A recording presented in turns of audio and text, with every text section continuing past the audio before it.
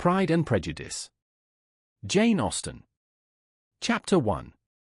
It is a truth universally acknowledged that a single man in possession of a good fortune must be in want of a wife. However little known the feelings or views of such a man may be on his first entering a neighborhood, this truth is so well fixed in the minds of the surrounding families that he is considered the rightful property of some one or other of their daughters. "My dear Mr. Bennet," said his lady to him one day, "have you heard that Netherfield Park is let at last?" Mr. Bennet replied that he had not. "But it is," returned she, "for Mrs. Long has just been here, and she told me all about it." Mr. Bennet made no answer. "Do you not want to know who has taken it?" cried his wife impatiently. "You want to tell me, and I have no objection to hearing it." This was invitation enough. "Why, my dear, you must know, Mrs. Long says that Netherfield is taken by a young man of large fortune from the north of England, that he came down on Monday in a chaise and four to see the place, and was so much delighted with it, that he agreed with Mr. Morris immediately that he is to take possession before Michaelmas, and some of his servants are to be in the house by the end of next week." "What is his name?" "Bingley." "Is he married or single?" "Oh, single, my dear, to be sure. A single man of large fortune, 4,000 or 5,000 a year. What a fine thing for our girls!" "How so? How can it affect them?" "My dear Mr. Bennet," replied his wife, "how can you be so tiresome? You must know that I am thinking of his marrying one of them." "Is that his design in settling here?" "Design? Nonsense, how can you talk so? But it is very likely that he may fall in love with one of them, and therefore you must visit him as soon as he comes." "I see no occasion for that. You and the girls may go, or you may send them by themselves, which perhaps will be still better, for as you are as handsome as any of them, Mr. Bingley may like you the best of the party." "My dear, you flatter me. I certainly have had my share of beauty, but I do not pretend to be anything extraordinary now. When a woman has 5 grown-up daughters, she ought to give over thinking of her own beauty. In such cases, a woman has not often much beauty to think of. But, my dear, you must indeed go and see Mr. Bingley when he comes into the neighborhood. It is more than I engage for, I assure you. But consider your daughters. Only think what an establishment it would be for one of them. Sir William and Lady Lucas are determined to go, merely on that account, for in general, you know, they visit no newcomers. Indeed you must go, for it will be impossible for us to visit him if you do not. You are over-scrupulous, surely. I dare say Mr. Bingley will be very glad to see you, and I will send a few lines by you to assure him of my hearty consent to his marrying whichever he chooses of the girls, though I must throw in a good word for my little Lizzie.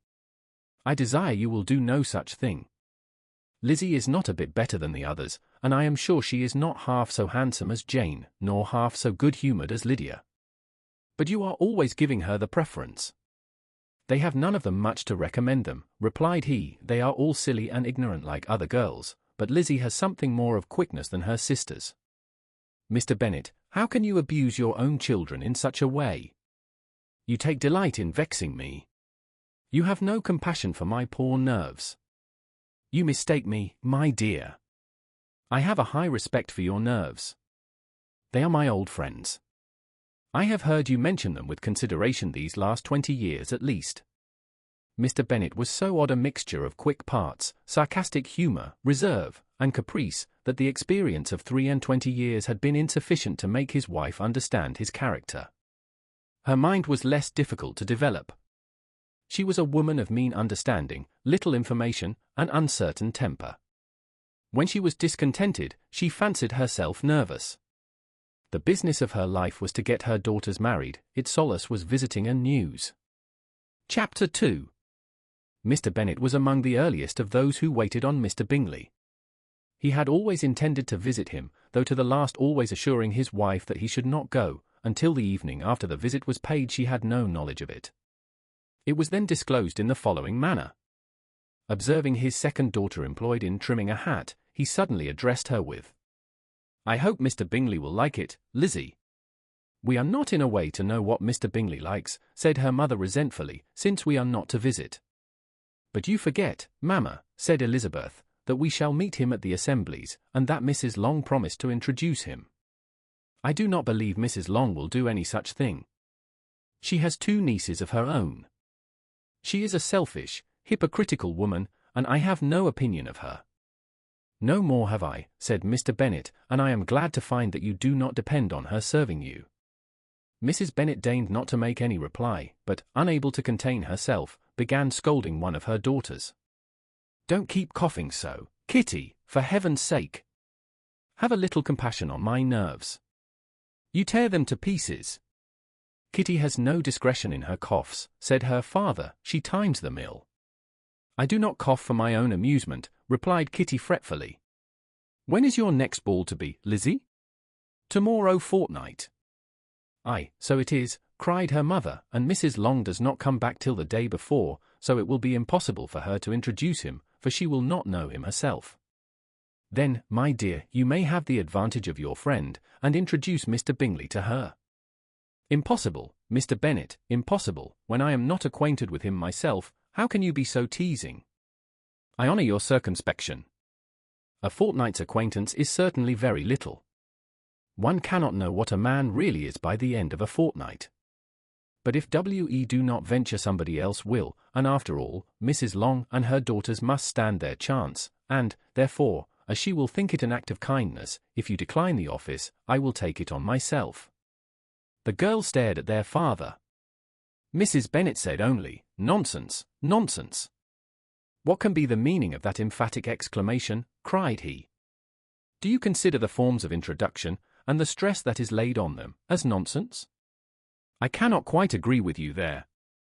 What say you, Mary? For you are a young lady of deep reflection, I know, and read great books and make extracts.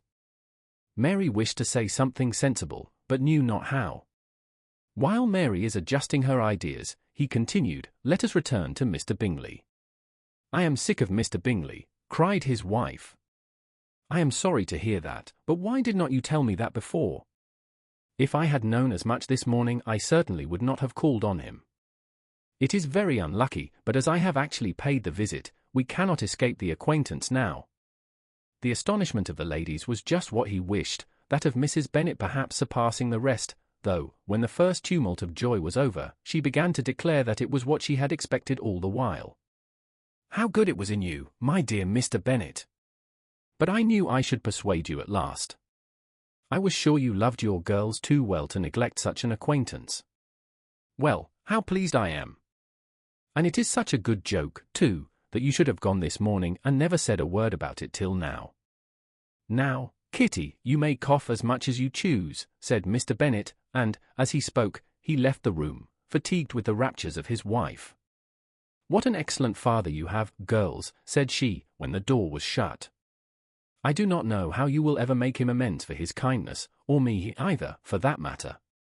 At our time of life it is not so pleasant, I can tell you, to be making new acquaintances every day, but for your sakes, we would do anything. Lydia, my love, though you are the youngest, I dare say Mr. Bingley will dance with you at the next ball. Oh, said Lydia stoutly, I am not afraid, for though I am the youngest, I'm the tallest. The rest of the evening was spent in conjecturing how soon he would return Mr. Bennet's visit, and determining when they should ask him to dinner. Chapter 3. Not all that Mrs. Bennet, however, with the assistance of her 5 daughters, could ask on the subject, was sufficient to draw from her husband any satisfactory description of Mr. Bingley. They attacked him in various ways with barefaced questions, ingenious suppositions, and distant surmises, but he eluded the skill of them all, and they were at last obliged to accept the second-hand intelligence of their neighbour, Lady Lucas. Her report was highly favourable. Sir William had been delighted with him. He was quite young, wonderfully handsome, extremely agreeable, and, to crown the whole, he meant to be at the next assembly with a large party. Nothing could be more delightful. To be fond of dancing was a certain step towards falling in love, and very lively hopes of Mr. Bingley's heart were entertained. If I can but see one of my daughters happily settled at Netherfield, said Mrs. Bennet to her husband, and all the others equally well married, I shall have nothing to wish for. In a few days Mr. Bingley returned Mr. Bennet's visit, and sat about 10 minutes with him in his library. He had entertained hopes of being admitted to a sight of the young ladies, of whose beauty he had heard much, but he saw only the father. The ladies were somewhat more fortunate, for they had the advantage of ascertaining from an upper window that he wore a blue coat, and rode a black horse. An invitation to dinner was soon afterwards dispatched, and already had Mrs. Bennet planned the courses that were to do credit to her housekeeping, when an answer arrived which deferred it all. Mr. Bingley was obliged to be in town the following day, and, consequently, unable to accept the honour of their invitation, etc. Mrs. Bennet was quite disconcerted. She could not imagine what business he could have in town so soon after his arrival in Hertfordshire, and she began to fear that he might be always flying about from one place to another, and never settled at Netherfield as he ought to be. Lady Lucas quieted her fears a little by starting the idea of his being gone to London only to get a large party for the ball, and a report soon followed that Mr. Bingley was to bring 12 ladies and 7 gentlemen with him to the assembly. The girls grieved over such a number of ladies, but were comforted the day before the ball by hearing that instead of 12 he brought only 6 with him from London, his 5 sisters and a cousin. And when the party entered the assembly room it consisted of only 5 altogether: Mr. Bingley, his 2 sisters, the husband of the eldest, and another young man. Mr. Bingley was good-looking and gentlemanlike. He had a pleasant countenance, and easy, unaffected manners. His sisters were fine women, with an air of decided fashion. His brother-in-law, Mr. Hurst, merely looked the gentleman, but his friend Mr. Darcy soon drew the attention of the room by his fine, tall person, handsome features, noble mien, and the report which was in general circulation within 5 minutes after his entrance of his having 10,000 a year. The gentleman pronounced him to be a fine figure of a man, the ladies declared he was much handsomer than Mr. Bingley, and he was looked at with great admiration for about half the evening, till his manners gave a disgust which turned the tide of his popularity, for he was discovered to be proud, to be above his company, and above being pleased, and not all his large estate in Derbyshire could then save him from having a most forbidding, disagreeable countenance, and being unworthy to be compared with his friend. Mr. Bingley had soon made himself acquainted with all the principal people in the room. He was lively and unreserved, danced every dance, was angry that the ball closed so early, and talked of giving one himself at Netherfield. Such amiable qualities must speak for themselves. What a contrast between him and his friend! Mr. Darcy danced only once with Mrs. Hurst and once with Miss Bingley, declined being introduced to any other lady, and spent the rest of the evening in walking about the room, speaking occasionally to one of his own party. His character was decided. He was the proudest, most disagreeable man in the world, and everybody hoped that he would never come there again. Amongst the most violent against him was Mrs. Bennet, whose dislike of his general behaviour was sharpened into particular resentment by his having slighted one of her daughters. Elizabeth Bennet had been obliged, by the scarcity of gentlemen, to sit down for 2 dances, and during part of that time, Mr. Darcy had been standing near enough for her to hear a conversation between him and Mr. Bingley, who came from the dance for a few minutes, to press his friend to join it. "Come, Darcy," said he, "I must have you dance. I hate to see you standing about by yourself in this stupid manner. You had much better dance." "I certainly shall not. You know how I detest it, unless I am particularly acquainted with my partner. At such an assembly as this it would be insupportable. Your sisters are engaged, and there is not another woman in the room whom it would not be a punishment to me to stand up with." "I would not be so fastidious as you are," cried Mr. Bingley, "for a kingdom. Upon my honour, I never met with so many pleasant girls in my life as I have this evening, and there are several of them you see uncommonly pretty." "You are dancing with the only handsome girl in the room," said Mr. Darcy, looking at the eldest Miss Bennet. "Oh, she is the most beautiful creature I ever beheld. But there is one of her sisters sitting down just behind you, who is very pretty, and I dare say very agreeable. Do let me ask my partner to introduce you." "Which do you mean?" And turning round he looked for a moment at Elizabeth, till catching her eye, he withdrew his own and coldly said, "She is tolerable, but not handsome enough to tempt me. I am in no humour at present to give consequence to young ladies who are slighted by other men. You had better return to your partner, and enjoy her smiles, for you are wasting your time with me." Mr. Bingley followed his advice. Mr. Darcy walked off, and Elizabeth remained with no very cordial feelings toward him. She told the story, however, with great spirit among her friends, for she had a lively, playful disposition, which delighted in anything ridiculous. The evening altogether passed off pleasantly to the whole family. Mrs. Bennet had seen her eldest daughter much admired by the Netherfield party. Mr. Bingley had danced with her twice, and she had been distinguished by his sisters. Jane was as much gratified by this as her mother could be, though in a quieter way. Elizabeth felt Jane's pleasure. Mary had heard herself mentioned to Miss Bingley as the most accomplished girl in the neighbourhood, and Catherine and Lydia had been fortunate enough never to be without partners, which was all that they had yet learnt to care for at a ball.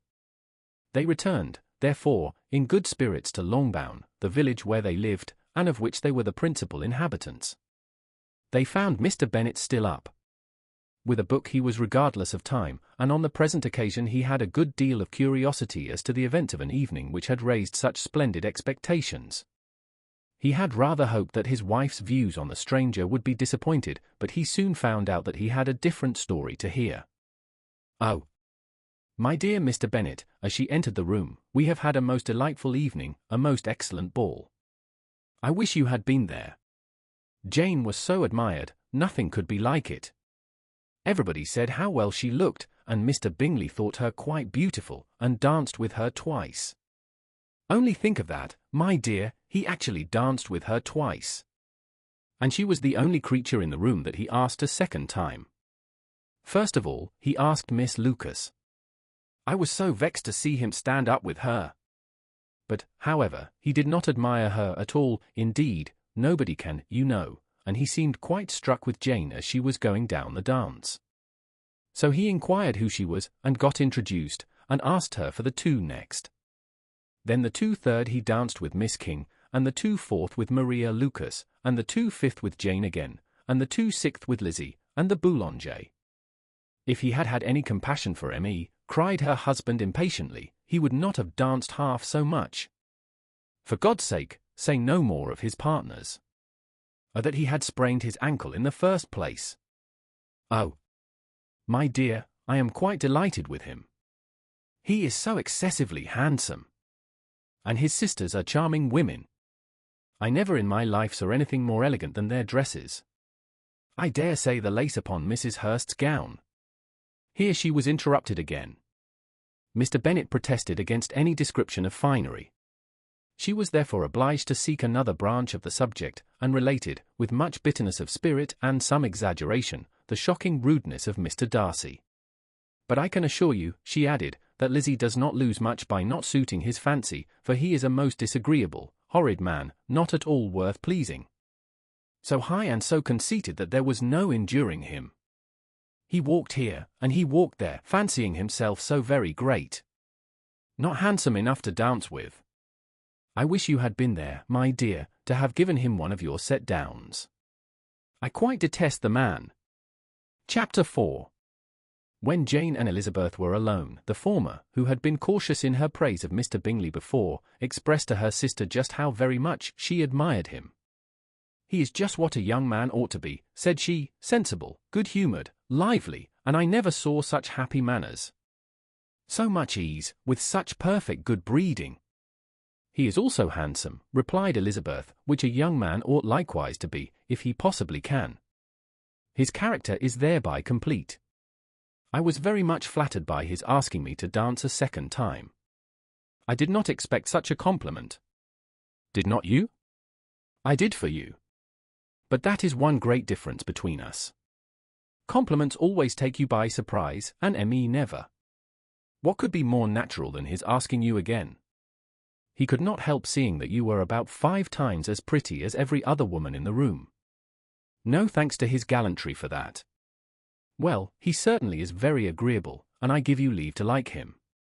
You have liked many a stupider person. Dear Lizzie. Oh, you are a great deal too apt, you know, to like people in general. You never see a fault in anybody.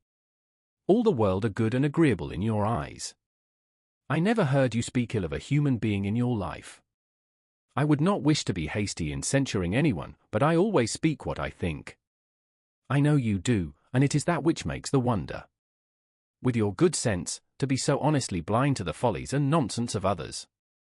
Affectation of candor is common enough, one meets with it everywhere. But to be candid without ostentation or design to take the good of everybody's character and make it still better, and say nothing of the bad, belongs to you alone. And so you like this man's sisters, too, do you? Their manners are not equal to his. Certainly not at first. But they are very pleasing women when you converse with them. Miss Bingley is to live with her brother, and keep his house, and I am much mistaken if we shall not find a very charming neighbour in her.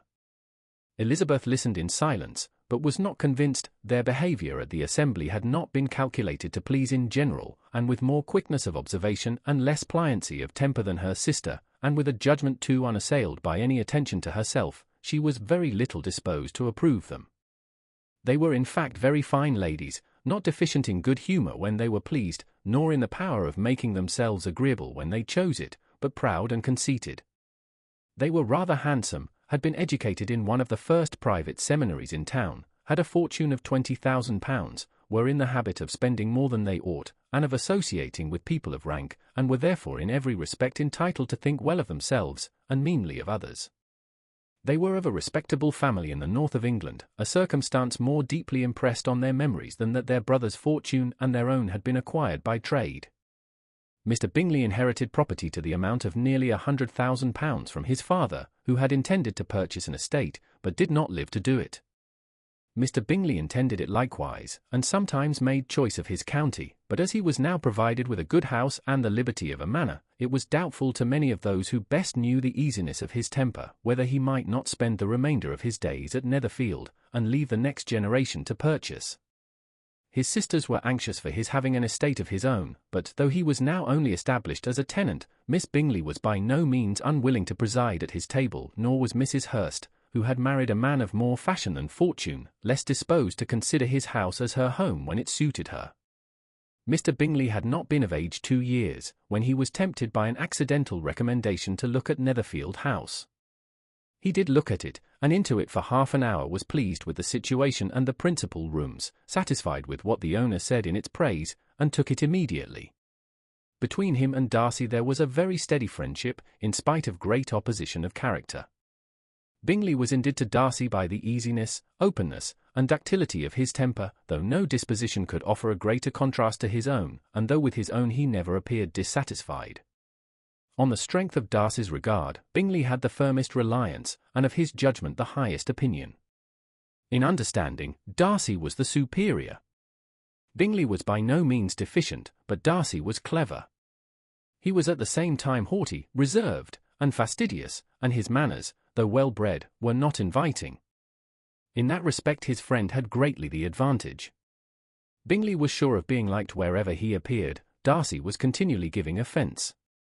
The manner in which they spoke of the Meryton assembly was sufficiently characteristic. Bingley had never met with more pleasant people or prettier girls in his life. Everybody had been most kind and attentive to him. There had been no formality, no stiffness. He had soon felt acquainted with all the room, and, as to Miss Bennet, he could not conceive an angel more beautiful.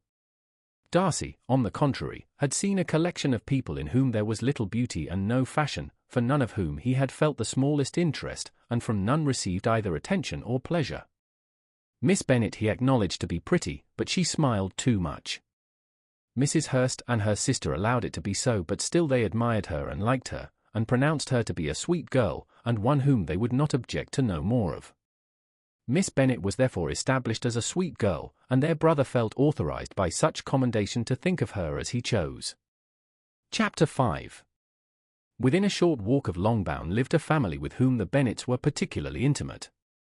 Sir William Lucas had been formerly in trade in Meryton, where he had made a tolerable fortune, and risen to the honour of knighthood by an address to the king during his mayoralty.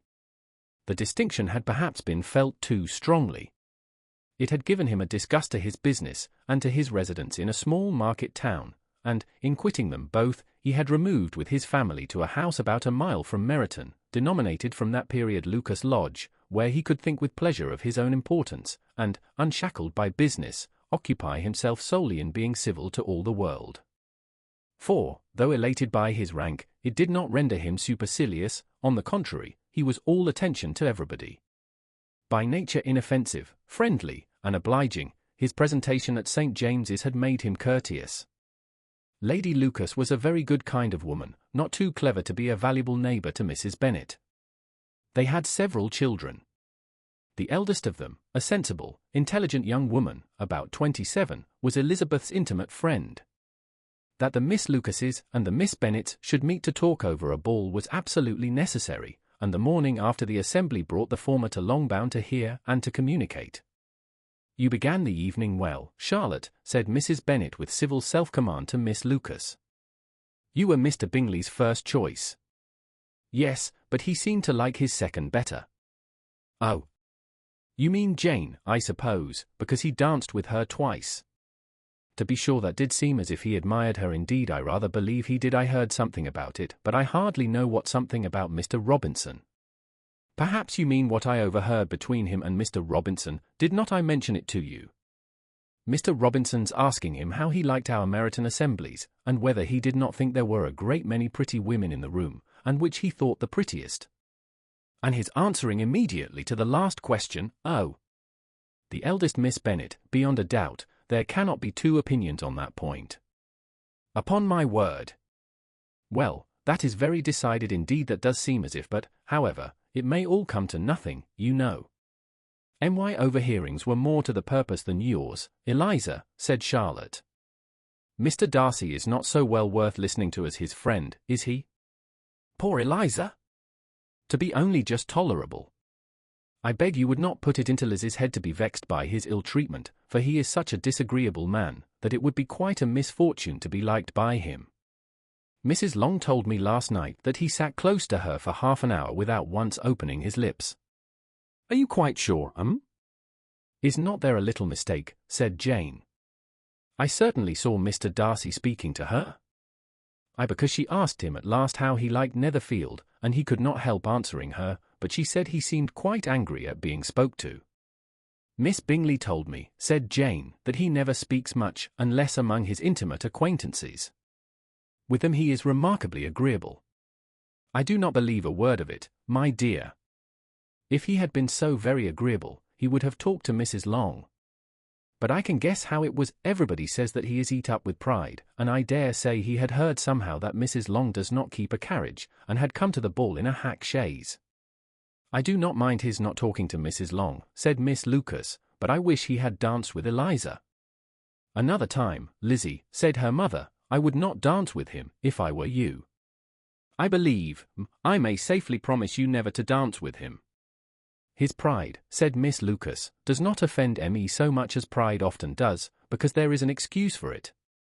One cannot wonder that so very fine a young man, with family, fortune, everything in his favour, should think highly of himself.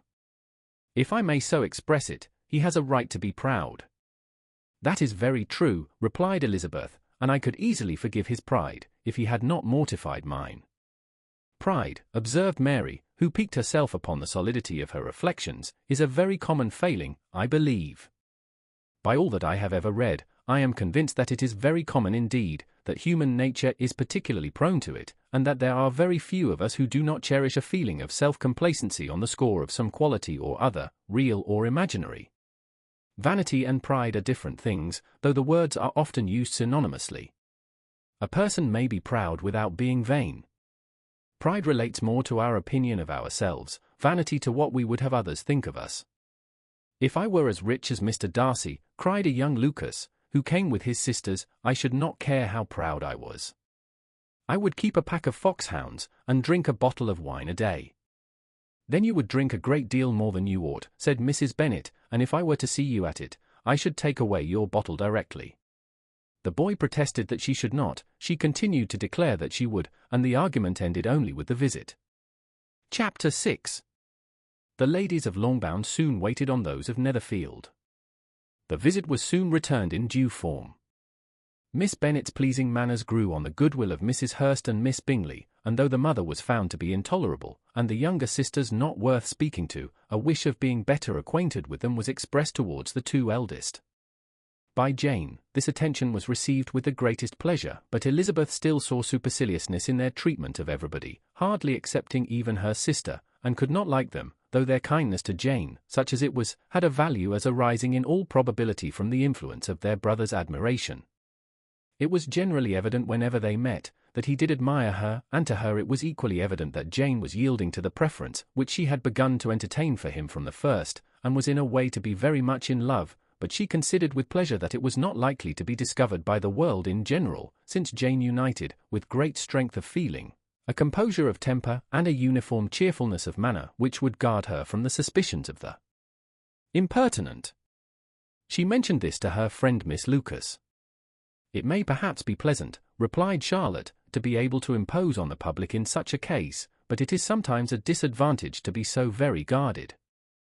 If a woman conceals her affection with the same skill from the object of it, she may lose the opportunity of fixing him, and it will then be but poor consolation to believe the world equally in the dark.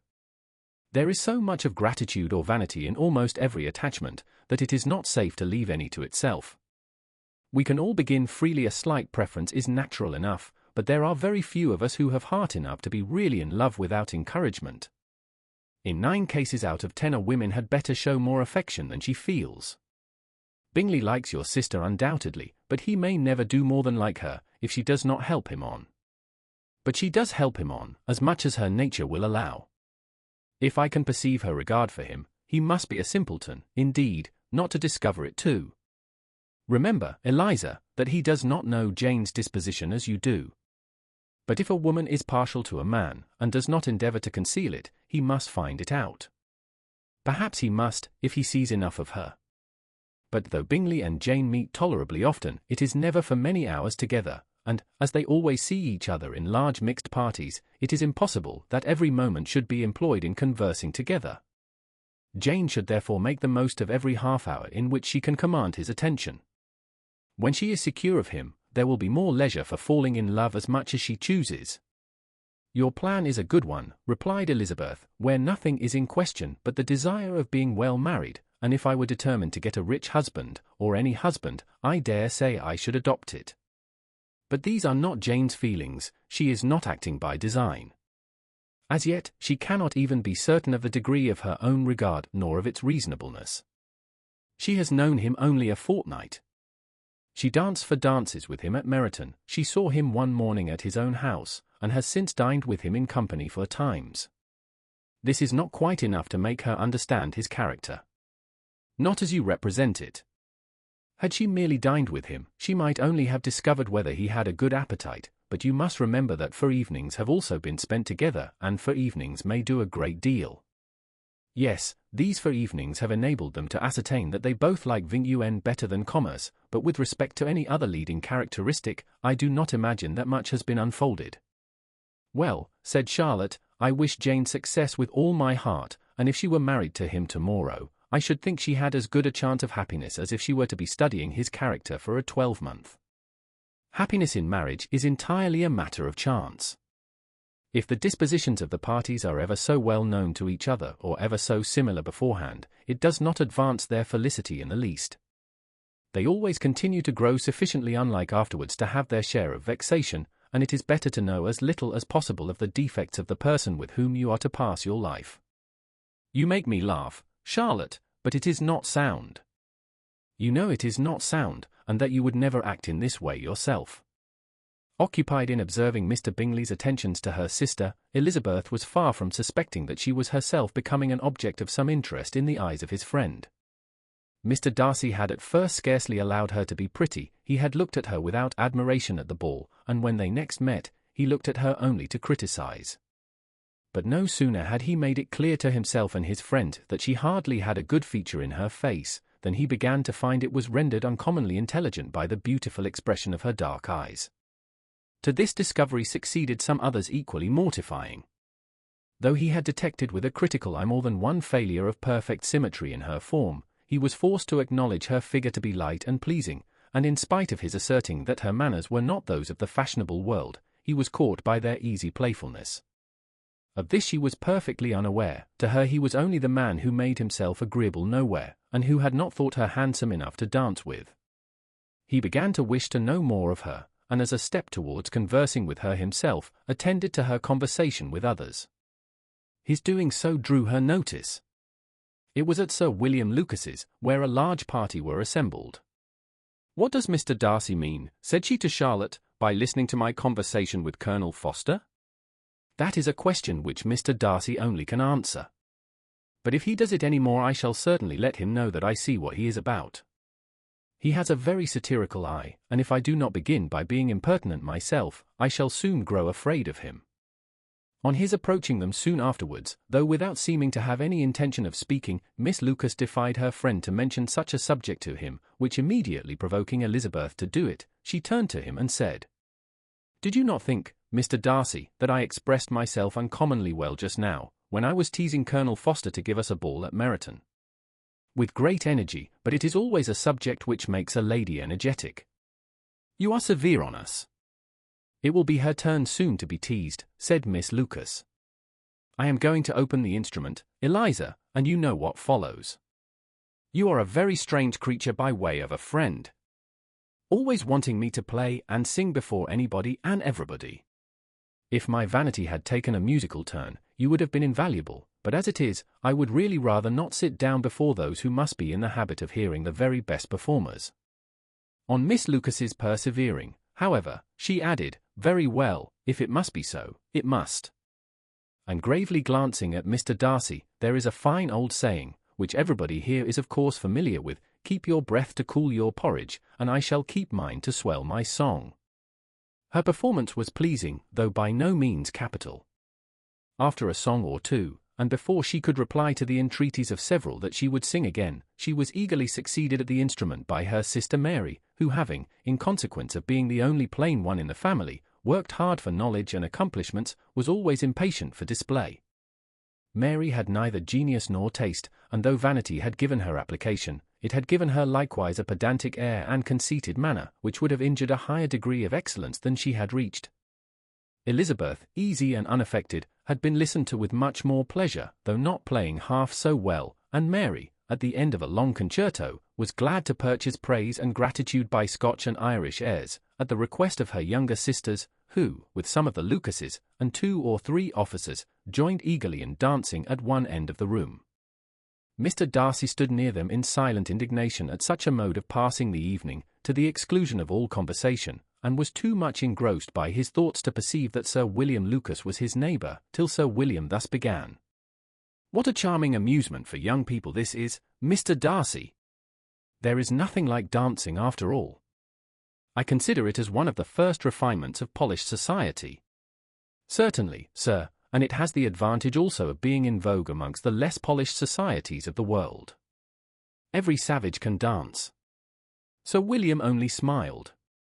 "Your friend performs delightfully," he continued after a pause, on seeing Bingley join the group, "and I doubt not that you are an adept in the science yourself, Mr. Darcy.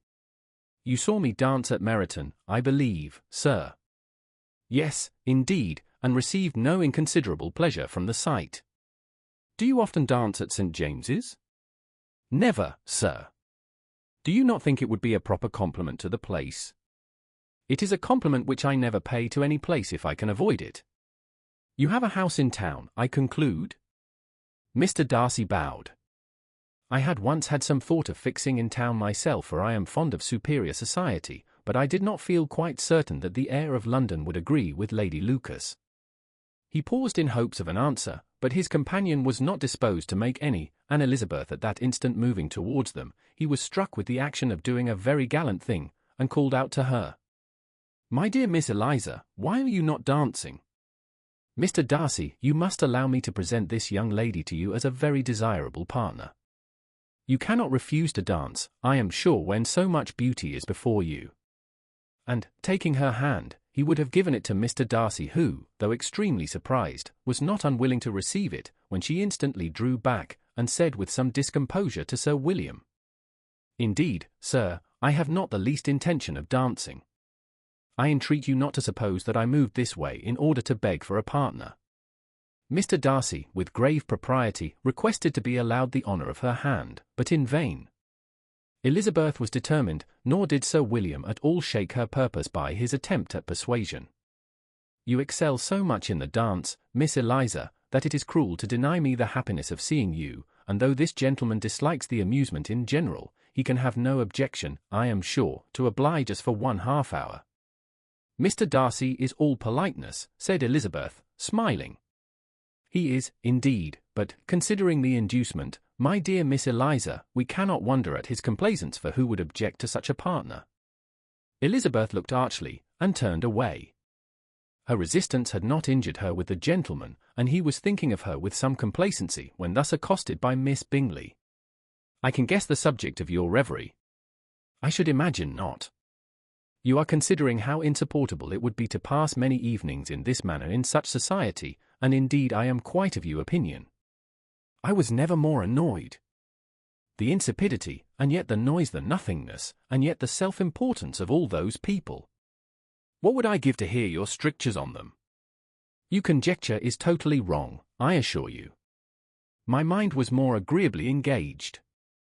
I have been meditating on the very great pleasure which a pair of fine eyes in the face of a pretty woman can bestow." Miss Bingley immediately fixed her eyes on his face, and desired he would tell her what lady had the credit of inspiring such reflections. Mr. Darcy replied with great intrepidity, "Miss Elizabeth Bennet." "Miss Elizabeth Bennet," repeated Miss Bingley. "I am all astonishment. How long has she been such a favourite? And pray, when am I to wish you joy?" "That is exactly the question which I expected you to ask.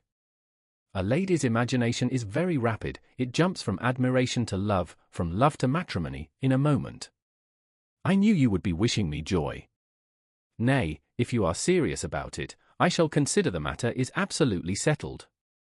You will be having a charming mother-in-law, indeed, and, of course, she will always be at Pemberley with you." He listened to her with perfect indifference while she chose to entertain herself in this manner, and as his composure convinced her that all was safe, her wit flowed long. Chapter 7.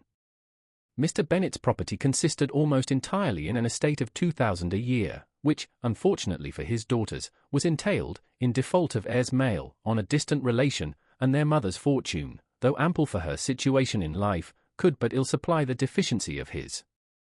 Her father had been an attorney in Meryton, and had left her £4,000.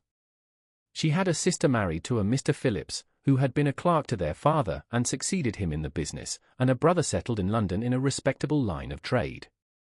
The village of Longbourn was only 1 mile from Meryton, a most convenient distance for the young ladies, who were usually tempted thither 3 or 4 times a week, to pay their duty to their aunt and to a milliner's shop just over the way.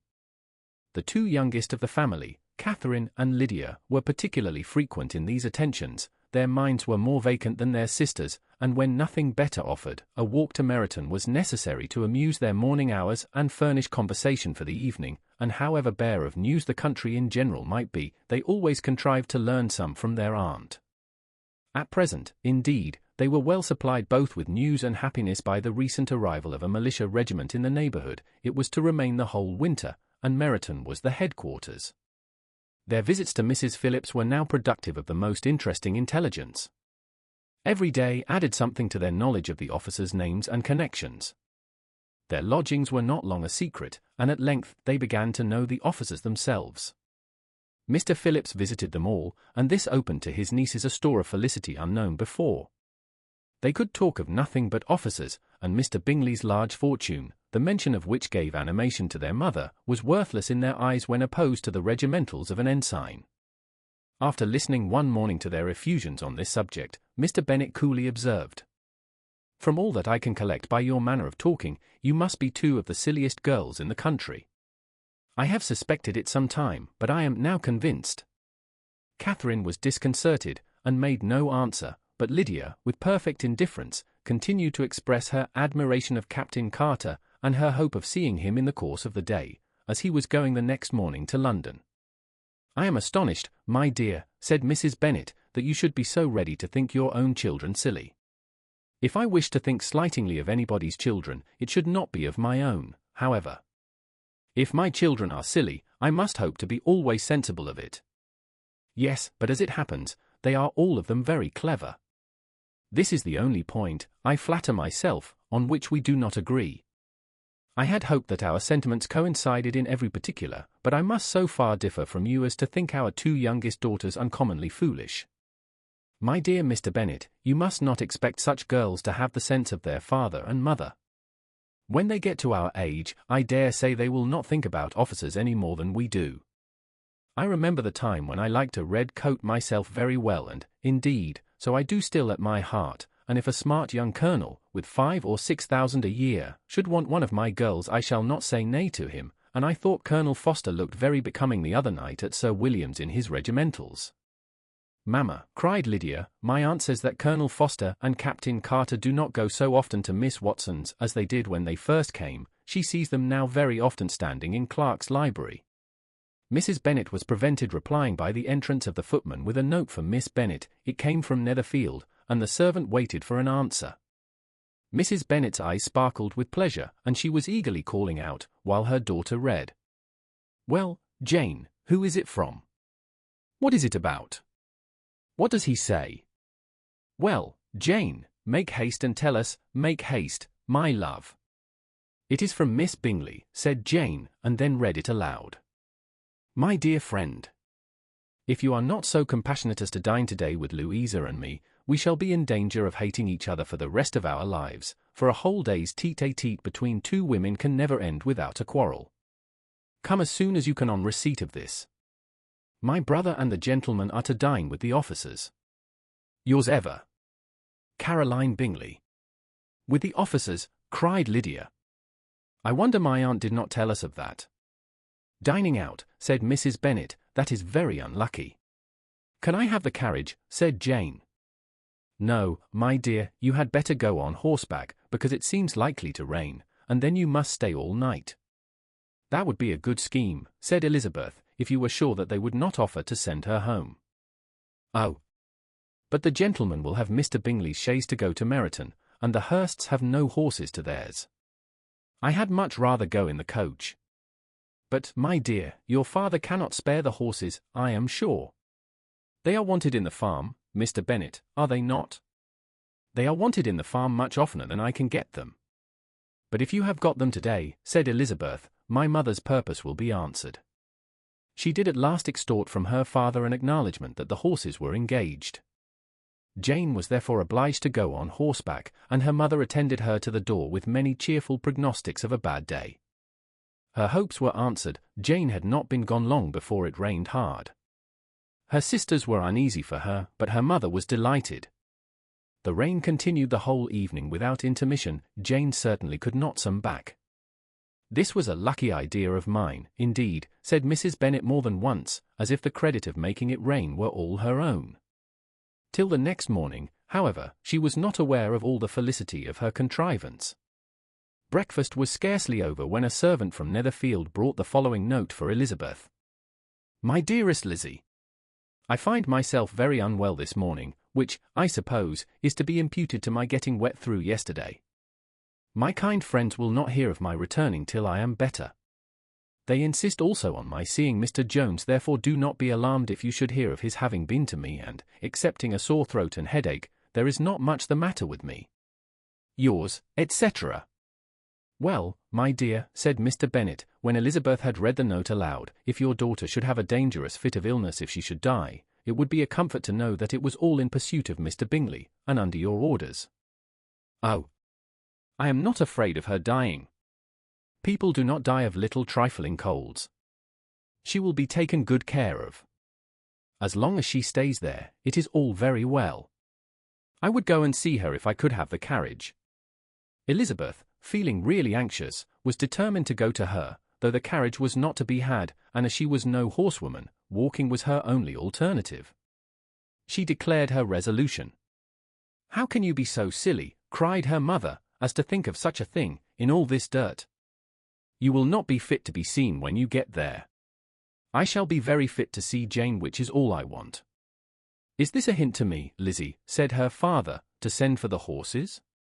No, indeed, I do not wish to avoid the walk. The distance is nothing when one has a motive, only 3 miles. I shall be back by dinner.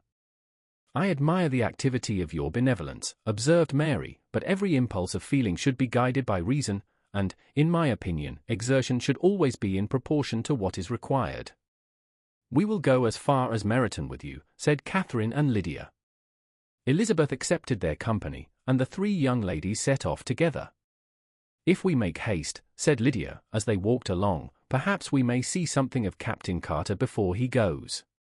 In Meryton they parted. The two youngest repaired to the lodgings of one of the officers' wives, and Elizabeth continued her walk alone, crossing field after field at a quick pace, jumping over stiles and springing over puddles with impatient activity, and finding herself at last within view of the house, with weary ankles, dirty stockings, and a face glowing with the warmth of exercise. She was shown into the breakfast parlour, where all but Jane were assembled, and where her appearance created a great deal of surprise. That she should have walked 3 miles so early in the day, in such dirty weather, and by herself, was almost incredible to Mrs. Hurst and Miss Bingley, and Elizabeth was convinced that they held her in contempt for it. She was received, however, very politely by them, and in their brother's manners there was something better than politeness, there was good humour and kindness. Mr. Darcy said very little, and Mr. Hurst nothing at all. The former was divided between admiration of the brilliancy which exercise had given to her complexion, and doubt as to the occasions justifying her coming so far alone. The latter was thinking only of his breakfast. Her inquiries after her sister were not very favourably answered. Miss Bennet had slept ill, and though up, was very feverish, and not well enough to leave her room. Elizabeth was glad to be taken to her immediately, and Jane, who had only been withheld by the fear of giving alarm or inconvenience from expressing in her note how much she longed for such a visit, was delighted at her entrance. She was not equal, however, to much conversation, and when Miss Bingley left them together, could attempt little besides expressions of gratitude for the extraordinary kindness she was treated with. Elizabeth silently attended her. When breakfast was over they were joined by the sisters, and Elizabeth began to like them herself, when she saw how much affection and solicitude they showed for Jane. The apothecary came, and having examined his patient, said, as might be supposed, that she had caught a violent cold, and that they must endeavour to get the better of it, advised her to return to bed, and promised her some draughts. The advice was followed readily, for the feverish symptoms increased, and her head ached acutely. Elizabeth did not quit her room for a moment, nor were the other ladies often absent, the gentlemen being out. They had, in fact, nothing to do elsewhere. When the clock struck 3, Elizabeth felt that she must go, and very unwillingly said so. Miss Bingley offered her the carriage, and she only wanted a little pressing to accept it, when Jane testified such concern in parting with her, that Miss Bingley was obliged to convert the offer of the chaise to an invitation to remain at Netherfield for the present. Elizabeth most thankfully consented, and a servant was dispatched to Longbourn to acquaint the family with her stay and bring back a supply of clothes. Chapter 8. At 5 o'clock the two ladies retired to dress, and at 6:30 Elizabeth was summoned to dinner. To the civil inquiries, which then poured in, and amongst which she had the pleasure of distinguishing the much superior solicitude of Mr. Bingley's, she could not make a very favourable answer. Jane was by no means better. The sisters, on hearing this, repeated 3 or 4 times how much they were grieved, how shocking it was to have a bad cold, and how excessively they disliked being ill themselves, and then thought no more of the matter, and their indifference towards Jane when not immediately before them restored Elizabeth to the enjoyment of all her former dislike. Their brother, indeed, was the only one of the party whom she could regard with any complacency. His anxiety for Jane was evident, and his attentions to herself most pleasing, and they prevented her feeling herself so much an intruder as she believed she was considered by the others. She had very little notice from any but him. Miss Bingley was engrossed by Mr. Darcy, her sister scarcely less so, and as for Mr. Hurst, by whom Elizabeth sat, he was an indolent man, who lived only to eat, drink, and play at cards, who, when he found her to prefer a plain dish to a ragout, had nothing to say to her. When dinner was over, she returned directly to Jane, and Miss Bingley began abusing her as soon as she was out of the room. Her manners were pronounced to be very bad indeed, a mixture of pride and impertinence. She had no conversation, no style, no beauty. Mrs. Hurst thought the same, and added, "She has nothing, in short, to recommend her, but being an excellent walker. I shall never forget her appearance this morning. She really looked almost wild. She did, indeed, Louisa. I could hardly keep my countenance. Very nonsensical to come at all. Why must she be scampering about the country because her sister had a cold? Her hair, so untidy, so blousy.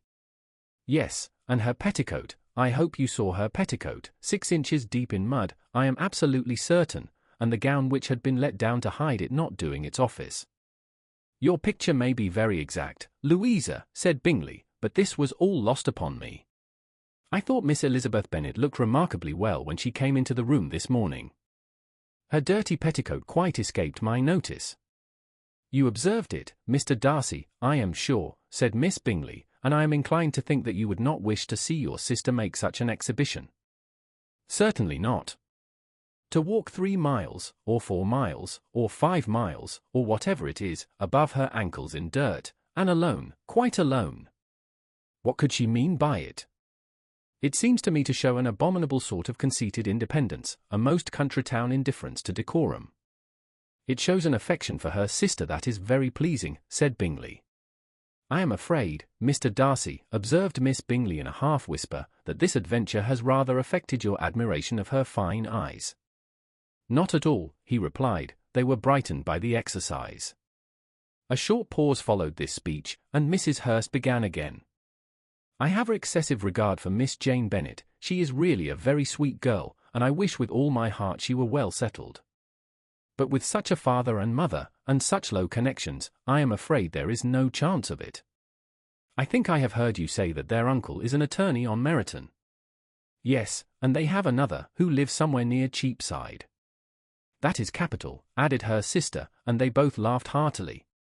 If they had uncles enough to fill all Cheapside, cried Bingley, it would not make them one jot less agreeable. But it must very materially lessen their chance of marrying men of any consideration in the world, replied Darcy.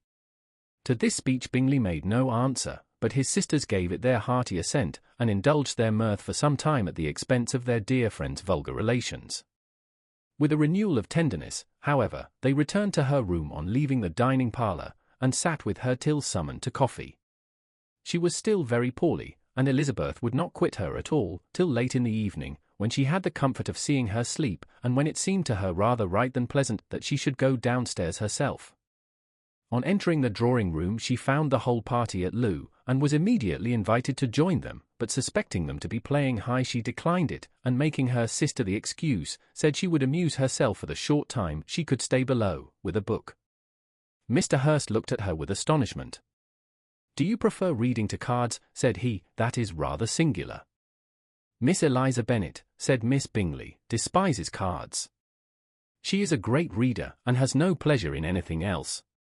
I deserve neither such praise nor such censure, cried Elizabeth, I am not a great reader, and I have pleasure in many things. In nursing your sister I am sure you have pleasure, said Bingley, and I hope it will be soon increased by seeing her quite well. Elizabeth thanked him from her heart, and then walked towards the table where a few books were lying. He immediately offered to fetch her others all that his library afforded. And I wish my collection were larger for your benefit and my own credit, but I am an idle fellow, and though I have not many, I have more than I ever looked into. Elizabeth assured him that she could suit herself perfectly with those in the room. I am astonished, said Miss Bingley, that my father should have left so small a collection of books. What a delightful library you have at Pemberley, Mr. Darcy. It ought to be good, he replied, it has been the work of many generations. And then you have added so much to it yourself, you are always buying books. I cannot comprehend the neglect of a family library in such days as these. Neglect! I am sure you neglect nothing that can add to the beauties of that noble place. Charles, when you build your house, I wish it may be half as delightful as Pemberley. I wish it may. But I would really advise you to make your purchase in that neighbourhood, and take Pemberley for a kind of model. There is not a finer county in England than Derbyshire. With all my heart, I will buy Pemberley itself if Darcy will sell it. I am talking of possibilities, Charles. Upon my word, Caroline, I should think it more possible to get Pemberley by purchase than by imitation. Elizabeth was so much caught with what passed, as to leave her very little attention for her book, and soon laying it wholly aside, she drew near the card table, and stationed herself between Mr. Bingley and his eldest sister, to observe the game. Is Miss Darcy much grown since the spring? Said Miss Bingley. Will she be as tall as I am? I think she will. She is now about Miss Elizabeth Bennet's height, or rather taller. How I long to see her again. I never met with anybody who delighted me so much. Such a countenance, such manners, and so extremely accomplished for her age.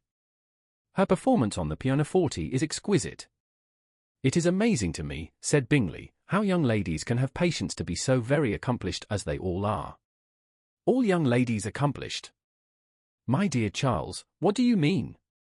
Yes, all of them, I think. They all paint tables, cover screens, and net purses.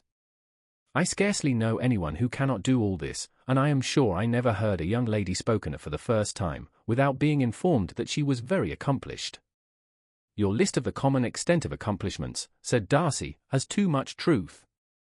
The word is applied to many a woman who deserves it no otherwise than by netting a purse or covering a screen. But I am very far from agreeing with you in your estimation of ladies in general. I cannot boast of knowing more than half a dozen, in the whole range of my acquaintance, that are really accomplished. Nor I am sure, said Miss Bingley. Then, observed Elizabeth, you must comprehend a great deal in your idea of an accomplished woman. Yes, I do comprehend a great deal in it. Oh, certainly, cried his faithful assistant, no one can be really esteemed accomplished who does not greatly surpass what is usually met with. A woman must have a thorough knowledge of music, singing, drawing, dancing, and the modern languages, to deserve the word, and besides all this, she must possess a certain something in her air and manner of walking, the tone of her voice, her address and expressions, or the word will be but half deserved. All this she must possess, added Darcy, and to all this she must yet add something more substantial, in the improvement of her mind by extensive reading. I am no longer surprised at your knowing only 6 accomplished women. I rather wonder now at your knowing any. Are you so severe upon your own sex as to doubt the possibility of all this? I never saw such a woman. I never saw such capacity, and taste, and application, and elegance, as you describe united. Mrs. Hurst and Miss Bingley both cried out against the injustice of her implied doubt, and were both protesting that they knew many women who answered this description, when Mr. Hurst called them to order, with bitter complaints of their inattention to what was going forward. As all conversation was thereby at an end, Elizabeth soon afterwards left the room. Elizabeth Bennet, said Miss Bingley, when the door was closed on her, is one of those young ladies who seek to recommend themselves to the other sex by undervaluing their own, and with many men, I dare say, it succeeds. But, in my opinion, it is a paltry device, a very mean art. Undoubtedly, replied Darcy, to whom this remark was chiefly addressed, there is a meanness in all the arts which ladies sometimes condescend to employ for captivation. Whatever bears affinity to cunning is despicable. Miss Bingley was not so entirely satisfied with this reply as to continue the subject. Elizabeth joined them again only to say that her sister was worse, and that she could not leave her. Bingley urged Mr. Jones being sent for immediately, while his sisters, convinced that no country advice could be of any service, recommended an express to town for one of the most eminent physicians. This she would not hear of, but she was not so unwilling to comply with their brother's proposal, and it was settled that Mr. Jones should be sent for early in the morning, if Miss Bennet were not decidedly better. Bingley was quite uncomfortable. His sisters declared that they were miserable. They solaced their wretchedness, however, by duets after supper, while he could find no better relief to his feelings than by giving his housekeeper directions that every attention might be paid to the sick lady and her sister. Chapter 9. Elizabeth passed the chief of the night in her sister's room, and in the morning had the pleasure of being able to send a tolerable answer to the inquiries which she very early received from Mr. Bingley by a housemaid, and some time afterwards from the 2 elegant ladies who waited on his sisters. In spite of this amendment, however, she requested to have a note sent to Longbourn, desiring her mother to visit Jane, and form her own judgment of her situation.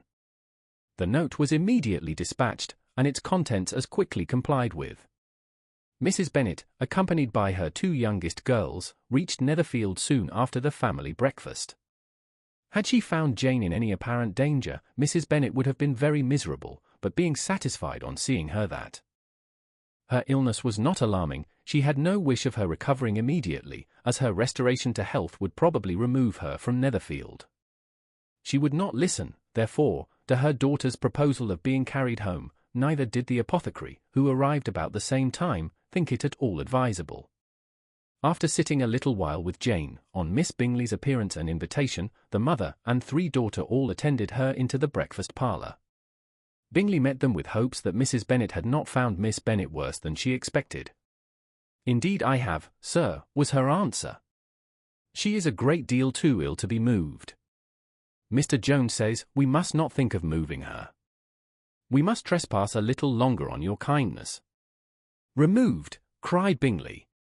"It must not be thought of. My sister, I am sure, will not hear of her removal." "You may depend upon it, madam," said Miss Bingley, with cold civility, "that Miss Bennet will receive every possible attention while she remains with us." Mrs. Bennet was profuse in her acknowledgments. "I am sure," she added, "if it was not for such good friends I do not know what would become of her, for she is very ill indeed, and suffers a vast deal, though with the greatest patience in the world, which is always the way with her, for she has, without exception, the sweetest temper I have ever met with. I often tell my other girls they are nothing to her. You have a sweet room here, Mr. Bingley, and a charming prospect over the gravel walk.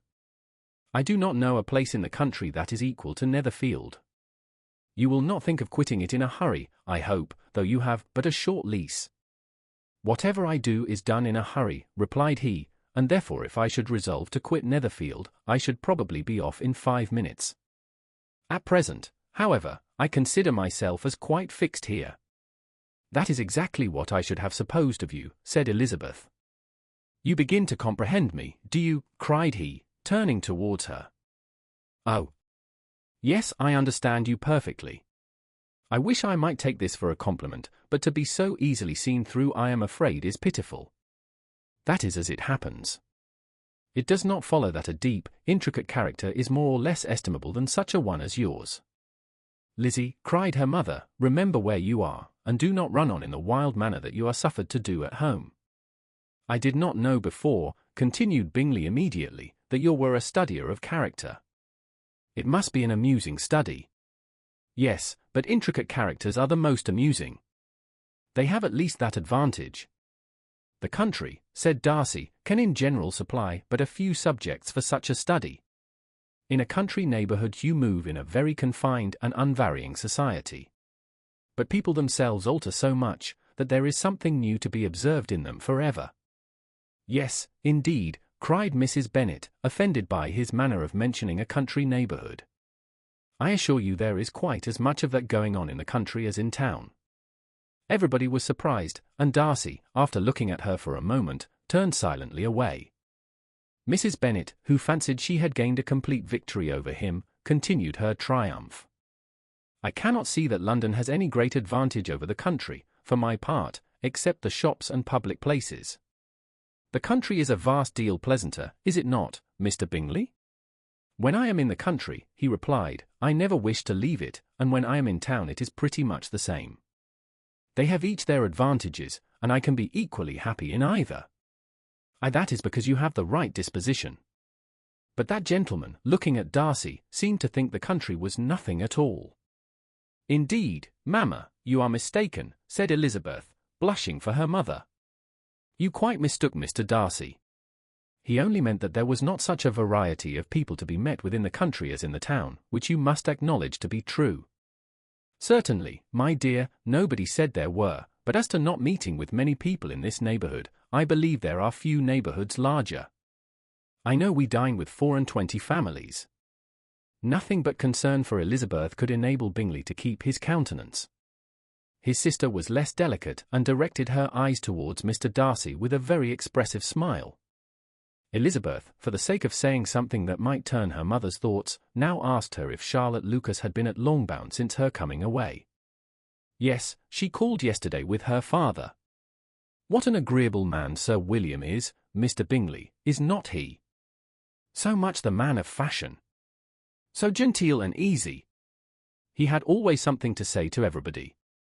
That is my idea of good breeding, and those persons who fancy themselves very important, and never open their mouths, quite mistake the matter. Did Charlotte dine with you?" "No, she would go home. I fancy she was wanted about the mince pies. For my part, Mr. Bingley, I always keep servants that can do their own work, my daughters are brought up very differently. But everybody is to judge for themselves, and the Lucases are a very good sort of girls, I assure you. It is a pity they are not handsome. Not that I think Charlotte so very plain, but then she is our particular friend. She seems a very pleasant young woman. Oh, dear, yes, but you must own she is very plain. Lady Lucas herself has often said so, and envied me Jane's beauty. I do not like to boast of my own child, but to be sure, Jane one does not often see anybody better looking. It is what everybody says. I do not trust my own partiality. When she was only 15, there was a man at my brother Gardner's in town so much in love with her that my sister-in-law was sure he would make her an offer before we came away. But, however, he did not. Perhaps he thought her too young. However, he wrote some verses on her, and very pretty they were. And so ended his affection, said Elizabeth impatiently. There has been many a one, I fancy, overcome in the same way. I wonder who first discovered the efficacy of poetry in driving away love. I have been used to consider poetry as the food of love, said Darcy. Of a fine, stout, healthy love it may. Everything nourishes what is strong already. But if it be only a slight, thin sort of inclination, I am convinced that one good sonnet will starve it entirely away. Darcy only smiled, and the general pause which ensued made Elizabeth tremble lest her mother should be exposing herself again. She longed to speak, but could think of nothing to say, and after a short silence Mrs. Bennet began repeating her thanks to Mr. Bingley for his kindness to Jane, with an apology for troubling him also with Lizzie. Mr. Bingley was unaffectedly civil in his answer, and forced his younger sister to be civil also, and say what the occasion required.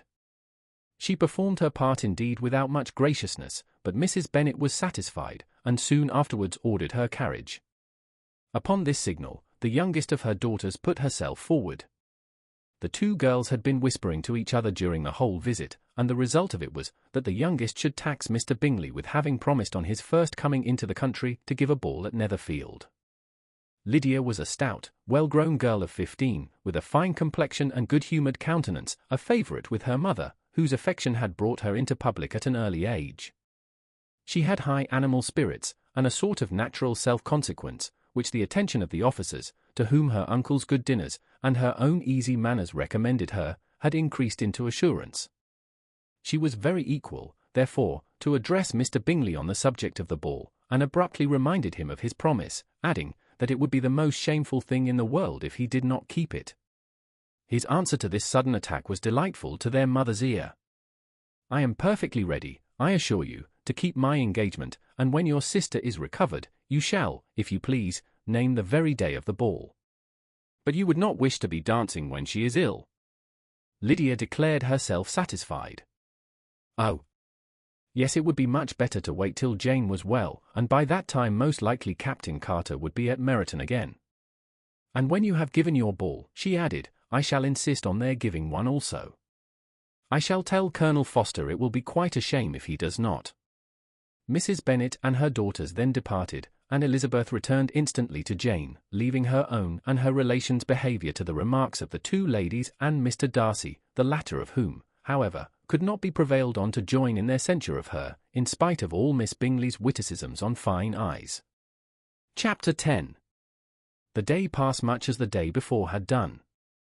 Mrs. Hurst and Miss Bingley had spent some hours of the morning with the invalid, who continued, though slowly, to mend, and in the evening Elizabeth joined their party in the drawing-room. The loo table, however, did not appear. Mr. Darcy was writing, and Miss Bingley, seated near him, was watching the progress of his letter and repeatedly calling off his attention by messages to his sister. Mr. Hurst and Mr. Bingley were at piquet, and Mrs. Hurst was observing their game. Elizabeth took up some needlework, and was sufficiently amused in attending to what passed between Darcy and his companion. The perpetual commendations of the lady, either on his handwriting, or on the evenness of his lines, or on the length of his letter, with the perfect unconcern with which her praises were received, formed a curious dialogue, and was exactly in union with her opinion of each. How delighted Miss Darcy will be to receive such a letter! He made no answer. You write uncommonly fast. You are mistaken. I write rather slowly. How many letters you must have occasion to write in the course of a year? Letters of business, 2. How odious I should think them. It is fortunate, then, that they fall to my lot instead of yours. Pray tell your sister that I long to see her. I have already told her so once, by your desire. I am afraid you do not like your pen. Let me mend it for you. I mend pens remarkably well. Thank you, but I always mend my own. How can you contrive to write so even? He was silent. Tell your sister I am delighted to hear of her improvement on the harp, and pray let her know that I am quite in raptures with her beautiful little design for a table, and I think it infinitely superior to Miss Grantley's. Will you give me leave to defer your raptures till I write again? At present I have not room to do them justice. Oh. It is of no consequence. I shall see her in January. But do you always write such charming long letters to her, Mr. Darcy? They are generally long, but whether always charming it is not for me to determine. It is a rule with me that a person who can write a long letter with ease cannot write ill. That will not do for a compliment to Darcy, Caroline, cried her brother, because he does not write with ease. He studies too much for words of 4 syllables. Do not you, Darcy? My style of writing is very different from yours. Oh, cried Miss Bingley, Charles writes in the most careless way imaginable. He leaves out half his words, and blots the rest. My ideas flow so rapidly that I have not time to express them, by which means my letters sometimes convey no ideas at all to my correspondents. Your humility, Mr. Bingley, said Elizabeth, must disarm reproof. Nothing is more deceitful, said Darcy, than the appearance of humility. It is often only carelessness of opinion, and sometimes an indirect boast. And which of the two do you call my little recent piece of modesty? The indirect boast, for you are really proud of your defects in writing, because you consider them as proceeding from a rapidity of thought and carelessness of execution, which, if not estimable, you think at least highly interesting. The power of doing anything with quickness is always prized much by the possessor, and often without any attention to the imperfection of the performance. When you told Mrs. Bennet this morning that if you ever resolved upon quitting Netherfield you should be gone in 5 minutes, you meant it to be a sort of panegyric, of compliment to yourself, and yet what is there so very laudable in a precipitance which must leave very necessary business undone, and can be of no real advantage to yourself or anyone else? Nay, cried Bingley, this is too much, to remember at night all the foolish things that were said in the morning. And yet, upon my honour, I believe what I said of myself to be true, and I believe it at this moment. At least, therefore, I did not assume the character of needless precipitance merely to show off before the ladies. I dare say you believed it, but I am by no means convinced that you would be gone with such celerity. Your conduct would be quite as dependent on chance as that of any man I know, and if, as you were mounting your horse, a friend were to say, Bingley, you had better stay till next week, you would probably do it, you would probably not go, and at another word, might stay a month. You have only proved by this, cried Elizabeth, that Mr. Bingley did not do justice to his own disposition. You have shown him off now much more than he did himself. I am exceedingly gratified, said Bingley, by your converting what my friend says into a compliment on the sweetness of my temper. But I am afraid you are giving it a turn which that gentleman did by no means intend, for he would certainly think better of me, if under such a circumstance I were to give a flat denial, and ride off as fast as I could. Would Mr. Darcy then consider the rashness of your original intentions as atoned for by your obstinacy in adhering to it? Upon my word, I cannot exactly explain the matter, Darcy must speak for himself. You expect me to account for opinions, which you choose to call mine, but which I have never acknowledged. Allowing the case, however, to stand according to your representation, you must remember, Miss Bennet, that the friend who is supposed to desire his return to the house, and the delay of his plan, has merely desired it, asked it without offering one argument in favour of its propriety. To yield readily easily to the persuasion of a friend is no merit with you. To yield without conviction is no compliment to the understanding of either. You appear to me, Mr. Darcy, to allow nothing for the influence of friendship and affection. A regard for the requester would often make one readily yield to a request, without waiting for arguments to reason one into it. I am not particularly speaking of such a case as you have supposed about Mr. Bingley. We may as well wait, perhaps, till the circumstance occurs before we discuss the discretion of his behaviour thereupon. but in general and ordinary cases between friend and friend, where one of them is desired by the other to change a resolution of no very great moment, should you think ill of that person for complying with the desire, without waiting to be argued into it? Will it not be advisable, before we proceed on this subject, to arrange with rather more precision the degree of importance which is to appertain to this request, as well as the degree of intimacy subsisting between the parties? By all means, cried Bingley, let us hear all the particulars, not forgetting their comparative height and size, for that will have more weight in the argument, Miss Bennet, than you may be aware of. I assure you, that if Darcy were not such a great tall fellow, in comparison with myself, I should not pay him half so much deference. I declare I do not know a more awful object than Darcy, on particular occasions, and in particular places, at his own house especially, and of a Sunday evening, when he has nothing to do. Mr. Darcy smiled, but Elizabeth thought she could perceive that he was rather offended, and therefore checked her laugh. Miss Bingley warmly resented the indignity he had received, in an expostulation with her brother for talking such nonsense. I see your design, Bingley, said his friend.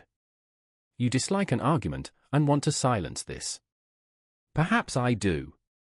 Arguments are too much like disputes. If you and Miss Bennet will defer yours till I am out of the room, I shall be very thankful, and then you may say whatever you like of me. What you ask, said Elizabeth, is no sacrifice on my side, and Mr. Darcy had much better finish his letter. Mr. Darcy took her advice, and did finish his letter. When that business was over, he applied to Miss Bingley and Elizabeth for an indulgence of some music. Miss Bingley moved with some alacrity to the pianoforte, and, after a polite request that Elizabeth would lead the way which the other as politely and more earnestly negatived, she seated herself.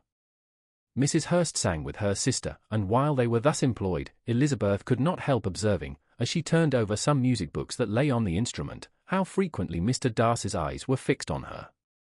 She hardly knew how to suppose that she could be an object of admiration to so great a man, and yet that he should look at her because he disliked her, was still more strange. She could only imagine, however, at last that she drew his notice because there was something more wrong and reprehensible, according to his ideas of right, than in any other person present. The supposition did not pain her. She liked him too little to care for his approbation. After playing some Italian songs, Miss Bingley varied the charm by a lively Scotch air, and soon afterwards Mr. Darcy, drawing near Elizabeth, said to her, "Do not you feel a great inclination, Miss Bennet, to see such an opportunity of dancing a reel?" She smiled, but made no answer. He repeated the question, with some surprise at her silence. "Oh," said she, "I heard you before, but I could not immediately determine what to say in reply. You wanted me, I know, to say yes, that you might have the pleasure of despising my taste, but I always delight in overthrowing those kind of schemes, and cheating a person of their premeditated contempt. I have, therefore, made up my mind to tell you, that I do not want to dance a reel at all, and now despise me if you dare." "Indeed I do not dare." Elizabeth, having rather expected to affront him, was amazed at his gallantry, but there was a mixture of sweetness and archness in her manner which made it difficult for her to affront anybody, and Darcy had never been so bewitched by any woman as he was by her. He really believed, that were it not for the inferiority of her connections, he should be in some danger. Miss Bingley saw, or suspected enough to be jealous, and her great anxiety for the recovery of her dear friend Jane received some assistance from her desire of getting rid of Elizabeth. She often tried to provoke Darcy into disliking her guest, by talking of their supposed marriage, and planning his happiness in such an alliance. "I hope," said she, as they were walking together in the shrubbery the next day, "you will give your mother-in-law a few hints, when this desirable event takes place, as to the advantage of holding her tongue, and if you can compass it, do show the younger girls of running after officers. And, if I may mention so delicate a subject, endeavour to check that little something, bordering on conceit and impertinence, which your lady possesses. Have you anything else to propose for my domestic felicity?" "Oh, yes. Do let the portraits of your uncle and Aunt Phillips be placed in the gallery at Pemberley. Put them next to your great-uncle the judge. They are in the same profession, you know, only in different lines. As for your Elizabeth's picture, you must not have it taken, for what painter could do justice to those beautiful eyes? It would not be easy, indeed, to catch their expression, but their colour and shape, and the eyelashes, so remarkably fine, might be copied. At that moment they were met from another walk by Mrs. Hurst and Elizabeth herself. "I did not know that you intended to walk," said Miss Bingley, in some confusion, lest they had been overheard. "You used us abominably ill," answered Mrs. Hurst, "running away without telling us that you were coming out." Then taking the disengaged arm of Mr. Darcy, she left Elizabeth to walk by herself. The path just admitted 3. Mr. Darcy felt their rudeness, and immediately said, "This walk is not wide enough for our party. We had better go into the avenue." But Elizabeth, who had not the least inclination to remain with them, laughingly answered, "No, no, stay where you are. You are charmingly grouped, and appear to uncommon advantage. The picturesque would be spoiled by admitting a 4th. Goodbye." She then ran gaily off, rejoicing as she rambled about, in the hope of being at home again in a day or 2. Jane was already so much recovered as to intend leaving her room for a couple of hours that evening. Chapter 11. When the ladies removed after dinner, Elizabeth ran up to her sister, and seeing her well guarded from cold, attended her into the drawing-room, where she was welcomed by her 2 friends with many professions of pleasure, and Elizabeth had never seen them so agreeable as they were during the hour which passed before the gentlemen appeared. Their powers of conversation were considerable. They could describe an entertainment with accuracy, relate an anecdote with humour, and laugh at their acquaintance with spirit. But when the gentleman entered, Jane was no longer the first object. Miss Bingley's eyes were instantly turned toward Darcy, and she had something to say to him before he had advanced many steps. He addressed himself to Miss Bennet, with a polite congratulation. Mr. Hurst also made her a slight bow, and said he was very glad, but diffuseness and warmth remained for Bingley's salutation. He was full of joy and attention. The first half-hour was spent in piling up the fire, lest she should suffer from the change of room, and she removed at his desire to the other side of the fireplace, that she might be further from the door. He then sat down by her, and talked scarcely to anyone else. Elizabeth, at work in the opposite corner, saw it all with great delight. When tea was over, Mr. Hurst reminded his sister-in-law of the card-table, but in vain. She had obtained private intelligence that Mr. Darcy did not wish for cards, and Mr. Hurst soon found even his open petition rejected. She assured him that no one intended to play, and the silence of the whole party on the subject seemed to justify her. Mr. Hurst had therefore nothing to do but to stretch himself on one of the sofas and go to sleep. Darcy took up a book, Miss Bingley did the same, and Mrs. Hurst, principally occupied in playing with her bracelets and rings, joined now and then in her brother's conversation with Miss Bennet. Miss Bingley's attention was quite as much engaged in watching Mr. Darcy's progress through his book as in reading her own, and she was perpetually either making some inquiry or looking at his page. She could not win him, however, to any conversation. He merely answered her question, and read on. At length, quite exhausted by the attempt to be amused with her own book, which she had only chosen because it was the 2nd volume of his, she gave a great yawn and said, "How pleasant it is to spend an evening in this way! I declare after all there is no enjoyment like reading. How much sooner one tires of anything than of a book! When I have a house of my own, I shall be miserable if I have not an excellent library." No one made any reply. She then yawned again, threw aside her book, and cast her eyes round the room in quest for some amusement, when hearing her brother mentioning a ball to Miss Bennet, she turned suddenly towards him and said, "By the by, Charles, are you really serious in meditating a dance at Netherfield? I would advise you, before you determine on it, to consult the wishes of the present party. I am much mistaken if there are not some among us to whom a ball would be rather a punishment than a pleasure." "If you mean Darcy," cried her brother, "he may go to bed, if he chooses, before it begins, but as for the ball, it is quite a settled thing, and as soon as Nichols has made white soup enough, I shall send round my cards." "I should like balls infinitely better," she replied, "if they were carried on in a different manner, but there is something insufferably tedious in the usual process of such a meeting. It would surely be much more rational if conversation instead of dancing were made the order of the day." "Much more rational, my dear Caroline, I dare say, but it would not be near so much like a ball." Miss Bingley made no answer, and soon afterwards she got up and walked about the room. Her figure was elegant, and she walked well, but Darcy, at whom it was all aimed, was still inflexibly studious. In the desperation of her feelings, she resolved on one effort more, and, turning to Elizabeth, said, "Miss Eliza Bennet, let me persuade you to follow my example, and take a turn about the room. I assure you it is very refreshing after sitting so long in one attitude." Elizabeth was surprised, but agreed to it immediately. Miss Bingley succeeded no less in the real object of her civility. Mr. Darcy looked up. He was as much awake to the novelty of attention in that quarter as Elizabeth herself could be, and unconsciously closed his book.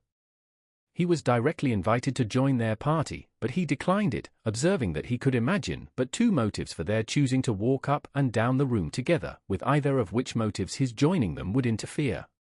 What could he mean? She was dying to know what could be his meaning, and asked Elizabeth whether she could at all understand him. "Not at all," was her answer, "but depend upon it, he means to be severe on us, and our surest way of disappointing him will be to ask nothing about it."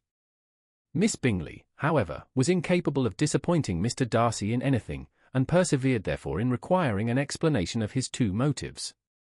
"I have not the smallest objection to explaining them," said he, as soon as she allowed him to speak.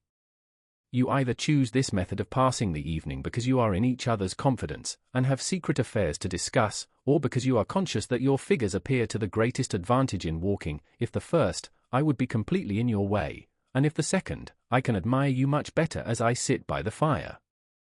"Oh! Shocking!" cried Miss Bingley. "I never heard anything so abominable. How shall we punish him for such a speech?" "Nothing so easy, if you have but the inclination," said Elizabeth. "We can all plague and punish one another. Tease him, laugh at him. Intimate as you are, you must know how it is to be done. But upon my honour, I do not. I do assure you that my intimacy has not yet taught me that. Tease calmness of manner and presence of mind. No, feel he may defy us there.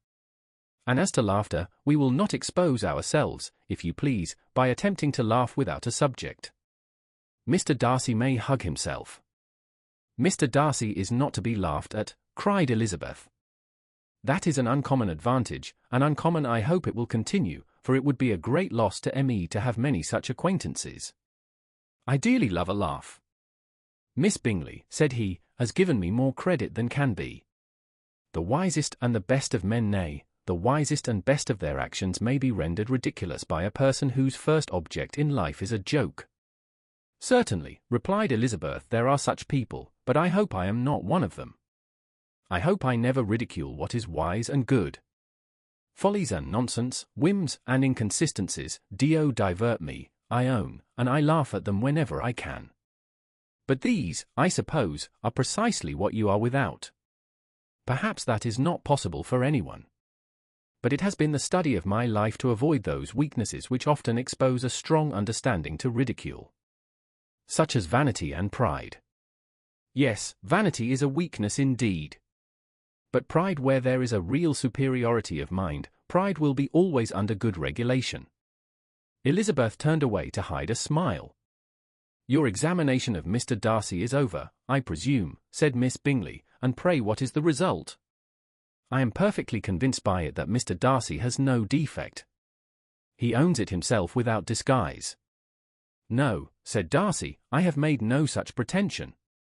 I have faults enough, but they are not, I hope, of understanding. My temper I dare not vouch for.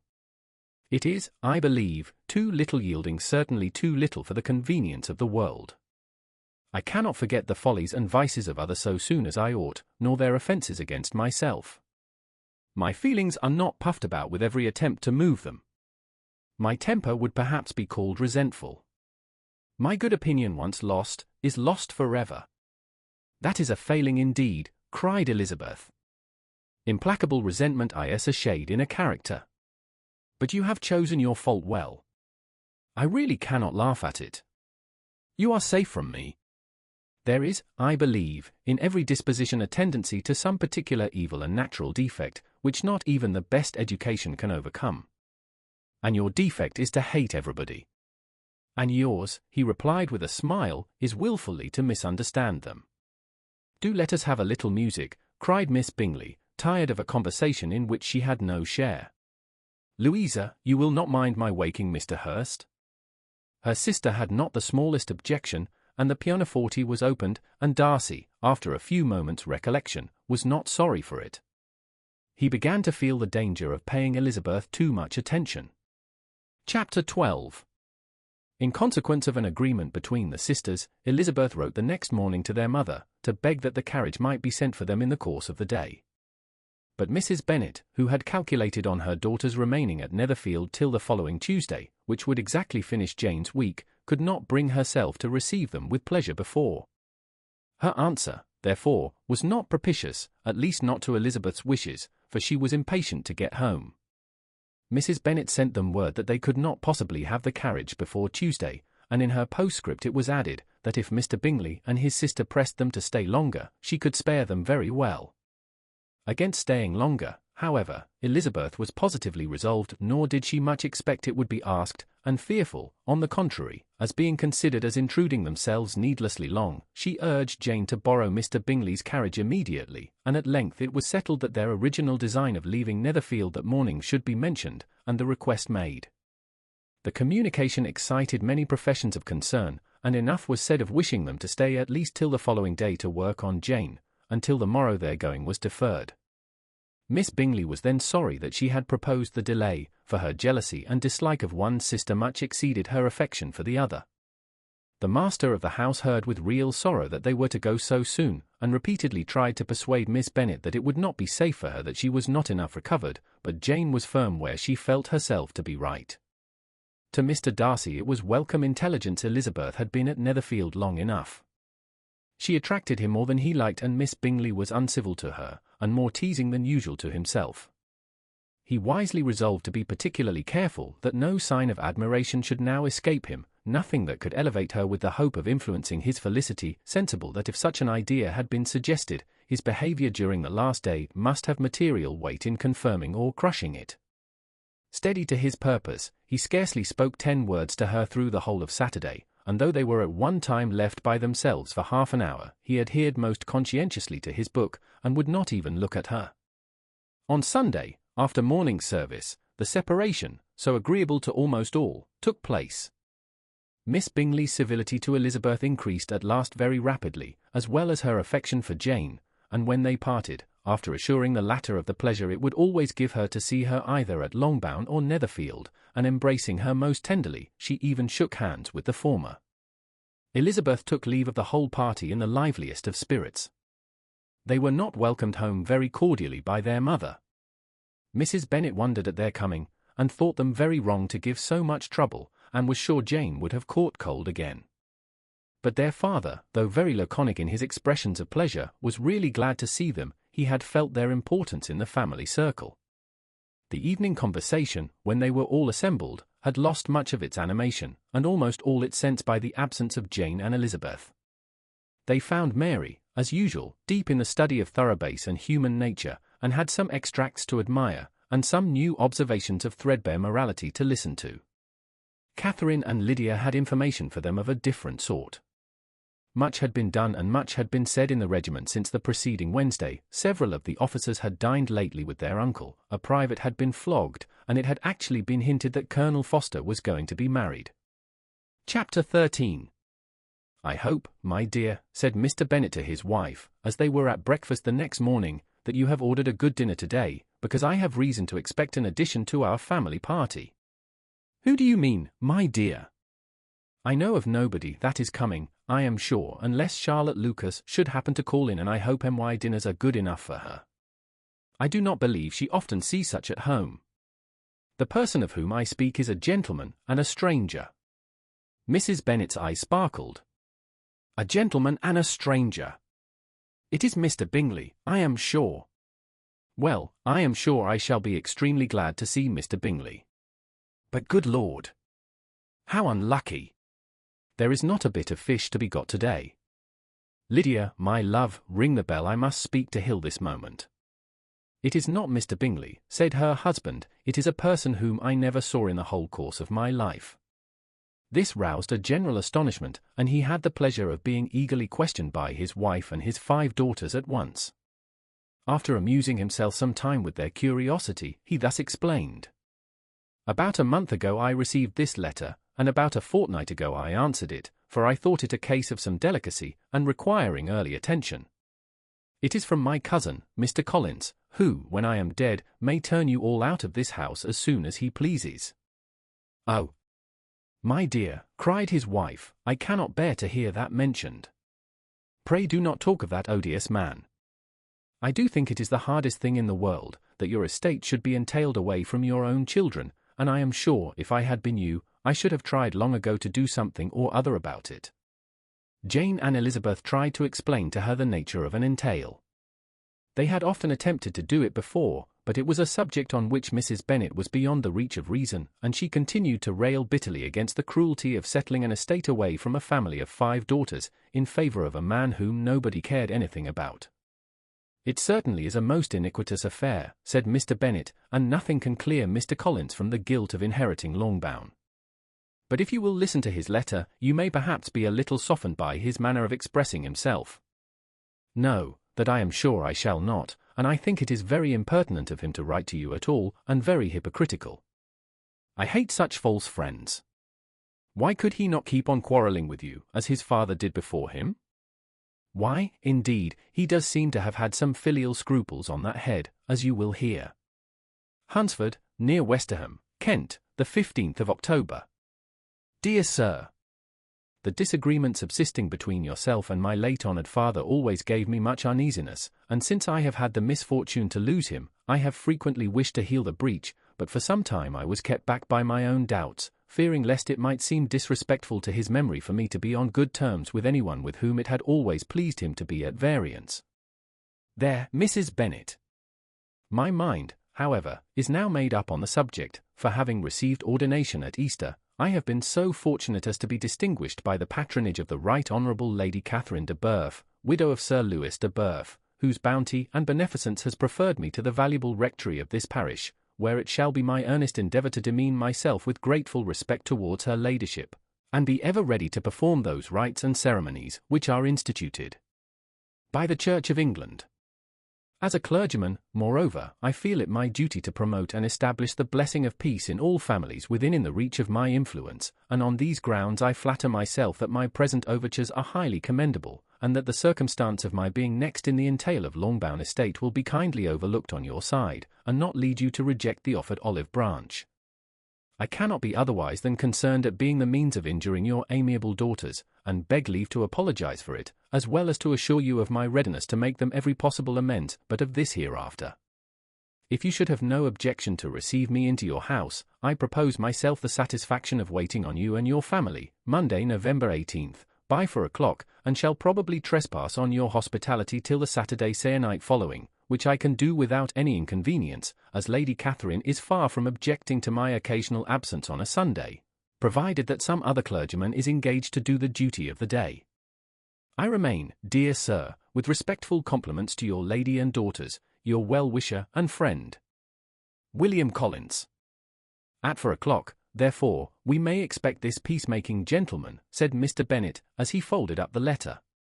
He seems to be a most conscientious and polite young man, upon my word, and I doubt not will prove a valuable acquaintance, especially if Lady Catherine should be so indulgent as to let him come to us again. There is some sense in what he says about the girls, however, and if he is disposed to make them any amends, I shall not be the person to discourage him. Though it is difficult, said Jane, to guess in what way he can mean to make us the atonement he thinks our due, the wish is certainly to his credit. Elizabeth was chiefly struck by his extraordinary deference for Lady Catherine, and his kind intention of christening, marrying, and burying his parishioners whenever it were required. He must be an oddity, I think, said she. I cannot make him out. There is something very pompous in his style. And what can he mean by apologizing for being next in the entail? We cannot suppose he would help it if he could. Could he be a sensible man, sir? No, my dear, I think not. I have great hopes of finding him quite the reverse. There is a mixture of servility and self-importance in his letter, which promises well. I am impatient to see him.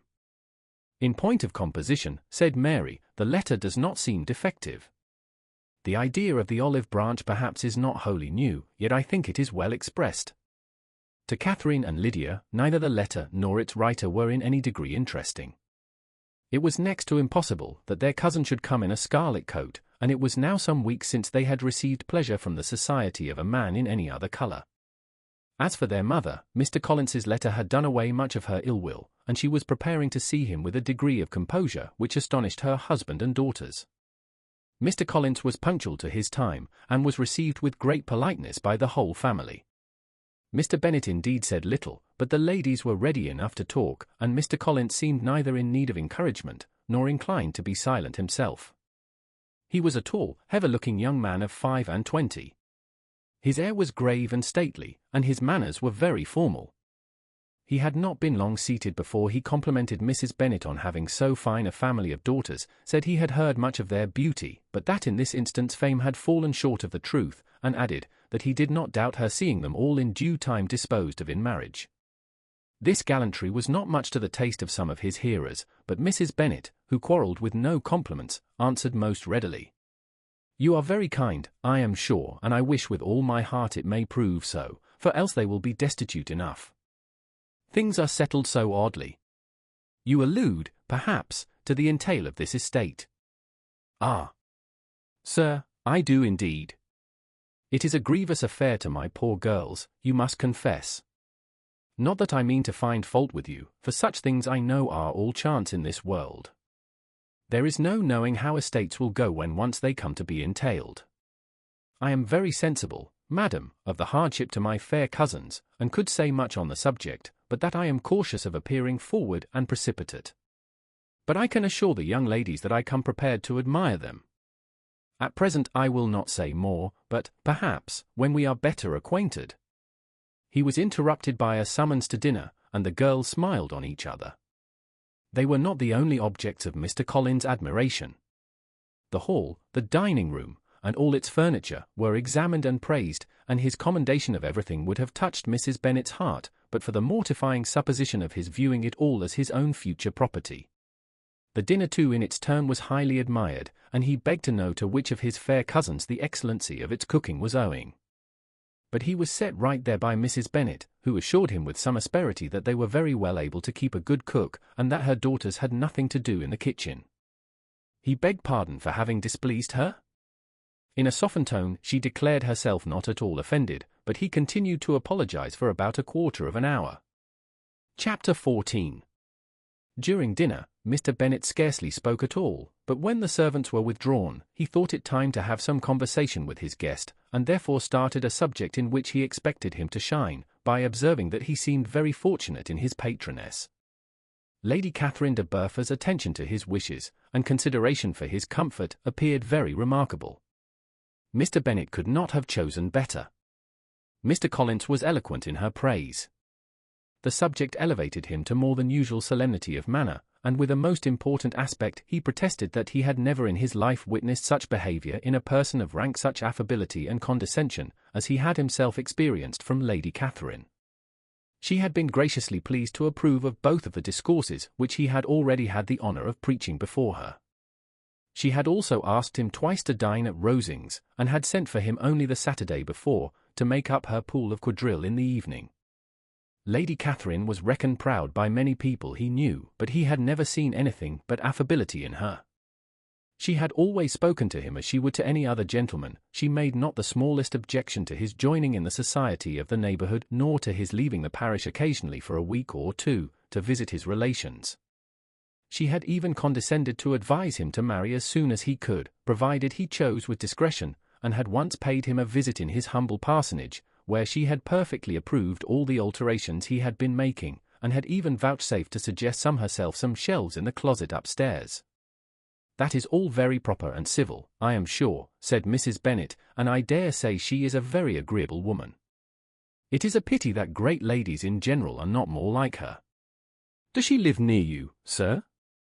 "The garden in which stands my humble abode is separated only by a lane from Rosings Park, her ladyship's residence." "I think you said she was a widow, sir." "Has she any family?" "She has only one daughter, the heiress of Rosings, and a very extensive property." "Ah," said Mrs. Bennet, shaking her head, "then she is better off than many girls." "And what sort of young lady is she?" Is she handsome? She is a most charming young lady indeed. Lady Catherine herself says that, in point of true beauty, Miss de Bourgh is far superior to the handsomest of her sex, because there is that in her features which marks the young lady of distinguished birth. She is unfortunately of a sickly constitution, which has prevented her from making that progress in many accomplishments which she could not have otherwise failed of, as I am informed by the lady who superintended her education, and who still resides with them. But she is perfectly amiable, and often condescends to drive by my humble abode in her little phaeton and ponies. Has she been presented? I do not remember her name among the ladies at court. Her indifferent state of health unhappily prevents her being in town, and by that means, as I told Lady Catherine one day, has deprived the British court of its brightest ornaments. Her ladyship seemed pleased with the idea, and you may imagine that I am happy on every occasion to offer those little delicate compliments which are always acceptable to ladies. I have more than once observed to Lady Catherine that her charming daughter seemed born to be a duchess, and that the most elevated rank, instead of giving her consequence, would be adorned by her. These are the kind of little things which please her ladyship, and it is a sort of attention which I conceive myself peculiarly bound to pay.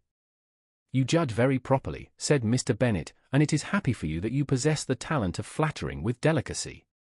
May I ask whether these pleasing attentions proceed from the impulse of the moment, or are the result of previous study? They arise chiefly from what is passing at the time, and though I sometimes amuse myself with suggesting and arranging such little elegant compliments as may be adapted to ordinary occasions, I always wish to give them as unstudied an air as possible. Mr. Bennet's expectations were fully answered. His cousin was as absurd as he had hoped, and he listened to him with the keenest enjoyment, maintaining at the same time the most resolute composure of countenance, and, except in an occasional glance at Elizabeth, requiring no partner in his pleasure. By tea-time, however, the dose had been enough, and Mr. Bennet was glad to take his guest into the drawing-room again, and, when tea was over, glad to invite him to read aloud to the ladies.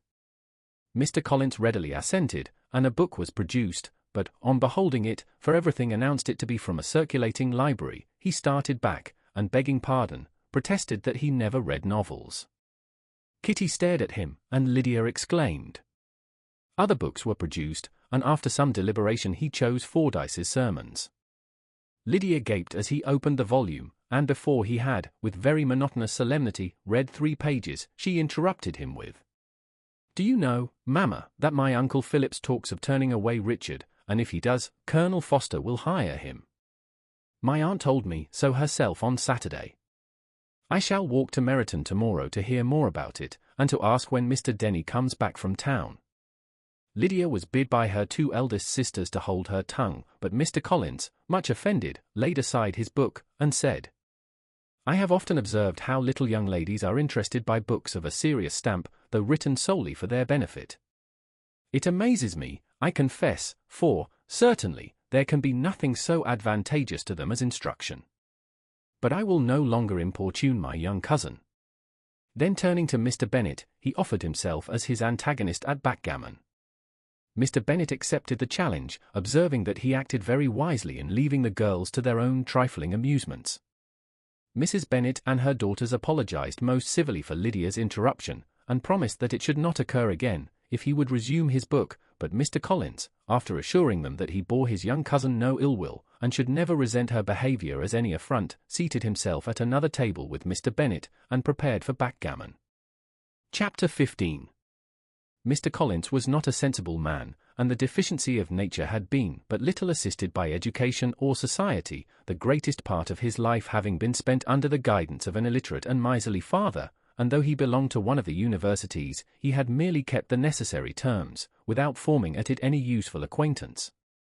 The subjection in which his father had brought him up had given him originally great humility of manner, but it was now a good deal counteracted by the self-conceit of a weak head, living in retirement, and the consequential feelings of early and unexpected prosperity. A fortunate chance had recommended him to Lady Catherine de Bourgh when the living of Hunsford was vacant, and the respect which he felt for her high rank, and his veneration for her as his patroness, mingling with a very good opinion of himself, of his authority as a clergyman, and his right as a rector, made him altogether a mixture of pride and obsequiousness, self-importance and humility.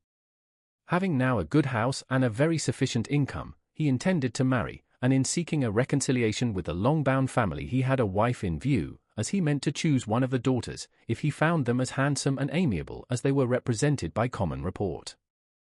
This was his plan of amends of atonement for inheriting their father's estate, and he thought it an excellent one, full of eligibility and suitableness, and excessively generous and disinterested on his own part. His plan did not vary on seeing them. Miss Bennet's lovely face confirmed his views, and established all his strictest notions of what was due to seniority, and for the first evening she was his settled choice. The next morning, however, made an alteration, for in a quarter of an hour's tete-a-tete with Mrs. Bennet before breakfast, a conversation beginning with his parsonage house, and leading naturally to the avowal of his hopes, that a mistress might be found for it at Longbourn, produced from her, amid very complaisant smiles and general encouragement, a caution against the very Jane he had fixed on. As to her younger daughters, she could not take upon her to say she could not positively answer, but she did not know of any prepossession. Her eldest daughter, she must just mention she felt it incumbent on her to hint, was likely to be very soon engaged.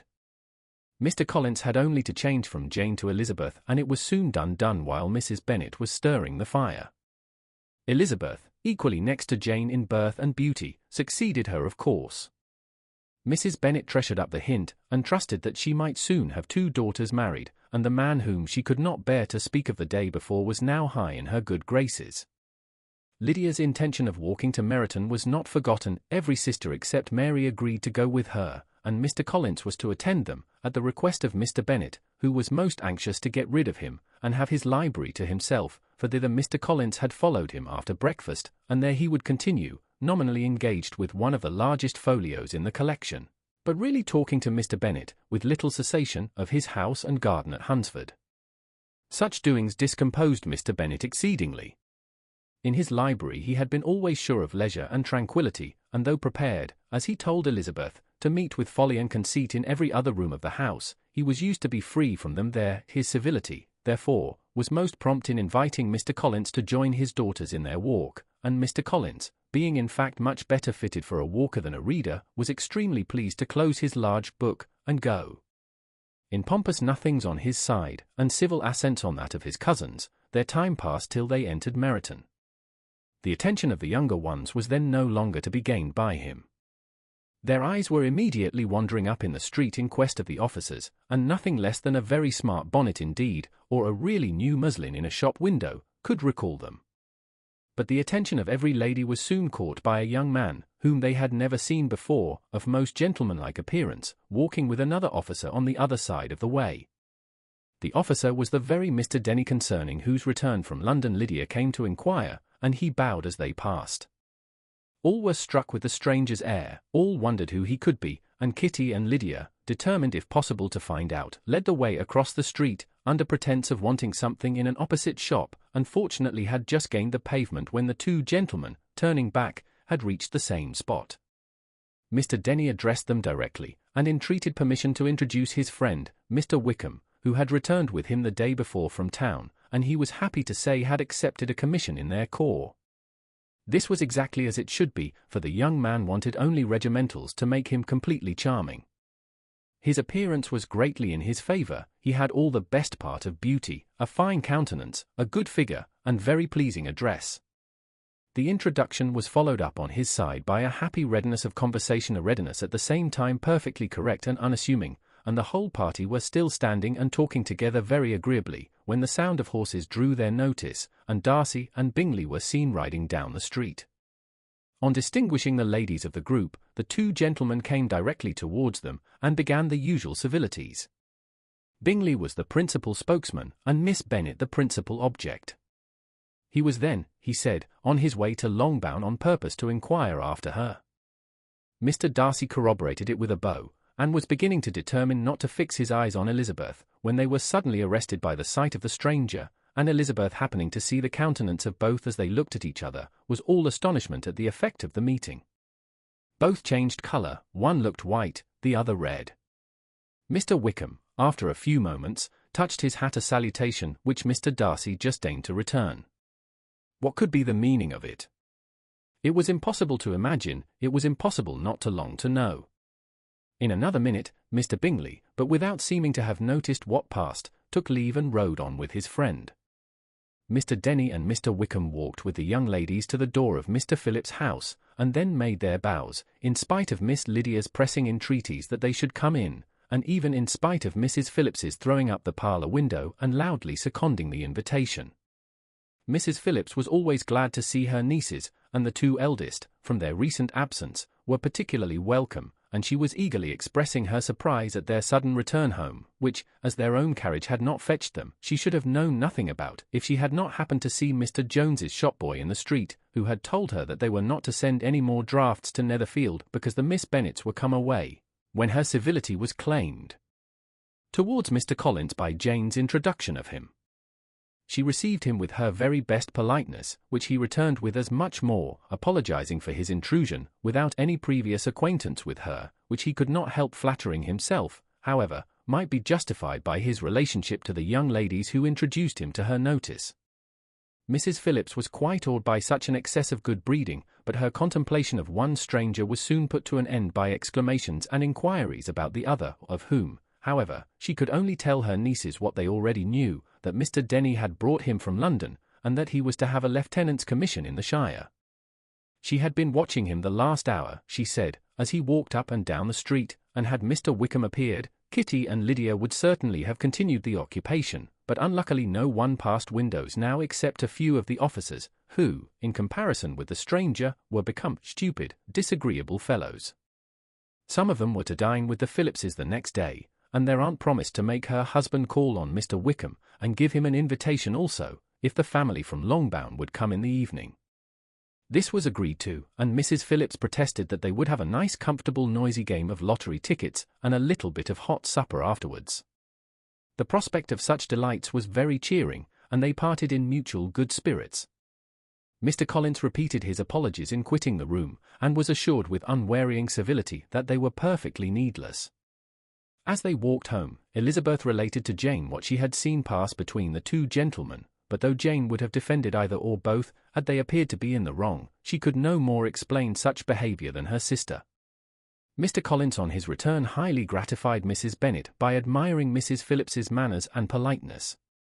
He protested that, except Lady Catherine and her daughter, he had never seen a more elegant woman, for she had not only received him with the utmost civility, but even pointedly included him in her invitation for the next evening, although utterly unknown to her before. Something, he supposed, might be attributed to his connection with them, but yet he had never met with so much attention in the whole course of his life. Chapter 16. As no objection was made to the young people's engagement with their aunt, and all Mr. Collins's scruples of leaving Mr. and Mrs. Bennet for a single evening during his visit were most steadily resisted, the coach conveyed him and his 5 cousins at a suitable hour to Meryton, and the girls had the pleasure of hearing, as they entered the drawing-room, that Mr. Wickham had accepted their uncle's invitation, and was then in the house. When this information was given, and they had all taken their seats, Mr. Collins was at leisure to look around him and admire, and he was so much struck with the size and furniture of the apartment, that he declared he might almost have supposed himself in the small summer breakfast parlour at Rosings, a comparison that did not at first convey much gratification, but when Mrs. Phillips understood from him what Rosings was, and who was its proprietor, when she had listened to the description of only one of Lady Catherine's drawing-rooms, and found that the chimney-piece alone had cost £800, she felt all the force of the compliment, and would hardly have resented a comparison with the housekeeper's room. In describing to her all the grandeur of Lady Catherine and her mansion, with occasional digressions in praise of his own humble abode, and the improvements it was receiving, he was happily employed until the gentlemen joined them, and he found in Mrs. Phillips a very attentive listener, whose opinion of his consequence increased with what she heard, and who was resolving to retail it all among her neighbours as soon as she could. To the girls, who could not listen to their cousin, and who had nothing to do but to wish for an instrument, and examine their own indifferent imitations of china on the mantelpiece, the interval of waiting appeared very long. It was over at last, however. The gentleman did approach, and when Mr. Wickham walked into the room, Elizabeth felt that she had neither been seeing him before, nor thinking of him since, with the smallest degree of unreasonable admiration. The officers of the shire were in general a very creditable, gentlemanlike set, and the best of them were of the present party, but Mr. Wickham was as far beyond them all in person, countenance, air, and walk, as they were superior to the broad-faced, stuffy Uncle Phillips, breathing port wine, who followed them into the room. Mr. Wickham was the happy man towards whom almost every female eye was turned, and Elizabeth was the happy woman by whom he finally seated himself, and the agreeable manner in which he immediately fell into conversation, though it was only on its being a wet night, made her feel that the commonest, dullest, most threadbare topic might be rendered interesting by the skill of the speaker. With such rivals for the notice of the fair as Mr. Wickham and the officers, Mr. Collins seemed to sink into insignificance. To the young ladies he certainly was nothing, but he had still at intervals a kind listener in Mrs. Phillips, and was by her watchfulness most abundantly supplied with coffee and muffin. When the card tables were placed, he had the opportunity of obliging her in turn, by sitting down to whist. "I know little of the game at present," said he, "but I shall be glad to improve myself, for in my situation in life." Mrs. Phillips was very glad for his compliance, but could not wait for his reason. Mr. Wickham did not play at whist, and with ready delight was he received at the other table between Elizabeth and Lydia. At first there seemed danger of Lydia's engrossing him entirely, for she was a most determined talker, but being likewise extremely fond of lottery tickets, she soon grew too much interested in the game, too eager in making bets and exclaiming after prizes to have attention for anyone in particular.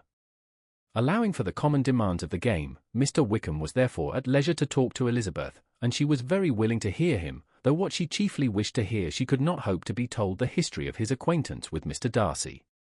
She dared not even mention that gentleman. Her curiosity, however, was unexpectedly relieved.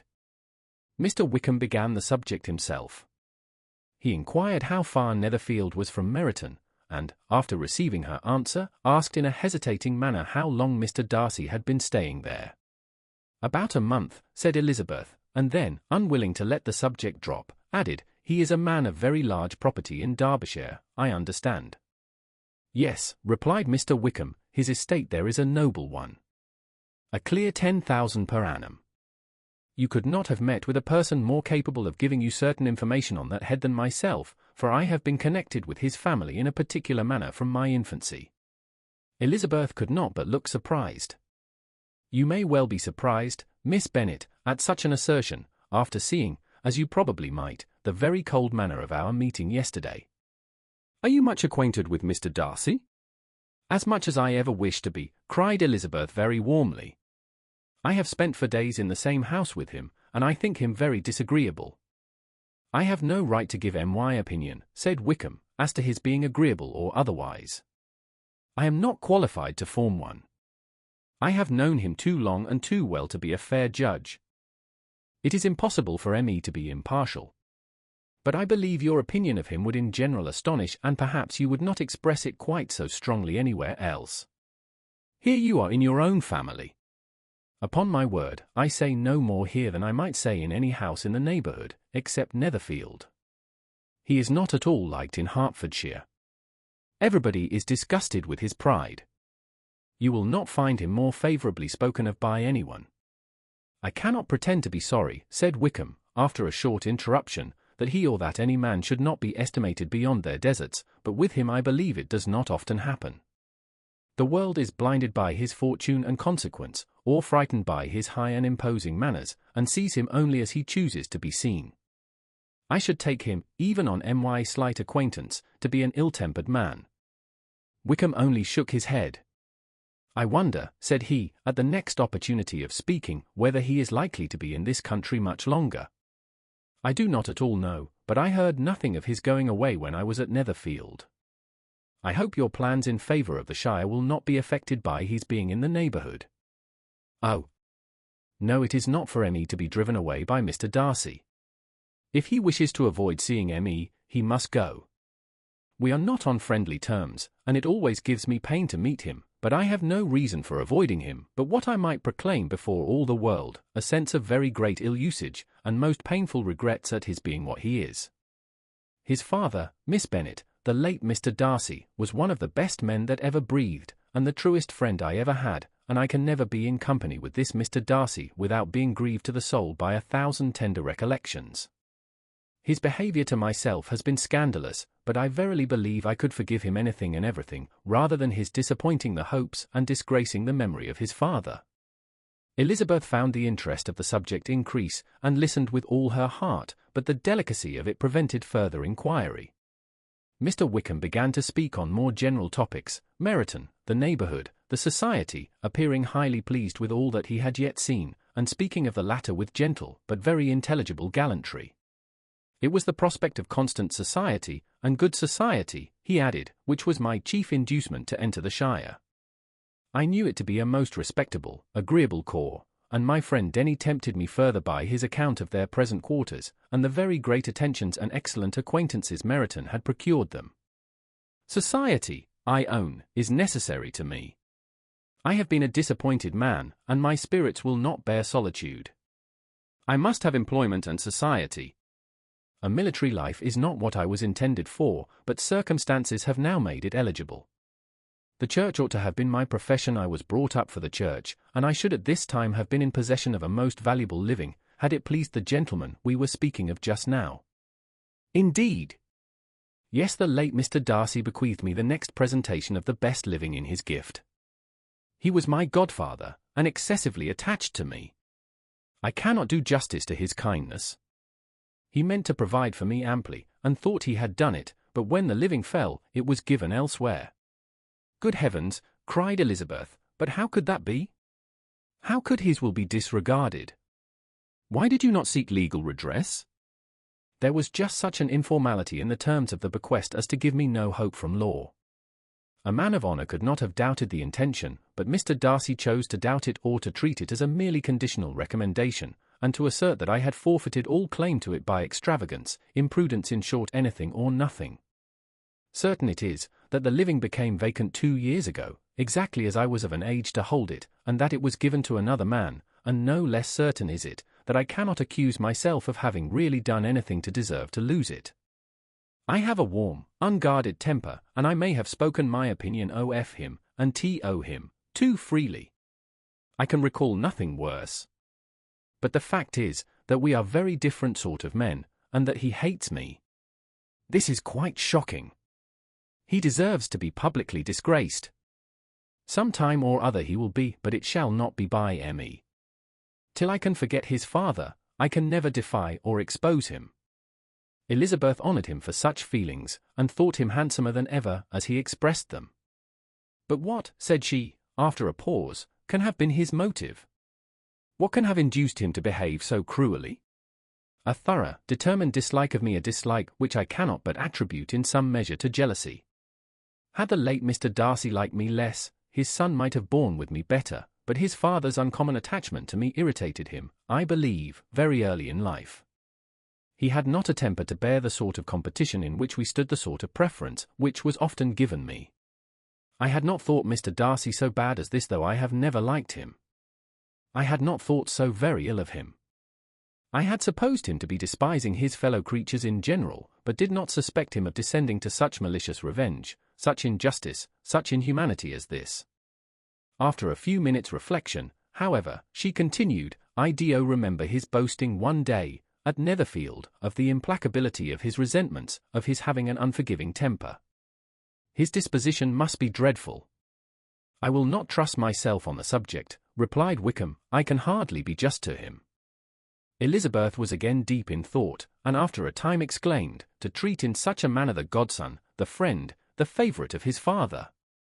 She could have added, a young man, too, like you, whose very countenance may vouch for your being amiable, but she contented herself with, and one, too, who had probably been his companion from childhood, connected together, as I think you said, in the closest manner.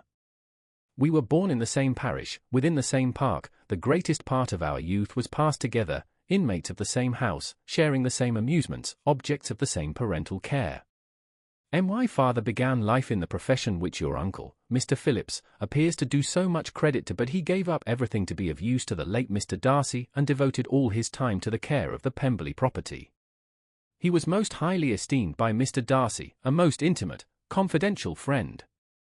Mr. Darcy often acknowledged himself to be under the greatest obligations to my father's active superintendence, and when, immediately before my father's death, Mr. Darcy gave him a voluntary promise of providing for me, I am convinced that he felt it to be as much a debt of gratitude to him, as of his affection to myself. How strange, cried Elizabeth. How abominable. I wonder that the very pride of this Mr. Darcy has not made him just to you. if from no better motive, that he should not have been too proud to be dishonest for dishonesty, I must call it. It is wonderful, replied Wickham, for almost all his actions may be traced to pride, and pride had often been his best friend. It has connected him nearer with virtue than with any other feeling. But we are none of us consistent, and in his behavior to me there were stronger impulses even than pride. Can such abominable pride as his have ever done him good? Yes. It has often led him to be liberal and generous, to give his money freely, to display hospitality, to assist his tenants, and relieve the poor. Family pride, and filial pride, for he is very proud of what his father was have done this. Not to appear to disgrace his family, to degenerate from the popular qualities, or lose the influence of the Pemberley house, is a powerful motive. He has also brotherly pride, which, with some brotherly affection, makes him a very kind and careful guardian of his sister, and you will hear him generally cried up as the most attentive and best of brothers. What sort of girl is Miss Darcy? He shook his head. I wish I could call her amiable. It gives me pain to speak ill of a Darcy. But she is too much like her brother, very, very proud. As a child, she was affectionate and pleasing, and extremely fond of me, and I have devoted hours and hours to her amusement. But she is nothing to me now. She is a handsome girl, about 15 or 16, and, I understand, highly accomplished. Since her father's death, her home has been London, where a lady lives with her, and superintends her education. After many pauses and many trials of other subjects, Elizabeth could not help reverting once more to the first, and saying, I am astonished at his intimacy with Mr. Bingley. How can Mr. Bingley, who seems good humour itself, and is, I really believe, truly amiable, be in friendship with such a man? How can they suit each other? Do you know Mr. Bingley? Not at all. He is a sweet-tempered, amiable, charming man. He cannot know what Mr. Darcy is. Probably not, but Mr. Darcy can please where he chooses. He does not want abilities. He can be a conversable companion if he thinks it worth his while. Among those who are at all his equals in consequence, he is a very different man from what he is to the less prosperous. His pride never deserts him, but with the rich he is liberal-minded, just, sincere, rational, honourable, and perhaps agreeable, allowing something for fortune and figure. The whist party soon afterwards breaking up, the players gathered round the other table, and Mr. Collins took his station between his cousin Elizabeth and Mrs. Phillips. The usual inquiries as to his success was made by the latter. It had not been very great, he had lost every point, but when Mrs. Phillips began to express her concern thereupon, he assured her with much earnest gravity that it was not of the least importance, that he considered the money as a mere trifle, and begged that she would not make herself uneasy. I know very well, madam, said he, that when persons sit down to a card table, they must take their chances of these things, and happily I am not in such circumstances as to make 5 shillings any object. There are undoubtedly many who could not say the same, but thanks to Lady Catherine de Bourgh, I am removed far beyond the necessity of regarding little matters. Mr. Wickham's attention was caught, and after observing Mr. Collins for a few moments, he asked Elizabeth in a low voice whether her relation was very intimately acquainted with the family of de Bourgh. Lady Catherine de Bourgh, she replied, has very lately given him a living. I hardly know how Mr. Collins was first introduced to her notice, but he certainly has not known her long. You know of course that Lady Catherine de Bourgh and Lady and Darcy were sisters, consequently that she is aunt to the present Mr. Darcy. No, indeed, I did not. I knew nothing at all of Lady Catherine's connections. I never heard of her existence till the day before yesterday. Her daughter, Miss de Bourgh, will have a very large fortune, and it is believed that she and her cousin will unite the 2 estates. This information made Elizabeth smile, as she thought of poor Miss Bingley. Vain indeed must be all her attentions, vain and useless her affection for his sister, and her praise of himself, if he were already self-destined for another. Mr. Collins, said she, speaks highly both of Lady Catherine and her daughter, but from some particulars that he has related of her ladyship, I suspect his gratitude misleads him, and that in spite of her being his patroness, she is an arrogant, conceited woman. I believe her to be both in a great degree, replied Wickham. I have not seen her for many years, but I very well remember that I never liked her, and that her manners were dictatorial and insolent. She has the reputation of being remarkably sensible and clever, but I rather believe she derives part of her abilities from her rank and fortune, part from her authoritative manner, and the rest from the pride for her nephew, who chooses that everyone connected with him should have an understanding of the first class." Elizabeth allowed that he had given a very rational account of it, and they continued talking together, with mutual satisfaction till supper put an end to cards, and gave the rest of the ladies their share of Mr. Wickham's attentions. There could be no conversation in the noise of Mrs. Phillips's supper party, but his manners recommended him to everybody.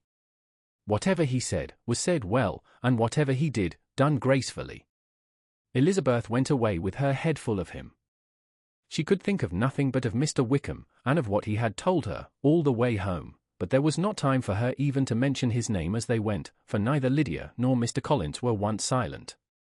Lydia talked incessantly of lottery tickets, of the fish she had lost and the fish she had won, and Mr. Collins in describing the civility of Mr. and Mrs. Phillips, protesting that he did not in the least regard his losses at whist, enumerating all the dishes at supper, and repeatedly fearing that he crowded his cousins, had more to say than he could well manage before the carriage stopped at Longbourn House. Chapter 17. Elizabeth related to Jane the next day what had passed between Mr. Wickham and herself. Jane listened with astonishment and concern. She knew not how to believe that Mr. Darcy could be so unworthy of Mr. Bingley's regard, and yet, it was not in her nature to question the veracity of a young man of such amiable appearance as Wickham. The possibility of his having endured such unkindness was enough to interest all her tender feelings, and nothing remained therefore to be done, but to think well of them both, to defend the conduct of each, and throw into the account of accident or mistake whatever could not be otherwise explained. "They have both," said she, "been deceived, I dare say, in some way or other of which we can form no idea. Interested people have perhaps misrepresented each to the other. It is, in short, impossible for us to conjecture the causes or circumstances which may have alienated them, without actual blame on either side." "Very true, indeed, and now, my dear Jane, what have you got to say on behalf of the interested people who have probably been concerned in the business? Do clear them too, or we shall be obliged to think ill of somebody. Laugh as much as you choose, but you will not laugh me out of my opinion. My dearest Lizzie, do but consider in what a disgraceful light it places Mr. Darcy, to be treating his father's favourite in such a manner, one whom his father had promised to provide for. It is impossible. No man of common humanity, no man who had any value for his character, could be capable of it. Can his most intimate friends be so excessively deceived in him? Oh, no. I can much more easily believe Mr. Bingley's being imposed on, than that Mr. Wickham should invent such a history of himself as he gave me last night, names, facts, everything mentioned without ceremony. If it be not so, let Mr. Darcy contradict it. Besides, there was truth in his looks. It is difficult, indeed it is distressing. One does not know what to think. I beg your pardon, one knows exactly what to think. But Jane could think with certainty on only one point, that Mr. Bingley, if he had been imposed on, would have much to suffer when the affair became public. The two young ladies were summoned from the shrubbery, where this conversation passed, by the arrival of the very persons of whom they had been speaking. Mr. Bingley and his sisters came to give their personal invitation for the long-expected ball at Netherfield, which was fixed for the following Tuesday. The two ladies were delighted to see their dear friend again, called it an age since they had met, and repeatedly asked what she had been doing with herself since their separation. To the rest of the family they paid little attention, avoiding Mrs. Bennet as much as possible, saying not much to Elizabeth, and nothing at all to the others. They were soon gone again, rising from their seats with an activity which took their brother by surprise, and hurrying off as if eager to escape from Mrs. Bennet's civilities. The prospect of the Netherfield ball was extremely agreeable to every female of the family. Mrs. Bennet chose to consider it as given in compliment to her eldest daughter, and was particularly flattered by receiving the invitation from Mr. Bingley himself, instead of a ceremonious card. Jane pictured to herself a happy evening in the society of her two friends, and the attentions of her brother, and Elizabeth thought with pleasure of dancing a great deal with Mr. Wickham, and of seeing a confirmation of everything in Mr. Darcy's look and behaviour. The happiness anticipated by Catherine and Lydia depended less on any single event, or any particular person, for though they each, like Elizabeth, meant to dance half the evening with Mr. Wickham, he was by no means the only partner who could satisfy them, and a ball was, at any rate, a ball. And even Mary could assure her family that she had no disinclination for it. "While I can have my mornings to myself," said she, "it is enough. I think it is no sacrifice to join occasionally in evening engagements. Society has claims on us all, and I profess myself one of those who consider intervals of recreation and amusement as desirable for everybody." Elizabeth's spirits were so high on this occasion, that though she did not often speak unnecessarily to Mr. Collins, she could not help asking him whether he intended to accept Mr. Bingley's invitation, and if he did, whether he would think it proper to join in the evening's amusement, and she was rather surprised to find that he entertained no scruple whatever on that head, and was very far from dreading a rebuke either from the Archbishop or Lady Catherine de Bourgh by venturing to dance. "I am by no means of the opinion, I assure you," said he, "that a ball of this kind, given by a young man of character, to respectable people, can have any evil tendency, and I am so far from objecting to dancing myself, that I shall hope to be honoured with the hands of all my fair cousins in the course of the evening, and I take this opportunity of soliciting yours, Miss Elizabeth, for the 2 first dances especially, a preference which I trust my cousin Jane will attribute to the right cause, and not to any disrespect for her." Elizabeth felt herself completely taken in. She had fully proposed being engaged by Mr. Wickham for those very dances, and to have Mr. Collins instead. Her liveliness had never been worse timed. There was no help for it, however. Mr. Wickham's happiness and her own were perforce delayed a little longer, and Mr. Collins's proposal accepted with as good a grace as she could. She was not the better pleased with his gallantry from the idea it suggested of something more. It now first struck her that She was selected from among her sisters as worthy of being mistress of Hunsford Parsonage, and of assisting to form a quadrille table at Rosings, in the absence of more eligible visitors. The idea soon reached a conviction, as she observed his increasing civilities toward herself, and heard his frequent attempt at a compliment on her wit and vivacity, and though more astonished than gratified herself by this effect of her charms, it was not long before her mother gave her to understand that the probability of their marriage was extremely agreeable to her. Elizabeth, however, did not choose to take the hint, being well aware that a serious dispute must be the consequence of any reply. Mr. Collins might never make the offer, until he did, it was useless to quarrel about him.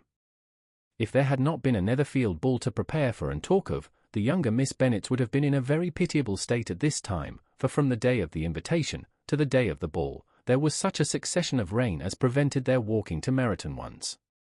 No aunt, no officers, no news could be sought after the very shoe roses for Netherfield were got by proxy. Even Elizabeth might have found some trial of her patience in weather which totally suspended the improvement of her acquaintance with Mr. Wickham, and nothing less than a dance on Tuesday could have made such a Friday, Saturday, Sunday, and Monday endurable to Kitty and Lydia. Chapter 18. Till Elizabeth entered the drawing-room at Netherfield, and looked in vain for Mr. Wickham among the cluster of red coats there assembled, a doubt of his being present had never occurred to her. The certainty of meeting him had not been checked by any of those recollections that might not unreasonably have alarmed her.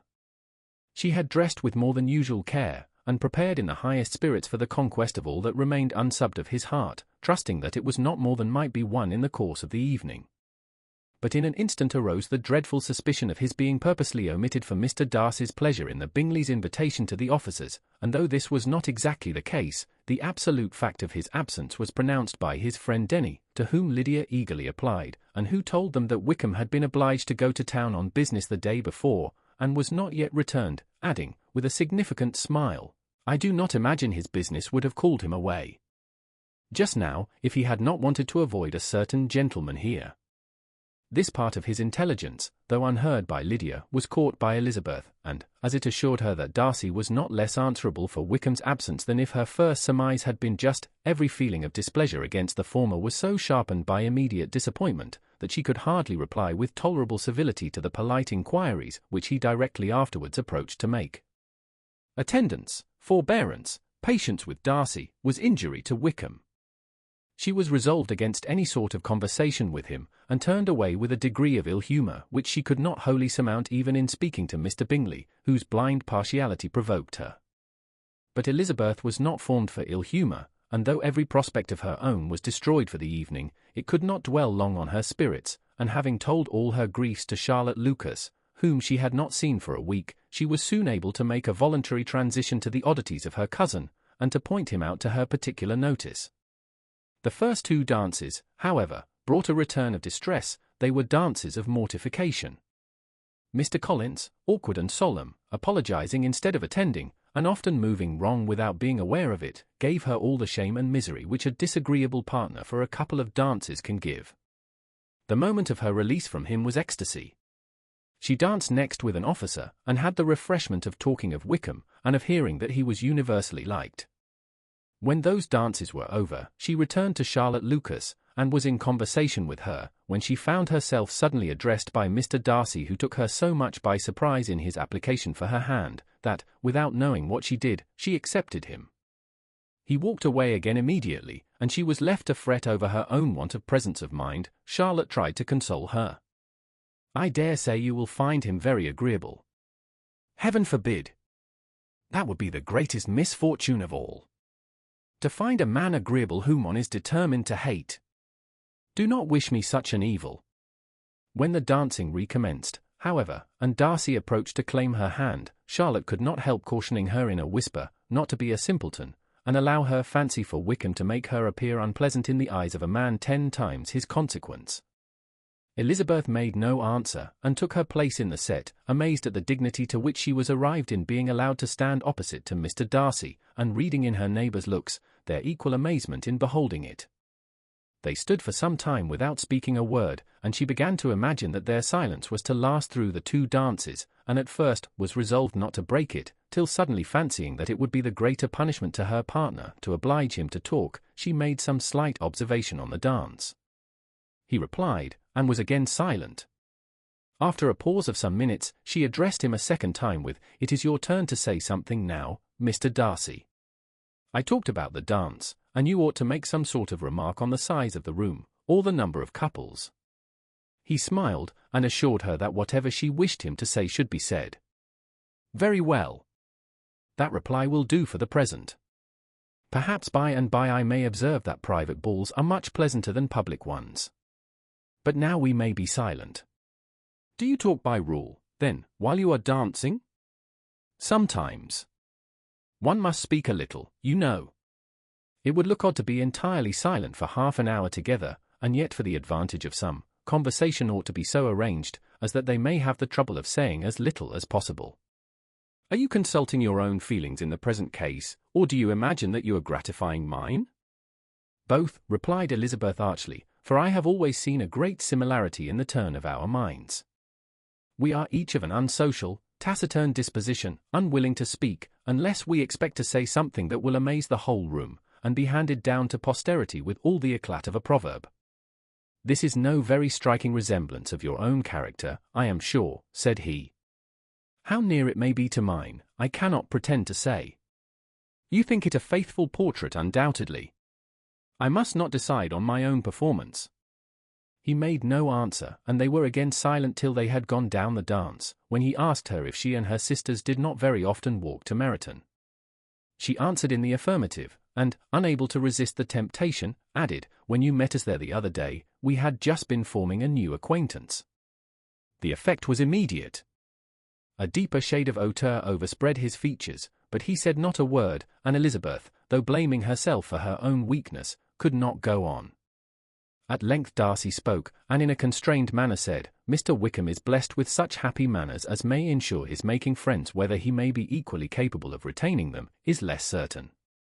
"He has been so unlucky as to lose your friendship," replied Elizabeth with emphasis, "and in a manner which he is likely to suffer from all his life." Darcy made no answer, and seemed desirous of changing the subject. At that moment, Sir William Lucas appeared close to them, meaning to pass through the set to the other side of the room, but on perceiving Mr. Darcy, he stopped with a bow of superior courtesy to compliment him on his dancing and his partner. "I have been most highly gratified indeed, my dear sir. Such very superior dancing is not often seen. It is evident that you belong to the first circles. Allow me to say, however, that your fair partner does not disgrace you, and that I must hope to have this pleasure often repeated, especially when a certain desirable event, my dear Eliza," glancing at her sister and Bingley, "shall take place." "What congratulations will then flow in?" "I appeal to Mr. Darcy, but let me not interrupt you, sir." You will not thank me for detaining you from the bewitching converse of that young lady, whose bright eyes are also upbraiding me." The latter part of this address was scarcely heard by Darcy, but Sir William's allusion to his friend seemed to strike him forcibly, and his eyes were directed with a very serious expression towards Bingley and Jane, who were dancing together. Recovering himself, however, shortly, he turned to his partner, and said, "Sir William's interruption has made me forget what we were talking of. I do not think we were speaking at all." Sir William could not have interrupted two people in the room who had less to say for themselves. "We have tried 2 or 3 subjects already without success, and what we are to talk of next I cannot imagine. What think you of books?" said he, smiling. "Books, oh! No. I am sure we never read the same, or not with the same feelings. I am sorry you think so, but if that be the case, there can at least be no want of subject. We may compare our different opinions. No, I cannot talk of books in a ballroom, my head is always full of something else." "The present always occupies you in such scenes, does it?" said he, with a look of doubt.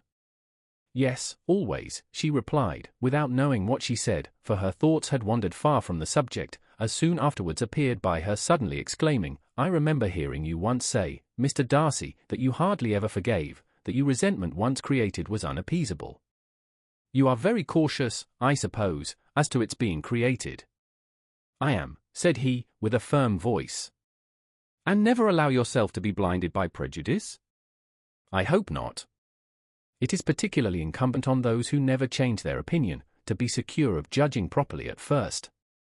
"May I ask to what these questions tend?" "Merely to the illustration of your character," said she, endeavoring to shake off her gravity. "I am trying to make it out." "And what is your success?" She shook her head. "I do not get on at all. I hear such different accounts of you as puzzle me exceedingly."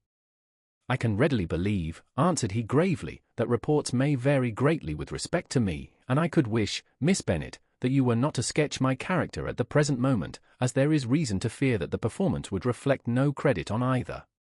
But if I do not take your likeness now, I may never have another opportunity." "I would by no means suspend any pleasure of yours," he coldly replied. She said no more, and they went down the other dance and parted in silence, and on each side dissatisfied, though not to an equal degree, for in Darcy's breast there was a tolerable powerful feeling towards her, which soon procured her pardon, and directed all his anger against another. They had not long separated, when Miss Bingley came towards her, and with an expression of civil disdain accosted her. "So, Miss Eliza, I hear you are quite delighted with George Wickham.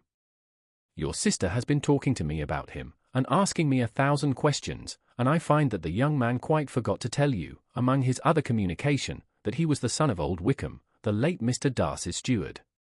Let me recommend you, however, as a friend, not to give implicit confidence to all his assertions, for as to Mr. Darcy's using him ill, it is perfectly false, for, on the contrary, he has always been remarkably kind to him, though George Wickham has treated Mr. Darcy in a most infamous manner.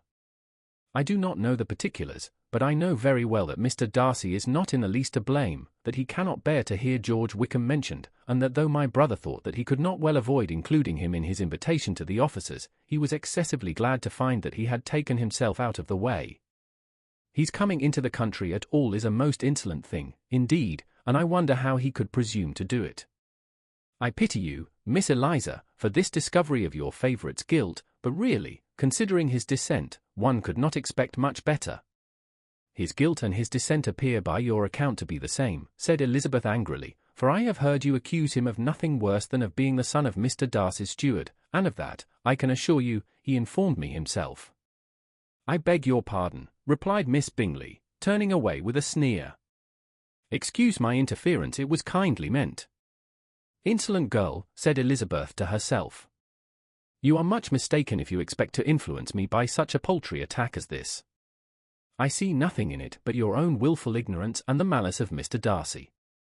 She then sought her eldest sister, who has undertaken to make inquiries on the same subject of Bingley. Jane met her with a smile of such sweet complacency, a glow of such happy expression, as sufficiently marked how well she was satisfied with the occurrences of the evening. Elizabeth instantly read her feelings, and at that moment solicitude for Wickham, resentment against his enemies, and everything else, gave way before the hope of Jane's being in the fairest way for happiness. "I want to know," said she, with a countenance no less smiling than her sister's, "what you have learnt about Mr. Wickham. But perhaps you have been too pleasantly engaged to think of any third person, in which case you may be sure of my pardon." "No," replied Jane, "I have not forgotten him, but I have nothing satisfactory to tell you. Mr. Bingley does not know the whole of his history, and is quite ignorant of the circumstances which have principally offended Mr. Darcy, but he will vouch for the good conduct, the probity, and honour of his friend, and is perfectly convinced that Mr. Wickham has deserved much less attention from Mr. Darcy than he has received, and I am sorry to say by his account as well as his sister's, Mr. Wickham is by no means a respectable young man. I am afraid he has been very imprudent, and has deserved to lose Mr. Darcy's regard." "Mr. Bingley does not know Mr. Wickham himself?" "No, he never saw him till the other morning at Meryton." "This account then is what he has received from Mr. Darcy." "I am satisfied. But what does he say of the living?" "He does not exactly recollect the circumstances, though he has heard them from Mr. Darcy more than once, but he believes that it was left to him conditionally only." "I have not a doubt of Mr. Bingley's sincerity," said Elizabeth warmly, "but you must excuse my not being convinced by assurances only. Mr. Bingley's defence of his friend was a very able one, I dare say, but since he is unacquainted with several parts of the story, and has learnt the rest from that friend himself, I shall venture to still think of both gentlemen as I did before." She then changed the discourse to one more gratifying to each, and on which there could be no difference of sentiment. Elizabeth listened with delight to the happy, though modest hopes which Jane entertained of Mr. Bingley's regard, and said all in her power to heighten her confidence in it. On their being joined by Mr. Bingley himself, Elizabeth withdrew to Miss Lucas, to whose inquiry after the pleasantness of her last partner she had scarcely replied, before Mr. Collins came up to them, and told her with great exultation that he had just been so fortunate as to make a most important discovery. "I have found out," said he, "by a singular accident, that there is now in the room a near relation of my patroness. I happened to overhear the gentleman himself mentioning to the young lady who does the honours of the house the names of his cousin Mr. Burf, and of her mother Lady Catherine. How wonderfully these sort of things occur! Who would have thought of my meeting with, perhaps, a nephew of Lady Catherine de Burf in this assembly? I am most thankful that the discovery is made in time for me to pay my respects to him, which I am now going to do, and trust he will excuse my not having done it before. My total ignorance of the connection must plead my apology." "You are not going to introduce yourself to Mr. Darcy?" "Indeed I am. I shall entreat his pardon for not having done it earlier. I believe him to be Lady Catherine's nephew. It will be in my power to assure him that her ladyship was quite well yesterday se'night." Elizabeth tried hard to dissuade him from such a scheme, assuring him that Mr. Darcy would consider his addressing him without introduction as an impertinent freedom, rather than a compliment to his aunt, that it was not in the least necessary there should be any notice on either side, and that if it were, it must belong to Mr. Darcy, the superior in consequence, to begin the acquaintance.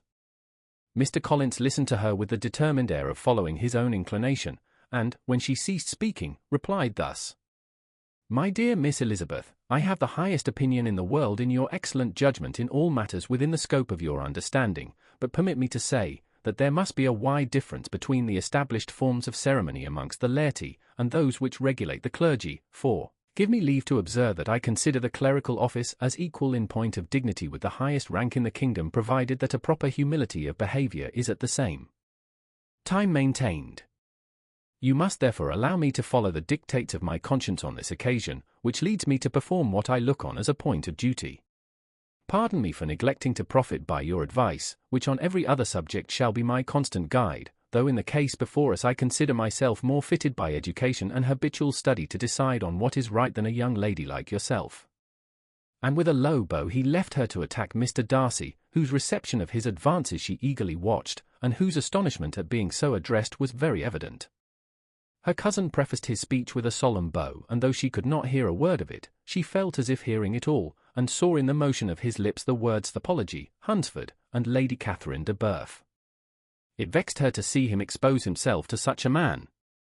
Mr. Darcy was eyeing him with unrestrained wonder, and when at last Mr. Collins allowed him time to speak, replied with an air of distant civility: Mr. Collins, however, was not discouraged from speaking again, and Mr. Darcy's contempt seemed abundantly increasing with the length of his second speech, and at the end of it he only made him a slight bow, and moved another way. Mr. Collins then returned to Elizabeth. "I have no reason, I assure you," said he, "to be dissatisfied with my reception." Mr. Darcy seemed much pleased with the attention. He answered me with the utmost civility, and even paid me the compliment of saying that he was so well convinced of Lady Catherine's discernment as to be certain she could never bestow a favour unworthily.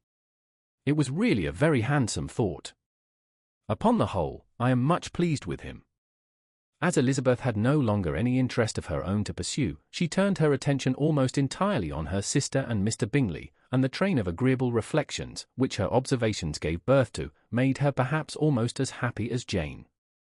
She saw her in idea settled in that very house, in all the felicity which a marriage of true affection could bestow, and she felt capable, under such circumstances, of endeavouring even to like Bingley's two sisters. Her mother's thoughts, she plainly saw, were bent the same way, and she determined not to venture near her, lest she might hear too much. When they sat down to supper, therefore, she considered it a most unlucky perverseness which placed them within one of each other, and deeply was she vexed to find that her mother was talking to that one person, Lady Lucas, freely, openly, and of nothing else but her expectation that Jane would soon be married to Mr. Bingley. It was an animating subject, and Mrs. Bennet seemed incapable of fatigue while enumerating the advantages of the match. His being such a charming young man, and so rich, and living but 3 miles from them, were the first points of self-gratulation, and then it was such a comfort to think how fond the two sisters were of Jane, and to be certain that they must desire the connection as much as she could do. It was, moreover, such a promising thing for her younger daughters, as Jane's marrying so greatly must throw them in the way of other rich men, and lastly, it was so pleasant at her time of life to be able to consign her single daughters to the care of their sister, that she might not be obliged to go into company more than she liked. It was necessary to make this circumstance a matter of pleasure, because on such occasions it is the etiquette, but no one was less likely than Mrs. Bennet to find comfort in staying home at any period of her life. She concluded with many good wishes that Lady Lucas might soon be equally fortunate, though evidently and triumphantly believing there was no chance of it. In vain did Elizabeth endeavour to check the rapidity of her mother's words, or persuade her to describe her felicity in a less audible whisper, for, to her inexpressible vexation, she could perceive that the chief of it was overheard by Mr. Darcy, who sat opposite to them. Her mother only scolded her for being nonsensical. "What is Mr. Darcy to me, pray, that I should be afraid of him? I am sure we owe him no such particular civility as to be obliged to say nothing he may not like to hear. For heaven's sake, madam, speak lower. What advantage can it be for you to offend Mr. Darcy? You will never recommend yourself to his friend by so doing." Nothing that she could say, however, had any influence. Her mother would talk of her views in the same intelligible tone. Elizabeth blushed and blushed again with shame and vexation. She could not help frequently glancing her eye at Mr. Darcy, though every glance convinced her of what she dreaded, for though he was not always looking at her mother, she was convinced that his attention was invariably fixed by her. The expression of his face changed gradually from indignant contempt to a composed and steady gravity. At length, however, Mrs. Bennet had no more to say, and Lady Lucas, who had been long yawning at the repetition of delights which she saw no likelihood of sharing, was left to the comforts of cold ham and chicken. Elizabeth now began to revive. But not long was the interval of tranquillity, for, when supper was over, singing was talked of, and she had the mortification of seeing Mary, after very little entreaty, preparing to oblige the company. By many significant looks and silent entreaties did she endeavour to prevent such a proof of complaisance, but in vain. Mary would not understand them. Such an opportunity of exhibiting was delightful to her, and she began her song. Elizabeth's eyes were fixed on her with most painful sensations, and she watched her progress through the several stanzas with an impatience which was very ill rewarded at their close, for Mary, on receiving, amongst the thanks of the table, the hint of a hope that she might be prevailed on to favour them again, after the pause of half a minute began another. Mary's powers were by no means fitted for such a display, her voice was weak, and her manner affected. Elizabeth was in agonies. She looked at Jane, to see how she bore it, but Jane was very composedly talking to Bingley. She looked at his two sisters, and saw them making signs of derision at each other, and at Darcy, who continued, however, imperturbably grave. She looked at her father to entreat his interference, lest Mary should be singing all night. He took the hint, and when Mary had finished her second song, said aloud, "That will do extremely well, child. You have delighted us long enough. Let the other young ladies have time to exhibit." Mary, though pretending not to hear, was somewhat disconcerted, and Elizabeth, sorry for her, and sorry for her father's speech, was afraid her anxiety had done no good. Others of the party were now applied to.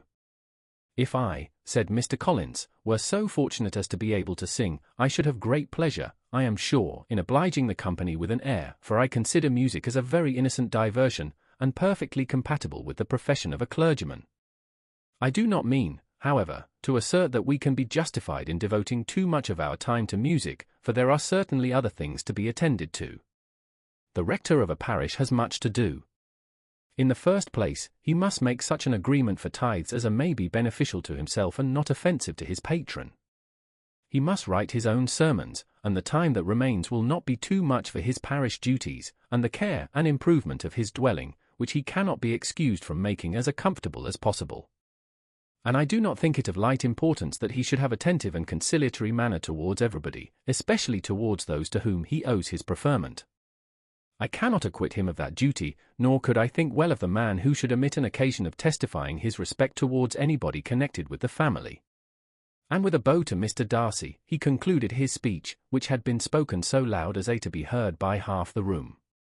Many stared, many smiled, but no one looked more amused than Mr. Bennet himself, while his wife seriously commended Mr. Collins for having spoken so sensibly, and observed in a half-whisper to Lady Lucas, that he was a remarkably clever, good kind of young man. To Elizabeth it appeared that, had her family made an agreement to expose themselves as much as they could during the evening, it would have been impossible for them to play their parts with more spirit or finer success, and happy did she think it for Bingley and her sister that some of the exhibition had escaped his notice, and that his feelings were not of a sort to be much distressed by the folly which he must have witnessed. That his two sisters and Mr. Darcy, however, should have such an opportunity of ridiculing her relations, was bad enough, and she could not determine whether the silent contempt of the gentlemen, or the insolent smiles of the ladies, were more intolerable. The rest of the evening brought her little amusement. She was teased by Mr. Collins, who continued most perseveringly by her side, and though he could not prevail on her to dance with him again, put it out of her power to dance with others. In vain did she entreat him to stand up with somebody else, and offer to introduce him to any young lady in the room. He assured her, that as to dancing, he was perfectly indifferent to it, that his chief object was by delicate attentions to recommend himself to her, and that he should therefore make a point of remaining close to her the whole evening. There was no arguing upon such a project. She owed her greatest relief to her friend Miss Lucas, who often joined them, and good-naturedly engaged Mr. Collins's conversation to herself. She was at least free from the offence of Mr. Darcy's further notice, though often standing within a very short distance of her, quite disengaged, he never came near enough to speak. She felt it to be the probable consequence of her allusions to Mr. Wickham, and rejoiced in it. The long-bound party were the last of all the company to depart, and, by a manoeuvre of Mrs. Bennet, had to wait for their carriage a quarter of an hour after everybody else was gone, which gave them time to see how heartily they were wished away by some of the family. Mrs. Hurst and her sister scarcely opened their mouths, except to complain of fatigue, and were evidently impatient to have the house to themselves. They repulsed every attempt of Mrs. Bennet at conversation, and by so doing threw a languor over the whole party, which was very little relieved by the long speeches of Mr. Collins, who was complimenting Mr. Bingley and his sisters on the elegance of their entertainment, and the hospitality and politeness which had marked their behaviour to their guests. Darcy said nothing at all. Mr. Bennet, in equal silence, was enjoying the scene. Mr. Bingley and Jane were standing together, a little detached from the rest, and talked only to each other. Elizabeth preserved as steady a silence as either Mrs. Hurst or Miss Bingley, and even Lydia was too much fatigued to utter more than the occasional exclamation of "Lord, how tired I am," accompanied by a violent yawn. When at length they arose to take leave, Mrs. Bennet was most pressingly civil in her hope of seeing the whole family soon at Longbourn, and addressed herself especially to Mr. Bingley, to assure him how happy he would make them by eating a family dinner with them at any time, without the ceremony of a formal invitation. Bingley was all grateful pleasure, and he readily engaged for taking the earliest opportunity of waiting on her, after his return from London, whither he was obliged to go the next day for a short time. Mrs. Bennet was perfectly satisfied, and quitted the house under the delightful persuasion that, allowing for the necessary preparations of settlements, new carriages, and wedding clothes, she should undoubtedly see her daughter settled at Netherfield in the course of 3 or 4 months. Of having another daughter married to Mr. Collins, she thought with equal certainty, and with considerable, though not equal, pleasure. Elizabeth was the least dear to her of all her children, and though the man and the match were quite good enough for her, the worth of each was eclipsed by Mr. Bingley and Netherfield. Chapter 19. The next day opened a new scene at Longbourn. Mr. Collins made his declaration in form. Having resolved to do it without loss of time, as his leave of absence extended only to the following Saturday, and having no feelings of diffidence to make it distressing to himself even at the moment, he set about it in a very orderly manner, with all the observances, which he supposed a regular part of the business. On finding Mrs. Bennet, Elizabeth, and one of the younger girls together, soon after breakfast, he addressed the mother in these words. "May I hope, madam, for your interest with your fair daughter Elizabeth, when I solicit for the honour of a private audience with her in the course of this morning?" Before Elizabeth had time for anything but a blush of surprise, Mrs. Bennet answered instantly, "Oh dear! Yes, certainly. I am sure Lizzie will be very happy. I am sure she can have no objection. Come, Kitty, I want you upstairs." And, gathering her work together, she was hastening away, when Elizabeth called out, "Dear madam, do not go. I beg you will not go. Mr. Collins must excuse me. He can have nothing to say to me that anybody need not hear. I am going away myself." "No, no, nonsense, Lizzie. I desire you to stay where you are." And upon Elizabeth seeming really, with vexed and embarrassed looks, about to escape, she added, "Lizzie, I insist upon your staying and hearing Mr. Collins." Elizabeth would not oppose such an injunction, and a moment's consideration making her also sensible that it would be wisest to get it over as soon and as quietly as possible, she sat down again, and tried to conceal, by incessant employment, the feelings which were divided between distress and diversion. Mrs. Bennet and Kitty walked off, and as soon as they were gone, Mr. Collins began. "Believe me, my dear Miss Elizabeth, that your modesty, so far from doing you any disservice, rather adds to your other perfections. You would have been less amiable in my eyes had there not been this little unwillingness, but allow me to assure you, that I have your respected mother's permission for this address. You can hardly doubt the purport of my discourse, however your natural delicacy may lead you to dissemble. My attentions have been too marked to be mistaken. Almost as soon as I entered the house, I singled you out as the companion of my future life. But before I am run away with by my feelings on this subject, perhaps it would be advisable for me to state my reasons for marrying and, moreover, for coming into Hertfordshire with the design of selecting a wife, as I certainly did. The idea of Mr. Collins, with all his solemn composure, being run away with by his feelings, made Elizabeth so near laughing, that she could not use the short pause he allowed in any attempt to stop him further, and he continued. "My reasons for marrying are, first, that I think it a right thing for every clergyman in easy circumstances, like myself, to set the example of matrimony in his parish; secondly, that I am convinced that it will add very greatly to my happiness; and thirdly, which perhaps I ought to have mentioned earlier, that it is the particular advice and recommendation of the very noble lady whom I have the honour of calling patroness. Twice has she condescended to give me her opinion, unasked too, on this subject, and it was but the very Saturday night before I left Hunsford between our pools at quadrille, while Mrs. Jenkinson was arranging Mr. Bertha's footstool, that she said, 'Mr. Collins, you must marry. A clergyman like you must marry. Choose properly, choose a gentlewoman for M.Y.'s sake, and for your O.W.N. Let her be an active, useful sort of person, not brought up high, but able to make a small income go a good way. This is my advice. Find such a woman as soon as you can, bring her to Hunsford, and I will visit her. Allow me, by the way, to observe, my fair cousin, that I do not reckon the notice and kindness of Lady Catherine de Bourgh as among the least of the advantages in my power to offer. You will find her manners beyond anything I can describe, and your wit and vivacity, I think, must be acceptable to her, especially when tempered with the silence and respect which her rank will inevitably excite. Thus much for my general intention in favor of matrimony. It remains to be told why my views were directed towards Longbourn instead of my own neighborhood, where I can assure you there are many amiable young women.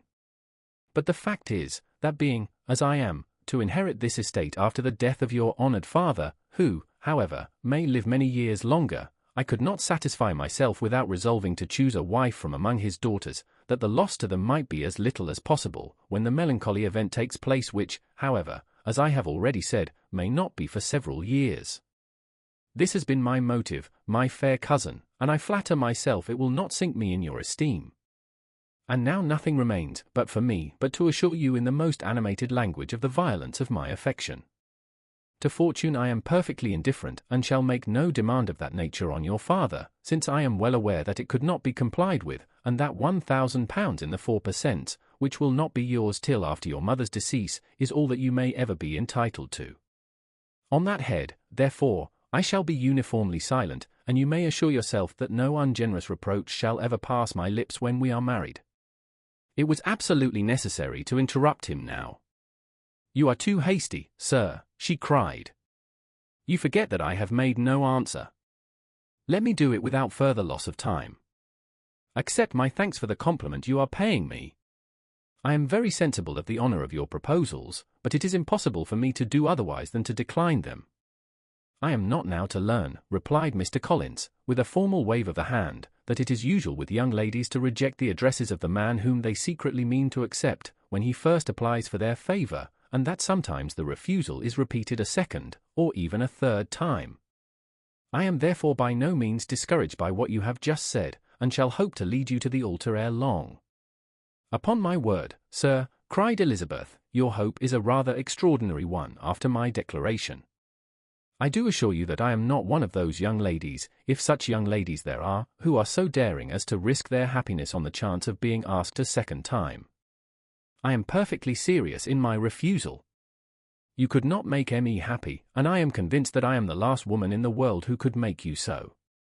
Nay, were your friend Lady Catherine to know me, I am persuaded she would find me in every respect ill-qualified for the situation." "Were it certain that Lady Catherine would think so," said Mr. Collins very gravely, "but I cannot imagine that her ladyship would at all disapprove of you. And you may be certain when I have the honor of seeing her again, I shall speak in the very highest terms of your modesty, economy, and other amiable qualification. Indeed, Mr. Collins, all praise of me will be unnecessary. You must give me leave to judge for myself, and pay me the compliment of believing what I say. I wish you very happy and very rich, and by refusing you hand, do all in my power to prevent your being otherwise. In making me the offer, you must have satisfied the delicacy of your feelings with regard to my family, and may take possession of Longbourn estate whenever it falls, without any self-reproach. This matter may be considered, therefore, as finally settled." And rising as she thus spoke, she would have quitted the room, had Mr. Collins not thus addressed her. "When I do myself the honor of speaking to you next on the subject, I shall hope to receive a more favorable answer than you have now given me, though I am far from accusing you of cruelty at present, because I know it to be the established custom of your sex to reject a man on the first application, and perhaps you have even now said as much to encourage my suit as would be consistent with the true delicacy of the female character." "Really, Mr. Collins," cried Elizabeth with some warmth, "you puzzle me exceedingly. If what I have hitherto said can appear to you in the form of encouragement, I know not how to express my refusal in such a way as to convince you of its being one. You must give me leave to flatter myself, my dear cousin, that your refusal of my addresses is merely words of course. My reasons for believing it are briefly these: it does not appear to me that my hand is unworthy your acceptance, or that the establishment I can offer would be any other than highly desirable. My situation in life, my connections with the family of de Boeuf, and my relationship to your own, are circumstances highly in my favor, and you should take it into further consideration, that in spite of your manifold attractions, it is by no means certain that another offer of marriage may ever be made you. Your portion is unhappily so small that it will in all likelihood undo the effects of your loveliness and amiable qualifications. As I must therefore conclude that you are not serious in your rejection of me, I shall choose to attribute it to your wish of increasing my love by suspense, according to the usual practice of elegant females. I do assure you, sir, that I have no pretensions whatever to that kind of elegance which consists in tormenting a respectable man. I would rather be paid the compliment of being believed sincere. I thank you again and again for the honor you have done me in your proposals, but to accept them is absolutely impossible. My feelings in every respect forbid it. Can I speak plainer? Do not consider me now as an elegant female, intending to plague you, but as a rational creature, speaking the truth from her heart. You are uniformly charming, cried he, with an air of awkward gallantry, and I am persuaded that when sanctioned by the express authority of both your excellent parents, my proposals will not fail of being acceptable.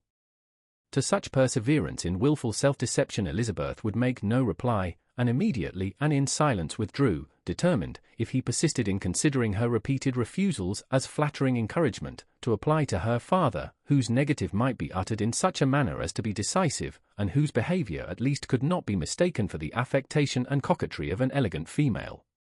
Chapter 20. Mr. Collins was not left long to the silent contemplation of his successful love, for Mrs. Bennet, having dawdled about in the vestibule to watch for the end of the conference, no sooner saw Elizabeth open the door and with quick step pass her towards the staircase, than she entered the breakfast-room, and congratulated both him and herself in warm terms on the happy prospect or their nearer connection. Mr. Collins received and returned these felicitations with equal pleasure, and then proceeded to relate the particulars of their interview, with the result of which he trusted he had every reason to be satisfied, since the refusal which his cousin had steadfastly given him would naturally flow from her bashful modesty and the genuine delicacy of her character. This information, however, startled Mrs. Bennet. She would have been glad to be equally satisfied that her daughter had meant to encourage him by protesting against his proposals, but she dared not believe it, and could not help saying so. But, depend upon it, Mr. Collins, she added, that Lizzie shall be brought to reason. I will speak to her about it directly.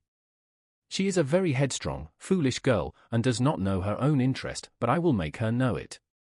Pardon me for interrupting you, madam, cried Mr. Collins, but if she is really headstrong and foolish, I know not whether she would altogether be a very desirable wife to a man in my situation, who naturally looks for happiness in the marriage state. If therefore she actually persists in rejecting my suit, perhaps it were better not to force her into accepting me, because if liable to such defects of temper, she could not contribute much to my felicity. Sir, you quite misunderstand me, said Mrs. Bennet, alarmed. Lizzie is only headstrong in such matters as these. In everything else she is as good-natured a girl as ever lived.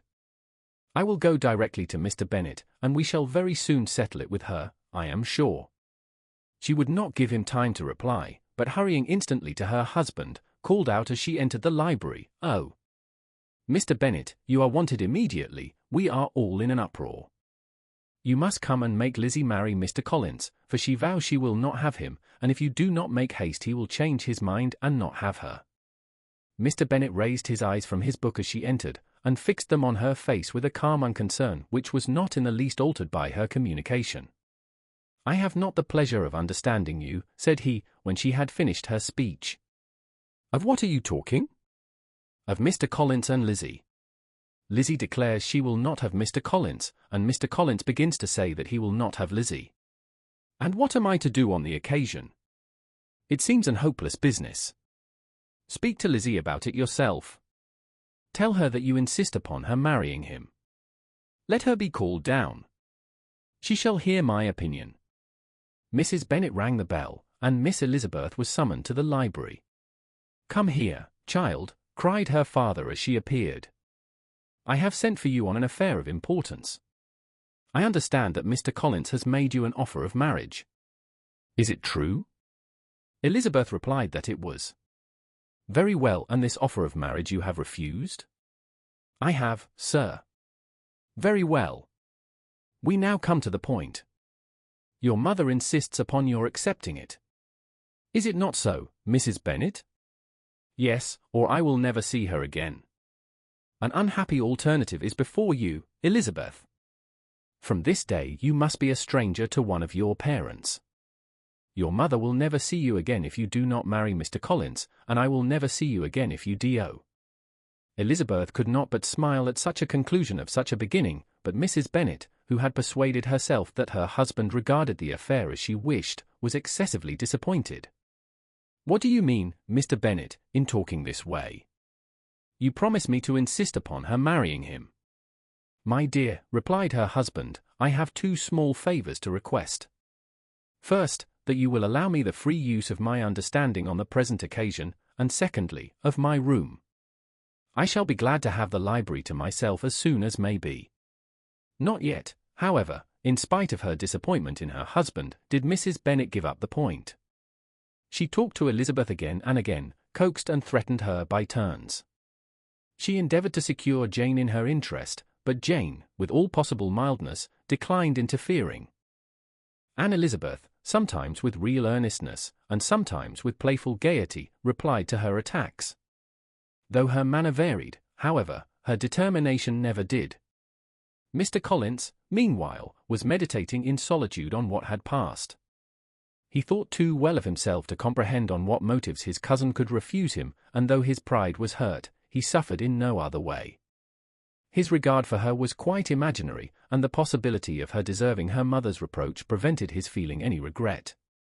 While the family were in this confusion, Charlotte Lucas came to spend the day with them. She was met in the vestibule by Lydia, who, flying to her, cried in a half-whisper, "I am glad you are come, for there is such fun here. What do you think has happened this morning?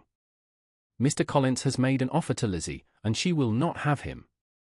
Charlotte hardly had time to answer before they were joined by Kitty, who came to tell the same news, and no sooner had they entered the breakfast-room, where Mrs. Bennet was alone, than she likewise began on the subject, calling on Miss Lucas for her compassion, and entreating her to persuade her friend Lizzie to comply with the wishes of all her family.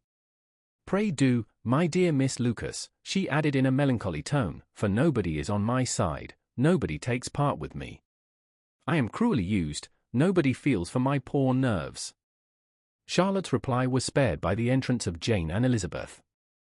"Aye, there she comes," continued Mrs. Bennet, looking as unconcerned as may be, and caring no more for us than if we were at York, provided she can have her own way. "But I tell you, Miss Lizzie, if you take it into your head to go on refusing every offer of marriage in this way, you will never get a husband at all, and I am sure I do not know who is to maintain you when your father is dead. I shall not be able to keep you, and so I warn you. I have done with you from this very day. I told you in the library, you know, that I should never speak to you again, and you will find me as good as my word. I have no pleasure in talking to undutiful children. Not that I have much pleasure, indeed, in talking to anybody. People who suffer as I do from nervous complaints can have no great inclination for talking. Nobody can tell what I suffer. But it is always so. Those who do not complain are never pitied." Her daughters listened in silence to this effusion, sensible that any attempt to reason with her or soothe her would only increase the irritation. She talked on, therefore, without interruption from any of them, till they were joined by Mr. Collins, who entered the room with an air more stately than usual, and on perceiving whom, she said to the girls, "Now, I do insist upon it, that you, all of you, hold your tongues, and let me and Mr. Collins have a little conversation together."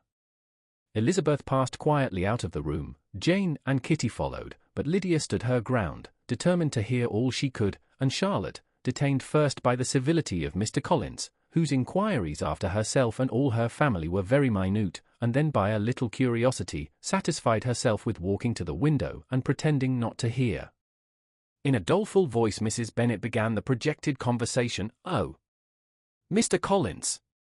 "My dear madam," replied he, "let us be forever silent on this point." "Far be it from me," he presently continued, in a voice that marked his displeasure, "to resent the behavior of your daughter.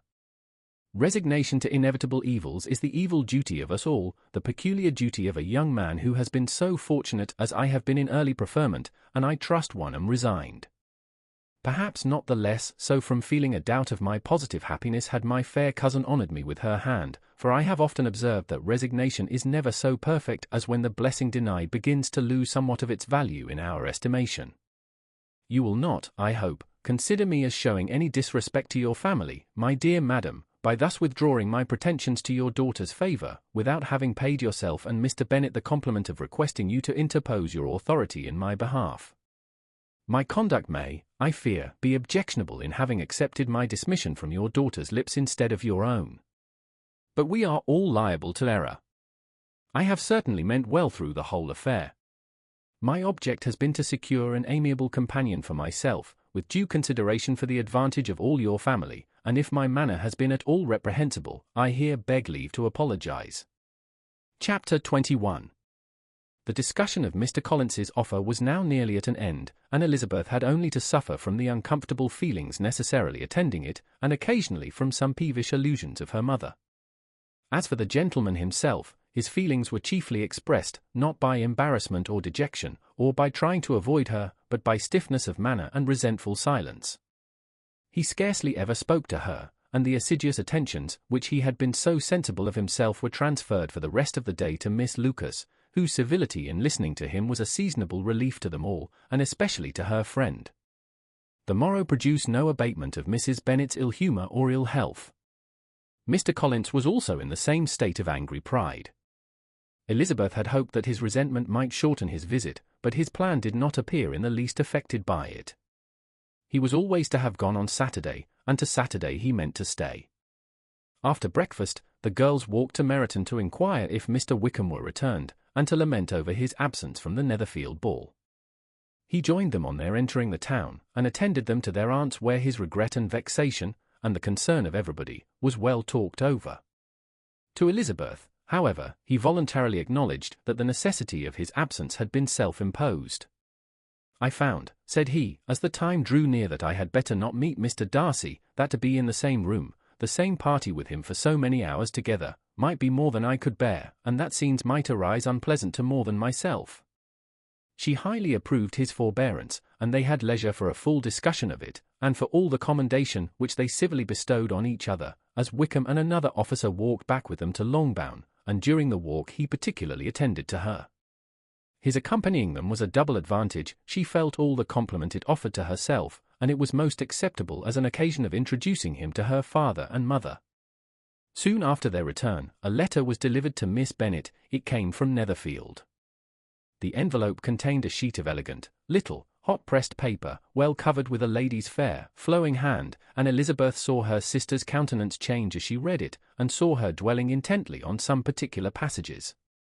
Jane recollected herself soon, and putting the letter away, tried to join with her usual cheerfulness in the general conversation, but Elizabeth felt an anxiety on the subject which drew off her attention even from Wickham, and no sooner had he and his companion taken leave, than a glance from Jane invited her to follow her upstairs.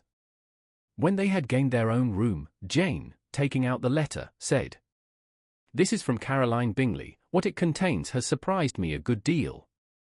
The whole party have left Netherfield by this time, and are on their way to town, and without any intention of coming back again. You shall hear what she says." She then read the first sentence aloud, which comprised the information of their having just resolved to follow their brother to town directly, and of their meaning to dine in Grosvenor Street, where Mr. Hurst had a house.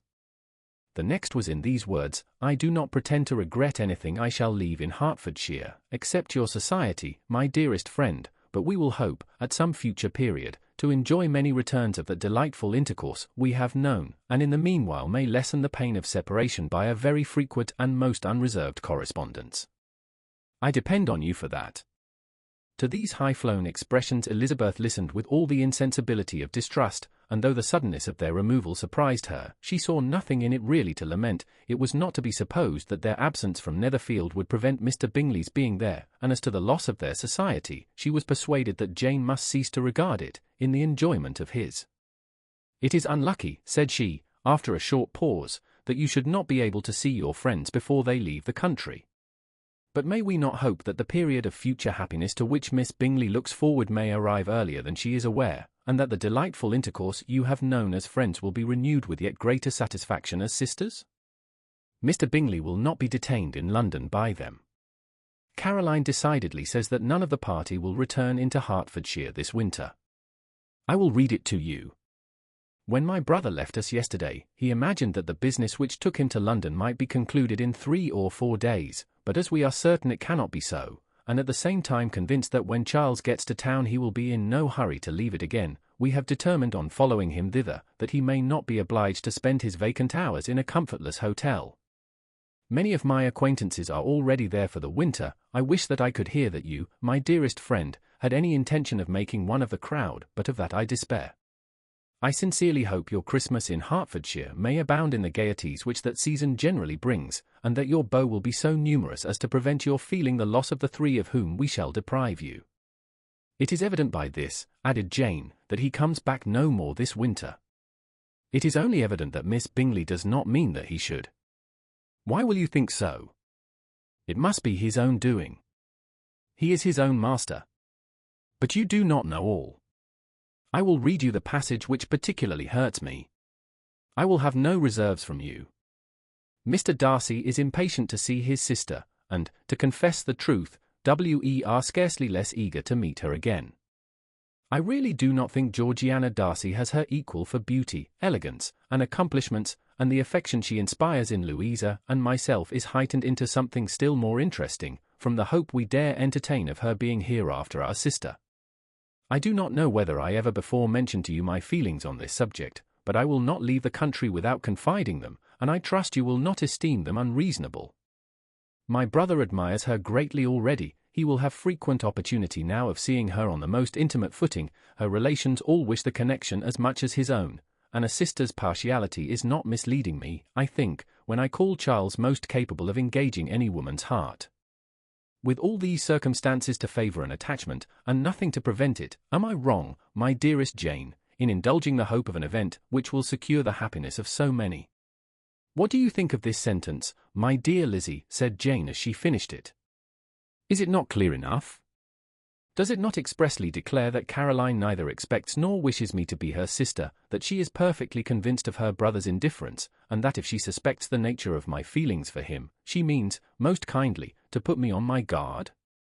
Can there be any other opinion on the subject?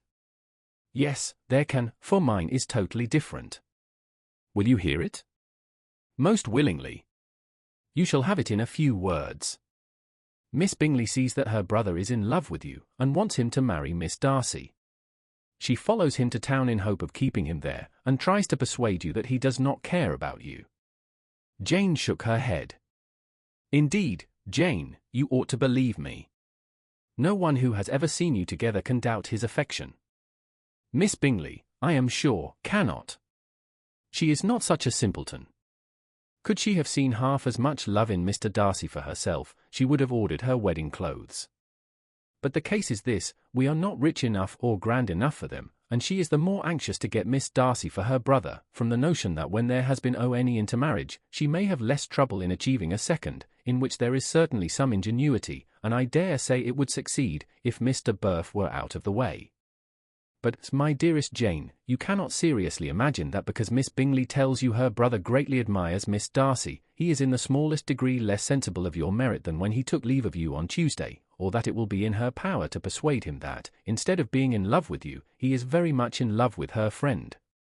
If we thought alike of Miss Bingley, replied Jane, your representation of all this might make me quite easy. But I know the foundation is unjust. Caroline is incapable of wilfully deceiving anyone, and all that I can hope in this case is that she is deceiving herself. That is right.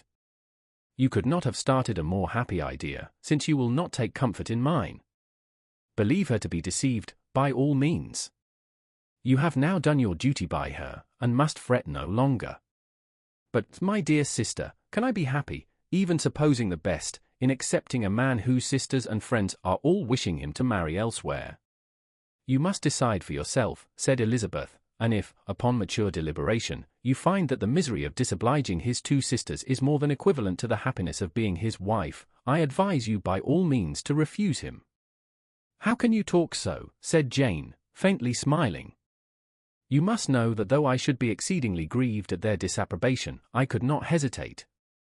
I did not think you would, and that being the case, I cannot consider your situation with much compassion. But if he returns no more this winter, my choice will never be required. 1,000 things may arise in 6 months. The idea of his returning no more Elizabeth treated with the utmost contempt. It appeared to her merely the suggestion of Caroline's interested wishes, and she could not for a moment suppose that those wishes, however openly or artfully spoken, could influence a young man so totally independent of everyone. She represented to her sister as forcibly as possible what she felt on the subject, and had soon the pleasure of seeing its happy effect. Jane's temper was not desponding, and she was gradually led to hope though the diffidence of affection sometimes overcame the hope that Bingley would return to Netherfield and answer every wish of her heart. They agreed that Mrs. Bennet should only hear of the departure of the family, without being alarmed on the score of the gentleman's conduct, but even this partial communication gave her a great deal of concern, and she bewailed it as exceedingly unlucky that the ladies should happen to go away just as they were all getting so intimate together. After lamenting it, however, at some length, she had the consolation that Mr. Bingley would be soon down again and soon dining at Longbourn, and the conclusion of all was the comfortable declaration that though he had been invited only to a family dinner, she would take care to have 2 full courses. Chapter 22. The Bennets were engaged to dine with the Lucases, and again during the chief of the day was Miss Lucas so kind as to listen to Mr. Collins. Elizabeth took an opportunity of thanking her. "It keeps him in good humour," said she, "and I am more obliged to you than I can express." Charlotte assured her friend of her satisfaction in being useful, and that it amply repaid her for the little sacrifice of her time. This was very amiable, but Charlotte's kindness extended farther than Elizabeth had any conception of. Its object was nothing else than to secure her from any return of Mr. Collins's addresses, by engaging them towards herself. Such was Miss Lucas's scheme, and appearances were so favourable, that when they parted at night, she would have felt almost secure of success if he had not been to leave Hertfordshire so very soon. But here she did injustice to the fire and independence of his character, for it led him to escape out of Longbourn House the next morning with admirable slyness, and hasten to Lucas Lodge to throw himself at her feet. He was anxious to avoid the notice of his cousins, from a conviction that if they saw him depart, they could not fail to conjecture his design, and he was not willing to have the attempt known till its success might be known likewise, for though feeling almost secure, and with reason, for Charlotte had been tolerably encouraging, he was comparatively diffident since the adventure of Wednesday. His reception, however, was of the most flattering kind. Miss Lucas perceived him from an upper window as he walked towards the house, and instantly set out to meet him accidentally in the lane. But little had she dared to hope that so much love and eloquence awaited her there.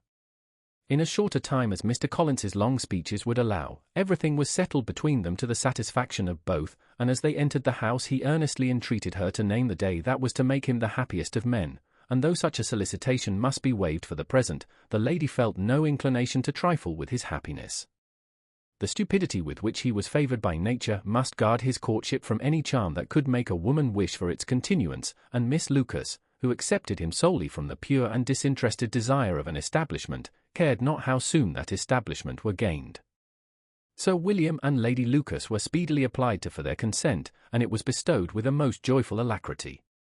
Mr. Collins's present circumstances made it a most eligible match for their daughter, to whom they could give little fortune, and his prospects of future wealth were exceedingly fair. Lady Lucas began directly to calculate, with more interest than the matter had ever excited before, how many years longer Mr. Bennet was likely to live, and Sir William gave it as his decided opinion, that whenever Mr. Collins should be in possession of the Longbourn estate, it would be highly expedient that both he and his wife should make their appearance at St. James's. The whole family, in short, were properly overjoyed on the occasion. The younger girls formed hopes of coming out a year or 2 sooner than they might otherwise have done, and the boys were relieved from their apprehension of Charlotte's dying an old maid. Charlotte herself was tolerably composed. She had gained her point, and had time to consider of it. Her reflections were in general satisfactory. Mr. Collins, to be sure, was neither sensible nor agreeable, his society was irksome, and his attachment to her must be imaginary. But still he would be her husband. Without thinking highly either of men or matrimony, marriage had always been her object. It was the only provision for well-educated young women of small fortune, and however uncertain of giving happiness, must be their pleasantest preservative from want. This preservative she had now obtained, and at the age of 27, without having ever been handsome, she felt all the good luck of it. The least agreeable circumstance in the business was the surprise it must occasion to Elizabeth Bennet, whose friendship she valued beyond that of any other person. Elizabeth would wonder, and probably would blame her, and though her resolution was not to be shaken, her feelings must be hurt by such a disapprobation. She resolved to give her the information herself, and therefore charged Mr. Collins, when he returned to Longbourn to dinner, to drop no hint of what had passed before any of the family. A promise of secrecy was of course very dutifully given, but it could not be kept without difficulty, for the curiosity excited by his long absence burst forth in such very direct questions on his return as required some ingenuity to evade, and he was at the same time exercising great self-denial, for he was longing to publish his prosperous love. As he was to begin his journey too early on the morrow to see any of the family, the ceremony of leave-taking was performed when the ladies moved for the night, and Mrs. Bennet, with great politeness and cordiality, said how happy they should be to see him at Longbourn again, whenever his engagements might allow him to visit them. "My dear madam," he replied, "this invitation is particularly gratifying, because it is what I have been hoping to receive, and you may be very certain that I shall avail myself of it as soon as possible." They were all astonished, and Mr. Bennet, who could by no means wish for so speedy a return, immediately said, "But is there not danger of Lady Catherine's disapprobation here, my good sir? You had better neglect your relations than run the risk of offending your patroness." "My dear sir," replied Mr. Collins, "I am particularly obliged to you for this friendly caution, and you may depend upon my not taking so material a step without her ladyship's concurrence. You cannot be too much upon your guard. Risk anything rather than her displeasure, and if you find it likely to be raised by your coming to us again, which I should think exceedingly probable, stay quietly at home, and be satisfied that W.E. shall take no offence. Believe me, my dear sir, my gratitude is warmly excited by such affectionate attention, and depend upon it, you will speedily receive from me a letter of thanks for this, and for every other mark of your regard during my stay in Hertfordshire.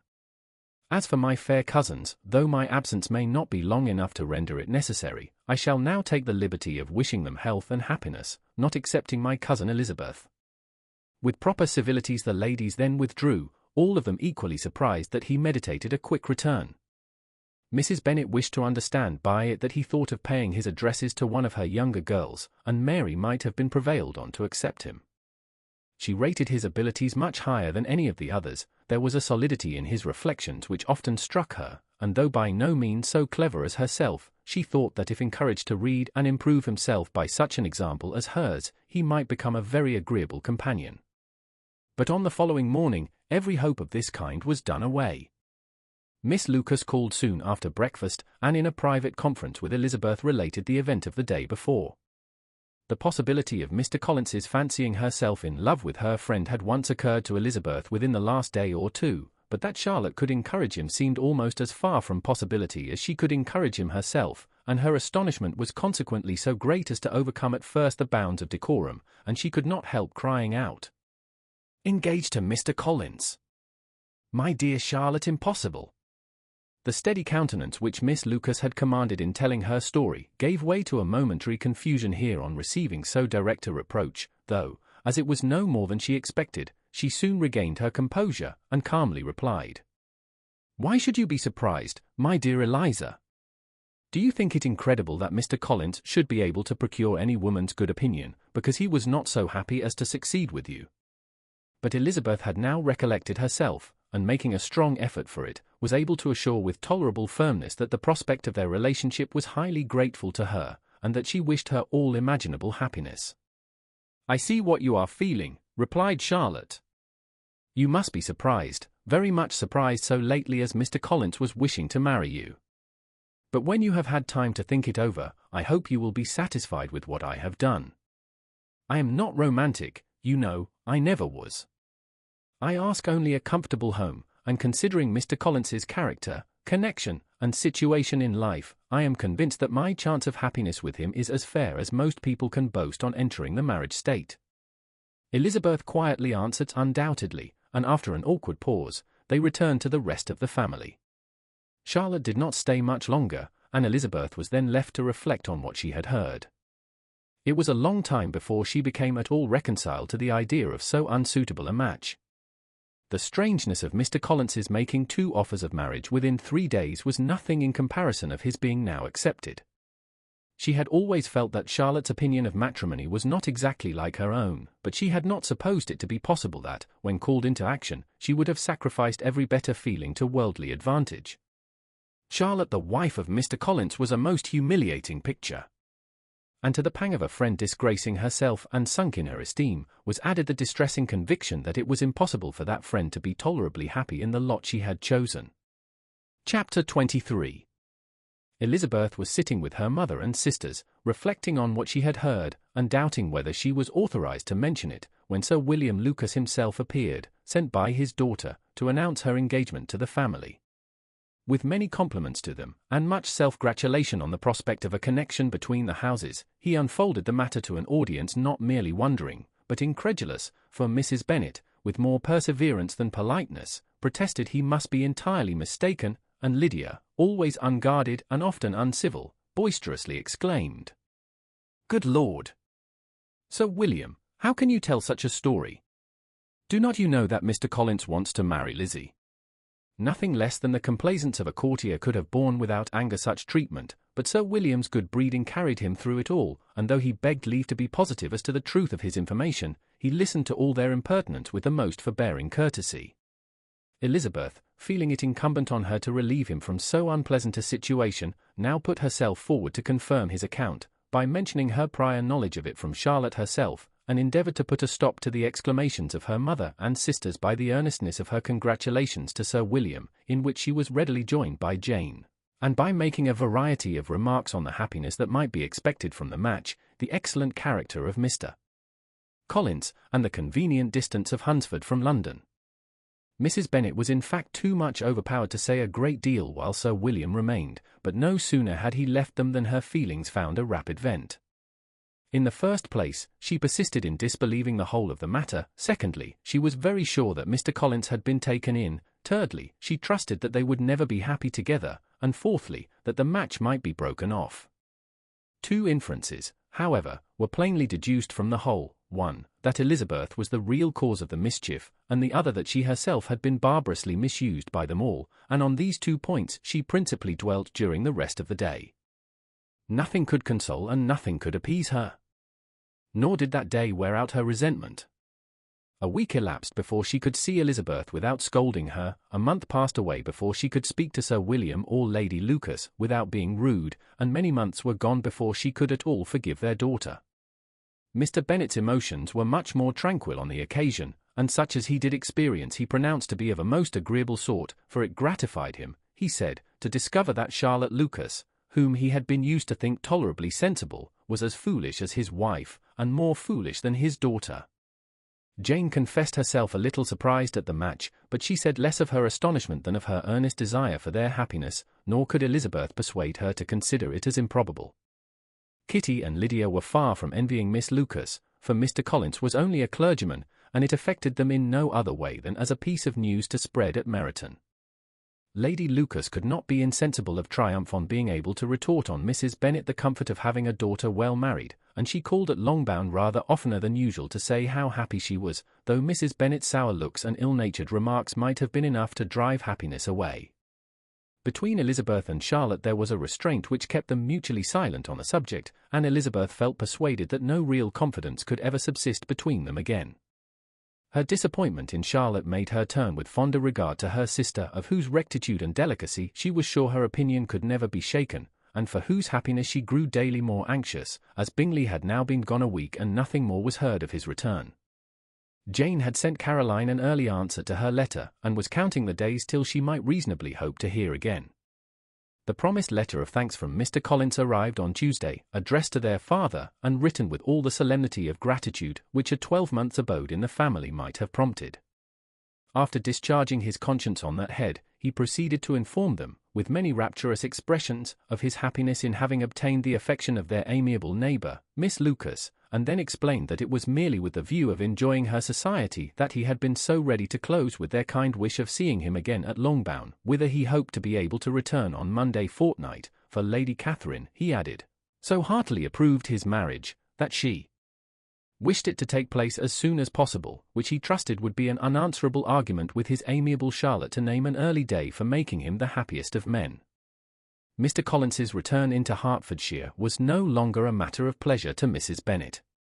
On the contrary, she was as much disposed to complain of it as her husband.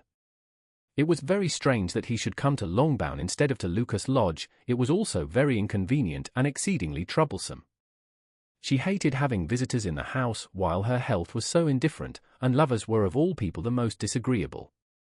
Such were the gentle murmurs of Mrs. Bennet, and they gave way only to the greater distress of Mr. Bingley's continued absence.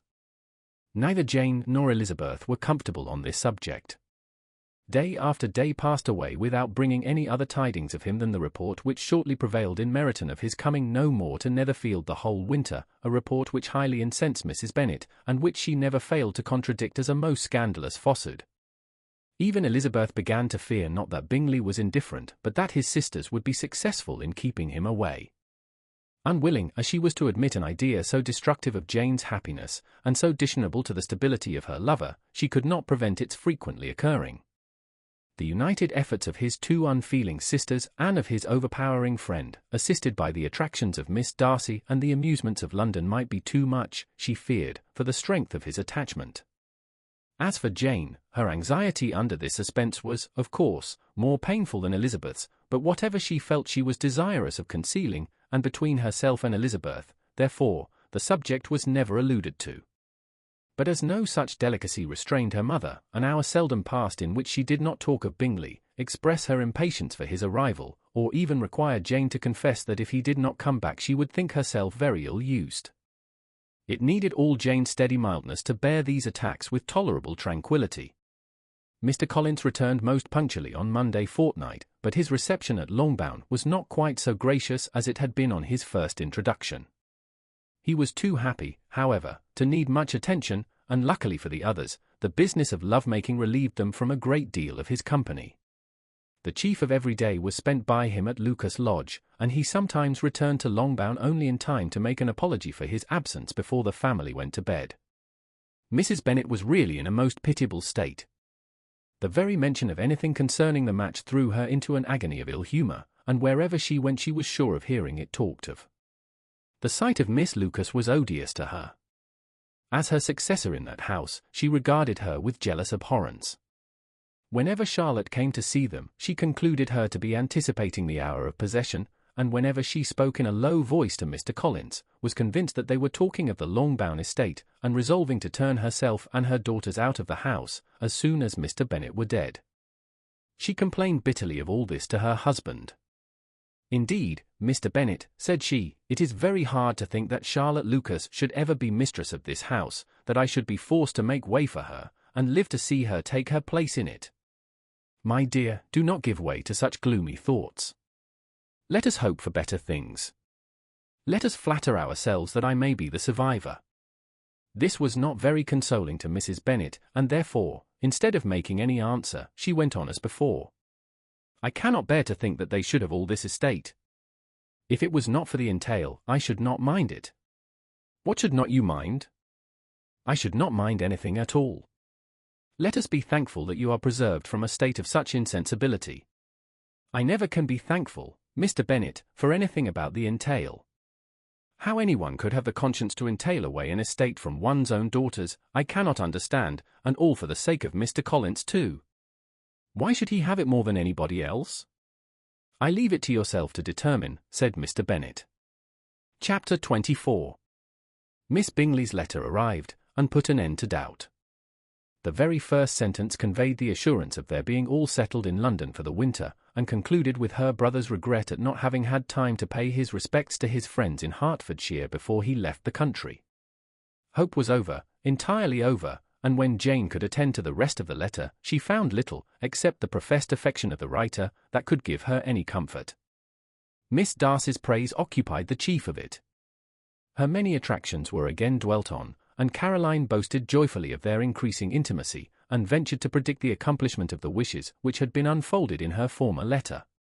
She wrote also with great pleasure of her brother's being an inmate of Mr. Darcy's house, and mentioned with rapture some plans of the latter with regard to new furniture.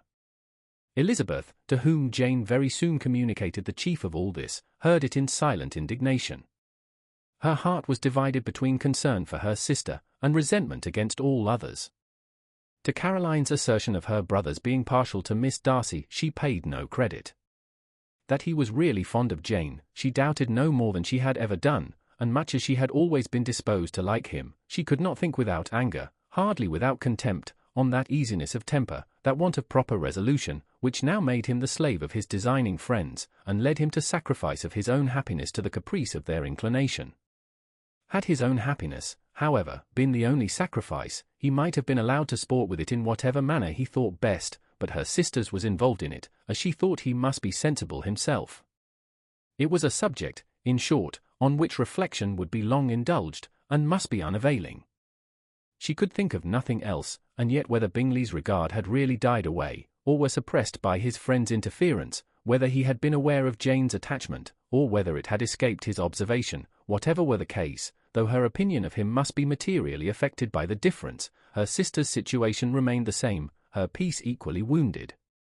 A day or two passed before Jane had courage to speak of her feelings to Elizabeth, but at last, on Mrs. Bennet's leaving them together, after a longer irritation than usual about Netherfield and its master, she could not help saying, "Oh, that my dear mother had more command over herself. She can have no idea of the pain she gives me by her continual reflections on him. But I will not repine. It cannot last long. He will be forgot, and we shall all be as we were before." Elizabeth looked at her sister with incredulous solicitude, but said nothing.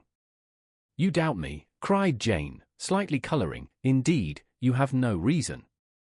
He may live in my memory as the most amiable man of my acquaintance, but that is all. I have nothing either to hope or fear, and nothing to reproach him with. Thank God! I have not that pain. A little time, therefore I shall certainly try to get the better." With a stronger voice she soon added, "I have this comfort immediately, that it has not been more than an error of fancy on my side, and that it has done no harm to anyone but myself." "My dear Jane," exclaimed Elizabeth, "you are too good. Your sweetness and disinterestedness are really angelic. I do not know what to say to you. I feel as if I had never done you justice, or loved you as you deserve." Miss Bennet eagerly disclaimed all extraordinary merit, and threw back the praise on her sister's warm affection. "Nay," said Elizabeth, "this is not fair. You wish to think all the world respectable, and are hurt if I speak ill of anybody. I only want to think you perfect, and you set yourself against it. Do not be afraid of my running into any excess, of my encroaching on your privilege of universal goodwill. You need not. There are few people whom I really love, and still fewer of whom I think well. The more I see of the world, the more am I dissatisfied with it, and every day confirms my belief of the inconsistency of all human characters, and of the little dependence that can be placed on the appearance of merit or sense. I have met with two instances lately, one I will not mention, the other is Charlotte's marriage. It is unaccountable. In every view it is unaccountable. My dear Lizzie, do not give way to such feelings as these. They will ruin your happiness. You do not make allowance enough for difference of situation and temper. Consider Mr. Collins's respectability, and Charlotte's steady, prudent character. Remember that she is one of a large family, that as to fortune, it is a most eligible match, and be ready to believe, for everybody's sake, that she may feel something like regard and esteem for our cousin. To oblige you, I would try to believe almost anything, but no one else could be benefited by such a belief as this, for were I persuaded that Charlotte had any regard for him, I should only think worse of her understanding than I now do of her heart. My dear Jane, Mr. Collins is a conceited, pompous, narrow-minded, silly man. You know he is, as well as I do, and you must feel, as well as I do, that the woman who married him cannot have a proper way of thinking. You shall not defend her, though it is Charlotte Lucas. You shall not, for the sake of one individual, change the meaning of principle and integrity, nor endeavour to persuade yourself or me that selfishness is prudence, and insensibility of danger security for happiness. I must think your language too strong in speaking of both, replied Jane, and I hope you will be convinced of it by seeing them happy together. But enough of this. You alluded to something else. You mentioned TWO instances. I cannot misunderstand you, but I entreat you, dear Lizzie, not to pain me by thinking that person to blame, and saying your opinion of him is sunk. We must not be so ready to fancy ourselves intentionally injured. We must not expect a lively young man to be always so guarded and circumspect. It is very often nothing but our own vanity that deceives us. Women fancy admiration means more than it does. And men take care that they should. If it is designedly done, they cannot be justified, but I have no idea of there being so much design in the world as some persons imagine. "I am far from attributing any part of Mr. Bingley's conduct to design," said Elizabeth, "but without scheming to do wrong, or to make others unhappy, there may be error, and there may be misery. Thoughtlessness, want of attention to other people's feelings, and want of resolution, will do the business." "And do you impute it to either of those?" "Yes, to the last. But if I go on, I shall displease you by saying what I think of persons you esteem. Stop me whilst you can. You persist, then, in supposing his sisters influence him?" "Yes, in conjunction with his friend." "I cannot believe it. Why should they try to influence him? They can only wish his happiness, and if he is attached to me, no other woman can secure it. Your first position is false. They may wish many things besides his happiness, they may wish his increase of wealth and consequence, they may wish him to marry a girl who has all the importance of money, great connections, and pride. Beyond a doubt, they do wish him to choose Miss Darcy," replied Jane, "but this may be from better feelings than you are supposing. They have known her much longer than they have known me, no wonder if they love her better. But, whatever may be their own wishes, it is very unlikely they should have opposed their brothers. What sister would think herself at liberty to do it, unless there were something very objectionable? If they believed him attached to me, they would not try to part us. If he were so, they could not succeed. By supposing such an affection, you make everybody acting unnaturally and wrong, and me most unhappy. Do not distress me by the idea. I am not ashamed of having been mistaken, or, at least, it is light, it is nothing in comparison of what I should feel in thinking ill of him or his sisters. Let me take it in the best light, in the light in which it may be understood. Elizabeth could not oppose such a wish, and from this time Mr. Bingley's name was scarcely ever mentioned between them. Mrs. Bennet still continued to wonder and repine at his returning no more, and though a day seldom passed in which Elizabeth did not account for it clearly, there was little chance of her ever considering it with less perplexity. Her daughter endeavoured to convince her of what she did not believe herself, that his attentions to Jane had been merely the effect of a common and transient liking, which ceased when he saw her no more, but though the probability of the statement was admitted at the time, she had the same story to repeat every day. Mrs. Bennet's best comfort was that Mr. Bingley must be down again in the summer. Mr. Bennet treated the matter differently. "So, Lizzie," said he one day, "your sister is crossed in love, I find. I congratulate her. Next to being married, a girl likes to be crossed a little in love now and then. It is something to think of, and it gives her a sort of distinction among her companions. When is your turn to come? You will hardly bear to be long outdone by Jane. Now is your time. Here are officers enough in Meryton to disappoint all the young ladies in the country. Let Wickham be your man. He is a pleasant fellow, and would jilt you creditably. Thank you, sir, but a less agreeable man would satisfy me. We must not all expect Jane's good fortune." "True," said Mr. Bennet, "but it is a comfort to think that whatever of that kind may befall you, you have an affectionate mother who will make the most of it." Mr. Wickham's society was of material service in dispelling the gloom which the late perverse occurrences had thrown on many of the Longbourn family. They saw him often, and to his other recommendations was now added that of general unreserve. The whole of what Elizabeth had already heard, his claims on Mr. Darcy, and all that he had suffered from him, was now openly acknowledged and publicly canvassed, and everybody was pleased to know how much they had always disliked Mr. Darcy before they had known anything of the matter. Miss Bennet was the only creature who could suppose there might be any extenuating circumstances in the case. Unknown to the society of Hertfordshire, her mild and steady candour always pleaded for allowances, and urged the possibility of mistakes, but by everybody else Mr. Darcy was condemned as the worst of men. Chapter 25. After a week spent in professions of love and schemes of felicity, Mr. Collins was called from his amiable Charlotte by the arrival of Saturday. The pain of separation, however, might be alleviated on his side by preparations for the reception of his bride, as he had reason to hope that shortly after his return into Hertfordshire, the day would be fixed that was to make him the happiest of men. He took leave of his relations at Longbourn with as much solemnity as before, wished his fair cousin's health and happiness again, and promised their father another letter of thanks.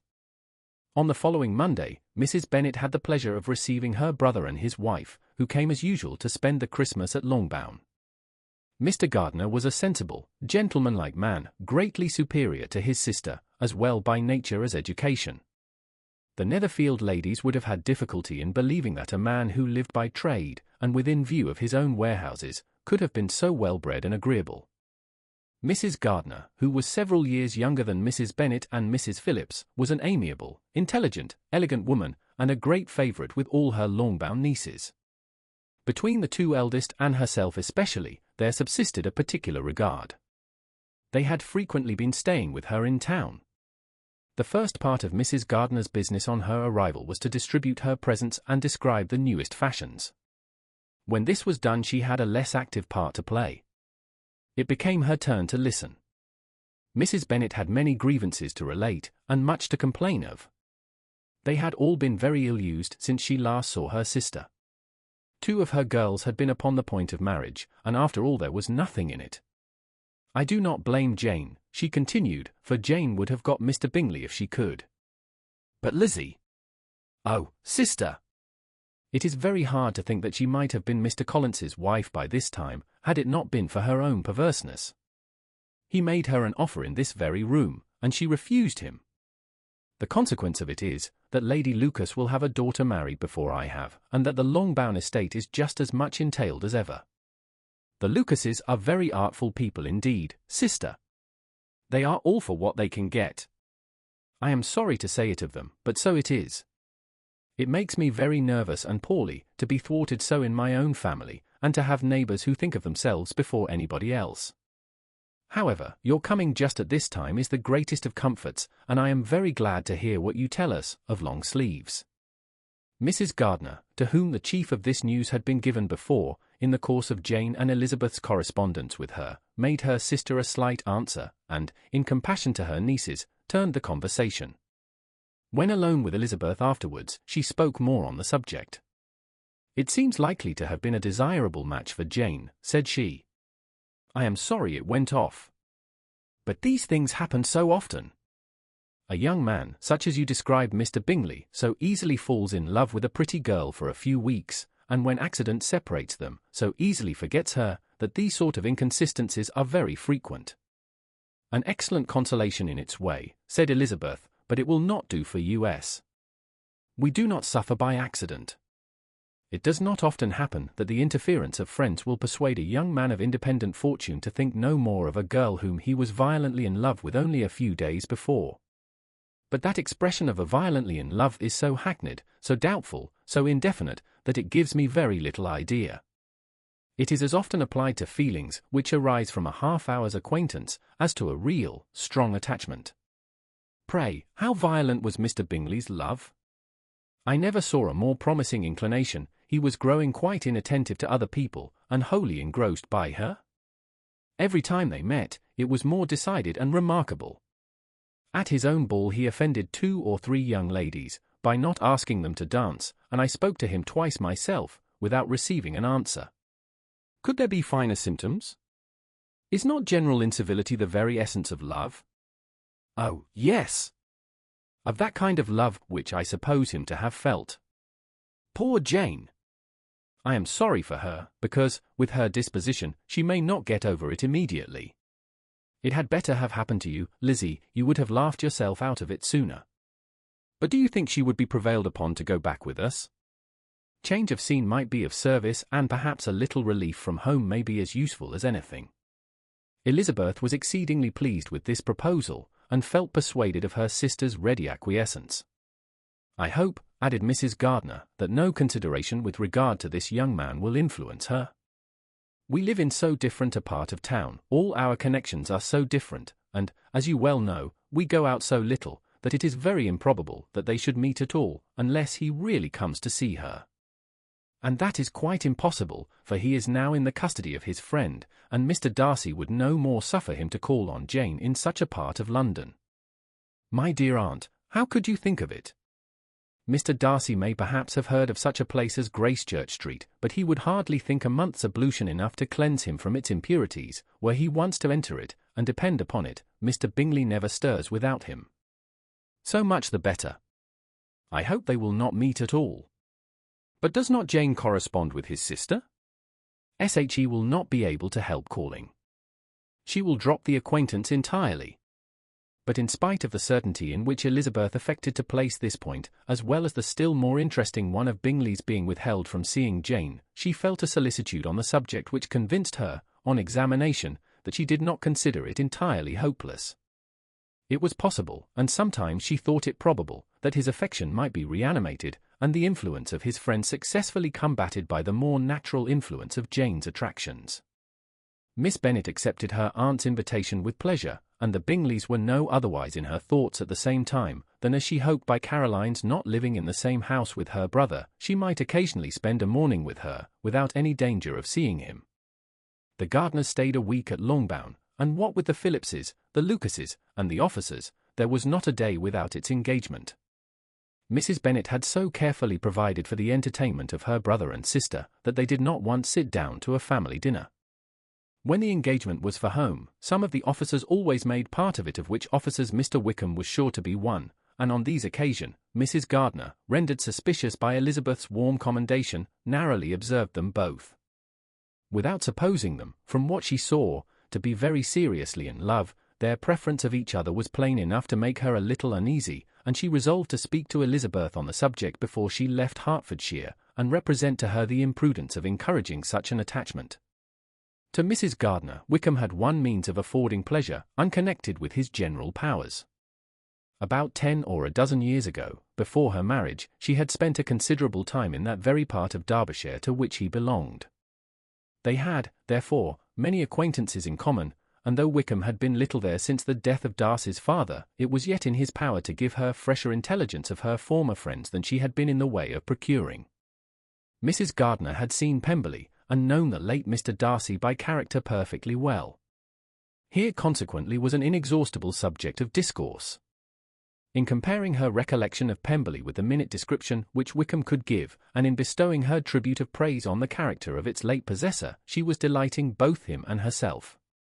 On being made acquainted with the present Mr. Darcy's treatment of him, she tried to remember some of the gentleman's reputed disposition when quite a lad which might agree with it, and was confident at last that she recollected having heard Mr. Fitzwilliam Darcy formerly spoken of as a very proud, ill-natured boy. Chapter 26. Mrs. Gardiner's caution to Elizabeth was punctually and kindly given on the first favourable opportunity of speaking to her alone. After honestly telling her what she thought, she thus went on. You are too sensible a girl, Lizzie, to fall in love merely because you are warned against it, and, therefore, I am not afraid of speaking openly. Seriously, I would have you be on your guard. Do not involve yourself or endeavour to involve him in an affection which the want of fortune would make so very imprudent.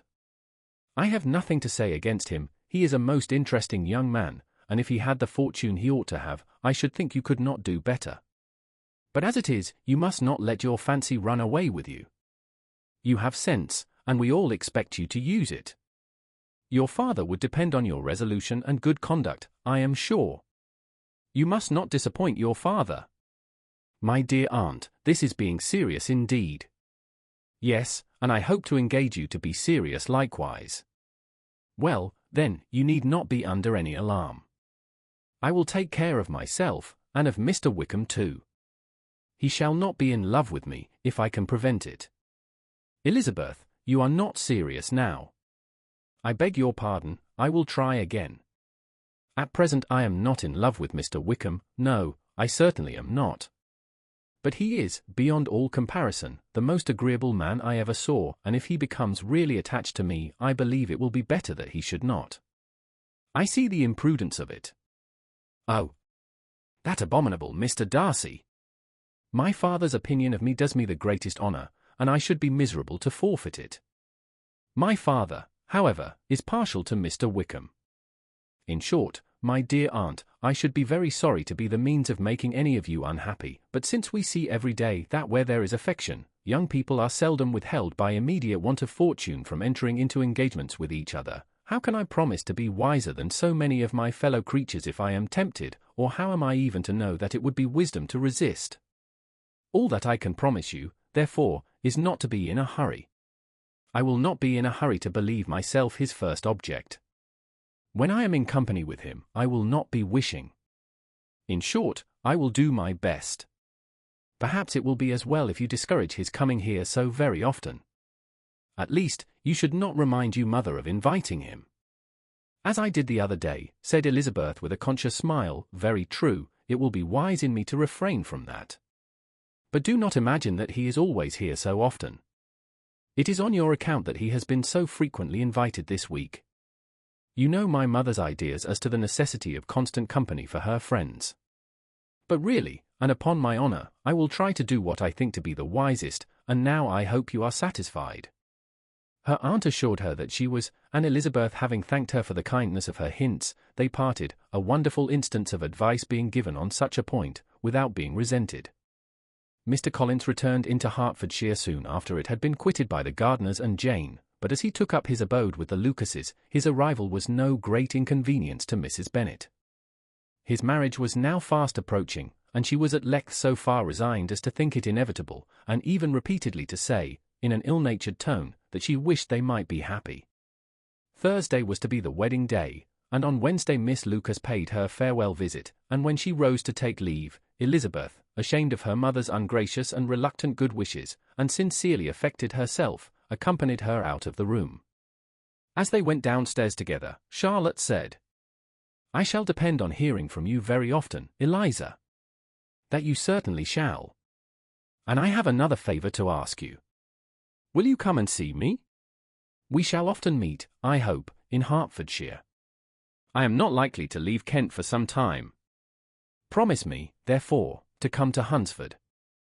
Elizabeth could not refuse, though she foresaw little pleasure in the visit. "My father and Maria are coming to me in March," added Charlotte, "and I hope you will consent to be of the party." "Indeed, Eliza, you will be as welcome as either of them." The wedding took place, the bride and bridegroom set off for Kent from the church door, and everybody had as much to say, or to hear, on the subject as usual. Elizabeth soon heard from her friend, and their correspondence was as regular and frequent as it had ever been. That it should be equally unreserved was impossible. Elizabeth could never address her without feeling that all the comfort of intimacy was over, and though determined not to slacken as a correspondent, it was for the sake of what had been, rather than what was. Charlotte's first letters were received with a good deal of eagerness. There could not but be curiosity to know how she would speak of her new home, how she would like Lady Catherine, and how happy she would dare pronounce herself to be, though, when the letters were read, Elizabeth felt that Charlotte expressed herself on every point exactly as she might have foreseen. She wrote cheerfully, seemed surrounded with comforts, and mentioned nothing which she could not praise. The house, furniture, neighbourhood, and roads were all to her taste, and Lady Catherine's behaviour was most friendly and obliging. It was Mr. Collins's picture of Hunsford and Rosings rationally softened, and Elizabeth perceived that she must wait for her own visit there to know the rest. Jane had already written a few lines to her sister to announce their safe arrival in London, and when she wrote again, Elizabeth hoped it would be in her power to say something of the Bingleys. Her impatience for this second letter was as well rewarded as impatience generally is. Jane had been a week in town without either seeing or hearing from Caroline. She accounted for it, however, by supposing that her last letter to her friend from Longbourn had by some accident been lost. "My aunt," she continued, "is going tomorrow into that part of the town, and I shall take the opportunity of calling in Grosvenor Street." She wrote again when the visit was paid, and she had seen Miss Bingley. "I did not think Caroline in spirits," were her words, "but she was very glad to see me, and reproached me for giving her no notice of my coming to London. I was right, therefore, my last letter had never reached her. I inquired after their brother, of course. He was well, but so much engaged with Mr. Darcy that they scarcely ever saw him. I found that Miss Darcy was expected to dinner. I wish I could see her. My visit was not long, as Caroline and Mrs. Hurst were going out. I dare say I shall see them soon here." Elizabeth shook her head over this letter. It convinced her that accident only could discover to Mr. Bingley her sister's being in town. For weeks passed away, and Jane saw nothing of him. She endeavoured to persuade herself that she did not regret it, but she could no longer be blind to Miss Bingley's inattention. After waiting at home every morning for a fortnight, and inventing every evening a fresh excuse for her, the visitor did at last appear, but the shortness of her stay, and yet more, the alteration of her manner would allow Jane to deceive herself no longer. The letter which she wrote on this occasion to her sister will prove what she felt. My dearest Lizzie will, I am sure, be incapable of triumphing in her better judgment, at my expense, when I confess myself to have been entirely deceived in Miss Bingley's regard for me. But, my dear sister, though the event has proved you right, do not think me obstinate if I still assert that, considering what her behaviour was, my confidence was as natural as your suspicion. I do not at all comprehend her reason for wishing to be intimate with me, but if the same circumstances were to happen again, I am sure I should be deceived again. Caroline did not return my visit till yesterday, and not a note, not a line, did I receive in the meantime. When she did come, it was very evident that she had no pleasure in it. She made a slight, formal apology for not calling before, said not a word of wishing to see me again, and was in every respect so altered a creature, that when she went away I was perfectly resolved to continue the acquaintance no longer. I pity, though I cannot help blaming her. She was very wrong in singling me out as she did. I can safely say that every advance to intimacy began on her side. But I pity her, because she must feel that she has been acting wrong, and because I am very sure that anxiety for her brother is the cause of it. I need not explain myself farther, and though we know this anxiety to be quite needless, yet if she feels it, it will easily account for her behaviour to me, and so deservedly dear as he is to his sister, whatever anxiety she must feel on his behalf is natural and amiable. I cannot but wonder, however, at her having any such fears now, because, if he had at all cared about me, we must have met, long ago. He knows of my being in town, I am certain, from something she said herself, and yet it would seem, by her manner of talking, as if she wanted to persuade herself that he is really partial to Miss Darcy. I cannot understand it. If I were not afraid of judging harshly, I should be almost tempted to say that there is a strong appearance of duplicity in all this.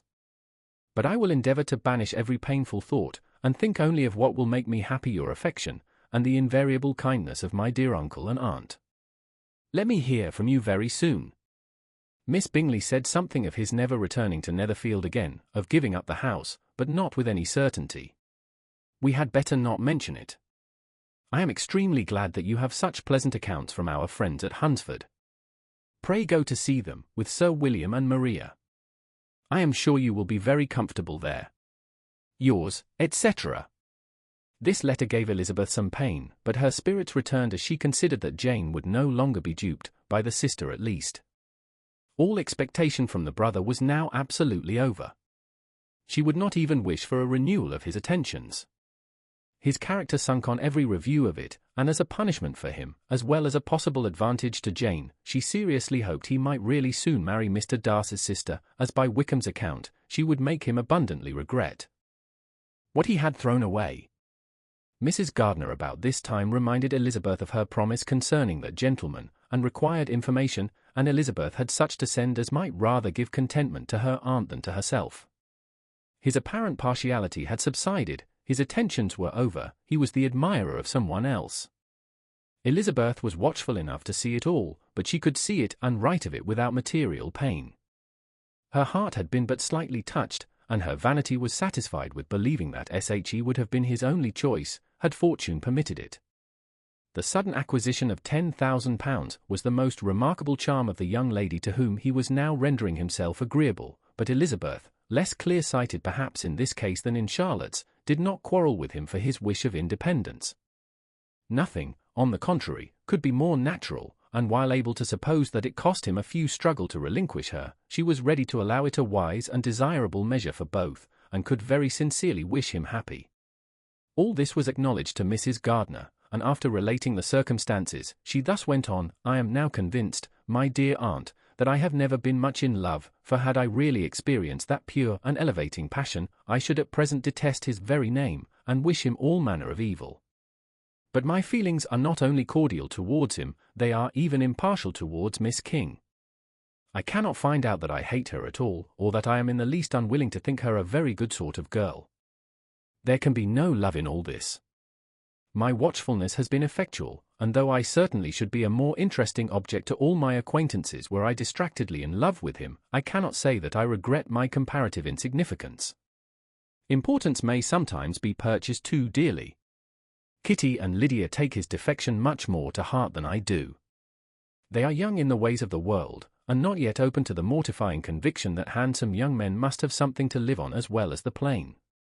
Chapter 27. With no greater events than these in the Longbourn family, and otherwise diversified by little beyond the walks to Meryton, sometimes dirty and sometimes cold, did January and February pass away. March was to take Elizabeth to Hunsford.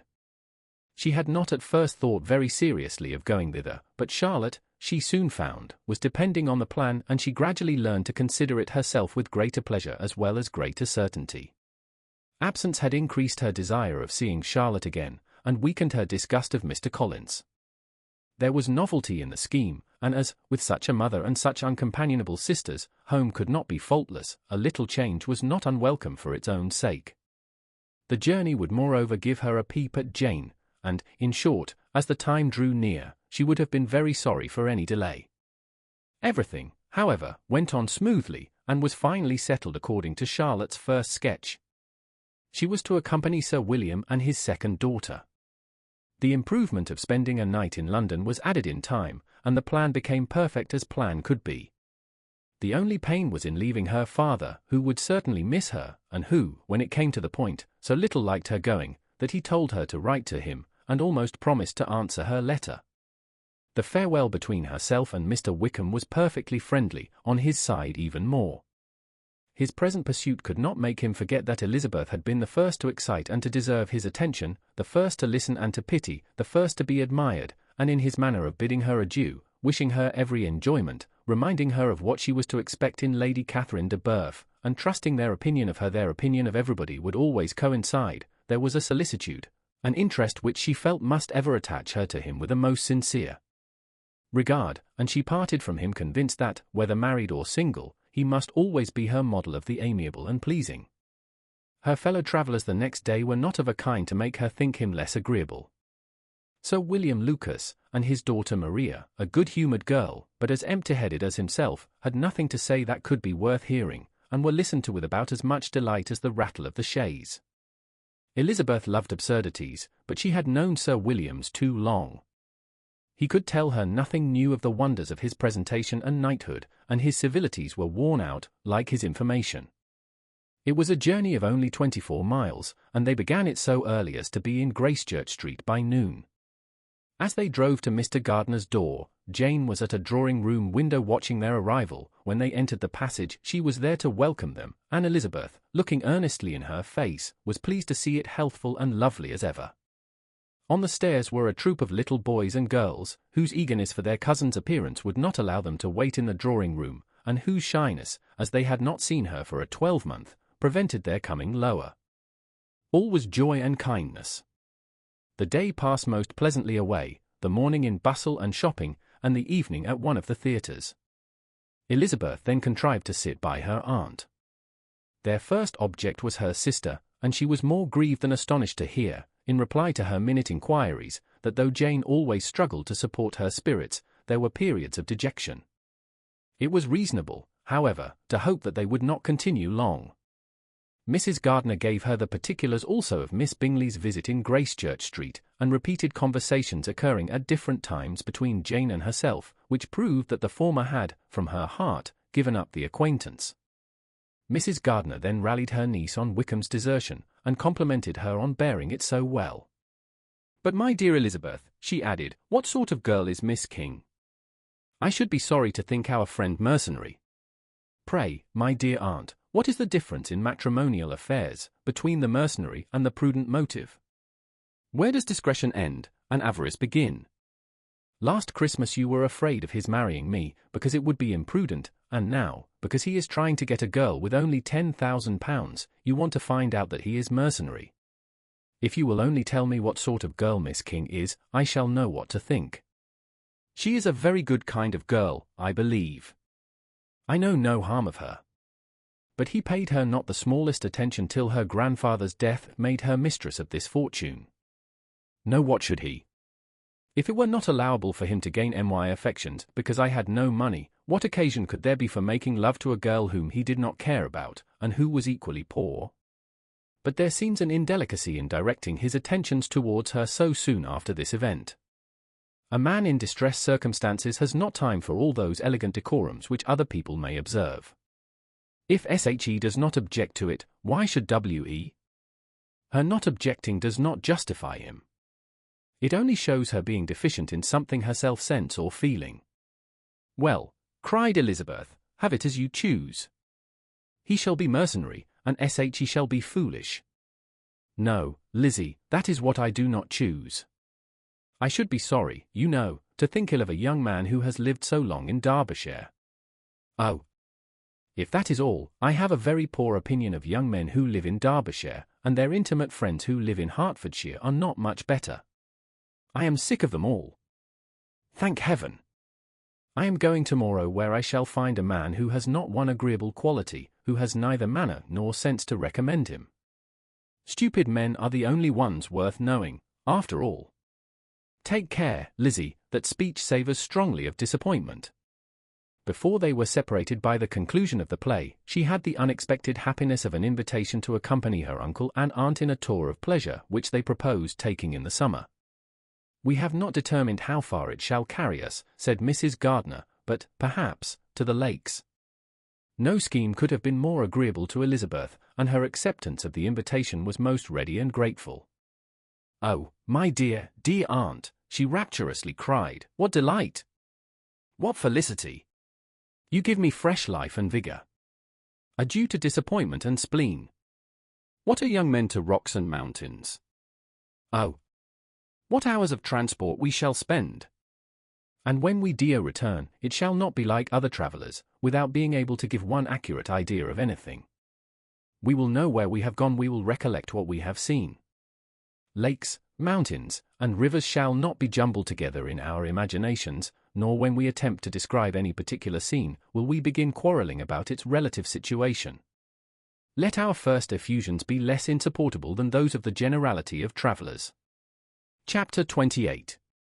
Every object in the next day's journey was new and interesting to Elizabeth, and her spirits were in a state of enjoyment, for she had seen her sister looking so well as to banish all fear for her health, and the prospect of her northern tour was a constant source of delight.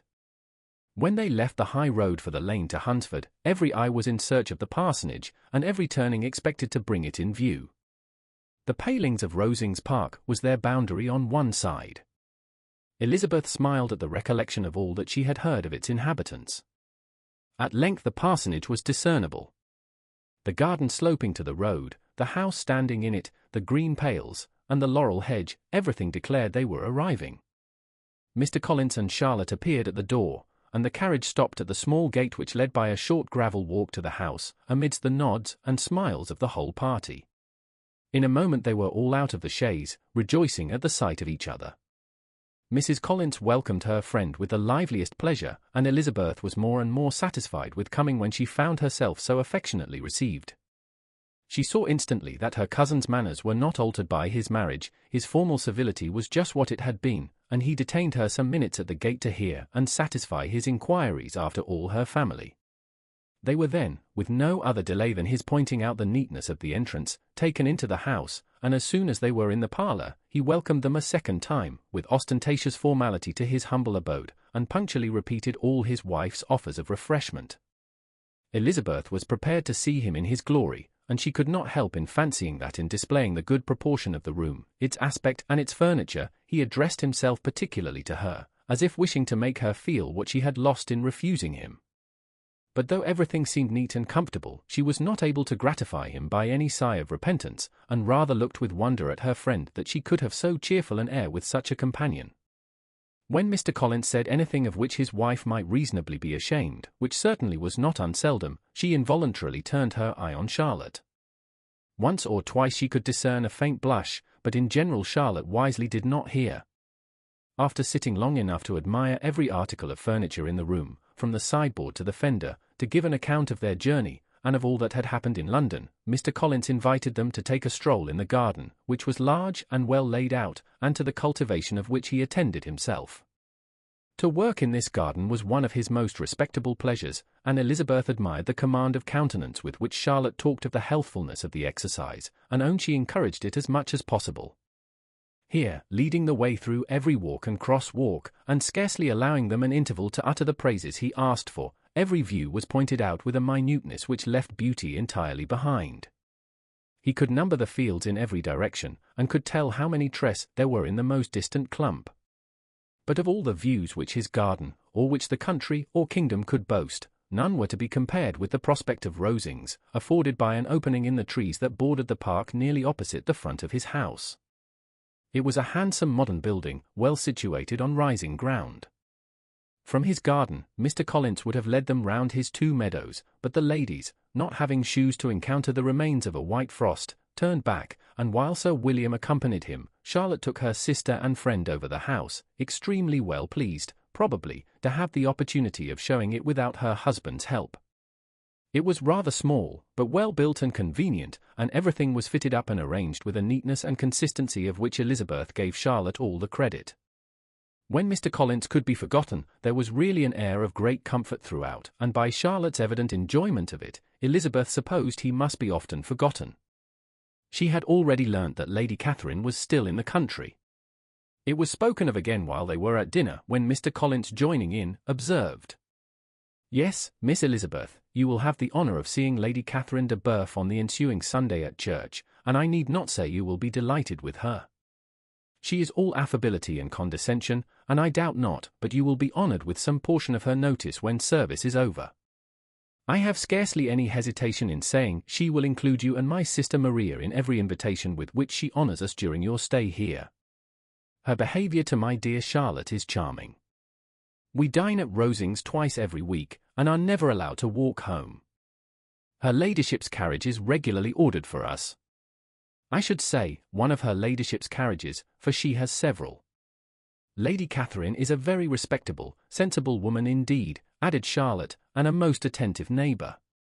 "Very true, my dear, that is exactly what I say. She is the sort of woman whom one cannot regard with too much deference." The evening was spent chiefly in talking over Hertfordshire news, and telling again what had already been written, and when it closed, Elizabeth, in the solitude of her chamber, had to meditate upon Charlotte's degree of contentment, to understand her address in guiding, and composure in bearing with, her husband, and to acknowledge that it was all done very well. She had also to anticipate how her visit would pass, the quiet tenor of their usual employments, the vexatious interruptions of Mr. Collins, and the gaieties of their intercourse with Rosings. A lively imagination soon settled it all.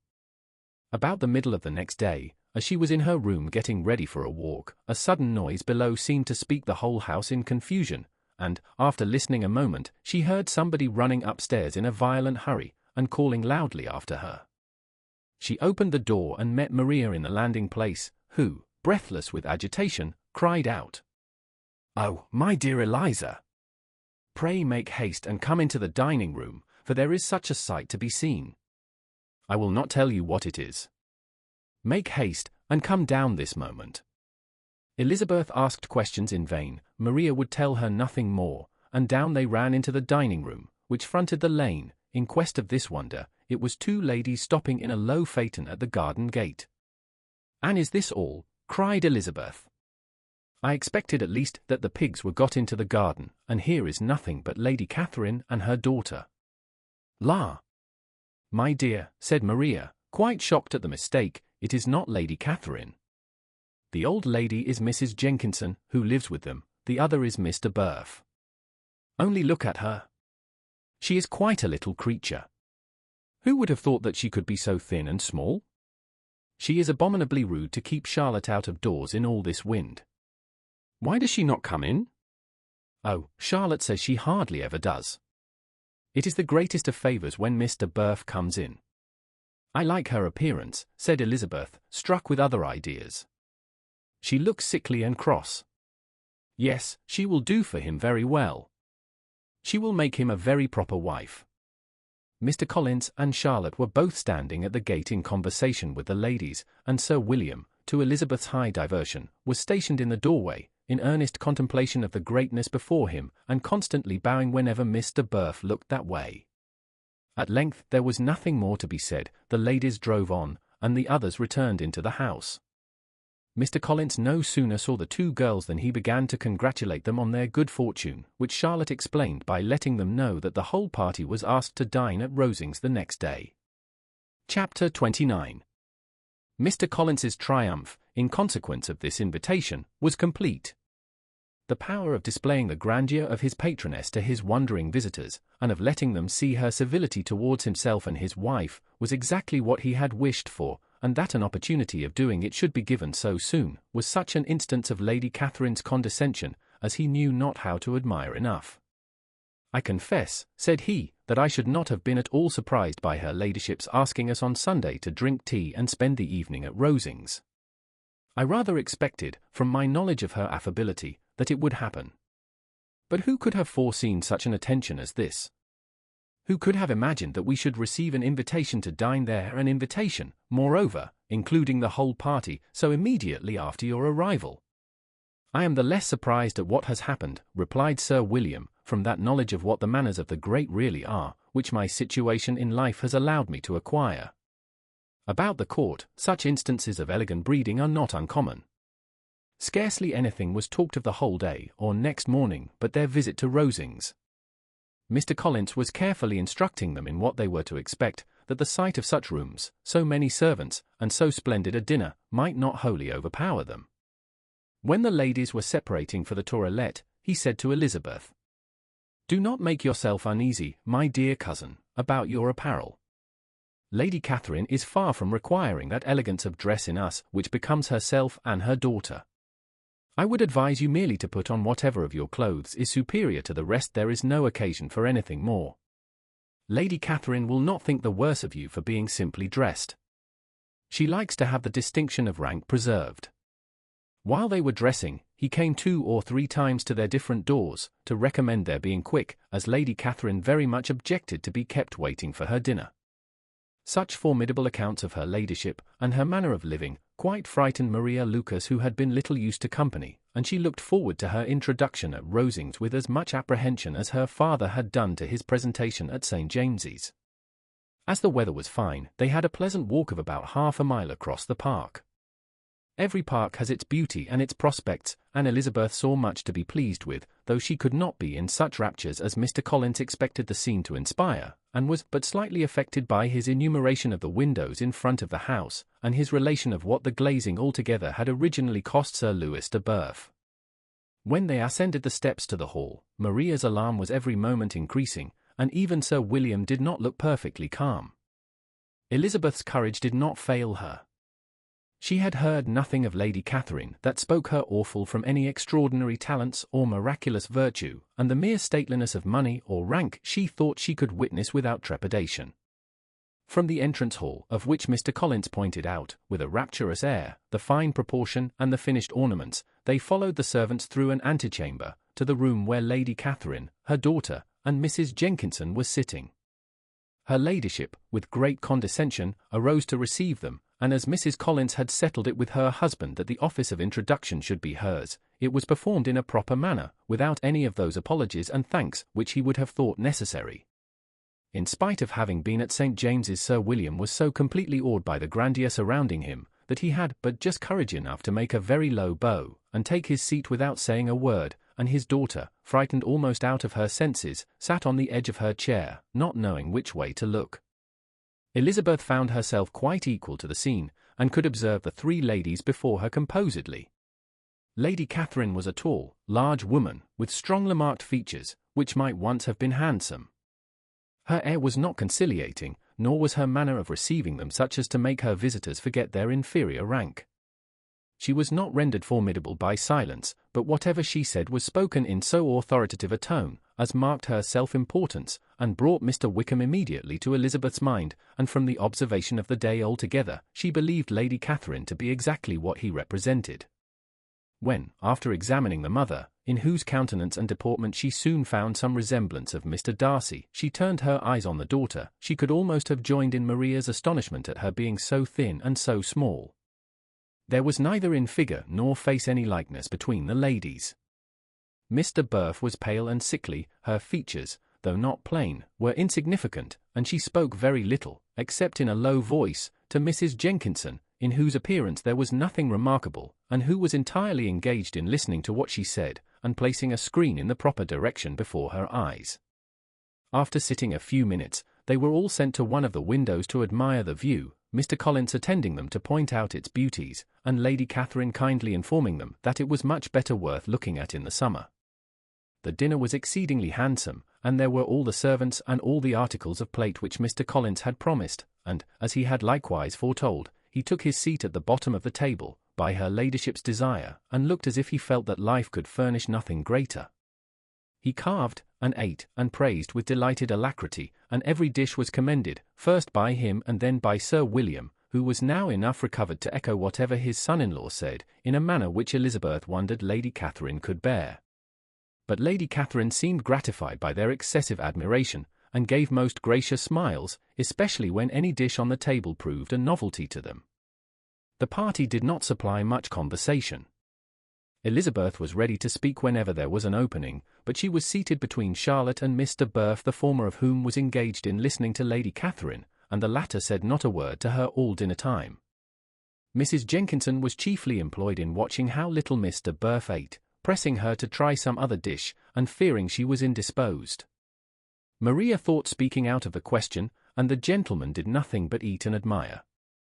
When the ladies returned to the drawing-room, there was little to be done but to hear Lady Catherine talk, which she did without any intermission till coffee came in, delivering her opinion on every subject in so decisive a manner, as proved that she was not used to have her judgment controverted. She inquired into Charlotte's domestic concerns familiarly and minutely, gave her a great deal of advice as to the management of them all, told her how everything ought to be regulated in so small a family as hers, and instructed her as to the care of her cows and her poultry. Elizabeth found that nothing was beneath this great lady's attention, which could furnish her with an occasion of dictating to others.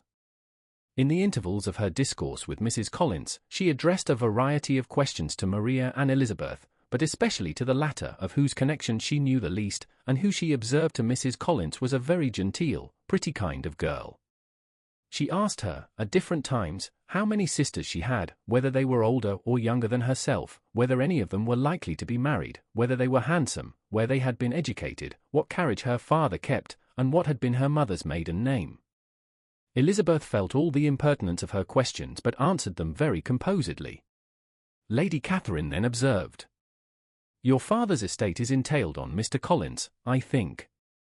For your sake," turning to Charlotte, "I am glad of it, but otherwise I see no occasion for entailing estates from the female line. It was not thought necessary in Sir Louis de Burfa's family. Do you play and sing, Miss Bennet?" "A little." "Oh. Then some time or other we shall be happy to hear you. Our instrument is a capital one, probably superior to you shall try it some day." "Do your sisters play and sing?" "One of them does." "Why did not you all learn?" "You ought all to have learned. The Miss Webbs all play, and their father has not so good an income as yours." "Do you draw?" "No, not at all." "What, none of you?" "Not one." "That is very strange. But I suppose you had no opportunity. Your mother should have taken you to town every spring for the benefit of masters." "My mother would have had no objection, but my father hates London." "Has your governess left you?" "We never had any governess." "No governess? How was that possible? 5 daughters brought up at home without a governess? I never heard of such a thing. Your mother must have been quite a slave to your education." Elizabeth could hardly help smiling as she assured her that had not been the case. "Then, who taught you? Who attended to you? Without a governess, you must have been neglected." "Compared with some families, I believe we were, but such of us as wished to learn never wanted the means. We were always encouraged to read, and had all the masters that were necessary. Those who chose to be idle, certainly might." No doubt, but that is what a governess will prevent, and if I had known your mother, I should have advised her most strenuously to engage one. I always say that nothing is to be done in education without steady and regular instruction, and nobody but a governess can give it. It is wonderful how many families I have been the means of supplying in that way. I am always glad to get a young person well placed out. For nieces of Mrs. Jenkinson are most delightfully situated through my means, and it was but the other day that I recommended another young person, who was merely accidentally mentioned to me, and the family are quite delighted with her. Mrs. Collins, did I tell you of Lady Metcalfe's calling yesterday to thank me? She finds Miss Pope a treasure. Lady Catherine, said she, you have given me a treasure. Are any of your younger sisters out, Miss Bennet? Yes, all. All? What, all 5 out at once? Very odd. And you only the second? The younger ones out before the elder ones are married. Your younger sisters must be very young? Yes, my youngest is not 16. Perhaps she is full young to be much in company. But really, I think it would be very hard upon younger sisters that they should not have their share of society and amusement, because the elder may not have the means or inclination to marry early. The last-born has as good a right to the pleasures of youth at the first. And to be kept back on such a motive! I think it would not be very likely to promote sisterly affection or delicacy of mind. Upon my word, said her ladyship, you give your opinion very decidedly for so young a person. Pray, what is your age? With 3 younger sisters grown up, replied Elizabeth, smiling, your ladyship can hardly expect me to own it. Lady Catherine seemed quite astonished at not receiving a direct answer, and Elizabeth suspected herself to be the first creature who had ever dared to trifle with so much dignified impertinence. You cannot be more than 20, I am sure, therefore you need not conceal your age. I am not 21. When the gentlemen had joined them, and tea was over, the card tables were placed. Lady Catherine, Sir William, and Mr. and Mrs. Collins sat down to quadrille, and as Mr. Burf chose to play at casino, the 2 girls had the honour of assisting Mrs. Jenkinson to make up her party. Their table was superlatively stupid. Scarcely a syllable was uttered that did not relate to the game, except when Mrs. Jenkinson expressed her fears of Mr. Burf as being too hot or too cold, or having too much or too little light. A great deal more passed at the other table. Lady Catherine was generally speaking stating the mistakes of the 3 others, or relating some anecdote of herself. Mr. Collins was employed in agreeing to everything her ladyship said, thanking her for every fish he won, and apologizing if he thought he won too many. Sir William did not say much. He was storing his memory with anecdotes and noble names. When Lady Catherine and her daughter had played as long as they chose, the tables were broken up, the carriage was offered to Mrs. Collins, gratefully accepted and immediately ordered. The party then gathered round the fire to hear Lady Catherine determine what weather they were to have on the morrow. From these instructions they were summoned by the arrival of the coach, and with many speeches of thankfulness on Mr. Collins's side and as many bows on Sir William's they departed. As soon as they had driven from the door, Elizabeth was called on by her cousin to give her opinion of all that she had seen at Rosings, which, for Charlotte's sake, she made more favourable than it really was. But her commendation, though costing her some trouble, could by no means satisfy Mr. Collins, and he was very soon obliged to take her ladyship's praise into his own hands. Chapter 30. Sir William stayed only a week at Hunsford, but his visit was long enough to convince him of his daughter's being most comfortably settled, and of her possessing such a husband and such a neighbour as were not often met with. While Sir William was with them, Mr. Collins devoted his morning to driving him out in his gig and showing him the country, but when he went away, the whole family returned to their usual employments, and Elizabeth was thankful to find that they did not see more of her cousin by the alteration, for the chief of the time between breakfast and dinner was now passed by him either at work in the garden or in reading and writing, and looking out of the window in his own book-room, which fronted the road. The room in which the ladies sat was backwards. Elizabeth had at first rather wondered that Charlotte should not prefer the dining parlour for common use. It was a better-sized room, and had a more pleasant aspect, but she soon saw that her friend had an excellent reason for what she did, for Mr. Collins would undoubtedly have been much less in his own apartment, had they sat in one equally lively, and she gave Charlotte credit for the arrangement. From the drawing-room they could distinguish nothing in the lane, and were indebted to Mr. Collins for the knowledge of what carriages went along, and how often especially Mr. Burf drove by in her phaeton, which he never failed coming to inform them of, though it happened almost every day.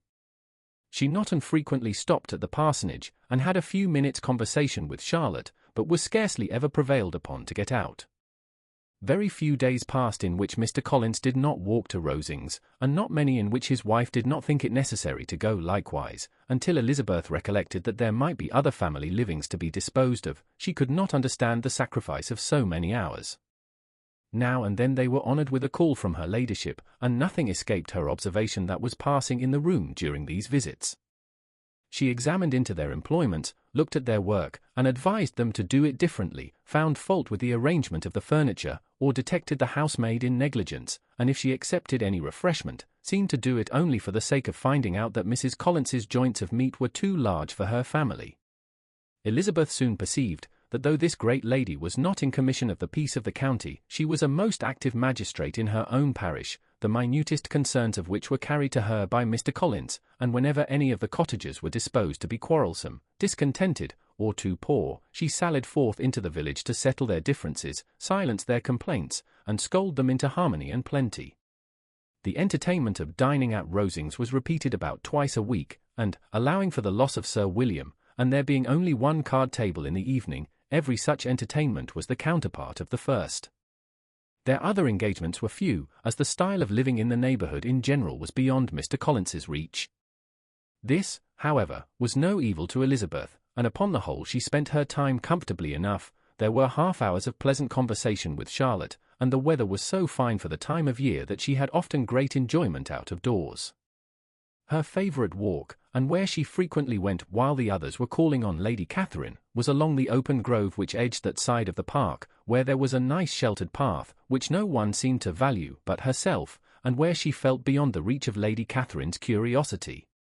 In this quiet way, the first fortnight of her visit soon passed away. Easter was approaching, and the week preceding it was to bring an addition to the family at Rosings, which in so small a circle must be important.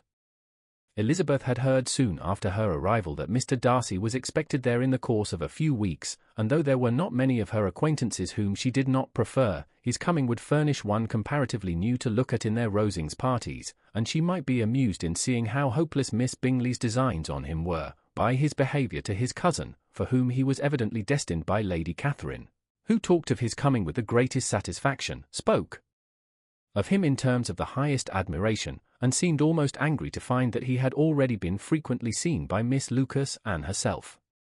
His arrival was soon known at the parsonage, for Mr. Collins was walking the whole morning within view of the lodges opening into Hunsford Lane, in order to have the earliest assurance of it, and after making his bow as the carriage turned into the park, hurried home with the great intelligence. On the following morning he hastened to Rosings to pay his respects. There were two nephews of Lady Catherine to require them, for Mr. Darcy had brought with him a Colonel Fitzwilliam, the younger son of his uncle Lord, and, to the great surprise of all the party, when Mr. Collins returned, the gentleman accompanied him. Charlotte had seen them from her husband's room, crossing the road, and immediately running into the other, told the girls what an honour they might expect, adding, "I may thank you, Eliza, for this piece of civility. Mr. Darcy would never have come so soon to wait upon me." Elizabeth had scarcely time to disclaim all right to the compliment, before their approach was announced by the door-bell, and shortly afterwards the three gentlemen entered the room. Colonel Fitzwilliam, who led the way, was about 30, not handsome, but in person and address most truly the gentleman. Mr. Darcy looked just as he had been used to look in Hertfordshire, paid his compliments, with his usual reserve, from their want of sense, and she was quite decided, at last, that he had been partly governed by this worst kind of pride, and partly by the wish of retaining Mr. Bingley for his sister. The agitation and tears which the subject occasioned brought on a headache, and it grew so much worse towards the evening, that, added to her unwillingness to see Mr. Darcy, it determined her not to attend her cousins to Rosings, where they were engaged to drink tea. Mrs. Collins, seeing that she was really unwell, did not press her to go, and as much as possible prevented her husband from pressing her, but Mr. Collins could not conceal his apprehension of Lady Catherine's being rather displeased by her staying at home. Chapter 34. When they were gone, Elizabeth, as if intending to exasperate herself as much as possible against Mr. Darcy, chose for her employment the examination of all the letters which Jane had written to her since her being in Kent. They contained no actual complaint, nor was there any revival of past occurrences, or any communication of present suffering. But in all, and in almost every line of each, there was a want of that cheerfulness which had been used to characterize her style, and which, proceeding from the serenity of a mind at ease with itself and kindly disposed towards everyone, had been scarcely ever clouded. Elizabeth noticed every sentence conveying the idea of uneasiness, with an attention which it had hardly received on the first perusal. Mr. Darcy's shameful boast of what misery he had been able to inflict gave her a keener sense of her sister's sufferings. It was some consolation to think that his visit to Rosings was to end on the day after the next, and, a still greater, that in less than a fortnight she should herself be with Jane again, and enabled to contribute to the recovery of her spirits, by all that affection could do. She could not think of Darcy's leaving Kent without remembering that his cousin was to go with him, but Colonel Fitzwilliam had made it clear that he had no intentions at all, and agreeable as he was, she did not mean to be unhappy about him. While settling this point, she was suddenly roused by the sound of the door-bell, and her spirits were a little fluttered by the idea of its being Colonel Fitzwilliam himself, who had once before called late in the evening, and might now come to inquire particularly after her. But this idea was soon banished, and her spirits were very differently affected, when, to her utter amazement, she saw Mr. Darcy walk into the room. In an hurried manner he immediately began an inquiry after her health, imputing his visit to a wish of hearing that she were better. She answered him with cold civility. He sat down for a few moments, and then getting up, walked about the room. Elizabeth was surprised, but said not a word. After a silence of several minutes, he came towards her in an agitated manner, and thus began. "In vain I have struggled. It will not do. My feelings will not be repressed. You must allow me to tell you how ardently I admire and love you." Elizabeth's astonishment was beyond expression. She stared, coloured, doubted, and was silent. This he considered sufficient encouragement, and the avowal of all that he felt, and had long felt for her, immediately followed. He spoke well, but there were feelings besides those of the heart to be detailed, and he was not more eloquent on the subject of tenderness than of pride. His sense of her inferiority, of its being a degradation of the family obstacles, which had always opposed to inclination, were dwelt on with a warmth which seemed due to the consequence he was wounding, but was very unlikely to recommend his suit. In spite of her deeply rooted dislike, she could not be insensible to the compliment of such a man's affection, and though her intentions did not vary for an instant, she was at first sorry for the pain he was to receive, till, roused to resentment by his subsequent language, she lost all compassion in anger. She tried, however, to compose herself to answer him with patience, when he should have done. He concluded with representing to her the strength of that attachment which, in spite of all his endeavours, he had found impossible to conquer, and with expressing his hope that it would now be rewarded by her acceptance of his hand. As he said this, she could easily see that he had no doubt of a favourable answer. He spoke of apprehension and anxiety, but his countenance expressed real security. Such a circumstance could only exasperate farther, and, when he ceased, the colour rose into her cheeks, and she said, "In such cases as this, it is, I believe, the established mode to express a sense of obligation for the sentiments avowed, however unequally they may be returned. It is natural that obligation should be felt, and if I could feel gratitude, I would now thank you. But I cannot. I have never desired your good opinion, and you have certainly bestowed it most unwillingly. I am sorry to have occasioned pain to anyone. It has been most unconsciously done, however, and I hope will be of short duration.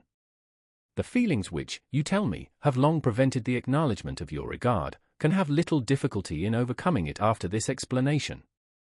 Mr. Darcy, who was leaning against the mantelpiece with his eyes fixed on her face, seemed to catch her words with no less resentment than surprise. His complexion became pale with anger, and the disturbance of his mind was visible in every feature. He was struggling for the appearance of composure, and would not open his lips till he believed himself to have attained it. The pause was to Elizabeth's feelings dreadful. At length, with a voice of forced calmness, he said, "And this is all the reply which I am to have the honour of expecting. I might, perhaps, wish to be informed why, with so little endeavour at civility, I am thus rejected. But it is of small importance." "I might as well inquire," replied she, "why with so evident a desire of offending and insulting me, you chose to tell me that you liked me against your will, against your reason, and even against your character. Was not this some excuse for incivility, if I was uncivil? But I have other provocations. You know I have. Had not my feelings decided against you, had they been indifferent, or had they even been favourable, do you think that any consideration would tempt me to accept the man who has been the means of ruining, perhaps forever, the happiness of a most beloved sister?" As she pronounced these words, Mr. Darcy changed colour, but the emotion was short, and he listened without attempting to interrupt her while she continued. "I have every reason in the world to think ill of you. No motive can excuse the unjust and ungenerous part you acted there. You cannot deny, that you have been the principal, if not the only means of dividing them from each other, of exposing one to the censure of the world for caprice and instability, and the other to its derision for disappointed hopes, and involving them both in misery of the acutest kind." She paused, and saw with no slight indignation that he was listening with an air which proved him wholly unmoved by any feeling of remorse. He even looked at her with a smile of affected incredulity. "Can you deny that you have done it?" she repeated.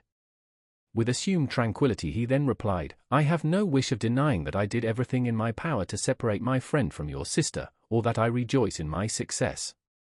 Towards him I have been kinder than towards myself." Elizabeth disdained the appearance of noticing this civil reflection, but its meaning did not escape, nor was it likely to conciliate her. "But it is not merely this affair," she continued, "on which my dislike is founded. Long before it had taken place my opinion of you was decided.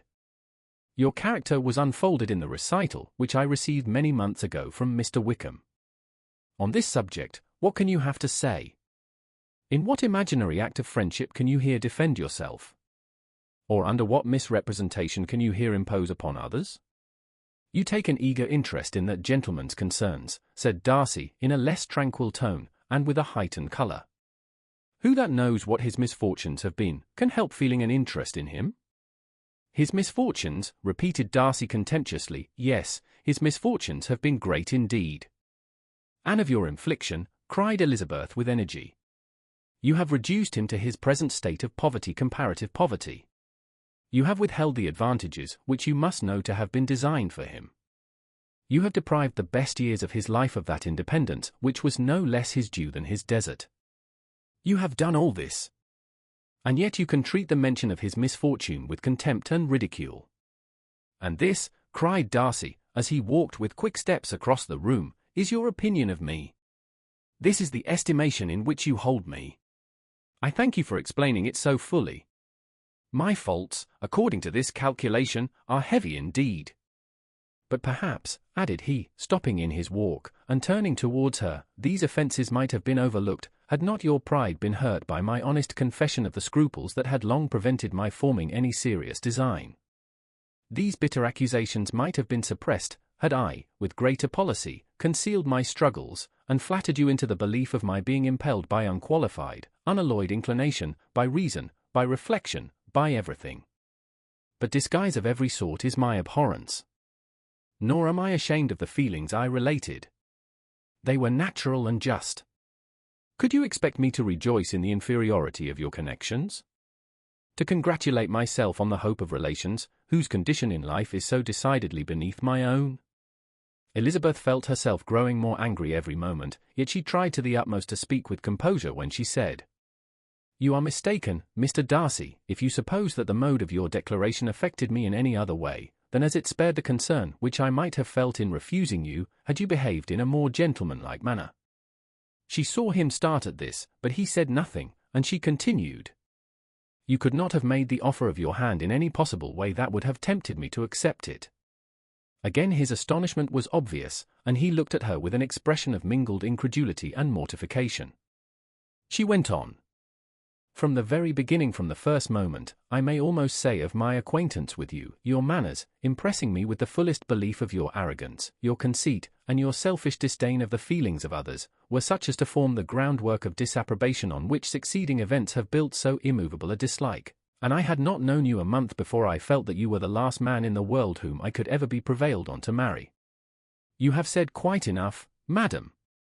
I perfectly comprehend your feelings, and have now only to be ashamed of what my own have been.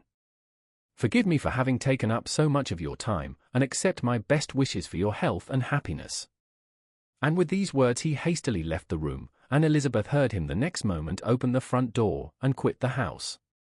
The tumult of her mind was now painfully great. She knew not how to support herself, and from actual weakness sat down and cried for half an hour.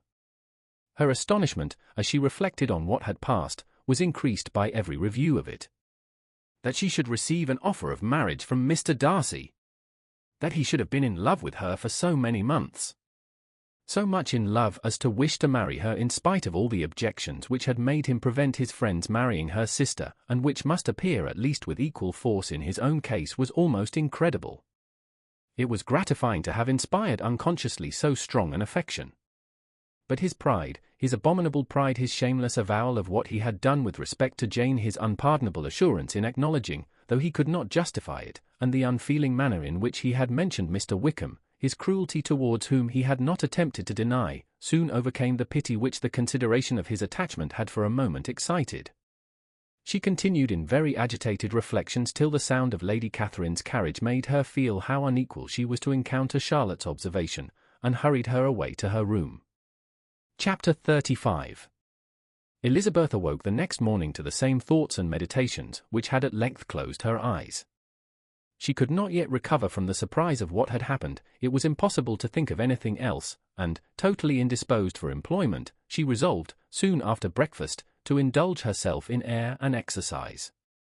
She was proceeding directly to her favourite walk, when the recollection of Mr. Darcy's sometimes coming there stopped her, and instead of entering the park, she turned up the lane, which led farther from the turnpike road.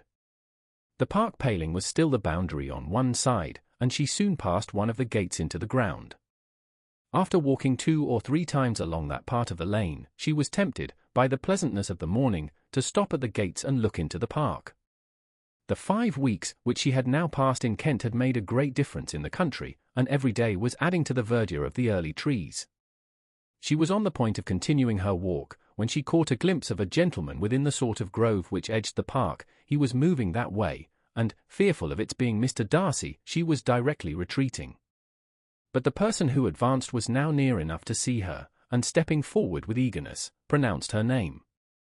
She had turned away, but on hearing herself called, though in a voice which proved it to be Mr. Darcy, she moved again towards the gate. He had by that time reached it also, and, holding out a letter, which she instinctively took, said, with a look of haughty composure, "I have been walking in the grove some time in the hope of meeting you.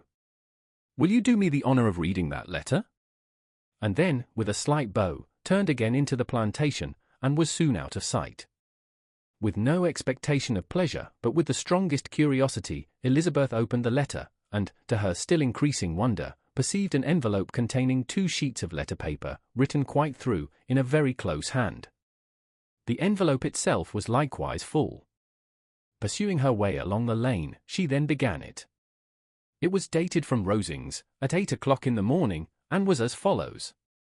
"Be not alarmed, madam, on receiving this letter, by the apprehension of its containing any repetition of those sentiments or renewal of those offers which were last night so disgusting to you. I write without any intention of paining you, or humbling myself, by dwelling on wishes which, for the happiness of both, cannot be too soon forgotten, and the effort which the formation and the perusal of this letter must occasion, should have been spared, had not my character required it to be written and read. You must, therefore, pardon the freedom with which I demand your attention. Your feelings, I know, will bestow it unwillingly, but I demand it of your justice. 2 offences of a very different nature, and by no means of equal magnitude, you last night laid to my charge.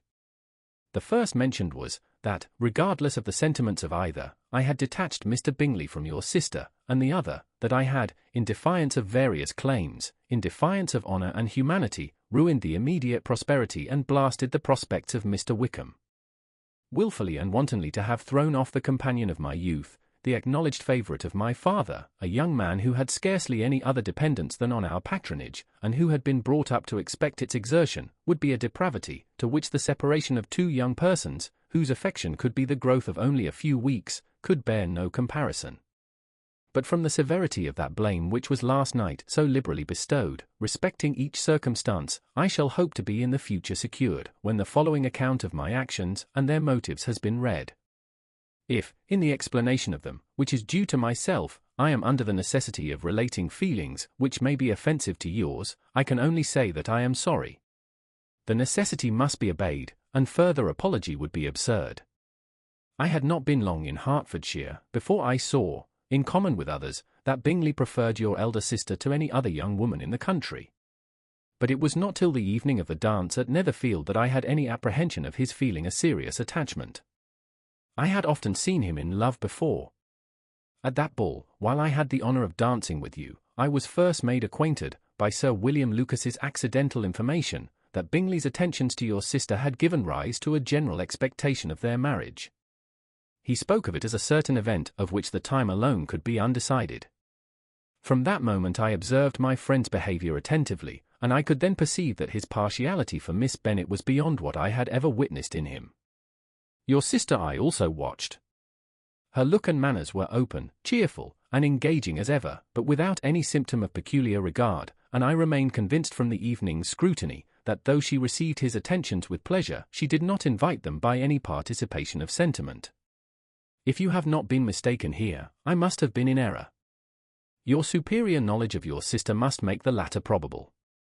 If it be so, if I have been misled by such error to inflict pain on her, your resentment has not been unreasonable. But I shall not scruple to assert, that the serenity of your sister's countenance and air was such as might have given the most acute observer a conviction that, however amiable her temper, her heart was not likely to be easily touched. That I was desirous of believing her indifferent is certain, but I will venture to say that my investigation and decisions are not usually influenced by my hopes or fears. I did not believe her to be indifferent because I wished it, I believed it on impartial conviction, as truly as I wished it in reason.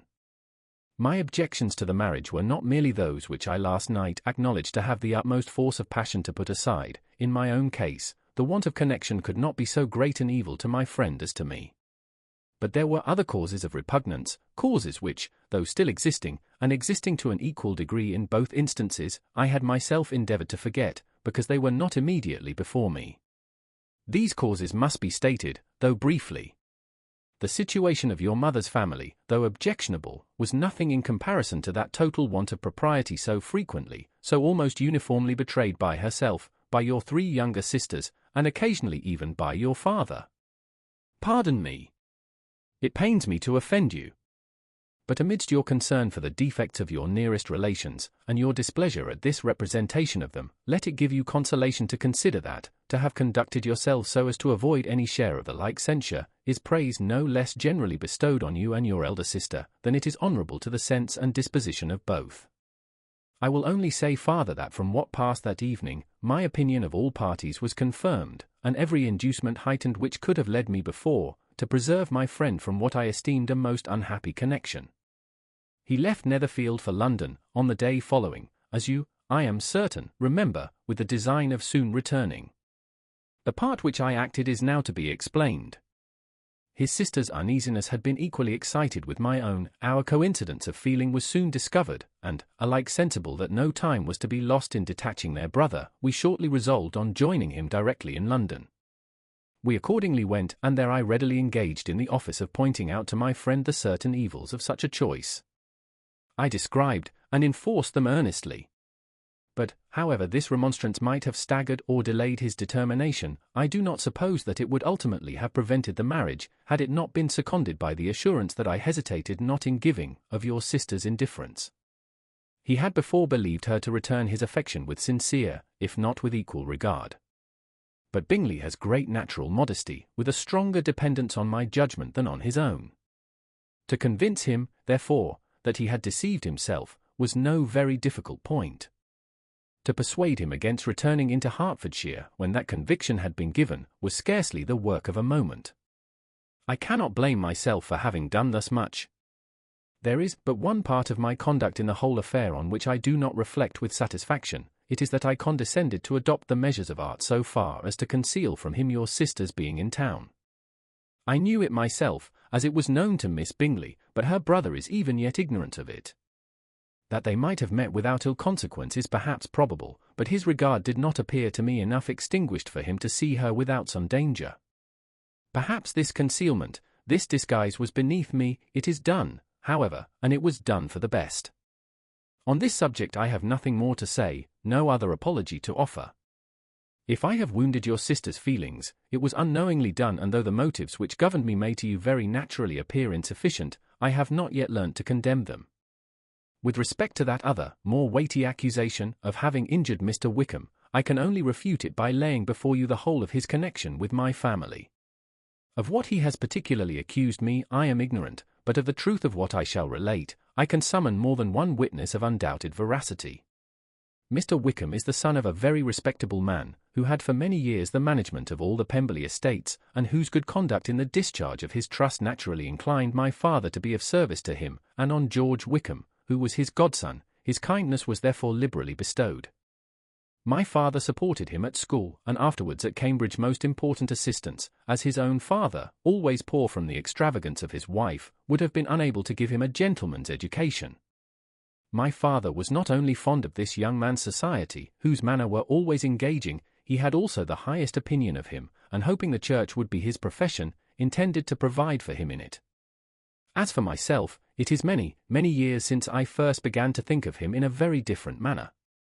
The vicious propensities, the want of principle, which he was careful to guard from the knowledge of his best friend, could not escape the observation of a young man of nearly the same age with himself, and who had opportunities of seeing him in unguarded moments, which Mr. Darcy could not have. Here again shall give you pain to what degree you only can tell. But whatever may be the sentiments which Mr. Wickham has created, a suspicion of their nature shall not prevent me from unfolding his real character. It adds even another motive. My excellent father died about 5 years ago, and his attachment to Mr. Wickham was to the last so steady, that in his will he particularly recommended it to me, to promote his advancement in the best manner that his profession might allow, and if he took orders, desired that a valuable family living might be his as soon as it became vacant. There was also a legacy of £1,000. His own father did not long survive mine, and within half a year from these events, Mr. Wickham wrote to inform me that, having finally resolved against taking orders, he hoped I should not think it unreasonable for him to expect some more immediate pecuniary advantage, in lieu of the preferment, by which he could not be benefited. He had some intention, he added, of studying law, and I must be aware that the interest of £1,000 would be a very insufficient support therein. I rather wished than believed him to be sincere, but, at any rate, was perfectly ready to accede to his proposal. I knew that Mr. Wickham ought not to be a clergyman. The business was therefore soon settled. He resigned all claim to assistance in the church, were it possible that he could ever be in a situation to receive it, and accepted in return £3,000. All connection between us seemed now dissolved. I thought too ill of him to invite him to Pemberley, or admit his society in town. In town I believe he chiefly lived, but his studying the law was a mere pretence, and being now free from all restraint, his life was a life of idleness and dissipation. For about 3 years I heard little of him, but on the decease of the incumbent of the living which had been designed for him, he applied to me again by letter for the presentation. His circumstances, he assured me, and I had no difficulty in believing it, were exceedingly bad.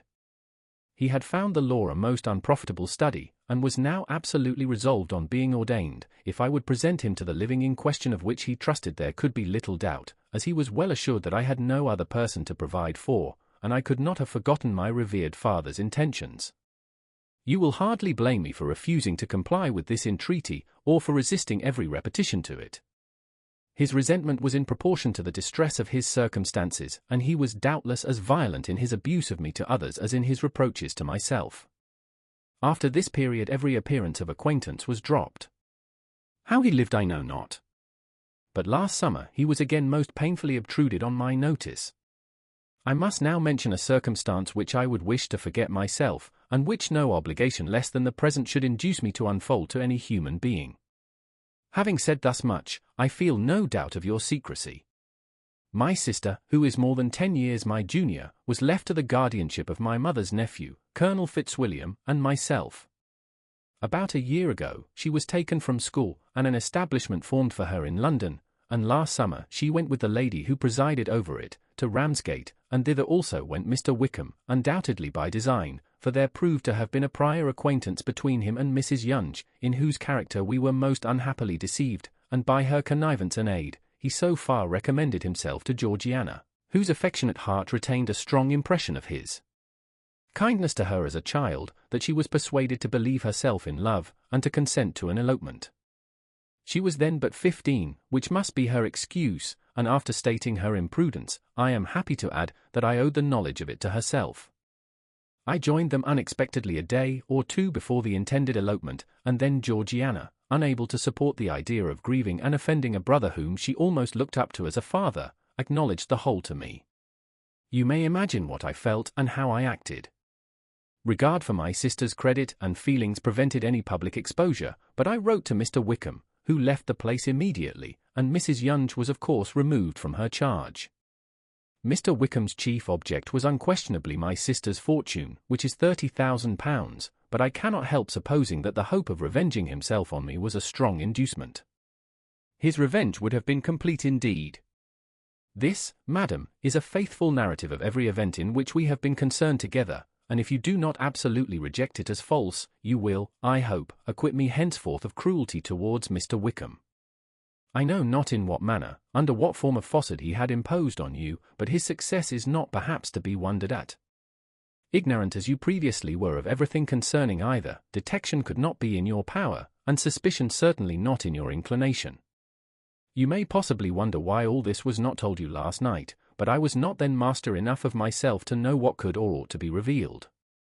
For the truth of everything here related, I can appeal more particularly to the testimony of Colonel Fitzwilliam, who, from our near relationship and constant intimacy, and, still more, as one of the executors of my father's will, has been unavoidably acquainted with every particular of these transactions. If your abhorrence of Emmy should make my assertions valueless, you cannot be prevented by the same cause from confiding in my cousin, and that there may be the possibility of consulting him, I shall endeavour to find some opportunity of putting this letter in your hands in the course of the morning. I will only add, God bless you. Fitzwilliam Darcy. Chapter 36. If Elizabeth, when Mr. Darcy gave her the letter, did not expect it to contain a renewal of his offers, she had formed no expectation at all of its contents. But such as they were, it may well be supposed how eagerly she went through them, and what a contrariety of emotion they excited. Her feelings as she read were scarcely to be defined. With amazement did she first understand that he believed any apology to be in his power, and steadfastly was she persuaded that he could have no explanation to give, which a just sense of shame would not conceal. With a strong prejudice against everything he might say, she began his account of what had happened at Netherfield. She read with an eagerness which hardly left her power of comprehension, and from impatience of knowing what the next sentence might bring, was incapable of attending to the sense of the one before her eyes. His belief of her sister's insensibility she instantly resolved to be false, and his account of the real, the worst objections to the match, made her too angry to have any wish of doing him justice. He expressed no regret for what he had done which satisfied her, his style was not penitent, but haughty. It was all pride and insolence.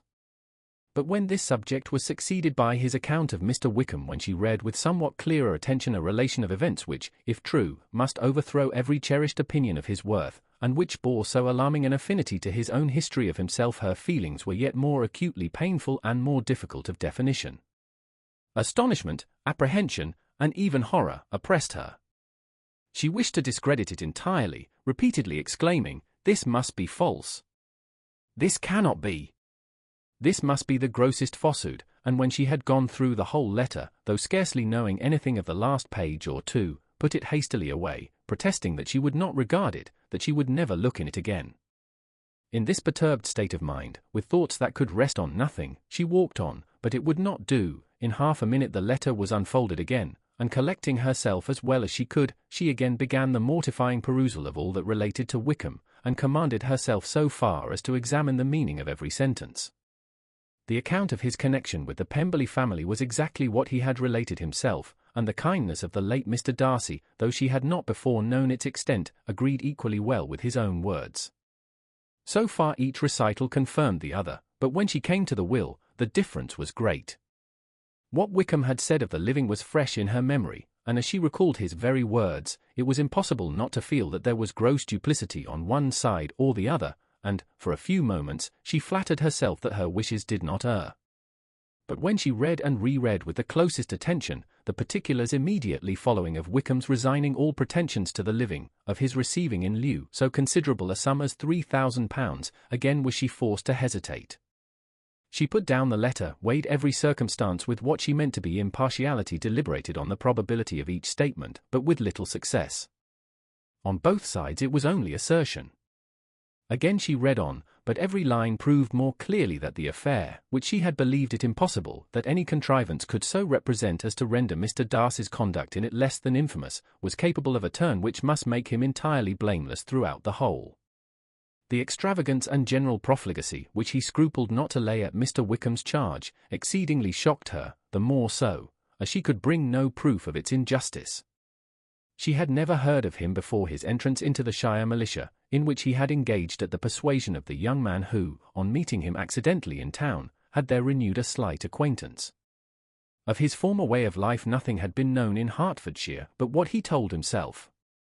As to his real character, had information been in her power, she had never felt a wish of inquiring.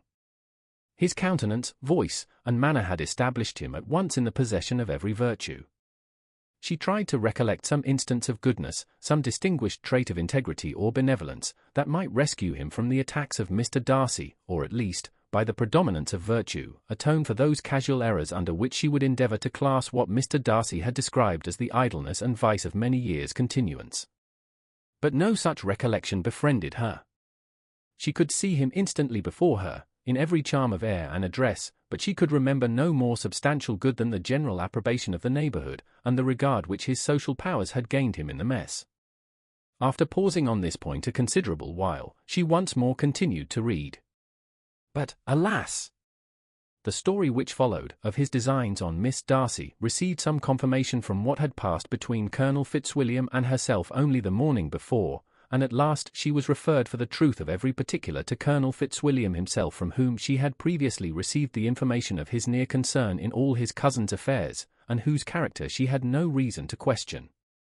At one time she had almost resolved on applying to him, but the idea was checked by the awkwardness of the application, and at length wholly banished by the conviction that Mr. Darcy would never have hazarded such a proposal if he had not been well assured of his cousin's corroboration. She perfectly remembered everything that had passed in conversation between Wickham and herself in their first evening at Mr. Phillips's. Many of his expressions were still fresh in her memory. She was now struck with the impropriety of such communications to a stranger, and wondered it had escaped her before. She saw the indelicacy of putting himself forward as he had done, and the inconsistency of his professions with his conduct.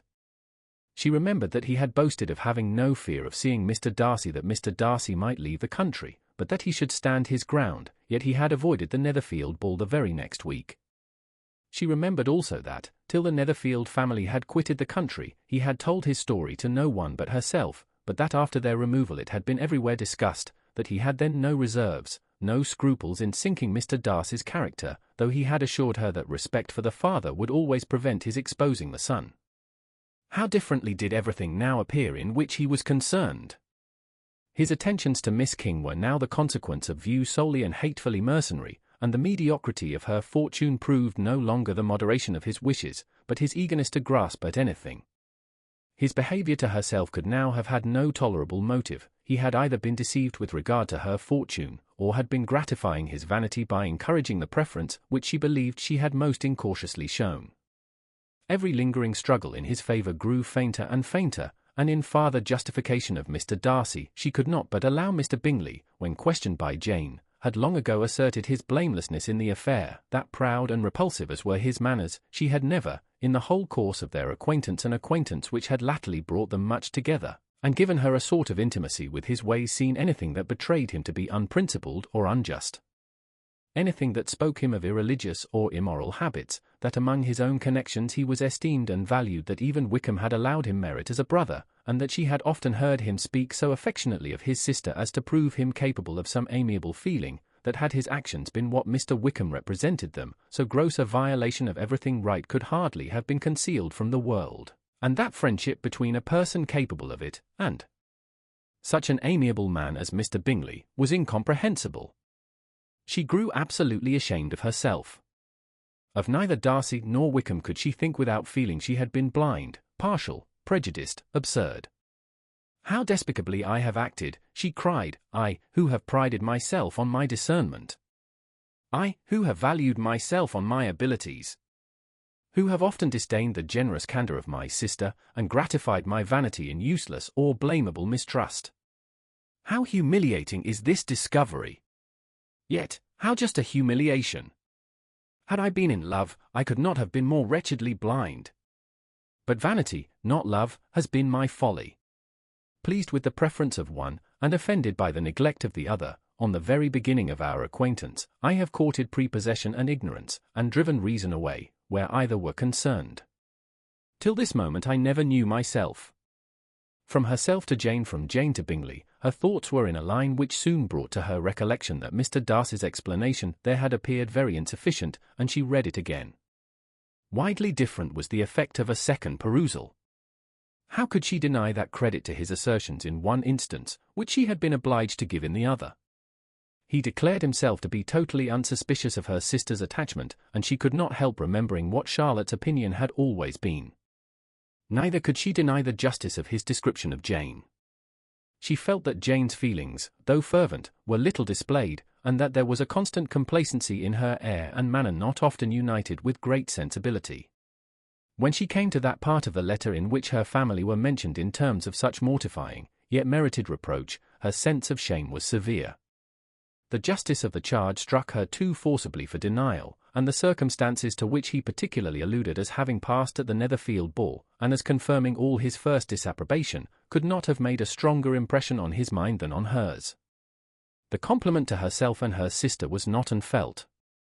It soothed, but it could not console her for the contempt which had thus been self-attracted by the rest of her family, and as she considered that Jane's disappointment had in fact been the work of her nearest relations, and reflected how materially the credit of both must be hurt by such impropriety of conduct, she felt depressed beyond anything she had ever known before. After wandering along the lane for 2 hours, giving way to every variety of thought, reconsidering events, determining probabilities, and reconciling herself, as well as she could, to a change so sudden and so important, fatigue, and a recollection of her long absence, made her at length return home, and she entered the house with the wish of appearing cheerful as usual, and the resolution of repressing such reflections as must make her unfit for conversation. She was immediately told that the 2 gentlemen from Rosings had each called during her absence, Mr. Darcy, only for a few minutes, to take leave, but that Colonel Fitzwilliam had been sitting with them at least an hour, hoping for her return, and almost resolving to walk after her till she could be found. Elizabeth could but just affect concern in missing him, she really rejoiced at it. Colonel Fitzwilliam was no longer an object, she could think only of her letter. Chapter 37. The 2 gentlemen left Rosings the next morning, and Mr. Collins, having been in waiting near the lodges, to make them his parting obeisance, was able to bring home the pleasing intelligence of their appearing in very good health, and in as tolerable spirits as could be expected, after the melancholy scene so lately gone through at Rosings. To Rosings he then hastened, to console Lady Catherine and her daughter, and on his return brought back, with great satisfaction, a message from her ladyship, importing that she felt herself so dull as to make her very desirous of having them all to dine with her. Elizabeth could not see Lady Catherine without recollecting that, had she chosen it, she might by this time have been presented to her as her future niece, nor could she think, without a smile, of what her ladyship's indignation would have been. What would she have said? How would she have behaved, were questions with which she amused herself. Their first subject was the diminution of the Rosings party. "I assure you, I feel it exceedingly," said Lady Catherine. "I believe no one feels the loss of friends so much as I do. But I am particularly attached to these young men, and know them to be so much attached to me. They were excessively sorry to go. But so they always are." The dear Colonel rallied his spirits tolerably till just at last, but Darcy seemed to feel it most acutely, more, I think, than last year. His attachment to Rosings certainly increases. Mr. Collins had a compliment and an allusion to throw in here, which were kindly smiled on by the mother and daughter. Lady Catherine observed, after dinner, that Miss Bennet seemed out of spirits, and immediately accounting for it by herself, by supposing that she did not like to go home again so soon, she added, "But if that is the case, you must write to your mother and beg that you may stay a little longer. Mrs. Collins will be very glad of your company, I am sure." "I am much obliged to your ladyship for your kind invitation," replied Elizabeth, "but it is not in my power to accept it. I must be in town next Saturday." "Why, at that rate, you will have been here only 6 weeks. I expected you to stay 2 months. I told Mrs. Collins so before you came. There can be no occasion for your going so soon." Mrs. Bennet could certainly spare you for another fortnight. But my father cannot. He wrote last week to hurry my return. Oh.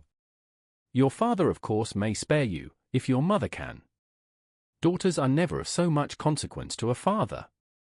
And if you will stay another month complete, it will be in my power to take one of you as far as London, for I am going there early in June, for a week, and as Dawson does not object to the barouche box, there will be very good room for one of you, and indeed, if the weather should happen to be cool, I should not object to taking you both, as you are neither of you large. You are all kindness, madam, but I believe we must abide by our original plan. Lady Catherine seemed resigned. Mrs. Collins, you must send a servant with them. You know I always speak my mind, and I cannot bear the idea of two young women travelling post by themselves. It is highly improper. You must contrive to send somebody. I have the greatest dislike in the world to that sort of thing. Young women should always be properly guarded and attended, according to their situation in life. When my niece Georgiana went to Ramsgate last summer, I made a point of her having 2 men servants go with her. Miss Darcy, the daughter of Mr. Darcy, of Pemberley, and Lady Anne, could not have appeared with propriety in a different manner. I am excessively attentive to all those things. You must send John with the young ladies, Mrs. Collins. I am glad it occurred to me to mention it, for it would really be discreditable to you to let them go alone. My uncle is to send a servant for us. Oh. Your uncle? He keeps a manservant, does he? I am very glad you have somebody who thinks of these things. Where shall you change horses? Oh. Bromley, of course. If you mention my name at the bell, you will be attended to. Lady Catherine had many other questions to ask respecting their journey, and as she did not answer them all herself, attention was necessary, which Elizabeth believed to be lucky for her, or, with a mind so occupied, she might have forgotten where she was. Reflection must be reserved for solitary hours. Whenever she was alone, she gave way to it as the greatest relief, and not a day went by without a solitary walk, in which she might indulge in all the delight of unpleasant recollections. Mr. Darcy's letter she was in a fair way of soon knowing by heart. She studied every sentence, and her feelings towards its writer were at times widely different. When she remembered the style of his address, she was still full of indignation, but when she considered how unjustly she had condemned and upbraided him, her anger was turned against herself, and his disappointed feelings became the object of compassion. His attachment excited gratitude, his general character respect, but she could not approve him, nor could she for a moment repent her refusal, or feel the slightest inclination ever to see him again. In her own past behaviour, there was a constant source of vexation and regret, and in the unhappy defects of her family, a subject of yet heavier chagrin. They were hopeless of remedy. Her father, contented with laughing at them, would never exert himself to restrain the wild giddiness of his youngest daughters, and her mother, with manners so far from right herself, was entirely insensible of the evil. Elizabeth had frequently united with Jane in an endeavour to check the imprudence of Catherine and Lydia, but while they were supported by their mother's indulgence, what chance could there be of improvement? Catherine, weak-spirited, irritable, and completely under Lydia's guidance, had been always affronted by their advice, and Lydia, self-willed and careless, would scarcely give them a hearing. They were ignorant, idle, and vain. While there was an officer in Meryton, they would flirt with him, and while Meryton was within a walk of Longbourn, they would be going there forever. Anxiety on Jane's behalf was another prevailing concern, and Mr. Darcy's explanation, by restoring Bingley to all her former good opinion, heightened the sense of what Jane had lost. His affection was proved to have been sincere, and his conduct cleared of all blame, unless any could attach to the implicitness of his confidence in his friend. How grievous then was the thought that, of a situation so desirable in every respect, so replete with advantage, so promising for happiness, Jane had been deprived, by the folly and indecorum of her own family. When to these recollections was added the development of Wickham's character, it may be easily believed that the happy spirits, which had seldom been depressed before, were now so much affected as to make it almost impossible for her to appear tolerably cheerful. Their engagements at Rosings were as frequent during the last week of her stay as they had been at first.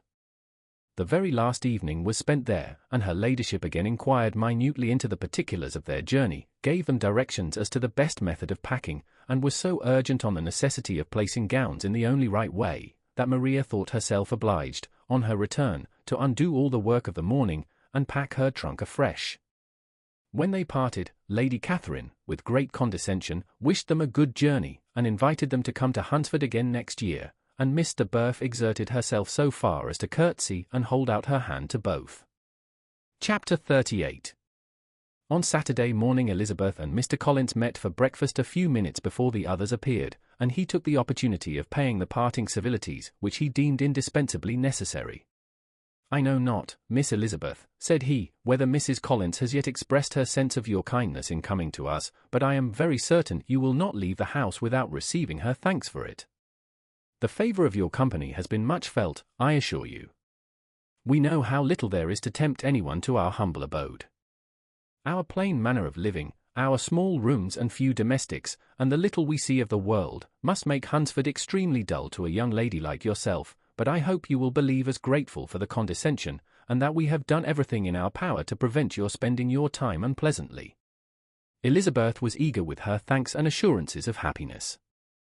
She had spent 6 weeks with great enjoyment, and the pleasure of being with Charlotte, and the kind attention she had received, must make her feel the obliged. Mr. Collins was gratified, and with a more smiling solemnity replied, "It gives me great pleasure to hear that you have passed your time not disagreeably. We have certainly done our best, and most fortunately having it in our power to introduce you to very superior society, and, from our connection with Rosings, the frequent means of varying the humble home scene, I think we may flatter ourselves that your Hunsford visit cannot have been entirely irksome. Our situation with regard to Lady Catherine's family is indeed the sort of extraordinary advantage and blessing which few can boast. You see on what a footing we are. You see how continually we are engaged there. In truth, I must acknowledge that, with all the disadvantages of this humble parsonage, I should not think anyone abiding in it an object of compassion, while they are sharers of our intimacy at Rosings." Words were insufficient for the elevation of his feelings, and he was obliged to walk about the room, while Elizabeth tried to unite civility and truth in a few short sentences. "You may, in fact, carry a very favourable report of us into Hertfordshire, my dear cousin. I flatter myself at least that you will be able to do so. Lady Catherine's great attentions to Mrs. Collins you have been a daily witness of, and altogether I trust it does not appear that your friend has drawn an unfortunate, but on this point it will be as well to be silent. Only let me assure you, my dear Miss Elizabeth, that I can from my heart most cordially wish you equal felicity in marriage. My dear Charlotte and I have but one mind and one way of thinking. There is in everything a most remarkable resemblance of character and ideas between us. We seem to have been designed for each other." Elizabeth could safely say that it was a great happiness where that was the case, and with equal sincerity could add, that she firmly believed and rejoiced in his domestic comforts. She was not sorry, however, to have the recital of them interrupted by the lady from whom they sprang. Poor Charlotte! It was melancholy to leave her to such society. But she had chosen it with her eyes open, and though evidently regretting that her visitors were to go, she did not seem to ask for compassion. Her home and her housekeeping, her parish and her poultry, and all their dependent concerns, had not yet lost their charms. At length the chaise arrived, the trunks were fastened on, the parcels placed within, and it was pronounced to be ready.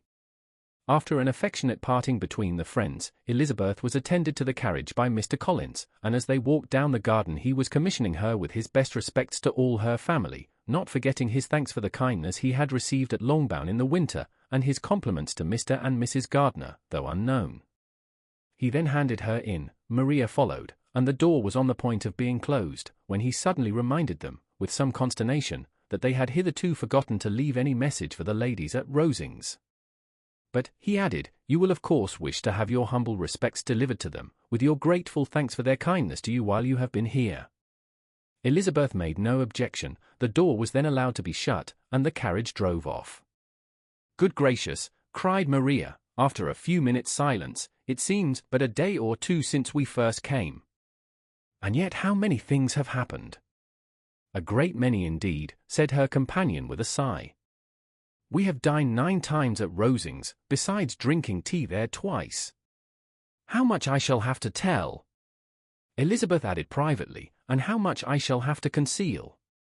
Their journey was performed without much conversation or any alarm, and within 4 hours of their leaving Hunsford they reached Mr. Gardner's house, where they were to remain a few days. Jane looked well, and Elizabeth had little opportunity of studying her spirits amidst the various engagements which the kindness of her aunt had reserved for them. But Jane was to go home with her, and at Longbourn there would be leisure enough for observation. It was not without an effort, meanwhile, that she could wait even for Longbourn before she told her sister of Mr. Darcy's proposals.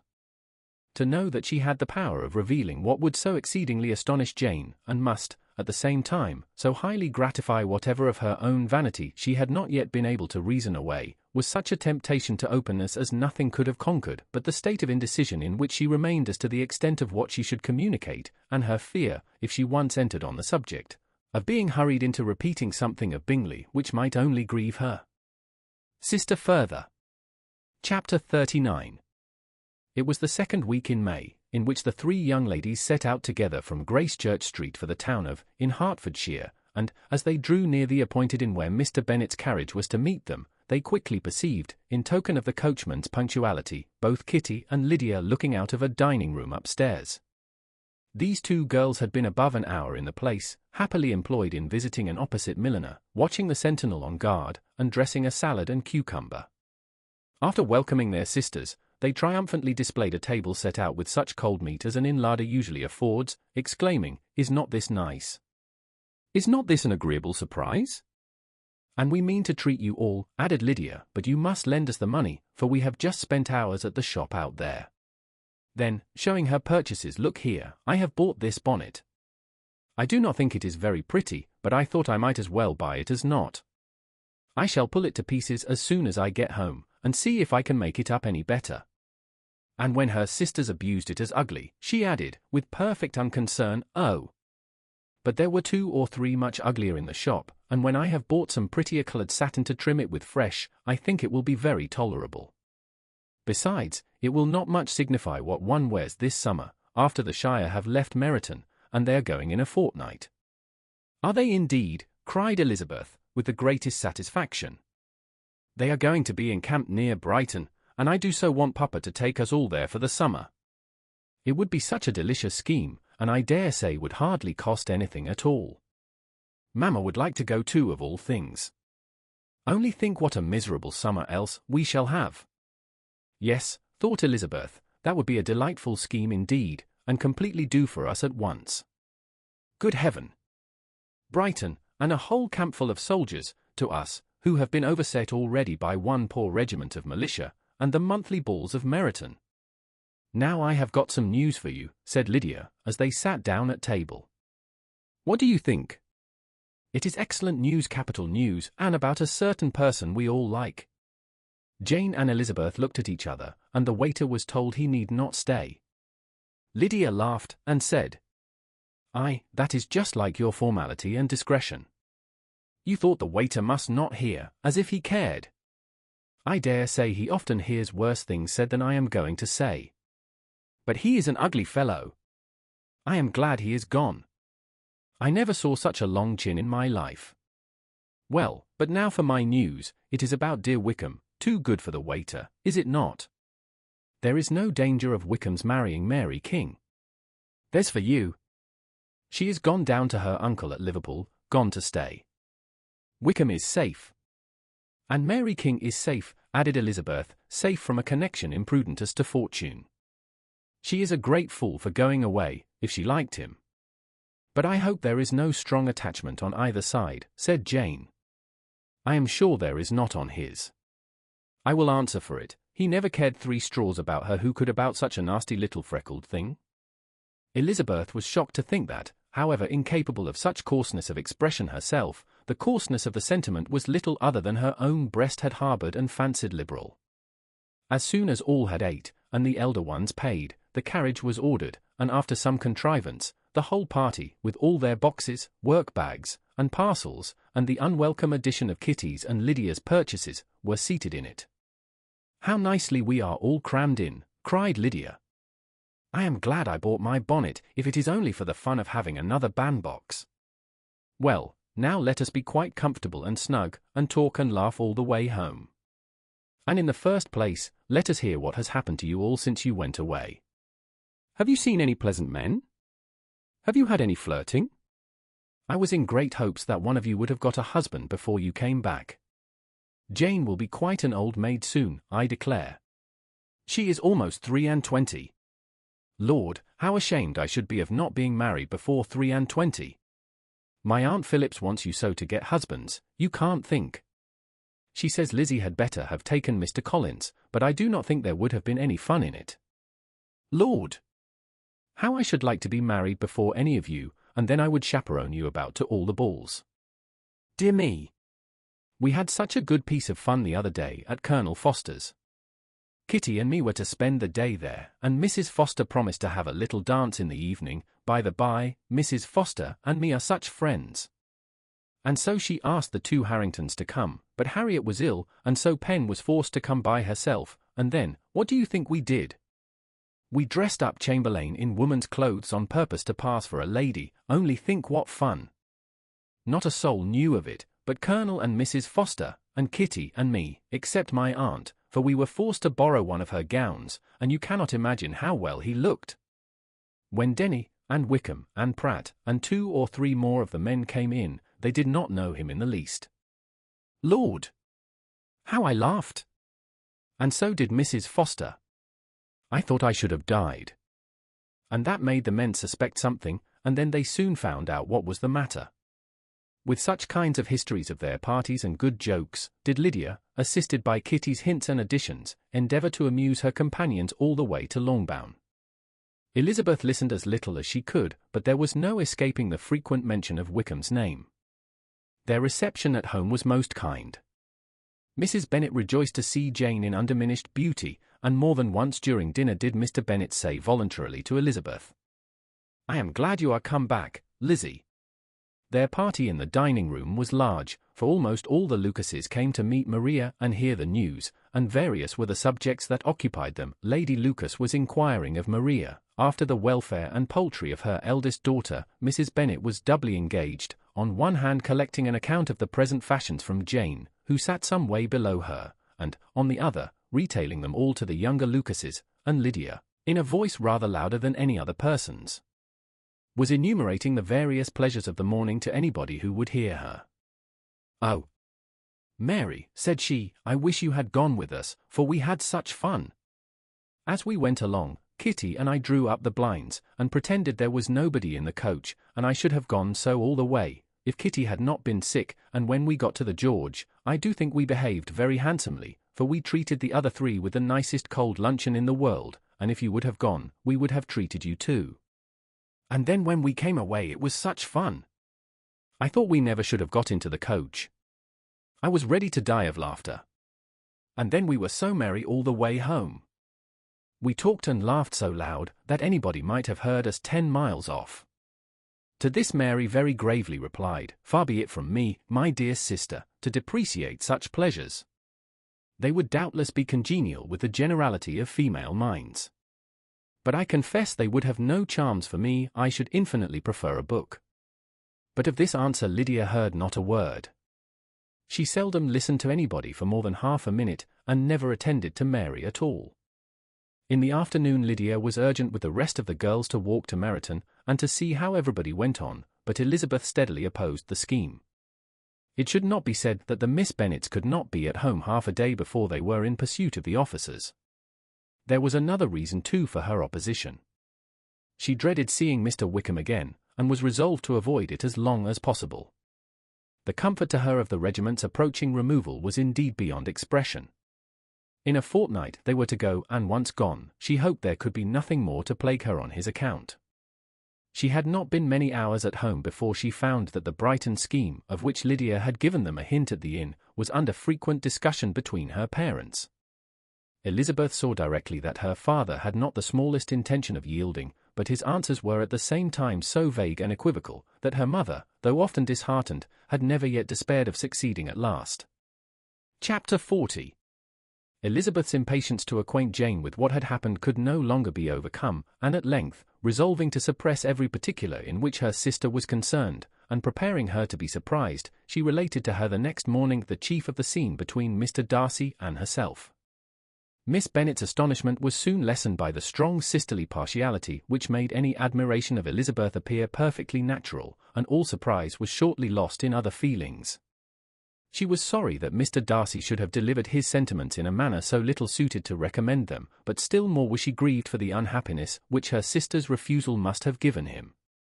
"His being so sure of succeeding was wrong," said she, "and certainly ought not to have appeared, but consider how much it must increase his disappointment." "Indeed," replied Elizabeth, "I am heartily sorry for him, but he has other feelings, which will probably soon drive away his regard for me. You do not blame me, however, for refusing him?" "Blame you? Oh, no. But you blame me for having spoken so warmly of Wickham?" "No, I do not know that you were wrong in saying what you did. But you will know it when I tell you what happened the very next day." She then spoke of the letter, repeating the whole of its contents as far as they concerned George Wickham. What a stroke was this for poor Jane! Who would willingly have gone through the world without believing that so much wickedness existed in the whole race of mankind, as was here collected in one individual? Nor was Darcy's vindication, though grateful to her feelings, capable of consoling her for such discovery. Most earnestly did she labor to prove the probability of error, and seek to clear the one without involving the other. "This will not do," said Elizabeth, "you never will be able to make both of them good for anything. Take your choice, but you must be satisfied with only one. There is but such a quantity of merit between them, just enough to make one good sort of man, and of late it has been shifting about pretty much. For my part, I am inclined to believe it all Darcy's, but you shall do as you choose." It was some time, however, before a smile could be extorted from Jane. "I do not know when I have been more shocked," said she. "Wickham's so very bad. It is almost past belief. And poor Mr. Darcy! Dear Lizzie, only consider what he must have suffered. Such a disappointment! And with the knowledge of your ill opinion, too. And having to relate such a thing of his sister. It is really too distressing. I am sure you must feel it so." "Oh, no, my regret and compassion are all done away by seeing you so full of both. I know you will do him such ample justice, that I am growing every moment more unconcerned and indifferent. Your profusion makes me saving, and if you lament over him much longer, my heart will be as light as a feather. Poor Wickham! There is such an expression of goodness in his countenance, such an openness and gentleness in his manner. There certainly was some great mismanagement in the education of those two young men. One has got all the goodness, and the other all the appearance of it. I never thought Mr. Darcy so deficient in the appearance of it as you used to do. And yet I meant to be uncommonly clever in taking so decided a dislike to him, without any reason. It is such a spur to one's genius, such an opening for wit, to have a dislike of that kind. One may be continually abusive without saying anything just, but one cannot always be laughing at a man without now and then stumbling on something witty. Lizzie, when you first read that letter, I am sure you could not treat the matter as you do now." "Indeed, I could not. I was uncomfortable enough, I may say unhappy. And with no one to speak to about what I felt, no Jane to comfort me and say that I had not been so very weak and vain and nonsensical as I knew I had. Oh, how I wanted you! How unfortunate that you should have used such very strong expressions in speaking of Wickham to Mr. Darcy, for now they do appear wholly undeserved." "Certainly. But the misfortune of speaking with bitterness is a most natural consequence of the prejudices I had been encouraging. There is one point on which I want your advice. I want to be told whether I ought, or ought not, to make our acquaintances in general understand Wickham's character." Miss Bennet paused a little, and then replied, "Surely there can be no occasion for exposing him so dreadfully." "What is your opinion?" "That it ought not to be attempted. Mr. Darcy has not authorized me to make his communication public. On the contrary, every particular relative to his sister was meant to be kept as much as possible to myself, and if I endeavor to undeceive people as to the rest of his conduct, who will believe me? The general prejudice against Mr. Darcy is so violent, that it would be the death of half the good people in Meryton to attempt to place him in an amiable light. I am not equal to it. Wickham will soon be gone, and therefore it will not signify to anyone here what he really is. Some time hence it will be all found out, and then we may laugh at their stupidity in not knowing it before. At present I will say nothing about it. You are quite right. To have his errors made public might ruin him forever. He is now, perhaps, sorry for what he has done, and anxious to re-establish a character. We must not make him desperate. The tumult of Elizabeth's mind was allayed by this conversation. She had got rid of 2 of the secrets which had weighed on her for a fortnight, and was certain of a willing listener in Jane, whenever she might wish to talk again of either. But there was still something lurking behind, of which prudence forbade the disclosure. She dared not relate the other half of Mr. Darcy's letter, nor explain to her sister how sincerely she had been valued by her friend. Here was knowledge in which no one could partake, and she was sensible that nothing less than a perfect understanding between the parties could justify her in throwing off this last encumbrance of mystery.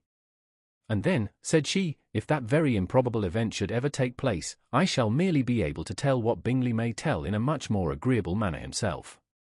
The liberty of communication cannot be mine till it has lost all its value. She was now, on being settled at home, at leisure to observe the real state of her sister's spirits. Jane was not happy. She still cherished a very tender affection for Bingley. Having never even fancied herself in love before, her regard had all the warmth of first attachment, and, from her age and disposition, greater steadiness than most first attachments often boast, and so fervently did she value his remembrance, and prefer him to every other man, that all her good sense, and all her attention to the feelings of her friends, were requisite to check the indulgence of those regrets which must have been injurious to her own health and their tranquillity. "Well, Lizzie," said Mrs. Bennet one day, "what is your opinion now of this sad business of Jane's?" "For my part, I am determined never to speak of it again to anybody. I told my sister Philip so the other day. But I cannot find out that Jane saw anything of him in London. Well, he is a very undeserving young man, and I do not suppose there's the least chance in the world of her ever getting him now. There is no talk of his coming to Netherfield again in the summer, and I have inquired of everybody, too, who is likely to know. I do not believe he will ever live at Netherfield any more. Oh well. It is just as he chooses. Nobody wants him to come. Though I shall always say he used my daughter extremely ill, and if I was her, I would not have put up with it. Well, my comfort is, I am sure Jane will die of a broken heart, and then he will be sorry for what he has done." But as Elizabeth could not receive comfort from any such expectation, she made no answer.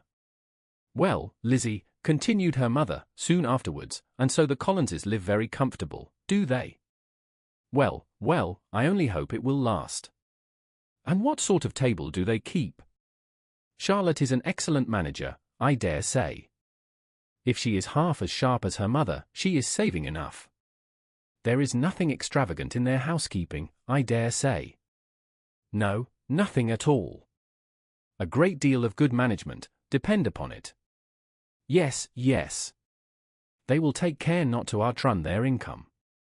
They will never be distressed for money. Well, much good may it do them.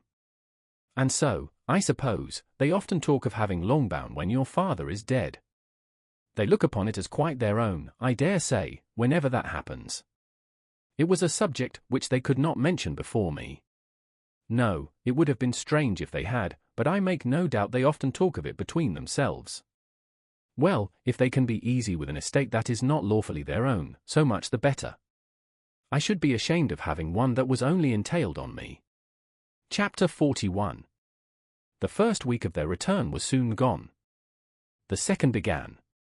It was the last of the regiment's stay in Meryton, and all the young ladies in the neighbourhood were drooping apace. The dejection was almost universal. The elder Miss Bennets alone were still able to eat, drink, and sleep, and pursue the usual course of their employments. Very frequently were they reproached for this insensibility by Kitty and Lydia, whose own misery was extreme, and who could not comprehend such hard-heartedness in any of the family. "Good heaven! What is to become of us? What are we to do?" would they often exclaim in the bitterness of woe. "How can you be smiling so, Lizzie?" Their affectionate mother shared all their grief. She remembered what she had herself endured on a similar occasion, 25 years ago. "I am sure," said she, "I cried for 2 days together when Colonel Miller's regiment went away. I thought I should have broken my heart. I am sure I shall break mine, said Lydia. If one could but go to Brighton, observed Mrs. Bennet. Oh, yes. If one could but go to Brighton. But Papa is so disagreeable. A little sea bathing would set me up forever. And my Aunt Phillips is sure it would do Emmy a great deal of good, added Kitty. Such were the kind of lamentations resounding perpetually through Longbourn House. Elizabeth tried to be diverted by them, but all sense of pleasure was lost in shame. She felt anew the justice of Mr. Darcy's objections, and never had she been so much disposed to pardon his interference in the views of his friend. But the gloom of Lydia's prospect was shortly cleared away, for she received an invitation from Mrs. Foster, the wife of the colonel of the regiment, to accompany her to Brighton. This invaluable friend was a very young woman, and very lately married. A resemblance in good humour and good spirits had recommended her and Lydia to each other, and out of their 3 months' acquaintance they had been intimate TWO. The rapture of Lydia on this occasion, her adoration of Mrs. Foster, the delight of Mrs. Bennet, and the mortification of Kitty, are scarcely to be described. Wholly inattentive to her sister's feelings, Lydia flew about the house in restless ecstasy, calling for everyone's congratulations, and laughing and talking with more violence than ever, whilst the luckless Kitty continued in the parlour repined at her fate in terms as unreasonable as her accent was peevish. I cannot see why Mrs. Foster should not ask Emmy as well as Lydia, said she, though I am not her particular friend. I have just as much right to be asked as she has, and more too, for I am 2 years older. In vain did Elizabeth attempt to make her reasonable, and Jane to make her resigned. As for Elizabeth herself, this invitation was so far from exciting in her the same feelings as in her mother and Lydia, that she considered it as the death warrant of all possibility of common sense for the latter, and detestable as such a step must make her were it known, she could not help secretly advising her father not to let her go. She represented to him all the improprieties of Lydia's general behaviour, the little advantage she could derive from the friendship of such a woman as Mrs. Foster, and the probability of her being yet more imprudent with such a companion at Brighton, where the temptations must be greater than at home. He heard her attentively, and then said, Lydia will never be easy until she has exposed herself in some public place or other, and we can never expect her to do it with so little expense or inconvenience to her family as under the present circumstances. If you were aware, said Elizabeth, of the very great disadvantage to us all which must arise from the public notice of Lydia's unguarded and imprudent manner, nay, which has already arisen from it, I am sure you would judge differently in the affair. Already arisen, repeated Mr. Bennet. What, has she frightened away some of your lovers? Poor little Lizzie. But do not be cast down. Such squeamish youths as cannot bear to be connected with a little absurdity are not worth a regret. Come, let me see the list of pitiful fellows who have been kept aloof by Lydia's folly. Indeed you are mistaken. I have no such injuries to resent. It is not of particular, but of general evils, which I am now complaining. Our importance, our respectability in the world must be affected by the wild volatility, the assurance and disdain of all restraint, which mark Lydia's character. Excuse me, for I must speak plainly. If you, my dear father, will not take the trouble of checking her exuberant spirits, and of teaching her that her present pursuits are not to be the business of her life, she will soon be beyond the reach of amendment. Her character will be fixed, and she will, at 16, be the most determined flirt that ever made herself or her family ridiculous, a flirt, too, in the worst and meanest degree of flirtation, without any attraction beyond youth and a tolerable person, and, from the ignorance and emptiness of her mind, wholly unable to ward off any portion of that universal contempt which her rage for admiration will excite. In this danger Kitty also is comprehended. She will follow wherever Lydia leads. Vain, ignorant, idle, and absolutely uncontrolled. Oh, my dear father, can you suppose it possible that they will not be censured and despised wherever they are known, and that their sisters will not be often involved in the disgrace? Mr. Bennet saw that her whole heart was in the subject, and affectionately taking her hand said in reply, Do not make yourself uneasy, my love. Wherever you and Jane are known you must be respected and valued, and you will not appear to less advantage for having a couple of, or I may say, 3 very silly sisters. We shall have no peace at Longbourn if Lydia does not go to Brighton. Let her go, then. Colonel Foster is a sensible man, and will keep her out of any real mischief, and she is luckily too poor to be an object of prey to anybody. At Brighton she will be of less importance even as a common flirt than she has been here. The officers will find women better worth their notice. Let us hope, therefore, that her being there may teach her her own insignificance. At any rate, she cannot grow many degrees worse, without authorizing us to lock her up for the rest of her life." With this answer Elizabeth was forced to be content, but her own opinion continued the same, and she left him disappointed and sorry. It was not in her nature, however, to increase her vexations by dwelling on them. She was confident of having performed her duty, and to fret over unavoidable evils, or augment them by anxiety, was no part of her disposition. Had Lydia and her mother known the substance of her conference with her father, their indignation would hardly have found expression in their united volubility. In Lydia's imagination, a visit to Brighton comprised every possibility of earthly happiness. She saw, with the creative eye of fancy, the streets of that gay bathing place covered with officers. She saw herself the object of attention, to tens and to scores of them at present unknown. She saw all the glories of the camp, its tents stretched forth in beauteous uniformity of lines, crowded with the young and the gay, and dazzling with scarlet, and, to complete the view, she saw herself seated beneath a tent, tenderly flirting with at least 6 officers at once. Had she known her sister sought to tear her from such prospects and such realities as these, what would have been her sensations? They could have been understood only by her mother, who might have felt nearly the same. Lydia's going to Brighton was all that consoled her for her melancholy conviction of her husband's never intending to go there himself. But they were entirely ignorant of what had passed, and their raptures continued, with little intermission, to the very day of Lydia's leaving home. Elizabeth was now to see Mr. Wickham for the last time. Having been frequently in company with him since her return, agitation was pretty well over, the agitations of formal partiality entirely so. She had even learnt to detect, in the very gentleness which had first delighted her, an affectation and a sameness to disgust and weary. In his present behaviour to herself, moreover, she had a fresh source of displeasure, for the inclination he soon testified of renewing those intentions which had marked the early part of their acquaintance could only serve, after what had since passed, to provoke her. She lost all concern for him in finding herself thus selected as the object of such idle and frivolous gallantry, and while she steadily repressed it, could not but feel the reproof contained in his believing, that however long, and for whatever cause, his attentions had been withdrawn, her vanity would be gratified, and her preference secured at any time by their renewal. On the very last day of the regiment's remaining at Meryton, he dined, with other of the officers, at Longbourn, and so little was Elizabeth disposed to part from him in good humour, that on his making some inquiry as to the manner in which her time had passed at Hunsford, she mentioned Colonel Fitzwilliam's and Mr. Darcy's having both spent 3 weeks at Rosings, and asked him if he was acquainted with the former.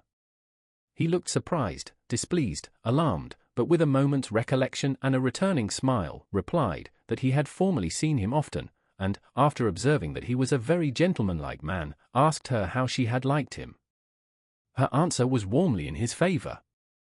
With an air of indifference he soon afterwards added, "How long did you say he was at Rosings?" "Nearly 3 weeks." "And you saw him frequently?" "Yes, almost every day." "His manners are very different from his cousin's." "Yes, very different. But I think Mr. Darcy improves upon acquaintance." "Indeed," cried Mr. Wickham with a look which did not escape her. "And pray, may I ask?" But checking himself, he added, in a gayer tone, "Is it in address that he improves? Has he deigned to add aught of civility to his ordinary style? For I dare not hope," he continued in a lower and more serious tone, "that he is improved in essentials." "Oh, no," said Elizabeth. "In essentials, I believe, he is very much what he ever was." While she spoke, Wickham looked as if scarcely knowing whether to rejoice over her words, or to distrust their meaning. There was a something in her countenance which made him listen with an apprehensive and anxious attention, while she added, "When I said that he improved on acquaintance, I did not mean that his mind or his manners were in a state of improvement, but that, from knowing him better, his disposition was better understood." Wickham's alarm now appeared in a heightened complexion and agitated look. For a few minutes he was silent, till, shaking off his embarrassment, he turned to her again, and said in the gentlest of accents, "You, who so well know my feeling towards Mr. Darcy, will readily comprehend how sincerely I must rejoice that he is wise enough to assume even the appearance of what is right. His pride, in that direction, may be of service, if not to himself, to many others, for it must only deter him from such foul misconduct as I have suffered by. I only fear that the sort of cautiousness to which you, I imagine, have been alluding, is merely adopted on his visits to his aunt, of whose good opinion and judgment he stands much in awe. His fear of her has always operated, I know, when they were together, and a good deal is to be imputed to his wish of forwarding the match with Miss de Bourgh, which I am certain he has very much at heart. Elizabeth could not repress a smile at this, but she answered only by a slight inclination of the head. She saw that he wanted to engage her on the old subject of his grievances, and she was in no humour to indulge him. The rest of the evening passed with the appearance, on his side, of usual cheerfulness, but with no further attempt to distinguish Elizabeth, and they parted at last with mutual civility, and possibly a mutual desire of never meeting again. When the party broke up, Lydia returned with Mrs. Foster to Meryton, from whence they were to set out early the next morning. The separation between her and her family was rather noisy than pathetic. Kitty was the only one who shed tears, but she did weep from vexation and envy. Mrs. Bennet was diffuse in her good wishes for the felicity of her daughter, and impressive in her injunctions that she should not miss the opportunity of enjoying herself as much as possible, advice which there was every reason to believe would be well attended to, and in the clamorous happiness of Lydia herself in bidding farewell, the more gentle adieus of her sisters were uttered without being heard. Chapter 42. Had Elizabeth's opinion been all drawn from her own family, she could not have formed a very pleasing opinion of conjugal felicity or domestic comfort. Her father, captivated by youth and beauty, and that appearance of good humour which youth and beauty generally give, had married a woman whose weak understanding and illiberal mind had very early in their marriage put an end to all real affection for her.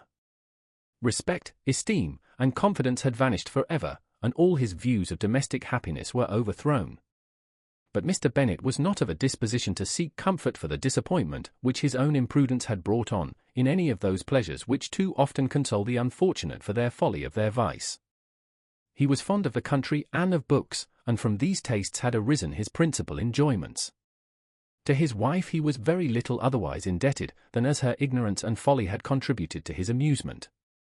This is not the sort of happiness which a man would in general wish to owe to his wife, but where other powers of entertainment are wanting, the true philosopher will derive benefit from such as are given. Elizabeth, however, had never been blind to the impropriety of her father's behaviour as a husband. She had always seen it with pain, but respecting his abilities, and grateful for his affectionate treatment of herself, she endeavoured to forget what she could not overlook, and to banish from her thoughts that continual breach of conjugal obligation and decorum which, in exposing his wife to the contempt of her own children, was so highly reprehensible. But she had never felt so strongly as now the disadvantages which must attend the children of so unsuitable a marriage, nor ever been so fully aware of the evils arising from so ill-judged a direction of talents which, rightly used, might at least have preserved the respectability of his daughters, even if incapable of enlarging the mind of his wife. When Elizabeth had rejoiced over Wickham's departure, she found little other cause for satisfaction in the loss of the regiment. Their parties abroad were less varied than before, and at home she had a mother and sister whose constant repinings at the dullness of everything around them threw a real gloom over their domestic circle, and, though Kitty might in time regain her natural degree of sense, since the disturbers of her brain were removed, her other sister, from whose disposition greater evil might be apprehended, was likely to be hardened in all her folly and assurance by a situation of such double danger as a watering place and a camp.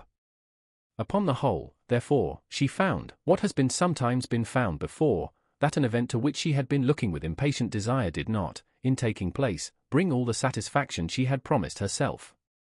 It was consequently necessary to name some other period for the commencement of actual felicity, to have some other point on which her wishes and hopes might be fixed, and by again enjoying the pleasure of anticipation, console herself for the present, and prepare for another disappointment. Her tour to the lakes was now the object of her happiest thoughts. It was her best consolation for all the uncomfortable hours which the discontentedness of her mother and Kitty made inevitable, and could she have included Jane in the scheme, every part of it would have been perfect. But it is fortunate, thought she, that I have something to wish for. Were the whole arrangement complete, my disappointment would be certain. But here, by carrying with me one ceaseless source of regret in my sister's absence, I may reasonably hope to have all my expectations of pleasure realized. A scheme of which every part promises delight can never be successful, and general disappointment is only warded off by the defense of some little peculiar vexation. When Lydia went away, she promised to write very often and very minutely to her mother and Kitty, but her letters were always long expected, and always very short. Those to her mother contained little else than that they were just returned from the library, where such and such officers had attended them, and where she had seen such beautiful ornaments as made her quite wild, that she had a new gown, or a new parasol, which she would have described more fully, but was obliged to leave off in a violent hurry, as Mrs. Foster called her, and they were going off to the camp, and from her correspondence with her sister, there was still less to be learnt for. Her letters to Kitty, though rather longer, were much too full of lines under the words to be made public. After the first fortnight or 3 weeks of her absence, health, good humour, and cheerfulness began to reappear at Longbourn. Everything wore a happier aspect. The families who had been in town for the winter came back again, and summer finery and summer engagements arose. Mrs. Bennet was restored to her usual querulous serenity, and, by the middle of June, Kitty was so much recovered as to be able to enter Meryton without tears, an event of such happy promise as to make Elizabeth hope that by the following Christmas she might be so tolerably reasonable as not to mention an officer above once a day, unless, by some cruel and malicious arrangement at the War Office, another regiment should be quartered in Meryton. The time fixed for the beginning of their northern tour was now fast approaching, and a fortnight only was wanting of it, when a letter arrived from Mrs. Gardiner, which at once delayed its commencement and curtailed its extent. Mr. Gardiner would be prevented by business from setting out till a fortnight later in July, and must be in London again within a month, and as that left too short a period for them to go so far, and see so much as they had proposed, or at least to see it with the leisure and comfort they had built on, they were obliged to give up the lakes, and substitute a more contracted tour, and, according to the present plan, were to go no farther northwards than Derbyshire. In that county there was enough to be seen to occupy the chief of their 3 weeks, and to Mrs. Gardiner it had a peculiarly strong attraction. The town where she had formerly passed some years of her life, and where they were now to spend a few days, was probably as great an object of her curiosity as all the celebrated beauties of Matlock, Chatsworth, Dovedale, or the Peak. Elizabeth was excessively disappointed. She had set her heart on seeing the lakes, and still thought there might have been time enough. But it was her business to be satisfied, and certainly her temper to be happy, and all was soon right again. With the mention of Derbyshire there were many ideas connected. It was impossible for her to see the word without thinking of Pemberley and its owner. But surely, said she, I may enter his county without impunity, and rob it of a few petrified spars without his perceiving me. The period of expectation was now doubled. For weeks were to pass away before her uncle and aunt's arrival. But they did pass away, and Mr. and Mrs. Gardiner, with their 4 children, did at length appear at Longbourn. The children, 2 girls of 6 and 8 years old, and 2 younger boys, were to be left under the particular care of their cousin Jane, who was the general favourite, and whose steady sense and sweetness of temper exactly adapted her for attending to them in every way, teaching them, playing with them, and loving them. The Gardiner stayed only 1 night at Longbourn, and set off the next morning with Elizabeth in pursuit of novelty and amusement. One enjoyment was certain, that of suitableness of companions, a suitableness which comprehended health and temper to bear inconveniences, cheerfulness to enhance every pleasure, and affection and intelligence, which might supply it among themselves if there were disappointments abroad. It is not the object of this work to give a description of Derbyshire, nor of any of the remarkable places through which their route thither lay. Oxford, Blenheim, Warwick, Kenilworth, Birmingham, etc. are sufficiently known. A small part of Derbyshire is all the present concern. To the little town of Lambton, the scene of Mrs. Gardiner's former residence, and where she had lately learned some acquaintance still remained, they bent their steps, after having seen all the principal wonders of the country, and within 5 miles of Lambton, Elizabeth found from her aunt that Pemberley was situated. It was not in their direct road, nor more than a mile or 2 out of it. In talking over their route the evening before, Mrs. Gardiner expressed an inclination to see the place again. Mr. Gardiner declared his willingness, and Elizabeth was applied to for her approbation. "My love, should not you like to see a place of which you have heard so much?" said her aunt. "A place, too, with which so many of your acquaintances are connected. Wickham passed all his youth there, you know." Elizabeth was distressed.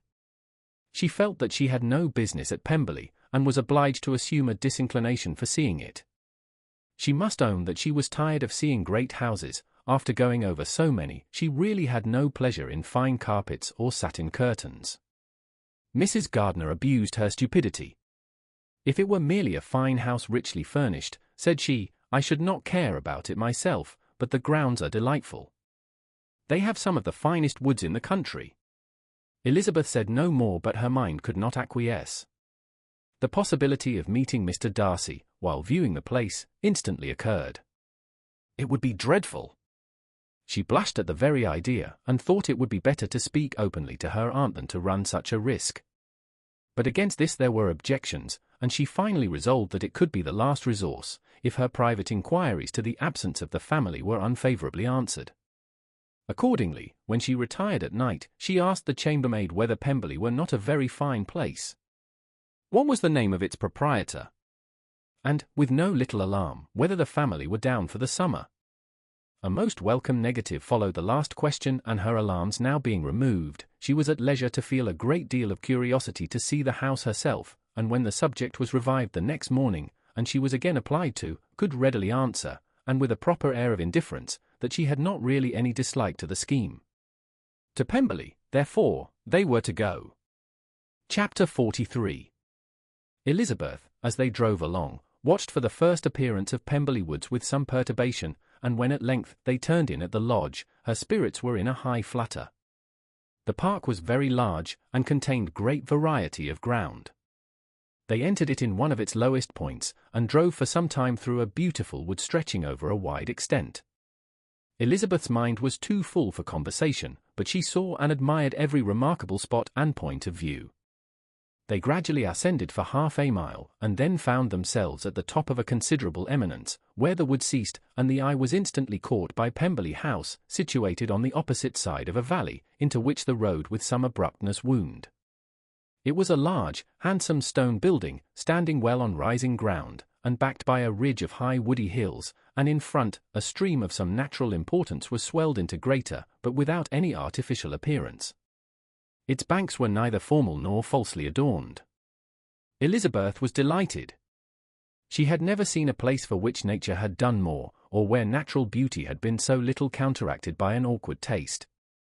They were all of them warm in their admiration, and at that moment she felt that to be mistress of Pemberley might be something. They descended the hill, crossed the bridge, and drove to the door, and, while examining the nearer aspect of the house, all her apprehension of meeting its owner returned. She dreaded lest the chambermaid had been mistaken. On applying to see the place, they were admitted into the hall, and Elizabeth, as they waited for the housekeeper, had leisure to wonder at her being where she was. The housekeeper came, a respectable-looking elderly woman, much less fine, and more civil, than she had any notion of finding her. They followed her into the dining parlour. It was a large, well-proportioned room, handsomely fitted up. Elizabeth, after slightly surveying it, went to a window to enjoy its prospect. The hill, crowned with wood, which they had descended, receiving increased abruptness from the distance, was a beautiful object. Every disposition of the ground was good, and she looked on the whole scene, the river, the trees scattered on its banks, and the winding of the valley, as far as she could trace it, with delight. As they passed into other rooms, these objects were taking different positions, but from every window there were beauties to be seen. The rooms were lofty and handsome, and their furniture suitable to the fortune of its proprietor, but Elizabeth saw, with admiration of his taste, that it was neither gaudy nor uselessly fine, with less of splendour, and more real elegance, than the furniture of Rosings. And of this place, thought she, I might have been mistress. With these rooms I might now have been familiarly acquainted. Instead of viewing them as a stranger, I might have rejoiced in them as my own, and welcomed to them as visitors my uncle and aunt. But no, recollecting herself that could never be, my uncle and aunt would have been lost to me, I should not have been allowed to invite them. This was a lucky recollection, it saved her from something very like regret. She longed to inquire of the housekeeper whether her master was really absent, but had not the courage for it. At length, however, the question was asked by her uncle, and she turned away with alarm, while Mrs. Reynolds replied that he was, adding, but we expect him tomorrow, with a large party of friends. How rejoiced was Elizabeth that their own journey had not by any circumstance been delayed a day. Her aunt now called her to look at a picture. She approached and saw the likeness of Mr. Wickham, suspended, amongst several other miniatures, over the mantelpiece. Her aunt asked her, smilingly, how she liked it. The housekeeper came forward and told them it was a picture of a young gentleman, the son of her late master's steward, who had been brought up by him at his own expense. He is now gone into the army, she added, but I am afraid he has turned out very wild. Mrs. Gardiner looked at her niece with a smile, but Elizabeth could not return it. And that, said Mrs. Reynolds, pointing to another of the miniatures, is my master, and very like him. It was drawn at the same time as the other about 8 years ago. I have heard much of your master's fine person, said Mrs. Gardiner, looking at the picture. It is a handsome face. But, Lizzie, you can tell us whether it is like or not. Mrs. Reynolds' respect for Elizabeth seemed to increase on this intimation of her knowing her master. Does that young lady know Mr. Darcy? Elizabeth coloured, and said, a little. And do not you think him a very handsome gentleman, Yes, very handsome.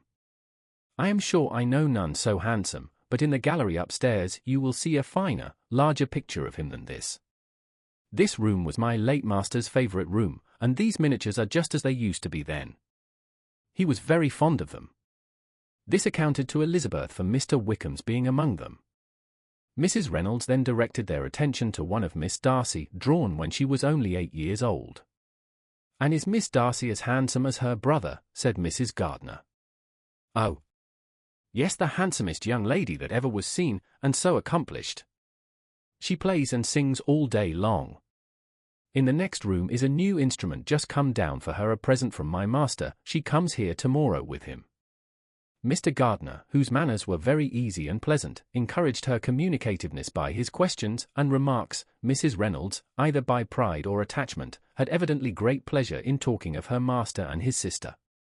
Is your master much at Pemberley in the course of the year? Not so much as I could wish, sir, but I dare say he may spend half his time here, and Miss Darcy is always down for the summer months. Except, thought Elizabeth, when she goes to Ramsgate. If your master would marry, you might see more of him. Yes, sir, but I do not know when that will be. I do not know who is good enough for him. Mr. and Mrs. Gardiner smiled. Elizabeth could not help saying, it is very much to his credit, I am sure, that you should think so. I say no more than the truth, and everybody will say that knows him, replied the other.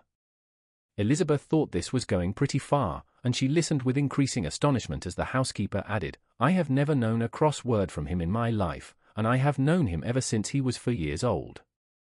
This was praise, of all others most extraordinary, most opposite to her ideas. That he was not a good-tempered man had been her firmest opinion. Her keenest attention was awakened, she longed to hear more, and was grateful to her uncle for saying, there are very few people of whom so much can be said. You are lucky in having such a master. Yes, sir, I know I am. If I were to go through the world, I could not meet with a better. But I have always observed, that they who are good-natured when children, are good-natured when they grow up, and he was always the sweetest-tempered, most generous-hearted boy in the world. Elizabeth almost stared at her. Can this be Mr. Darcy, thought she. His father was an excellent man, said Mrs. Gardiner. Yes, that he was indeed, and his son will be just like him, just as affable to the poor. Elizabeth listened, wondered, doubted, and was impatient for more. Mrs. Reynolds could interest her on no other point. She related the subjects of the pictures, the dimensions of the rooms, and the price of the furniture, in vain. Mr. Gardiner, highly amused by the kind of family prejudice to which he attributed her excessive commendation of her master, soon led again to the subject, and she dwelt with energy on his many merits as they proceeded together up the great staircase. He is the best landlord, and the best master, said she, that ever lived, not like the wild young men nowadays, who think of nothing but themselves. There is not one of his tenants or servants but will give him a good name. Some people call him proud, but I am sure I never saw anything of it. To my fancy, it is only because he does not rattle away like other young men. In what an amiable light does this place him, thought Elizabeth. This fine account of him, whispered her aunt as they walked, is not quite consistent with his behaviour to our poor friend. Perhaps we might be deceived. That is not very likely, our authority was too good. On reaching the spacious lobby above, they were shown into a very pretty sitting room, lately fitted up with greater elegance and lightness than the apartments below, and were informed that it was but just done to give pleasure to Miss Darcy, who had taken a liking to the room when last at Pemberley. "He is certainly a good brother," said Elizabeth, as she walked towards one of the windows. Mrs. Reynolds anticipated Miss Darcy's delight when she should enter the room. "And this is always the way with him," she added. "Whatever can give his sister any pleasure is sure to be done in a moment. There is nothing he would not do for her." The picture gallery, and 2 or 3 of the principal bedrooms, were all that remained to be shown. In the former were many good paintings, but Elizabeth knew nothing of the art, and from such as had been already visible below, she had willingly turned to look at some drawings of Miss Darcy's, in crayons, whose subjects were usually more interesting, and also more intelligible. In the gallery there were many family portraits, but they could have little to fix the attention of a stranger. Elizabeth walked in quest of the only face whose features would be known to her. At last it arrested her, and she beheld a striking resemblance to Mr. Darcy, with such a smile over the face as she remembered to have sometimes seen when he looked at her. She stood several minutes before the picture, in earnest contemplation, and returned to it again before they quitted the gallery. Mrs. Reynolds informed them that it had been taken in his father's lifetime. There was certainly at this moment, in Elizabeth's mind, a more gentle sensation towards the original than she had ever felt at the height of their acquaintance. The commendation bestowed on him by Mrs. Reynolds was of no trifling nature. What praise is more valuable than the praise of an intelligent servant? As a brother, a landlord, a master, she considered how many people's happiness were in his guardianship. How much of pleasure or pain was it in his power to bestow? How much of good or evil must be done by him? Every idea that had been brought forward by the housekeeper was favourable to his character, and as she stood before the canvas on which he was represented, and fixed his eyes upon herself, she thought of his regard with a deeper sentiment of gratitude than it had ever raised before. She remembered its warmth, and softened its impropriety of expression. When all of the house that was open to general inspection had been seen, they returned downstairs, and, taking leave of the housekeeper, were consigned over to the gardener, who met them at the hall door. As they walked across the hall towards the river, Elizabeth turned back to look again. Her uncle and aunt stopped also, and while the former was conjecturing as to the date of the building, the owner of it himself suddenly came forward from the road, which led behind it to the stables. They were within 20 yards of each other, and so abrupt was his appearance, that it was impossible to avoid his sight. Their eyes instantly met, and the cheeks of both were overspread with the deepest blush. He absolutely started, and for a moment seemed immovable from surprise, but shortly recovering himself, advanced towards the party, and spoke to Elizabeth, if not in terms of perfect composure, at least of perfect civility.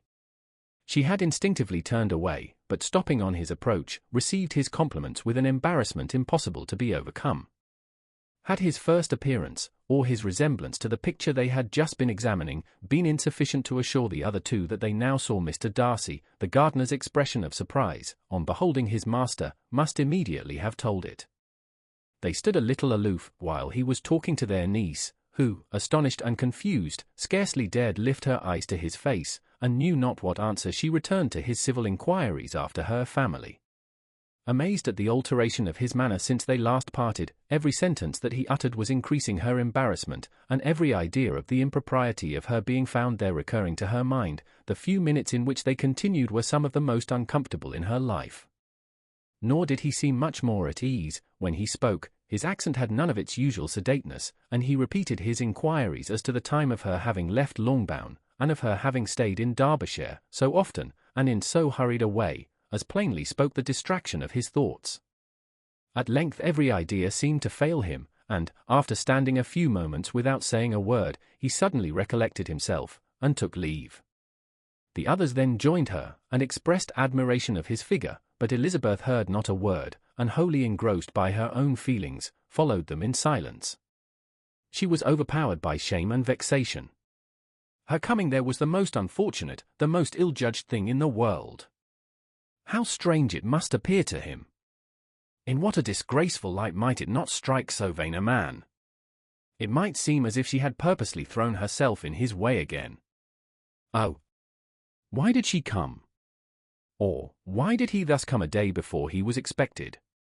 Had they been only 10 minutes sooner, they should have been beyond the reach of his discrimination, for it was plain that he was that moment arrived, that moment alighted from his horse or his carriage. She blushed again and again over the perverseness of the meeting. And his behavior, so strikingly altered, what could it mean? That he should even speak to her was amazing. But to speak with such civility, to inquire after her family. Never in her life had she seen his manners so little dignified, never had he spoken with such gentleness as on this unexpected meeting. What a contrast did it offer to his last address in Rosings Park, when he put his letter into her hand! She knew not what to think, or how to account for it. They had now entered a beautiful walk by the side of the water, and every step was bringing forward a nobler fall of ground, or a finer reach of the woods to which they were approaching, but it was some time before Elizabeth was sensible of any of it, and, though she answered mechanically to the repeated appeals of her uncle and aunt, and seemed to direct her eyes to such objects as they pointed out, she distinguished no part of the scene. Her thoughts were all fixed on that one spot of Pemberley House, whichever it might be, where Mr. Darcy then was. She longed to know what at the moment was passing in his mind, in what manner he thought of her, and whether, in defiance of everything, she was still dear to him. Perhaps he had been civil only because he felt himself at ease, yet there had been that in his voice which was not like ease. Whether he had felt more of pain or of pleasure in seeing her she could not tell, but he certainly had not seen her with composure. At length, however, the remarks of her companions on her absence of mind aroused her, and she felt the necessity of appearing more like herself. They entered the woods, and bidding adieu to the river for a while, ascended some of the higher grounds, when, in spots where the opening of the trees gave the eye power to wander, were many charming views of the valley, the opposite hills, with the long range of woods overspreading many, and occasionally part of the stream. Mr. Gardiner expressed a wish of going round the whole park, but feared it might be beyond a walk. With a triumphant smile, they were told that it was 10 miles round. It settled the matter, and they pursued the accustomed circuit, which brought them again, after some time, in a descent among hanging woods, to the edge of the water, and one of its narrowest parts. They crossed it by a simple bridge, in character with the general air of the scene. It was a spot less adorned than any they had yet visited, and the valley, here contracted into a glen, allowed room only for the stream, and a narrow walk amidst the rough coppicewood which bordered it. Elizabeth longed to explore its windings, but when they had crossed the bridge, and perceived their distance from the house, Mrs. Gardiner, who was not a great walker, could go no farther, and thought only of returning to the carriage as quickly as possible.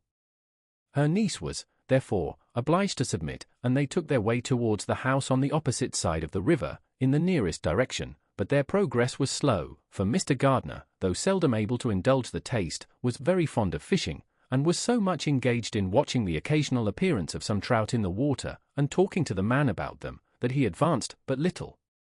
Whilst wandering on in this slow manner, they were again surprised, and Elizabeth's astonishment was quite equal to what it had been at first, by the sight of Mr. Darcy approaching them, and at no great distance. The walk here being less sheltered than on the other side, allowed them to see him before they met. Elizabeth, however astonished, was at least more prepared for an interview than before, and resolved to appear and to speak with calmness, if he really intended to meet them. For a few moments, indeed, she felt that he would probably strike into some other path. The idea lasted while a turning in the walk concealed him from their view. The turning past, he was immediately before them. With a glance, she saw that he had lost none of his recent civility, and, to imitate his politeness, she began, as they met, to admire the beauty of the place, but she had not got beyond the words delightful and charming, when some unlucky recollections obtruded, and she fancied that praise of Pemberley from her might be mischievously construed. Her colour changed, and she said no more. Mrs. Gardiner was standing a little behind, and on her pausing, he asked her if she would do him the honour of introducing him to her friends.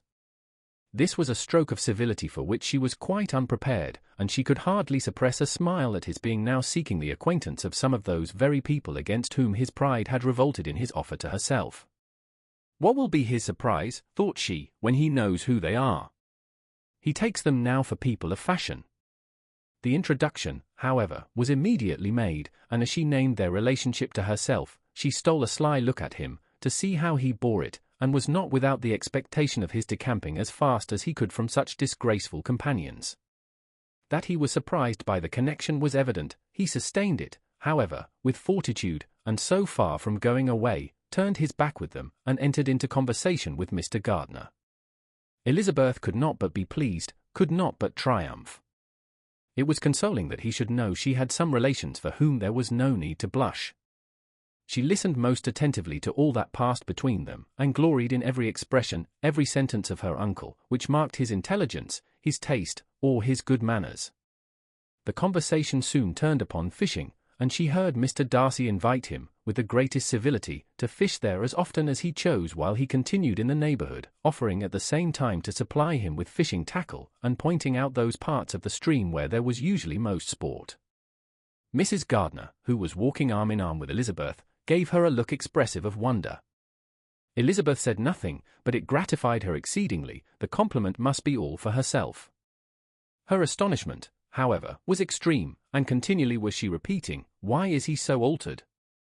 From what can it proceed? It cannot be for Emmy, it cannot be for M.Y.'s sake that his manners are thus softened. My reproofs at Hunsford could not work such a change as this. It is impossible that he should still love me." After walking some time in this way, the two ladies in front, the two gentlemen behind, on resuming their places, after descending to the brink of the river for the better inspection of some curious water plant, there chanced to be a little alteration. It originated in Mrs. Gardner, who, fatigued by the exercise of the morning, found Elizabeth's arm inadequate to her support, and consequently preferred her husband's. Mr. Darcy took her place by her niece, and they walked on together. After a short silence, the lady first spoke.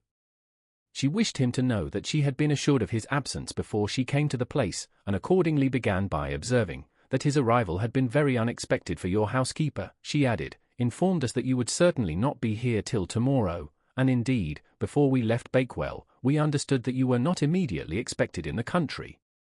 He acknowledged the truth of it all, and said that business with his steward had occasioned his coming forward a few hours before the rest of the party with whom he had been travelling.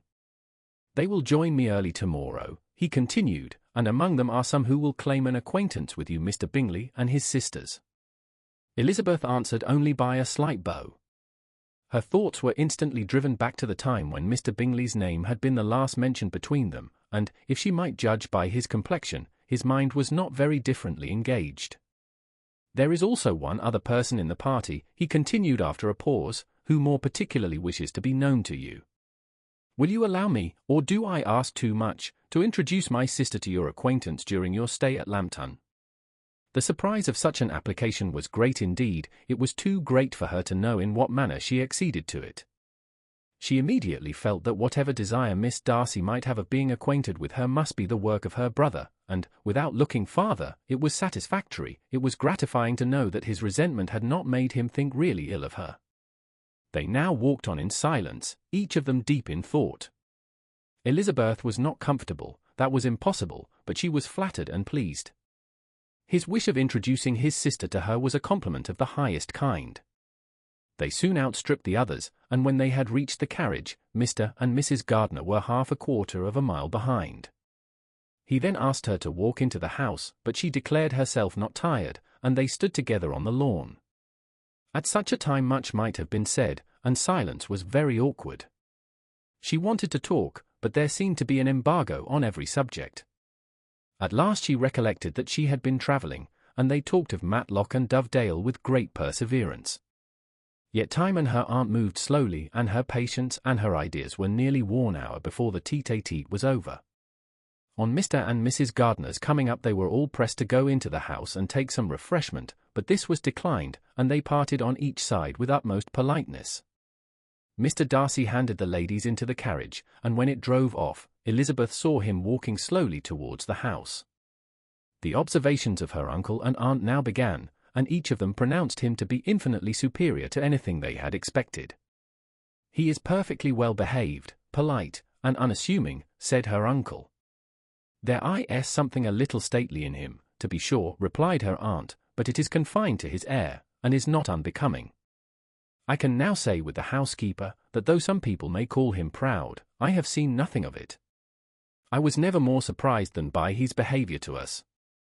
It was more than civil, it was really attentive, and there was no necessity for such attention. His acquaintance with Elizabeth was very trifling. To be sure, Lizzie, said her aunt, he is not so handsome as Wickham, or, rather, he has not Wickham's countenance, for his features are perfectly good.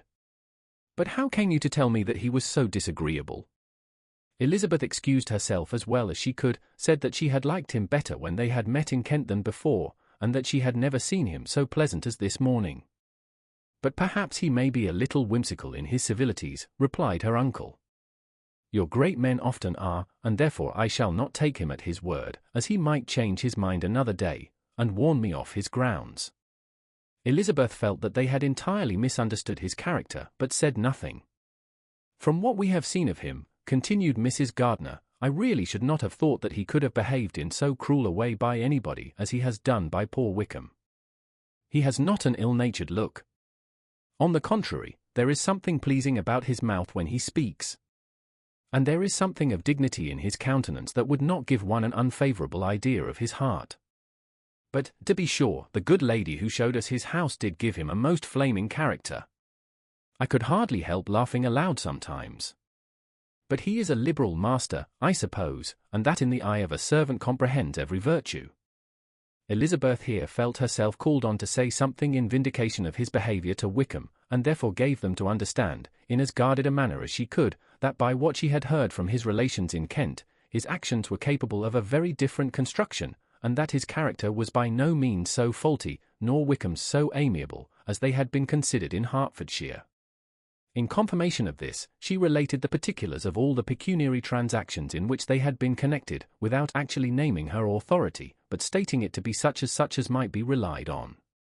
Mrs. Gardiner was surprised and concerned, but as they were now approaching the scene of her former pleasures, every idea gave way to the charm of recollection, and she was too much engaged in pointing out to her husband all the interesting spots in its environs to think of anything else.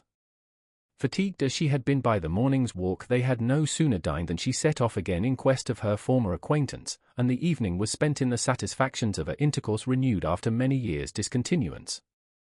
The occurrences of the day were too full of interest to leave Elizabeth much attention for any of these new friends, and she could do nothing but think, and think with wonder, of Mr. Darcy's civility, and, above all, of his wishing her to be acquainted with his sister. Chapter 44. Elizabeth had settled it that Mr. Darcy would bring his sister to visit her the very day after her reaching Pemberley, and was consequently resolved not to be out of sight of the inn the whole of that morning. But her conclusion was false, for on the very morning after their arrival at Lambton, these visitors came. They had been walking about the place with some of their new friends, and were just returning to the inn to dress themselves for dining with the same family, when the sound of a carriage drew them to a window, and they saw a gentleman and a lady in a curricle driving up the street. Elizabeth, immediately recognizing the livery, guessed what it meant, and imparted no small degree of her surprise to her relations by acquainting them with the honour which she expected. Her uncle and aunt were all amazement, and the embarrassment of her manner as she spoke, joined to the circumstance itself, and many of the circumstances of the preceding day, opened to them a new idea on the business. Nothing had ever suggested it before, but they felt that there was no other way of accounting for such attentions from such a quarter than by supposing a partiality for their niece. While these newly born notions were passing in their heads, the perturbation of Elizabeth's feelings was at every moment increasing. She was quite amazed at her own discomposure, but amongst other causes of disquiet, she dreaded lest the partiality of the brother should have said too much in her favour, and, more than commonly anxious to please, she naturally suspected that every power of pleasing would fail her. She retreated from the window, fearful of being seen, and as she walked up and down the room, endeavouring to compose herself, saw such looks of inquiring surprise in her uncle and aunt as made everything worse. Miss Darcy and her brother appeared, and this formidable introduction took place. With astonishment did Elizabeth see that her new acquaintance was at least as much embarrassed as herself. Since her being at Lambton, she had heard that Miss Darcy was exceedingly proud, but the observation of a very few minutes convinced her that she was only exceedingly shy. She found it difficult to obtain even a word from her beyond a monosyllable. Miss Darcy was tall, and on a larger scale than Elizabeth, and, though little more than 16, her figure was formed, and her appearance womanly and graceful. She was less handsome than her brother, but there was sense and good humour in her face, and her manners were perfectly unassuming and gentle. Elizabeth, who had expected to find in her as acute and unembarrassed an observer as ever Mr. Darcy had been, was much relieved by discerning such different feelings. They had not long been together before Mr. Darcy told her that Bingley was also coming to wait on her, and she had barely time to express her satisfaction and prepare for such a visitor when Bingley's quick step was heard on the stairs, and in a moment he entered the room.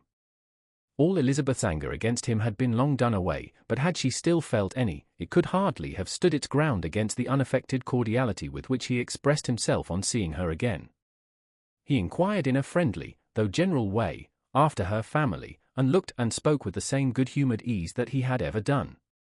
To Mr. and Mrs. Gardiner he was scarcely a less interesting personage than to herself. They had long wished to see him. The whole party before them, indeed, excited a lively attention. The suspicions which had just arisen of Mr. Darcy and their niece directed their observation towards each with an earnest though guarded inquiry, and they soon drew from those inquiries the full conviction that one of them at least knew what it was to love. Of the lady's sensations they remained a little in doubt, but that the gentleman was overflowing with admiration was evident enough. Elizabeth, on her side, had much to do.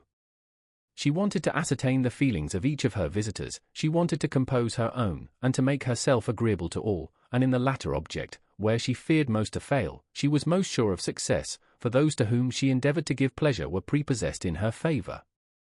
Bingley was ready, Georgiana was eager, and Darcy determined to be pleased. In seeing Bingley, her thoughts naturally flew to her sister, and, oh! how ardently did she long to know whether any of his were directed in a like manner. Sometimes she could fancy that he talked less than on former occasions, and once or twice pleased herself with the notion that, as he looked at her, he was trying to trace a resemblance. But though this might be imaginary, she could not be deceived as to his behaviour to Miss Darcy, who had been set up as a rival to Jane. No look appeared on either side that spoke particular regard. Nothing occurred between them that could justify the hopes of his sister. On this point she was soon satisfied, and 2 or 3 little circumstances occurred ere they parted, which, in her anxious interpretation, denoted a recollection of Jane not untinctured by tenderness, and a wish of saying more that might lead to the mention of her, had he dared. He observed to her, at a moment when the others were talking together, and in a tone which had something of real regret, that it was a very long time since he had had the pleasure of seeing her, and, before she could reply, he added, "It is above 8 months. We have not met since the 26th of November, when we were all dancing together at Netherfield." Elizabeth was pleased to find his memory so exact, and he afterwards took occasion to ask her, when unattended to by any of the rest, whether all her sisters were at Longbourn. There was not much in the question, nor in the preceding remark, but there was a look and a manner which gave them meaning. It was not often that she could turn her eyes on Mr. Darcy himself, but whenever she did catch a glimpse, she saw an expression of general complaisance, and in all that he said she heard an accent so removed from hauteur or disdain of his companions, as convinced her that the improvement of manners, which she had yesterday witnessed, however temporary its existence might prove, had at least outlived one day. When she saw him thus seeking the acquaintance and courting the good opinion of people with whom any intercourse a few months ago would have been a disgrace, when she saw him thus civil, not only to herself, but to the very relations whom he had openly disdained, and recollected their last lively scene in Hunsford Parsonage, the change was so great, and struck so forcibly on her mind, that she could hardly restrain her astonishment from being visible. Never, even in the company of his dear friends at Netherfield, or his dignified relations at Rosings, had she seen him so desirous to please, so free from self-consequence or unbending reserve, as now, when no importance could result from the success of his endeavours, and when even the acquaintance of those to whom his attentions were addressed would draw down the ridicule and censure of the ladies both of Netherfield as Rosings. Their visitors stayed with them above half an hour, and when they arose to depart, Mr. Darcy called on his sister to join him in expressing their wish of seeing Mr. and Mrs. Gardiner, and Miss Bennet, to dinner at Pemberley, before they left the country. Miss Darcy, though with a diffidence which marked her little in the habit of giving invitations, readily obeyed. Mrs. Gardiner looked at her niece, desirous of knowing how she, whom the invitation most concerned, felt disposed as to its acceptance, but Elizabeth had turned away her head. Presuming, however, that this studied avoidance spoke rather a momentary embarrassment than any dislike of the proposal, and seeing in her husband, who was fond of society, a perfect willingness to accept it, she ventured to engage for her attendance, and the day after the next was fixed on. Bingley expressed great pleasure in the certainty of seeing Elizabeth again, having still a great deal to say to her, and many inquiries to make after all their Hertfordshire friends. Elizabeth, construing all this into a wish of hearing her speak of her sister, was pleased, and on this account, as well as some others, found herself, when their visitors left them, capable of considering the last half-hour with some satisfaction, though while it was passing, the enjoyment of it had been little. Eager to be alone, and fearful of inquiries or hints from her uncle and aunt, she stayed with them only long enough to hear their favourable opinion of Bingley, and then hurried away to dress. But she had no reason to fear Mr. and Mrs. Gardner's curiosity. It was not their wish to force her communication. It was evident that she was much better acquainted with Mr. Darcy than they had before any idea of. It was evident that he was very much in love with her. They saw much to interest, but nothing to justify inquiry. Of Mr. Darcy it was now a matter of anxiety to think well, and, as far as their acquaintance reached, there was no fault to find.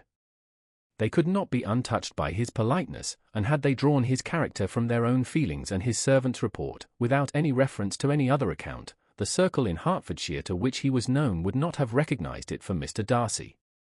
There was now an interest, however, in believing the housekeeper, and they soon became sensible that the authority of a servant who had known him since he was 4 years old, and whose own manners indicated respectability, was not to be hastily rejected.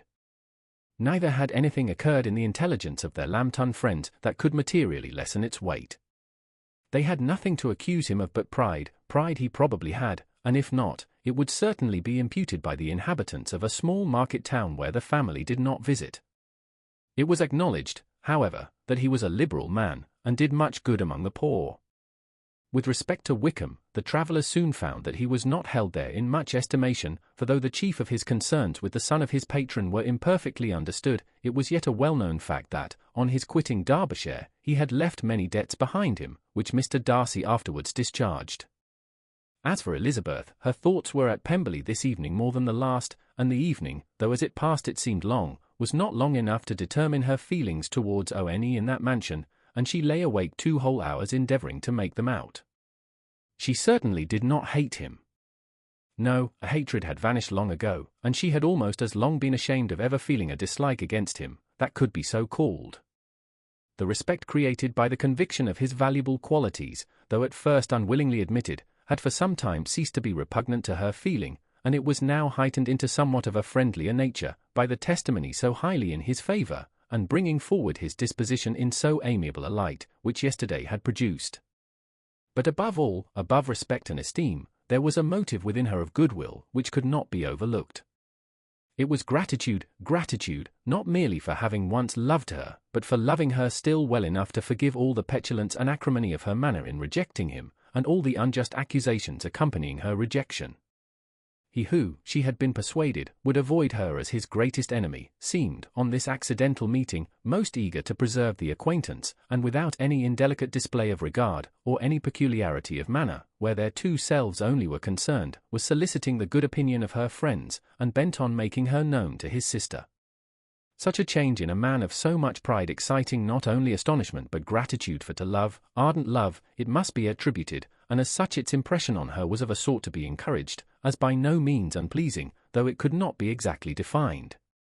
She respected, she esteemed, she was grateful to him, she felt a real interest in his welfare, and she only wanted to know how far she wished that welfare to depend upon herself, and how far it would be for the happiness of both that she should employ the power, which her fancy told her she still possessed, of bringing on her the renewal of his addresses. It had been settled in the evening between the aunt and the niece, that such a striking civility as Miss Darcy's in coming to see them on the very day of her arrival at Pemberley, for she had reached it only to a late breakfast, ought to be imitated, though it could not be equalled, by some exertion of politeness on their side, and, consequently, that it would be highly expedient to wait on her at Pemberley the following morning. They were, therefore, to go. Elizabeth was pleased, though when she asked herself the reason, she had very little to say in reply. Mr. Gardner left them soon after breakfast. The fishing scheme had been renewed the day before, and a positive engagement made of his meeting some of the gentlemen at Pemberley before noon. Chapter 45. Convinced as Elizabeth now was that Miss Bingley's dislike of her had originated in jealousy, she could not help feeling how unwelcome her appearance at Pemberley must be to her, and was curious to know with how much civility on that lady's side the acquaintance would now be renewed. On reaching the house, they were shown through the hall into the saloon, whose northern aspect rendered it delightful for summer. Its windows opening to the ground admitted a most refreshing view of the high woody hills behind the house, and of the beautiful oaks and Spanish chestnuts which were scattered over the intermediate lawn. In this house they were received by Miss Darcy, who was sitting there with Mrs. Hurst and Miss Bingley, and the lady with whom she lived in London. Georgiana's reception of them was very civil, but attended with all the embarrassment which, though proceeding from shyness and the fear of doing wrong, would easily give to those who felt themselves inferior the belief of her being proud and reserved. Mrs. Gardiner and her niece, however, did her justice, and pitied her. By Mrs. Hurst and Miss Bingley they were noticed only by a curtsy, and, on their being seated, a pause, awkward as such pauses must always be, succeeded for a few moments. It was first broken by Mrs. Annesley, a genteel, agreeable-looking woman, whose endeavour to introduce some kind of discourse proved her to be more truly well-bred than either of the others, and between her and Mrs. Gardiner, with occasional help from Elizabeth, the conversation was carried on. Miss Darcy looked as if she wished for courage enough to join in it, and sometimes did venture a short sentence when there was least danger of its being heard. Elizabeth soon saw that she was herself closely watched by Miss Bingley, and that she could not speak a word, especially to Miss Darcy, without calling her attention. This observation would not have prevented her from trying to talk to the latter, had they not been seated at an inconvenient distance, but she was not sorry to be spared the necessity of saying much. Her own thoughts were employing her. She expected every moment that some of the gentlemen would enter the room. She feared that the master of the house might be amongst them, and whether she wished or feared it most, she could scarcely determine. After sitting in this manner a quarter of an hour without hearing Miss Bingley's voice, Elizabeth was roused by receiving from her a cold inquiry after the health of her family. She answered with equal indifference and brevity, and the others said no more. The next variation which their visit afforded was produced by the entrance of servants with cold meat, cake, and a variety of all the finest fruits in season, but this did not take place till after many a significant look and smile from Mrs. Annesley to Miss Darcy had been given, to remind her of her post. There was now employment for the whole party, for though they could not all talk, they could all eat, and the beautiful pyramids of grapes, nectarines, and peaches soon collected them round the table. While thus engaged, Elizabeth had a fair opportunity of deciding whether she most feared or wished for the appearance of Mr. Darcy, by the feelings which prevailed on his entering the room, and then, though but a moment before she had believed her wishes to predominate, she began to regret that he came. He had been some time with Mr. Gardiner, who, with 2 or 3 other gentlemen from the house, was engaged by the river, and had left him only on learning that the ladies of the family intended a visit to Georgiana that morning. No sooner did he appear than Elizabeth wisely resolved to be perfectly easy and unembarrassed, a resolution the more necessary to be made, but perhaps not the more easily kept, because she saw that the suspicions of the whole party were awakened against them, and that there was scarcely an eye which did not watch his behaviour when he first came into the room. In no countenance was attentive curiosity so strongly marked as in Miss Bingley's, in spite of the smiles which overspread her face whenever she spoke to one of its objects, for jealousy had not yet made her desperate, and her attentions to Mr. Darcy were by no means over. Miss Darcy, on her brother's entrance, exerted herself much more to talk, and Elizabeth saw that he was anxious for his sister and herself to get acquainted, and forwarded as much as possible every attempt at conversation on either side. Miss Bingley saw all this likewise, and, in the imprudence of anger, took the first opportunity of saying, with sneering civility, "Pray, Miss Eliza, are not the Shire militia removed from Meryton? They must be a great loss to your family." In Darcy's presence she dared not mention Wickham's name, but Elizabeth instantly comprehended that he was uppermost in her thoughts, and the various recollections connected with him gave her a moment's distress, but exerting herself vigorously to repel the ill-natured attack, she presently answered the question in a tolerably detached tone. While she spoke, an involuntary glance showed her Darcy, with a heightened complexion, earnestly looking at her, and his sister overcome with confusion, and unable to lift up her eyes. Had Miss Bingley known what pain she was then giving her beloved friend, she undoubtedly would have refrained from the hint, but she had merely intended to discompose Elizabeth by bringing forward the idea of a man to whom she believed her partial, to make her betray a sensibility which might injure her in Darcy's opinion, and, perhaps, to remind the latter of all the follies and absurdities by which some part of her family were connected with that corps. Not a syllable had ever reached her of Miss Darcy's meditated elopement. To no creature had it been revealed, where secrecy was possible, except to Elizabeth, and from all Bingley's connections her brother was particularly anxious to conceal it, from the very wish which Elizabeth had long ago attributed to him, of their becoming hereafter her own. He had certainly formed such a plan, and without meaning that it should affect his endeavour to separate him from Miss Bennet, it is probable that it might add something to his lively concern for the welfare of his friend. Elizabeth's collected behaviour, however, soon quieted his emotion, and as Miss Bingley, vexed and disappointed, dared not approach nearer to Wickham, Georgiana also recovered in time, though not enough to be able to speak any more. Her brother, whose eye she feared to meet, scarcely recollected her interest in the affair, and the very circumstance which had been designed to turn his thoughts from Elizabeth seemed to have fixed them on her more and more cheerfully. Their visit did not continue long after the question and answer above mentioned, and while Mr. Darcy was attending them to their carriage, Miss Bingley was venting her feelings in criticisms on Elizabeth's person, behaviour, and dress. But Georgiana would not join her. Her brother's recommendation was enough to ensure her favour, his judgment could not err. And he had spoken in such terms of Elizabeth as to leave Georgiana without the power of finding her otherwise than lovely and amiable. When Darcy returned to the saloon, Miss Bingley could not help repeating to him some part of what she had been saying to his sister. "How very ill Miss Eliza Bennet looks this morning, Mr. Darcy," she cried. "I never in my life saw anyone so much altered as she is since the winter. She is grown so brown and coarse. Louisa and I were agreeing that we should not have known her again." However little Mr. Darcy might have liked such an address, he contented himself with coolly replying that he perceived no other alteration than her being rather tanned, no miraculous consequence of travelling in the summer. "For my own part," she rejoined, "I must confess that I never could see any beauty in her. Her face is too thin, her complexion has no brilliancy, and her features are not at all handsome. Her nose wants character, there is nothing marked in its lines. Her teeth are tolerable, but not out of the common way, and as for her eyes, which have sometimes been called so fine, I could never see anything extraordinary in them. They have a sharp, shrewish look, which I do not like at all, and in her air altogether there is a self-sufficiency without fashion, which is intolerable." Persuaded as Miss Bingley was that Darcy admired Elizabeth, this was not the best method of recommending herself, but angry people are not always wise, and in seeing him at last look somewhat nettled, she had all the success she expected.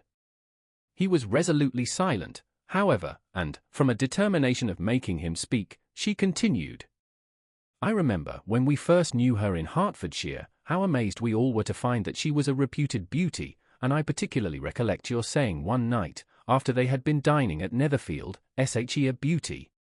I should as soon call her mother a wit." But afterwards she seemed to improve on you, and I believe you thought her rather pretty at one time. "Yes," replied Darcy, who could contain himself no longer, "but that was only when I first saw her, for it is many months since I have considered her as one of the handsomest women of my acquaintances." He then went away, and Miss Bingley was left to all the satisfaction of having forced him to say what gave no one any pain but herself. Mrs. Gardiner and Elizabeth talked of all that had occurred during their visit, as they returned, except what had particularly interested them both. The look and behaviour of everybody they had seen were discussed, except of the person who had mostly engaged their attention. They talked of his sister, his friends, his house, his fruit, of everything but himself, yet Elizabeth was longing to know what Mrs. Gardiner thought of him, and Mrs. Gardiner would have been highly gratified by her niece's beginning the subject.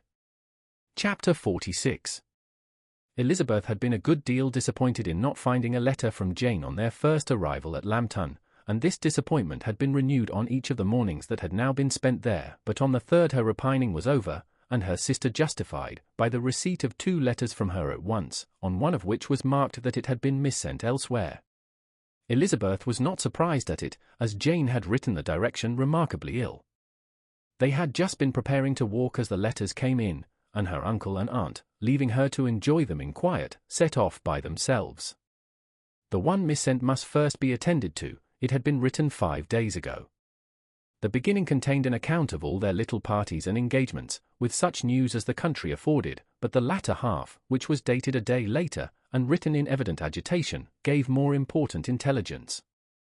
It was to this effect: "Since writing the above, dearest Lizzie, something has occurred of a most unexpected and serious nature, but I am afraid of alarming you. Be assured that we are all well. What I have to say relates to poor Lydia. An express came at 12 last night, just as we were all gone to bed, from Colonel Foster, to inform us that she was gone off to Scotland with one of his officers, to own the truth, with Wickham. Imagine our surprise. To Kitty, however, it does not seem so wholly unexpected. I am very, very sorry. So imprudent a match on both sides. But I am willing to hope the best, and that his character has been misunderstood. Thoughtless and indiscreet, I can easily believe him, but this step, and let us rejoice over it, marks nothing bad at heart. His choice is disinterested at least, for he must know my father can give her nothing. Our poor mother is sadly grieved. My father bears it better. How thankful am I that we never let them know what has been said against him. We must forget it ourselves. They were off Saturday night about 12, as is conjectured, but were not missed till yesterday morning at 8. The express was sent off directly. My dear Lizzie, they must have passed within 10 miles of us. Colonel Foster gives us reason to expect him here soon. Lydia left a few lines for his wife, informing her of their intention. I must conclude, for I cannot be long from my poor mother. I am afraid you will not be able to make it out, but I hardly know what I have written. Without allowing herself time for consideration, and scarcely knowing what she felt, Elizabeth on finishing this letter instantly seized the other, and opening it with the utmost impatience, read as follows. It had been written a day later than the conclusion of the first. By this time, my dearest sister, you have received my hurried letter. I wish this may be more intelligible, but though not confined for time, my head is so bewildered that I cannot answer for being coherent. Dearest Lizzie, I hardly know what I would write, but I have bad news for you, and it cannot be delayed. Imprudent as the marriage between Mr. Wickham and our poor Lydia would be, we are now anxious to be assured it has taken place, for there is but too much reason to fear they are not gone to Scotland. Colonel Foster came yesterday, having left Brighton the day before, not many hours after the express. Though Lydia's short letter to Mrs. F. gave them to understand that they were going to Gretna Green, something was dropped by Denny expressing his belief that W. never intended to go there, or to marry Lydia at all, which was repeated to Colonel F., who, instantly taking the alarm, set off from B. intending to trace their route. He did trace them easily to Clapham, but no further, for on entering that place, they removed into a hackney coach, and dismissed the chaise that brought them from Epsom. All that is known after this is, that they were seen to continue the London road. I know not what to think. After making every possible inquiry on that side London, Colonel F. came on into Hertfordshire, anxiously renewing them at all the turnpikes, and at the inns in Barnet and Hatfield, but without any success. No such people had been seen to pass through. With the kindest concern he came on to Longbourn, and broke his apprehensions to us in a manner most creditable to his heart. I am sincerely grieved for him and Mrs. F., but no one can throw any blame on them. Our distress, my dear Lizzie, is very great. My father and mother believe the worst, but I cannot think so ill of him. Many circumstances might make it more eligible for them to be married privately in town than to pursue their first plan, and even if he could form such a design against a young woman of Lydia's connections, which is not likely, can I suppose her so lost to everything? Impossible. I grieve to find, however, that Colonel F. is not disposed to depend upon their marriage. He shook his head when I expressed my hopes, and said he feared W. was not a man to be trusted. My poor mother is really ill, and keeps her room. Could she exert herself, it would be better, but this is not to be expected. And as to my father, I never in my life saw him so affected. Poor Kitty has anger for having concealed their attachment, but as it was a matter of confidence, one cannot wonder. I am truly glad, dearest Lizzie, that you have been spared something of these distressing scenes, but now, as the first shock is over, shall I own that I long for your return? I am not so selfish, however, as to press for it, if inconvenient. Adieu.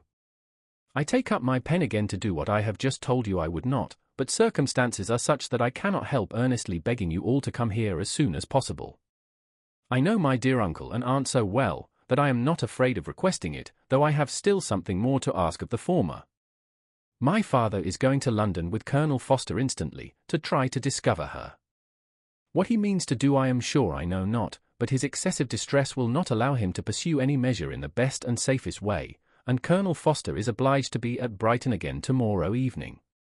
In such an exigence, my uncle's advice and assistance would be everything in the world. He will immediately comprehend what I must feel, and I rely upon his goodness." "Oh! Where is my uncle?" cried Elizabeth, darting from her seat as she finished the letter, in eagerness to follow him, without losing a moment of the time so precious. But as she reached the door it was opened by a servant, and Mr. Darcy appeared. Her pale face and impetuous manner made him start, and before he could recover himself to speak, she, in whose mind every idea was superseded by Lydia's situation, hastily exclaimed, "I beg your pardon, but I must leave you. I must find Mr. Gardiner this moment, on business that cannot be delayed. I have not an instant to lose." "Good God! What is the matter?" cried he, with more feeling than politeness. Then recollecting himself, "I will not detain you a minute, but let the servant go after Mr. and Mrs. Gardiner." "You are not well enough, you cannot go yourself." Elizabeth hesitated, but her knees trembled under her, and she felt how little would be gained by her attempting to pursue them. Calling back the servant, therefore, she commissioned him, though in so breathless an accent as made her almost unintelligible, to fetch his master and mistress home instantly.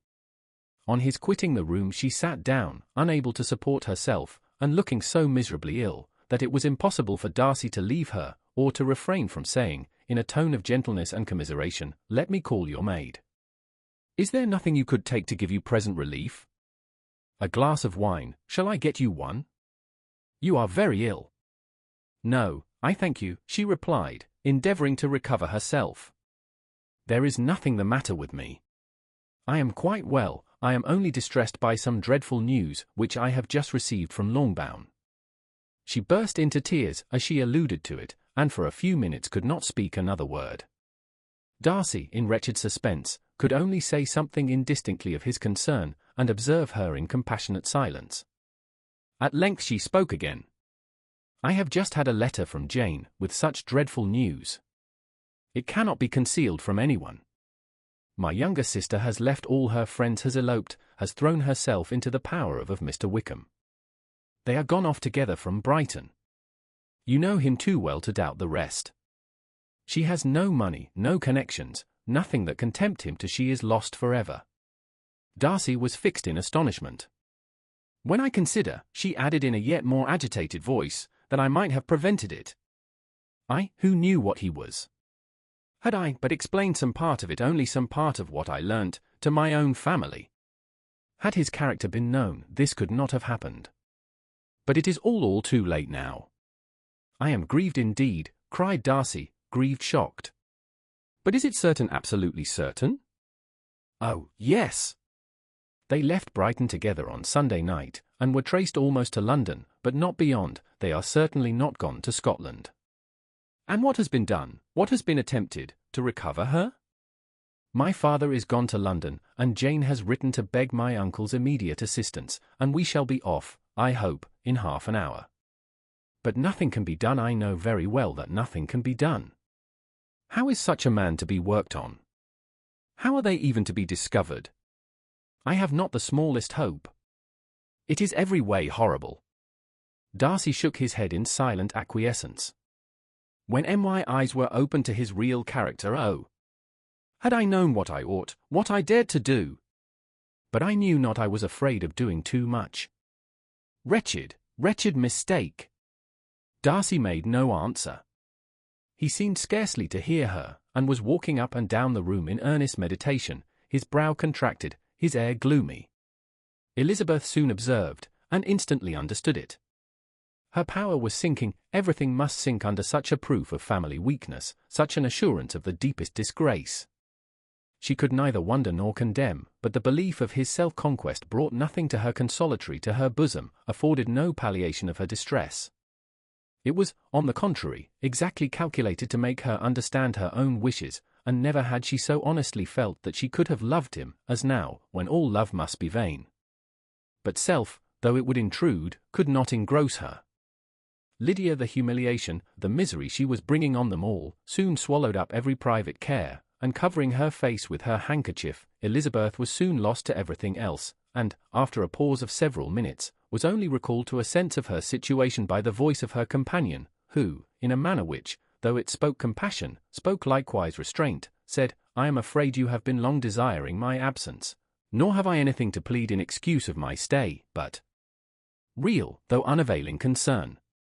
Would to heaven that anything could be either said or done on my part that might offer consolation to such distress. But I will not torment you with vain wishes, which may seem purposely to ask for your thanks. This unfortunate affair will, I fear, prevent my sister's having the pleasure of seeing you at Pemberley today. Oh, yes. Be so kind as to apologize for us to Miss Darcy. Say that urgent business calls us home immediately. Conceal the unhappy truth as long as it is possible. I know it cannot be long." He readily assured her of his secrecy, again expressed his sorrow for her distress, wished it a happier conclusion than there was at present reason to hope, and leaving his compliments for her relations, with only one serious, parting look, went away. As he quitted the room, Elizabeth felt how improbable it was that they should ever see each other again on such terms of cordiality as had marked their several meetings in Derbyshire, and as she threw a retrospective glance over the whole of their acquaintance, so full of contradictions and varieties, sighed at the perverseness of those feelings which would now have promoted its continuance, and would formerly have rejoiced in its termination. If gratitude and esteem are good foundations of affection, Elizabeth's change of sentiment will be neither improbable nor faulty. But if otherwise, if regard springing from such sources is unreasonable or unnatural, in comparison of what is so often described as arising on a first interview with its object, and even before 2 words have been exchanged, nothing can be said in her defence, except that she had given somewhat of a trial to the latter method in her partiality for Wickham, and that its ill success might, perhaps, authorize her to seek the other less interesting mode of attachment. Be that as it may, she saw him go with regret, and in this early example of what Lydia's infamy must produce, found additional anguish as she reflected on that wretched business. Never, since reading Jane's second letter, had she entertained a hope of Wickham's meaning to marry her. No one but Jane, she thought, could flatter herself with such an expectation. Surprise was the least of her feelings on this development. While the contents of the first letter remained in her mind, she was all surprise, all astonishment that Wickham should marry a girl whom it was impossible he could marry for money, and how Lydia could ever have attached him had appeared incomprehensible. But now it was all too natural. For such an attachment as this she might have sufficient charms, and though she did not suppose Lydia to be deliberately engaging in an elopement without the intention of marriage, she had no difficulty in believing that neither her virtue nor her understanding would preserve her from falling an easy prey. She had never perceived, while the regiment was in Hertfordshire, that Lydia had any partiality for him, but she was convinced that Lydia wanted only encouragement to attach herself to anybody. Sometimes one officer, sometimes another, had been her favourite, as their attentions raised them in her opinion. Her affections had continually been fluctuating, but never without an object. The mischief of neglect and mistaken indulgence towards such a girl, oh! How acutely did she now feel it!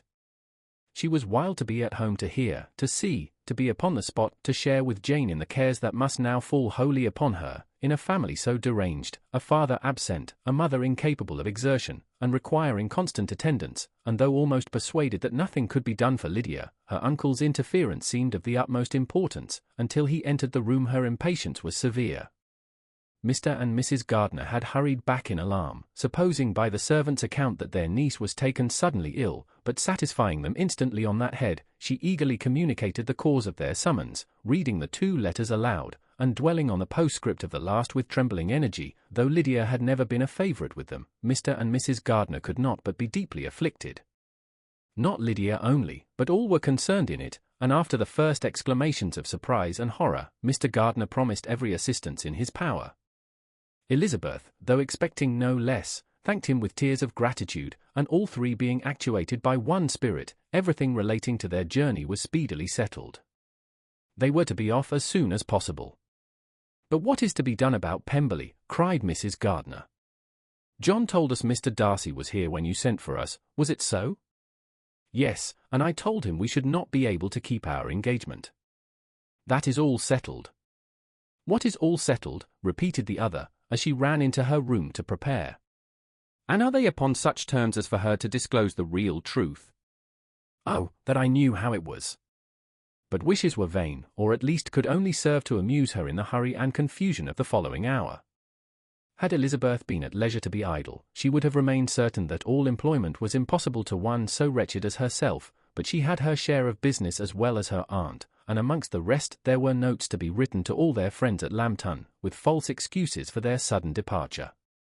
An hour, however, saw the whole completed, and Mr. Gardiner meanwhile having settled his account at the inn, nothing remained to be done but to go, and Elizabeth, after all the misery of the morning, found herself, in a shorter space of time than she could have supposed, seated in the carriage, and on the road to Longbourn. Chapter 47. "I have been thinking it over again, Elizabeth," said her uncle, as they drove from the town, "and really, upon serious consideration, I am much more inclined than I was to judge as your eldest sister does on the matter. It appears to me so very unlikely that any young man should form such a design against a girl who is by no means unprotected or friendless, and who was actually staying in his colonel's family, that I am strongly inclined to hope the best." Could he expect that her friends would not step forward? Could he expect to be noticed again by the regiment, after such an affront to Colonel Foster? His temptation is not adequate to the risk. "Do you really think so?" cried Elizabeth, brightening up for a moment. "Upon my word," said Mrs. Gardiner, "I begin to be of your uncle's opinion. It is really too great a violation of decency, honour, and interest for him to be guilty of. I cannot think so very ill of Wickham. Can you yourself, Lizzie, so wholly give him up as to believe him capable of it? Not, perhaps, of neglecting his own interest, but of every other neglect I can believe him capable. If, indeed, it should be so. But I dare not hope it. Why should they not go on to Scotland if that had been the case?" "In the first place," replied Mr. Gardiner, "there is no absolute proof that they are not gone to Scotland." "Oh, but their removing from the chaise into a hackney coach is such a presumption. And, besides, no traces of them were to be found on the Barnet road."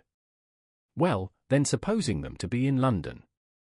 They may be there, though for the purpose of concealment, for no more exceptional purpose. It is not likely that money should be very abundant on either side, and it might strike them that they could be more economically, though less expeditiously, married in London than in Scotland. But why all this secrecy? Why any fear of detection? Why must their marriage be private? Oh, no, no, this is not likely. His most particular friend, you see by Jane's account, was persuaded of his never intending to marry her. Wickham will never marry a woman without some money. He cannot afford it. And what claims has Lydia? What attraction has she beyond youth, health, and good humour that could make him, for her sake, forego every chance of benefiting himself by marrying well?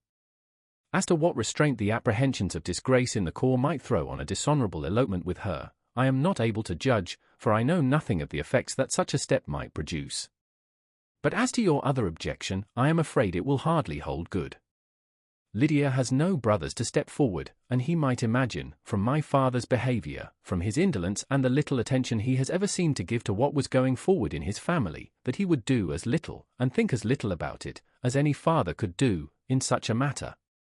But can you think that Lydia is so lost to everything but love of him as to consent to live with him on any terms other than marriage? It does seem, and it is most shocking indeed, replied Elizabeth, with tears in her eyes, that a sister's sense of decency and virtue in such a point should admit of doubt. But, really, I know not what to say. Perhaps I am not doing her justice. But she is very young, she has never been taught to think on serious subjects, and for the last half-year, nay, for a 12-month, she has been given up to nothing but amusement and vanity. She has been allowed to dispose of her time in the most idle and frivolous manner, and to adopt any opinions that came in her way. Since the Shire were first quartered in Meryton, nothing but love, flirtation, and officers have been in her head. She has been doing everything in her power by thinking and talking on the subject, to give greater what shall I call it? Susceptibility to her feelings, which are naturally lively enough. And we all know that Wickham has every charm of person and address that can captivate a woman. But you see that Jane, said her aunt, does not think so very ill of Wickham as to believe him capable of the attempt. Of whom does Jane ever think ill? And who is there, whatever might be their former conduct, that she would think capable of such an attempt, till it were proved against them? But Jane knows, as well as I do, what Wickham really is. We both know that he has been profligate in every sense of the word, that he has neither integrity nor honour, that he is as false and deceitful as he is insinuating.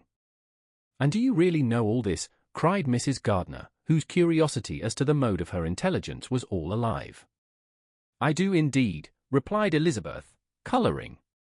"I told you, the other day, of his infamous behaviour to Mr. Darcy, and you yourself, when last at Longbourn, heard in what manner he spoke of the man who had behaved with such forbearance and liberality towards him. And there are other circumstances, which I am not at liberty, which it is not worth while to relate, but his lies about the whole Pemberley family are endless. From what he said of Miss Darcy I was thoroughly prepared to see a proud, reserved, disagreeable girl. Yet he knew to the contrary himself. He must know that she was as amiable and unpretending as we have found her." "But does Lydia know nothing of this? Can she be ignorant of what you and Jane seem so well to understand?" "Oh, yes. That is the worst of all. Till I was in Kent, and saw so much both of Mr. Darcy and his relation Colonel Fitzwilliam, I was ignorant of the truth myself. And when I returned home, the Shire was to leave Meryton in a week or fortnight's time.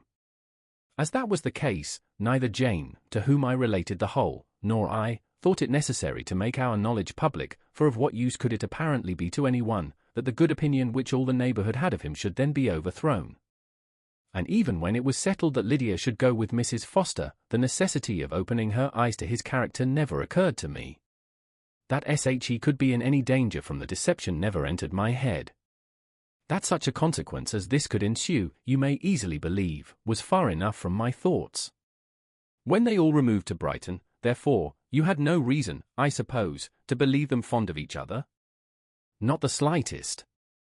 I can remember no symptom of affection on either side, and had anything of the kind been perceptible, you must be aware that ours is not a family on which it could be thrown away. When first he entered the corps, she was ready enough to admire him, but so we all were. Every girl in or near Meryton was out of her senses about him for the first 2 months, but he never distinguished her by any particular attention, and, consequently, after a moderate period of extravagant and wild admiration, her fancy for him gave way, and others of the regiment, who treated her with more distinction, again became her favourites. It may be easily believed that however little of novelty could be added to their fears, hopes, and conjectures on this interesting subject, by its repeated discussion, no other could detain them from it long, during the whole of the journey. From Elizabeth's thoughts it was never absent. Fixed there by the keenest of all anguish, self-reproach, she could find no interval of ease or forgetfulness. They travelled as expeditiously as possible, and, sleeping one night on the road, reached Longbourn by dinner-time the next day. It was a comfort to Elizabeth to consider that Jane could not have been wearied by long expectations.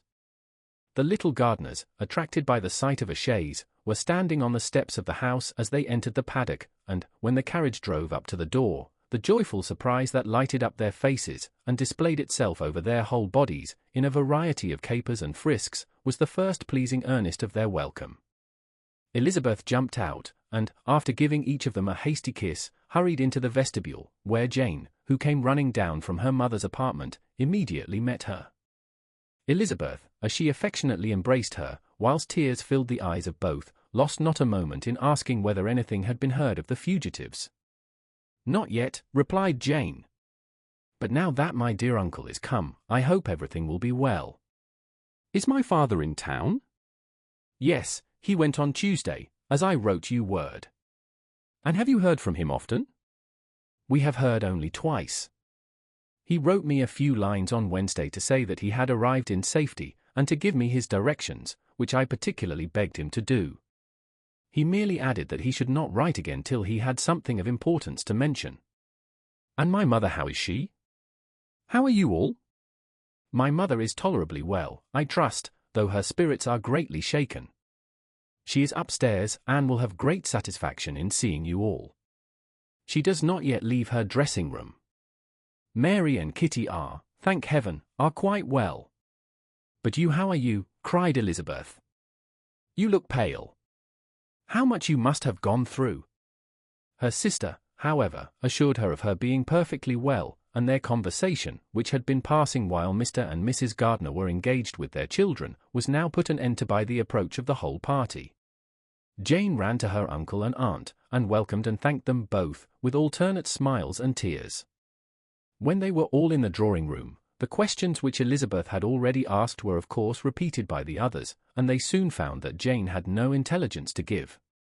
The sanguine hope of good, however, which the benevolence of her heart suggested had not yet deserted her. She still expected that it would all end well, and that every morning would bring some letter, either from Lydia or her father, to explain their proceedings, and, perhaps, announce their marriage.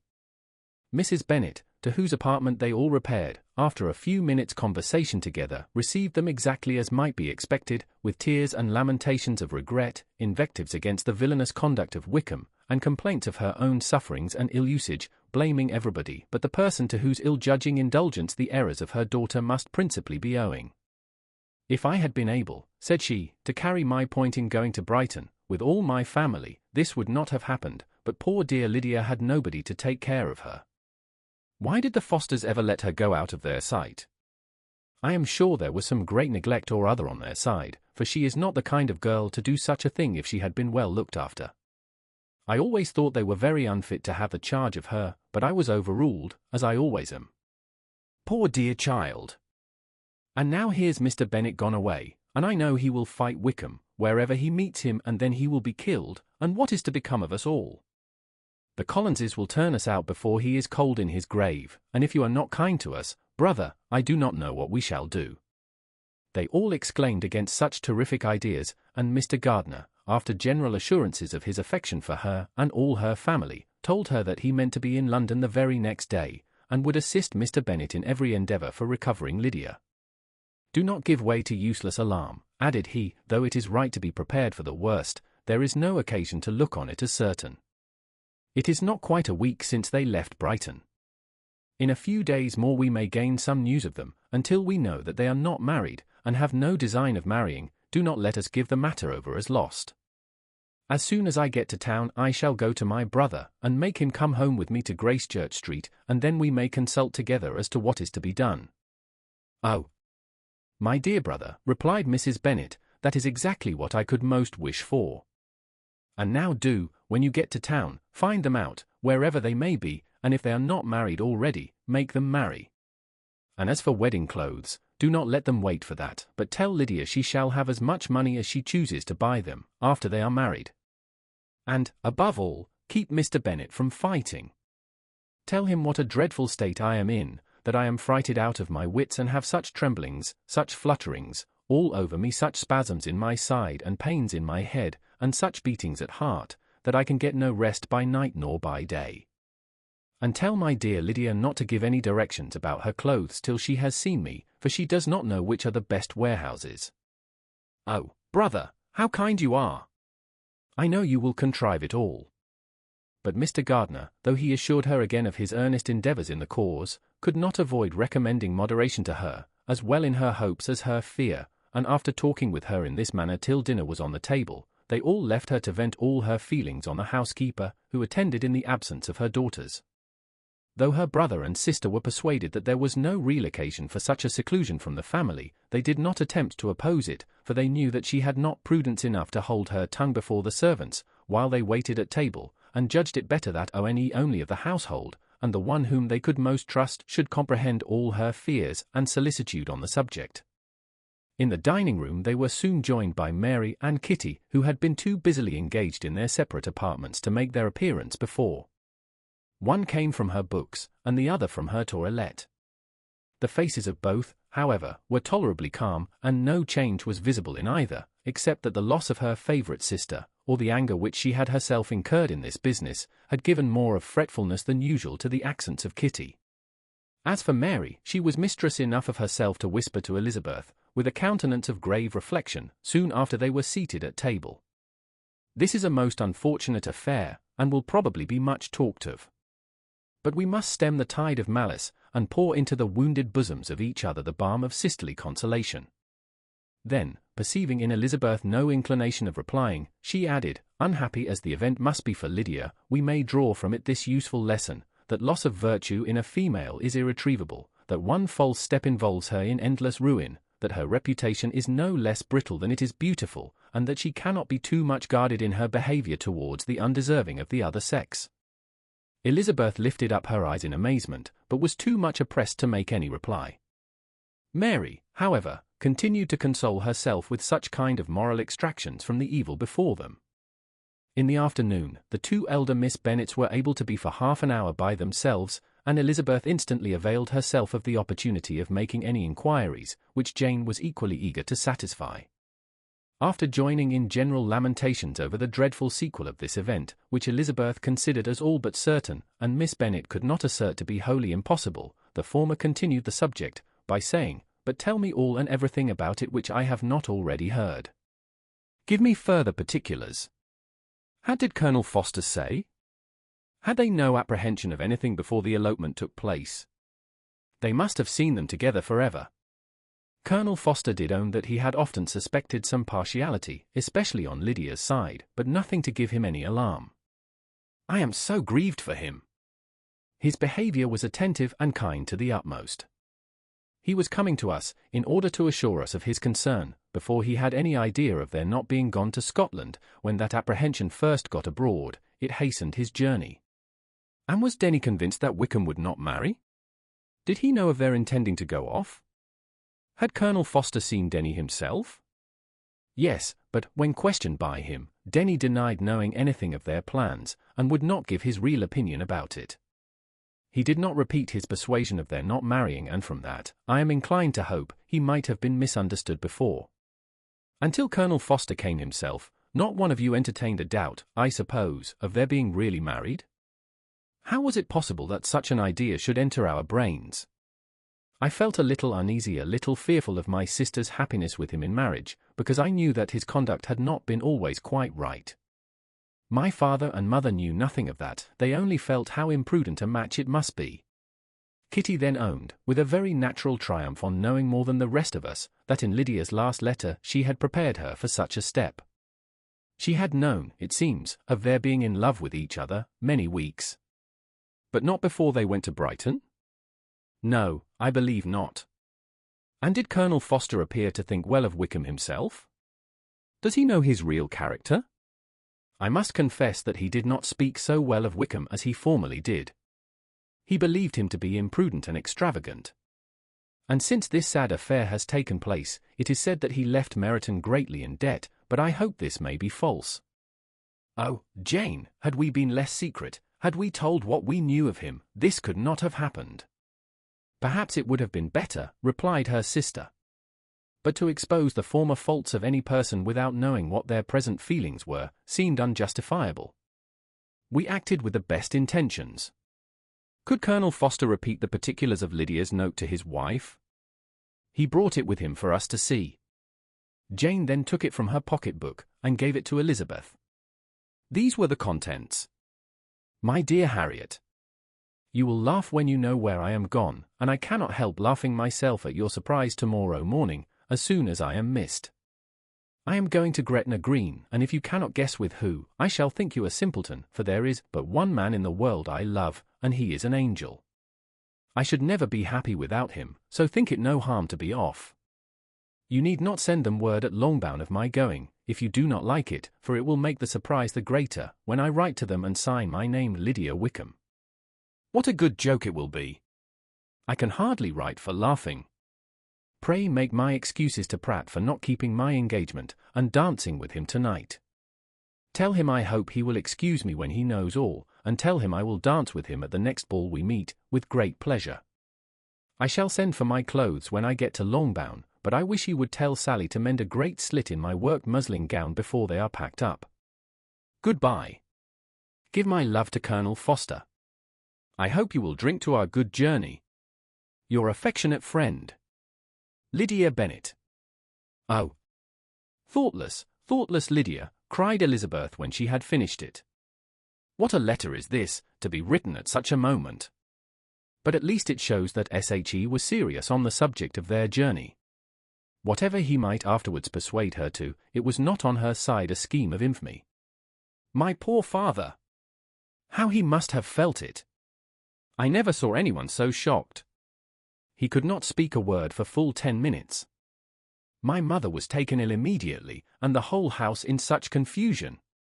"Oh, Jane," cried Elizabeth, "was there a servant belonging to it who did not know the whole story before the end of the day?" "I do not know. I hope there was. But to be guarded at such a time is very difficult.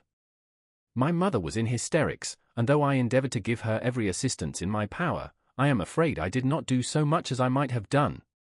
But the horror of what might possibly happen almost took from me my faculties. Your attendance upon her has been too much for you. You do not look well. That I had been with you. You have had every care and anxiety upon yourself alone. Mary and Kitty have been very kind, and would have shared in every fatigue, I am sure, but I did not think it right for either of them. Kitty is slight and delicate, and Mary studies so much, that her hours of repose should not be broken in on. My Aunt Phillips came to Longbourn on Tuesday, after my father went away, and was so good as to stay till Thursday with me. She was of great use and comfort to us all.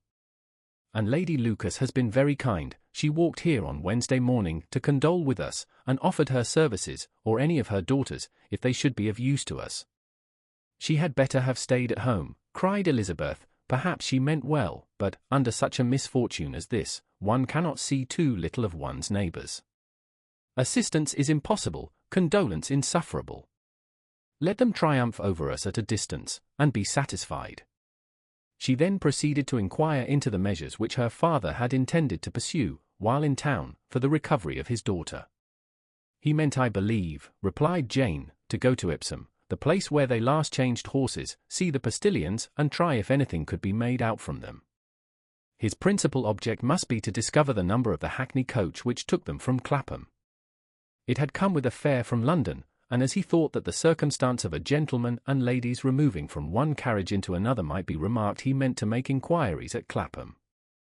If he could anyhow discover at what house the coachman had before set down his fare, he determined to make inquiries there, and hoped it might not be impossible to find out the stand and number of the coach.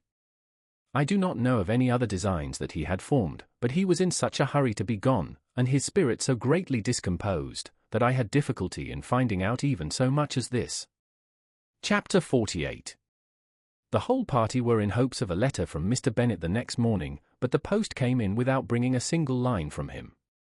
His family knew him to be, on all common occasions, a most negligent and dilatory correspondent, but at such a time they had hoped for exertion. They were forced to conclude that he had no pleasing intelligence to send, but even of that they would have been glad to be certain. Mr. Gardiner had waited only for the letters before he set off. When he was gone, they were certain at least of receiving constant information of what was going on, and their uncle promised, at parting, to prevail on Mr. Bennet to return to Longbourn, as soon as he could, to the great consolation of his sister, who considered it as the only security for her husband's not being killed in a duel. Mrs. Gardiner and the children were to remain in Hertfordshire a few days longer, as the former thought her presence might be serviceable to her nieces. She shared in their attendance on Mrs. Bennet, and was a great comfort to them in their hours of freedom. Their other aunt also visited them frequently, and always, as she said, with the design of cheering and heartening them up, though, as she never came without reporting some fresh instance of Wickham's extravagance or irregularity, she seldom went away without leaving them more dispirited than she found them. All Meryton seemed striving to blacken the man who, but 3 months before, had been almost an angel of light. He was declared to be in debt to every tradesman in the place, and his intrigues, all honoured with the title of seduction, had been extended into every tradesman's family. Everybody declared that he was the wickedest young man in the world, and everybody began to find out that they had always distrusted the appearance of his goodness. Elizabeth, though she did not credit above half of what was said, believed enough to make her former assurance of her sister's ruin more certain, and even Jane, who believed still less of it, became almost hopeless, more especially as the time was now come when, if they had gone to Scotland, which she had never before entirely despaired of, they must in all probability have gained some news of them. Mr. Gardiner left Longbourn on Sunday. On Tuesday his wife received a letter from him. It told them that, on his arrival, he had immediately found out his brother, and persuaded him to come to Gracechurch Street, that Mr. Bennet had been to Epsom and Clapham, before his arrival, but without gaining any satisfactory information, and that he was now determined to inquire at all the principal hotels in town. As Mr. Bennet thought it possible, they might have gone to one of them, on their first coming to London, before they procured lodgings. Mr. Gardiner himself did not expect any success from this measure, but as his brother was eager in it, he meant to assist him in pursuing it. He added that Mr. Bennet seemed wholly disinclined at present to leave London and promised to write again very soon. There was also a postscript to this effect. I have written to Colonel Foster to desire him to find out, if possible, from some of the young man's intimates in the regiment, whether Wickham has any relations or connections who would be likely to know in what part of town he has now concealed himself. If there were anyone that one could apply to with a probability of gaining such a clue as that, it might be of essential consequence. At present, we have nothing to guide us. Colonel Foster will, I dare say, do everything in his power to satisfy us on this head. But, on second thoughts, perhaps, Lizzie could tell us what relations he has now living, better than any other person. Elizabeth was at no loss to understand from whence this deference to her authority proceeded, but it was not in her power to give any information of so satisfactory a nature as the compliment deserved. She had never heard of his having had any relations, except a father and mother, both of whom had been dead many years. It was possible, however, that some of his companions in the Shire might be able to give more information, and though she was not very sanguine in expecting it, the application was a something to look forward to. Every day at Longbourn was now a day of anxiety, but the most anxious part of each was when the post was expected. The arrival of letters was the grand object of every morning's impatience. Through letters, whatever of good or bad was to be told would be communicated, and every succeeding day was expected to bring some news of importance. But before they heard again from Mr. Gardiner, a letter arrived for their father, from a different quarter, from Mr. Collins, which, as Jane had received directions to open all that came for him in his absence, she accordingly read, and Elizabeth, who knew what curiosities his letters always were, looked over her, and read it likewise. It was as follows.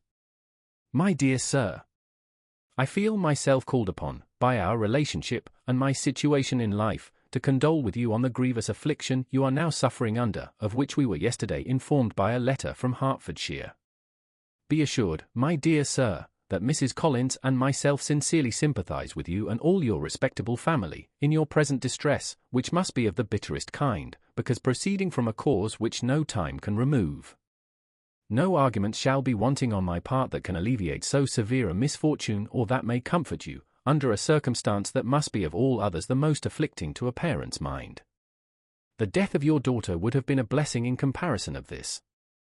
And it is the more to be lamented, because there is reason to suppose, as my dear Charlotte informs me, that this licentiousness of behaviour in your daughter has proceeded from a faulty degree of indulgence, though, at the same time, for the consolation of yourself and Mrs. Bennet, I am inclined to think that her own disposition must be naturally bad, or she could not be guilty of such an enormity, at so early an age.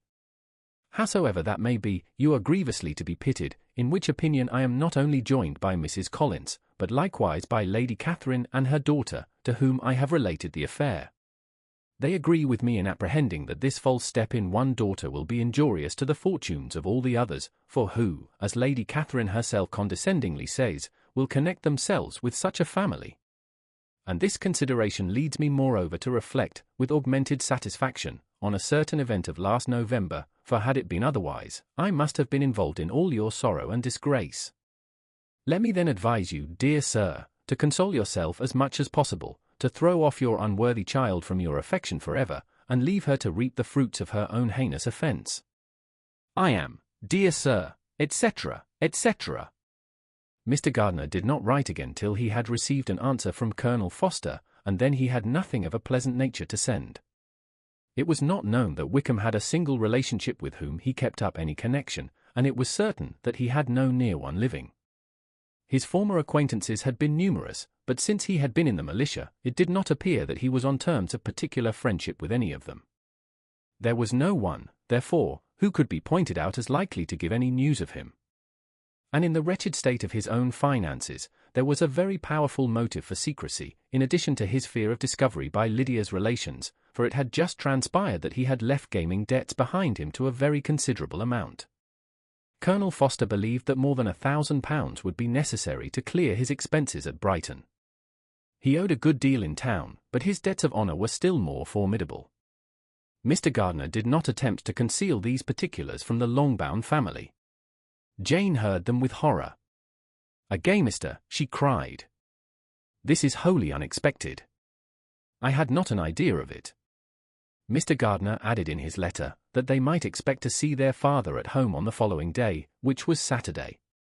Rendered spiritless by the ill success of all their endeavours, he had yielded to his brother-in-law's entreaty that he would return to his family, and leave it to him to do whatever occasion might suggest to be advisable for continuing their pursuit. When Mrs. Bennet was told of this, she did not express so much satisfaction as her children expected, considering what her anxiety for his life had been before. "What, is he coming home, and without poor Lydia?" she cried. "Sure he will not leave London before he has found them. Who is to fight Wickham, and make him marry her, if he comes away?" As Mrs. Gardiner began to wish to be at home, it was settled that she and the children should go to London, at the same time that Mr. Bennet came from it. The coach, therefore, took them the first stage of their journey, and brought its master back to Longbourn. Mrs. Gardiner went away in all the perplexity about Elizabeth and her Derbyshire friend that had attended her from that part of the world. His name had never been voluntarily mentioned before them by her niece, and the kind of half-expectation which Mrs. Gardiner had formed of their being followed by a letter from him had ended in nothing. Elizabeth had received none since her return that could come from Pemberley. The present unhappy state of the family rendered any other excuse for the lowness of her spirits unnecessary. Nothing, therefore, could be fairly conjectured from that, though Elizabeth, who was by this time tolerably well acquainted with her own feelings, was perfectly aware that, had she known nothing of Darcy, she could have borne the dread of Lydia's infamy somewhat better. It would have spared her, she thought, one sleepless night out of 2. When Mr. Bennet arrived, he had all the appearance of his usual philosophic composure. He said as little as he had ever been in the habit of saying, made no mention of the business that had taken him away, and it was some time before his daughters had courage to speak of it. It was not till the afternoon, when he had joined them at tea, that Elizabeth ventured to introduce the subject, and then, on her briefly expressing her sorrow for what he must have endured, he replied, "Say nothing of that. Who should suffer but myself? It has been my own doing, and I ought to feel it." "You must not be too severe upon yourself," replied Elizabeth. "You may well warn me against such an evil. Human nature is so prone to fall into it. No, Lizzie, let me once in my life feel how much I have been to blame. I am not afraid of being overpowered by the impression. It will pass away soon enough." "Do you suppose them to be in London?" "Yes, where else can they be so well concealed?" "And Lydia used to want to go to London," added Kitty. "She is happy then," said her father dryly, "and her residence there will probably be of some duration." Then after a short silence he continued, "Lizzie, I bear you no ill will for being justified in your advice to me last May, which, considering the event, shows some greatness of mind." They were interrupted by Miss Bennet, who came to fetch her mother's tea. "This is a parade," he cried, "which does one good, it gives such an elegance to misfortune. Another day I will do the same. I will sit in my library, in my nightcap and powdering gown, and give as much trouble as I can, or, perhaps, I may defer it till Kitty runs away." "I am not going to run away, Papa," said Kitty fretfully. "If I should ever go to Brighton, I would behave better than Lydia." "You go to Brighton? I would not trust you so near it as Eastbourne for £50. No, Kitty, I have at last learnt to be cautious, and you will feel the effects of it. No officer is ever to enter into my house again, nor even to pass through the village. Balls will be absolutely prohibited, unless you stand up with one of your sisters. And you are never to stir out of doors till you can prove that you have spent 10 minutes of every day in a rational manner." Kitty, who took all these threats in a serious light, began to cry. "Well, well," said he, "do not make yourself unhappy. If you are a good girl for the next 10 years, I will take you to a review at the end of them." Chapter 49. 2 days after Mr. Bennet's return, as Jane and Elizabeth were walking together in the shrubbery behind the house, they saw the housekeeper coming towards them, and, concluding that she came to call them to their mother, went forward to meet her, but, instead of the expected summons, when they approached her, she said to Miss Bennet, "I beg your pardon, madam, for interrupting you, but I was in hopes you might have got some good news from town, so I took the liberty of coming to ask." "What do you mean, Hill?" "We have heard nothing from town." "Dear madam," cried Mrs. Hill, in great astonishment, "don't you know there is an express come for master from Mr. Gardiner? He has been here this half-hour, and master has had a letter." Away ran the girls, too eager to get in to have time for speech. They ran through the vestibule into the breakfast room, from thence to the library. Their father was in neither, and they were on the point of seeking him upstairs with their mother, when they were met by the butler, who said, "If you are looking for my master, he is walking towards the little copse." Upon this information, they instantly passed through the hall once more, and ran across the lawn after their father, who was deliberately pursuing his way towards a small wood on one side of the paddock. Jane, who was not so light nor so much in the habit of running as Elizabeth, soon lagged behind, while her sister, panting for breath, came up with him, and eagerly cried out, "Oh, Papa, what news, what news? Have you heard from my uncle?" "Yes, I have had a letter from him by express." "Well, and what news does it bring, good or bad?" "What is there of good to be expected?" said he, taking the letter from his pocket. "But perhaps you would like to read it." Elizabeth impatiently caught it from his hand. Jane now came up.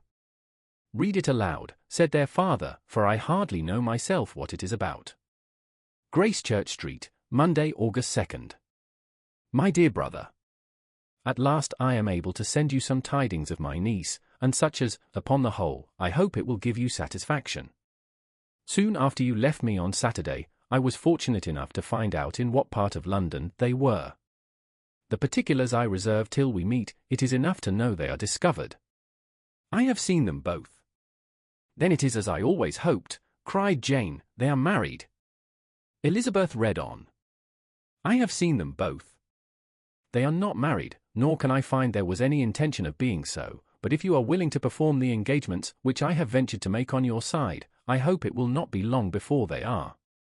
All that is required of you is, to assure to your daughter, by settlement, her equal share of the £5,000 secured among your children after the decease of yourself and my sister, and, moreover, to enter into an engagement of allowing her, during your life, £100 per annum.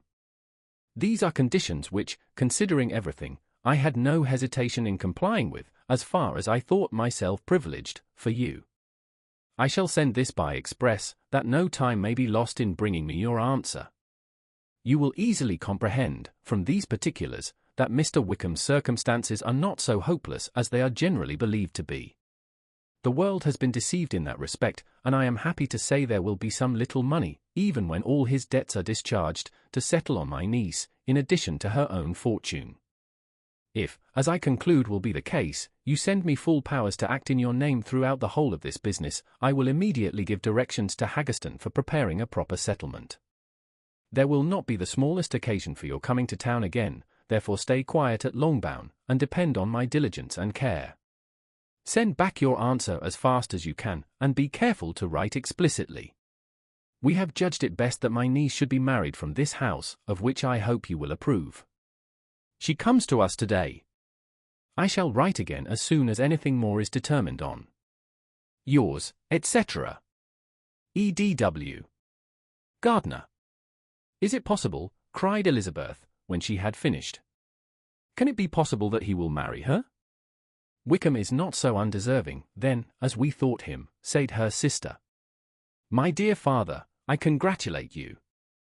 And have you answered the letter? Cried Elizabeth. No, but it must be done soon.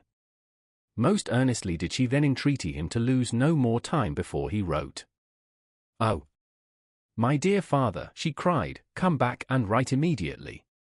Consider how important every moment is in such a case. Let me write for you, said Jane, if you dislike the trouble yourself. I dislike it very much, he replied, but it must be done. And so saying, he turned back with them, and walked towards the house. And may I ask, said Elizabeth, but the terms, I suppose, must be complied with. Complied with? I am only ashamed of his asking so little. And they must marry. Yet he is such a man. Yes, yes, they must marry. There is nothing else to be done. But there are two things that I want very much to know. One is, how much money your uncle has laid down to bring it about, and the other, how am I ever to pay him? Money? My uncle, cried Jane, what do you mean, sir? I mean, that no man in his senses would marry Lydia on so slight a temptation as 100 a year during my life, and 50 after I am gone." "That is very true," said Elizabeth, "though it had not occurred to me before. His debts to be discharged, and something still to remain. Oh, it must be my uncle's doings. Generous, good man, I am afraid he has distressed himself. A small sum could not do all this." "No," said her father, "Wickham's a fool if he takes her with a farthing less than £10,000. I should be sorry to think so ill of him in the very beginning of our relationship. £10,000! Heaven forbid! How is half such a sum to be repaid?" Mr. Bennet made no answer, and each of them, deep in thought, continued silent till they reached the house. Their father then went on to the library to write, and the girls walked into the breakfast-room. "And they are really to be married," cried Elizabeth, as soon as they were by themselves. "How strange this is! And for this we are to be thankful. That they should marry, small as is their chance of happiness, and wretched as is his character, we are forced to rejoice." "Oh, Lydia!" "I comfort myself with thinking," replied Jane, "that he certainly would not marry Lydia if he had not a real regard for her. Though our kind uncle has done something towards clearing him, I cannot believe that £10,000, or anything like it, has been advanced. He has children of his own, and may have more. How could he spare half £10,000? If he were ever able to learn what Wickham's debts have been," said Elizabeth, "and how much is settled on his side on our sister, we shall exactly know what Mr. Gardiner has done for them, because Wickham has not sixpence of his own. The kindness of my uncle and aunt can never be requited.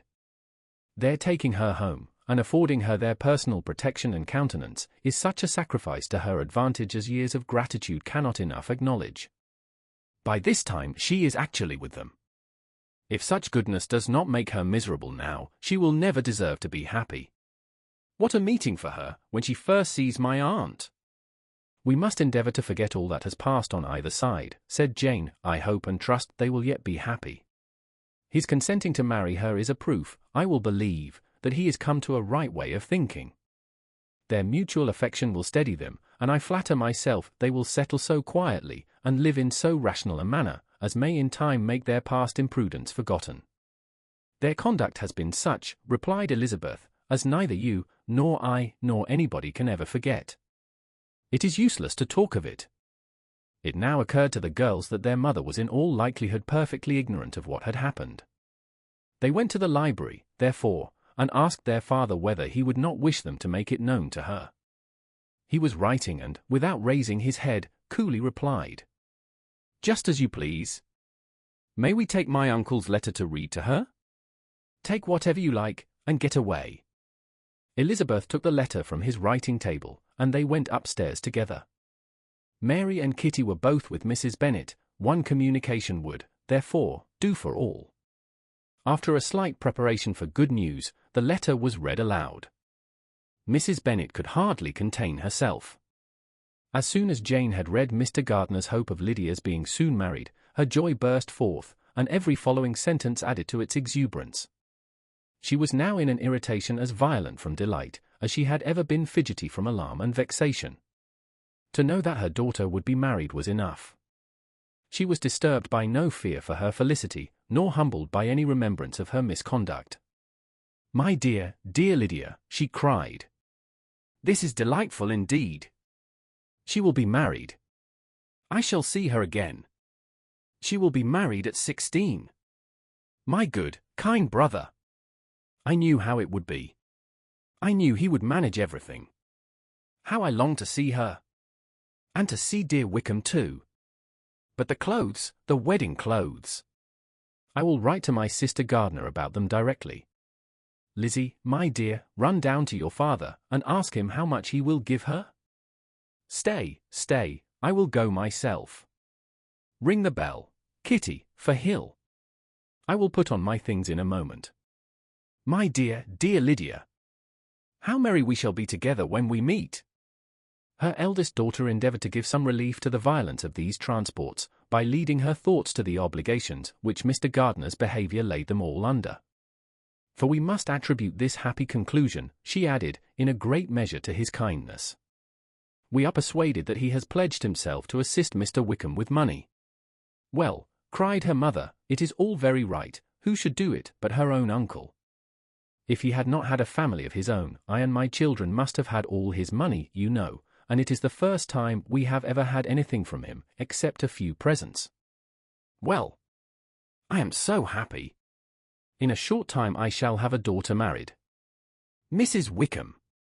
How well it sounds. And she was only 16 last June. My dear Jane, I am in such a flutter that I am sure I can't write, so I will dictate, and you write for me. We will settle with your father about the money afterwards, but the things should be ordered immediately." She was then proceeding to all the particulars of calico, muslin, and cambric, and would shortly have dictated some very plentiful orders, had not Jane, though with some difficulty, persuaded her to wait till her father was at leisure to be consulted. One day's delay, she observed, would be of small importance, and her mother was too happy to be quite so obstinate as usual. Other schemes, too, came into her head. "I will go to Meryton," said she, "as soon as I am dressed, and tell the good news to my sister Phillips. And as I come back, I can call on Lady Lucas and Mrs. Long Kitty, run down and order the carriage. An airing would do me a great deal of good, I am sure. Girls, can I do anything for you in Meryton? Oh, here comes Hill. My dear Hill, have you heard the good news?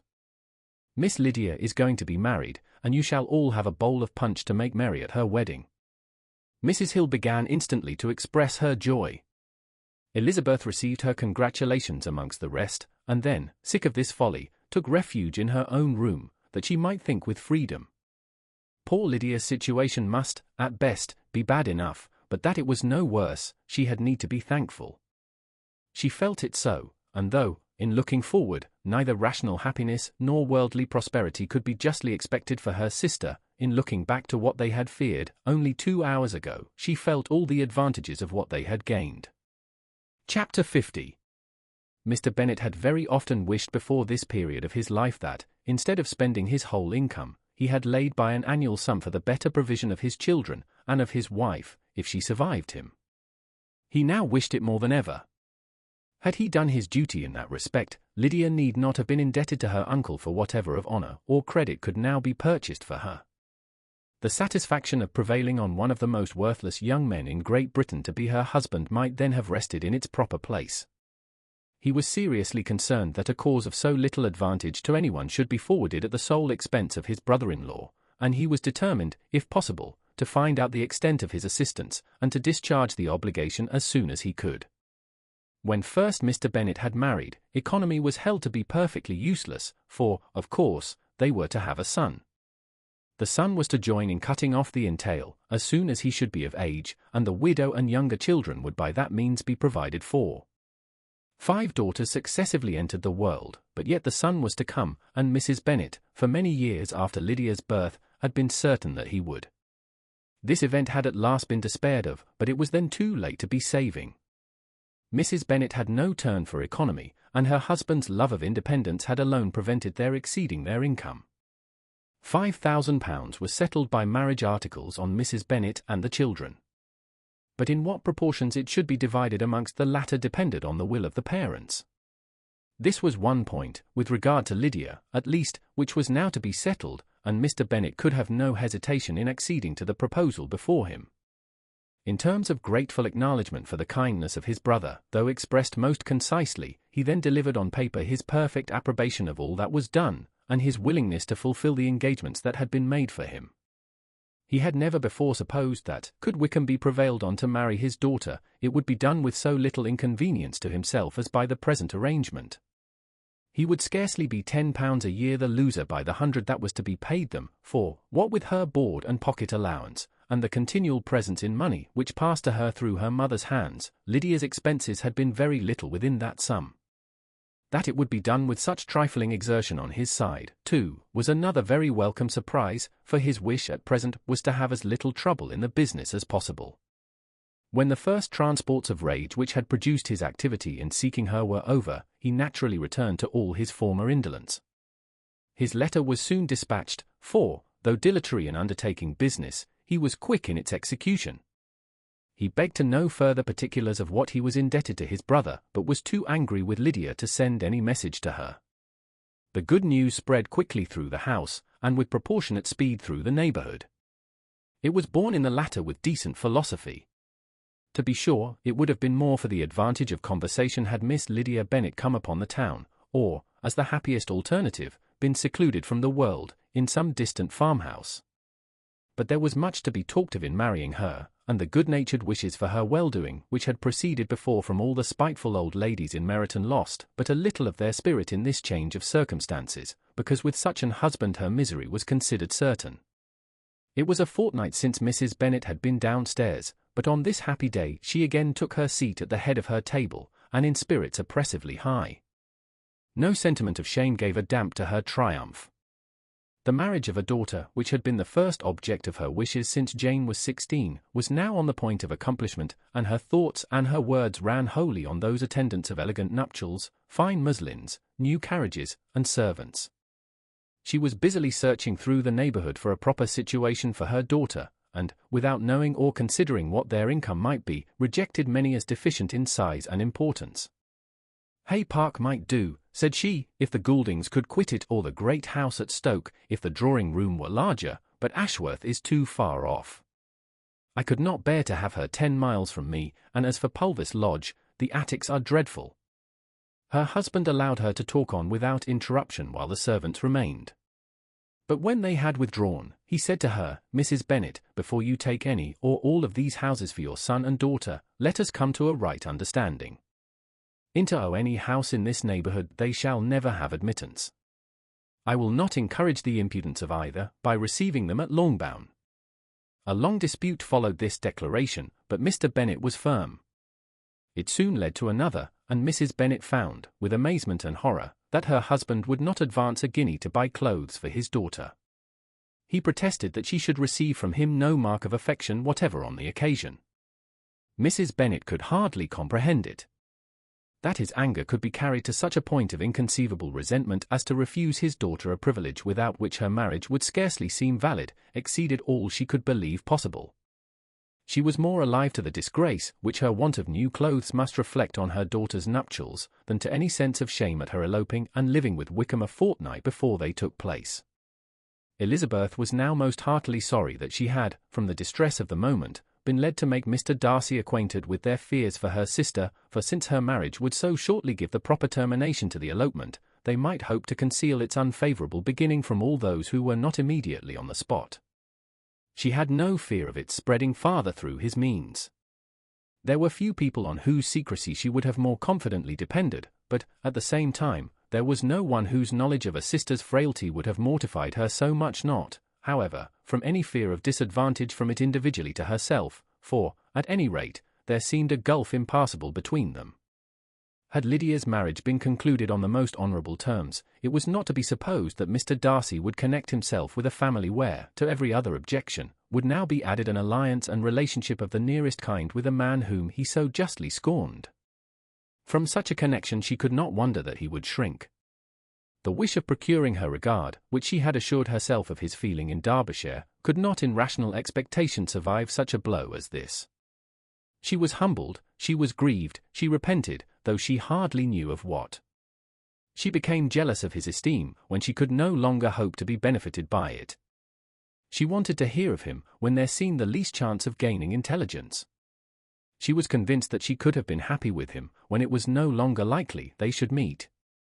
What a triumph for him, as she often thought, could he know that the proposals, which she had proudly spurned only 4 months ago, would now have been most gladly and gratefully received.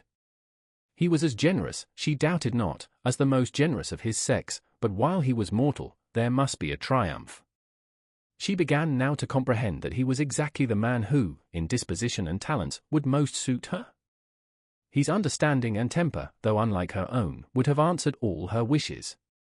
It was an union that must have been to the advantage of both. By her ease and liveliness, his mind might have been softened, his manners improved, and from his judgment, information, and knowledge of the world, she must have received benefit of greater importance. But no such happy marriage could now teach the admiring multitude what connubial felicity really was. An union of a different tendency, and precluding the possibility of the other, was soon to be formed in their family. How Wickham and Lydia were to be supported in tolerable independence, she could not imagine. But how little of permanent happiness could belong to a couple who were only brought together because their passions were stronger than their virtue, she could easily conjecture. Mr. Gardner soon wrote again to his brother. To Mr. Bennet's acknowledgments he briefly replied, with assurance of his eagerness to promote the welfare of any of his family, and concluded with entreaties that the subject might never be mentioned to him again. The principal purport of his letter was to inform them that Mr. Wickham had resolved on quitting the militia. It was greatly my wish that he should do so, he added, as soon as his marriage was fixed on. And I think you will agree with me, in considering the removal from that corps as highly advisable, both on his account and my niece's. It is Mr. Wickham's intention to go into the regulars, and among his former friends, there are still some who are able and willing to assist him in the army. He has the promise of an ensigncy in General Thess' regiment, now quartered in the north. It is an advantage to have it so far from this part of the kingdom. He promises fairly, and I hope among different people, where they may each have a character to preserve, they will both be more prudent. I have written to Colonel Foster, to inform him of our present arrangements, and to request that he will satisfy the various creditors of Mr. Wickham in and near Brighton, with assurances of speedy payment, for which I have pledged myself.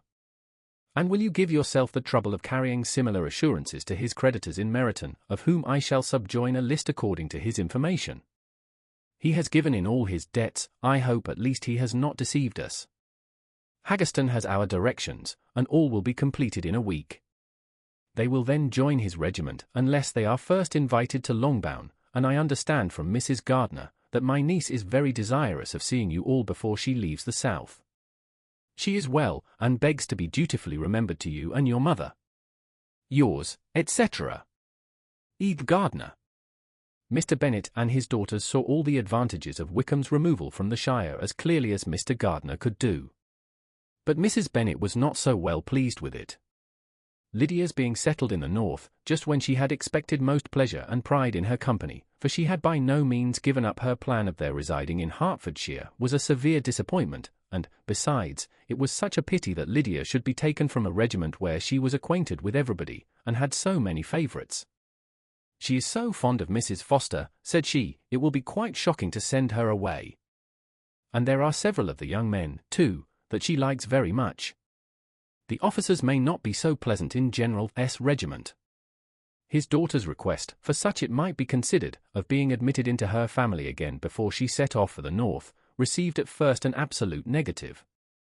But Jane and Elizabeth, who agreed in wishing, for the sake of their sister's feelings and consequence, that she should be noticed on her marriage by her parents, urged him so earnestly yet so rationally and so mildly, to receive her and her husband at Longbourn, as soon as they were married, that he was prevailed on to think as they thought, and act as they wished.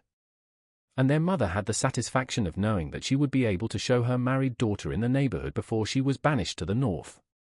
When Mr. Bennet wrote again to his brother, therefore, he sent his permission for them to come, and it was settled that as soon as the ceremony was over, they should proceed to Longbourn. Elizabeth was surprised, however, that Wickham should consent to such a scheme, and had she consulted only her own inclination, any meeting with him would have been the last object of her wishes. Chapter 51. Their sister's wedding day arrived, and Jane and Elizabeth felt for her probably more than she felt for herself. The carriage was sent to meet them and they were to return in it by dinner time.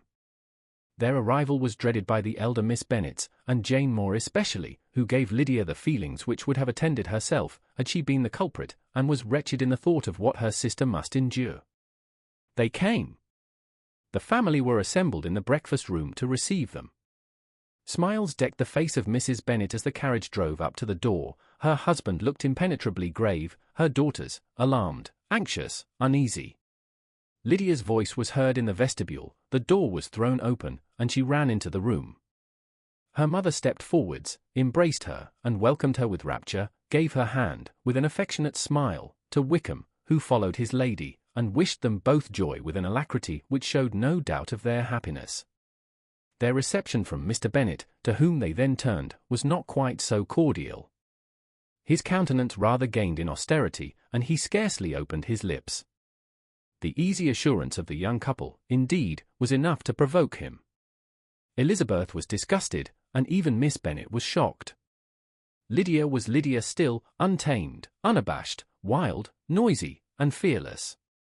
She turned from sister to sister, demanding their congratulations, and when at length they all sat down, looked eagerly round the room, took notice of some little alteration in it, and observed, with a laugh, that it was a great while since she had been there. Wickham was not at all more distressed than herself, but his manners were always so pleasing, that had his character and his marriage been exactly what they ought, his smiles and his easy address, while he claimed their relationship, would have delighted them all. Elizabeth had not before believed him quite equal to such assurance, but she sat down, resolving within herself to draw no limits in future to the impudence of an impudent man. She blushed, and Jane blushed, but the cheeks of the two who caused their confusion suffered no variation of colour. There was no want of discourse.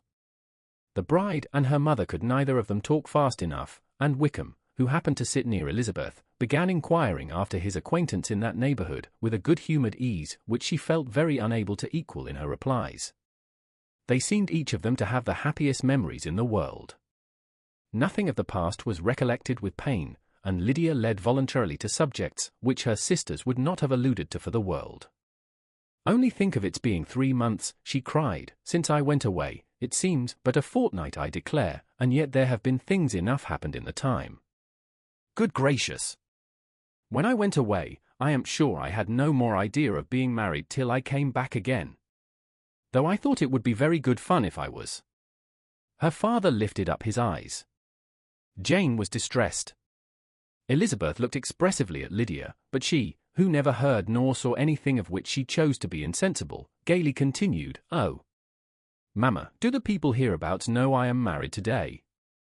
I was afraid they might not, and we overtook William Goulding in his curricle, so I was determined he should know it, and so I let down the side glass next to him, and took off my glove, and let my hand just rest upon the window frame, so that he might see the ring, and then I bowed and smiled like anything.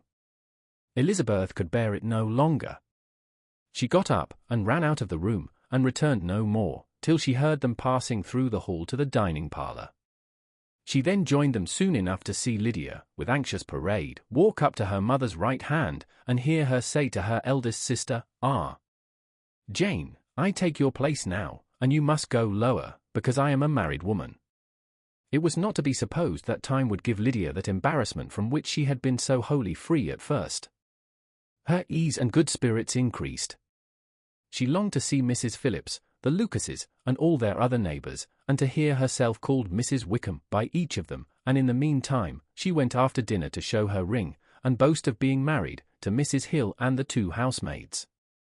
"Well, Mamma," said she, when they were all returned to the breakfast-room, "and what do you think of my husband? Is not he a charming man? I am sure my sisters must all envy me. I only hope they may have half my good luck. They must all go to Brighton. That is the place to get husbands. What a pity it is, Mamma, we did not all go."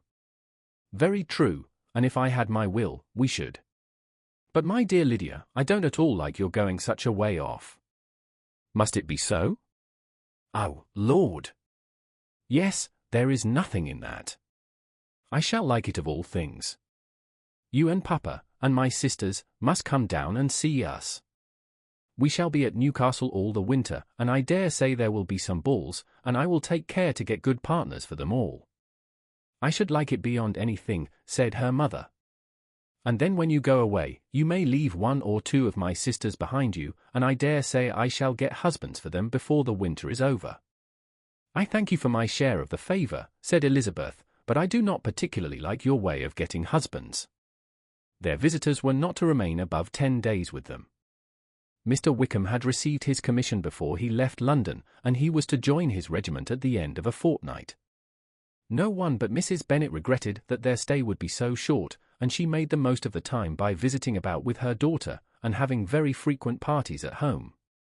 These parties were acceptable to all. To avoid a family circle was even more desirable to such as did think, than such as did not. Wickham's affection for Lydia was just what Elizabeth had expected to find it, not equal to Lydia's for him. She had scarcely needed her present observation to be satisfied, from the reason of things, that their elopement had been brought on by the strength of her love, rather than by his, and she would have wondered why, without violently caring for her, he chose to elope with her at all, had she not felt certain that his flight was rendered necessary by distress of circumstances, and if that were the case, he was not the young man to resist an opportunity of having a companion. Lydia was exceedingly fond of him. He was her dear Wickham on every occasion, no one was to be put in competition with him. He did everything best in the world, and she was sure he would kill more birds on the 1st of September than anybody else in the country. One morning, soon after their arrival, as she was sitting with her 2 elder sisters, she said to Elizabeth, "Lizzie, I never gave you an account of my wedding, I believe. You were not by when I told Mamma and the others all about it. Are not you curious to hear how it was managed?" "No, really," replied Elizabeth, "I think there cannot be too little said on the subject." "La! You are so strange. But I must tell you how it went off. We were married, you know, at St. Clement's, because Wickham's lodgings were in that parish. And it was settled that we should all be there by 11 o'clock. My uncle and aunt and I were to go together, and the others were to meet us at the church. Well, Monday morning came, and I was in such a fuss. I was so afraid, you know, that something would happen to put it off, and then I should have gone quite distracted. And there was my aunt, all the time I was dressing, preaching and talking away just as if she was reading a sermon. However, I did not hear above 1 word in 10, for I was thinking, you may suppose, of my dear Wickham. I longed to know whether he would be married in his blue coat. Well, and so we breakfasted at 10 as usual. I thought it would never be over, for, by the by, you are to understand, that my uncle and aunt were horrid unpleasant all the time I was with them. If you'll believe me, I did not once put my foot out of doors, though I was there a fortnight. Not one party, or scheme, or anything. To be sure London was rather thin, but, however, the little theatre was open. Well, and so just as the carriage came to the door, my uncle was called away upon business to that horrid man Mr. Stone. And then, you know, when once they get together, there is no end of it. Well, I was so frightened I did not know what to do, for my uncle was to give me away, and if we were beyond the hour, we could not be married all day. But, luckily, he came back again in 10 minutes' time, and then we all set out. However, I recollected afterwards that if he had been prevented going, the wedding need not be put off, for Mr. Darcy might have done as well. "Mr. Darcy," repeated Elizabeth, in utter amazement. "Oh, yes. He was to come there with Wickham, you know. But gracious me! I quite forgot. I ought not to have said a word about it. I promised them so faithfully. What will Wickham say? It was to be such a secret." "If it was to be secret," said Jane, "say not another word on the subject. You may depend upon my seeking no further." "Oh, certainly," said Elizabeth, though burning with curiosity, "we will ask you no questions." "Thank you," said Lydia, "for if you did, I should certainly tell you all, and then Wickham would be angry." On such encouragement to ask, Elizabeth was forced to put it out of her power by running away. But to live in ignorance on such a point was impossible, or at least it was impossible not to try for information. Mr. Darcy had been at her sister's wedding. It was exactly a scene, and exactly among people, where he had apparently least to do, and least temptation to go. Conjectures as to the meaning of it, rapid and wild, hurried into her brain, but she was satisfied with none. Those that best pleased her, as placing his conduct in the noblest light, seemed most improbable. She could not bear such suspense, and hastily seizing a sheet of paper, wrote a short letter to her aunt, to request an explanation of what Lydia had dropped, if it were compatible with the secrecy which had been intended. "You may readily comprehend," she added, "what my curiosity must be to know how a person unconnected with any of us, and, comparatively speaking, a stranger to our family, should have been amongst you at such a time. Pray write instantly, and let me understand it unless it is, for very cogent reasons, to remain in the secrecy which Lydia seems to think necessary, and then I must endeavour to be satisfied with ignorance. Not that I shall, though," she added to herself, as she finished the letter, "and my dear aunt, if you do not tell me in an honourable manner, I shall certainly be reduced to tricks and stratagems to find it out."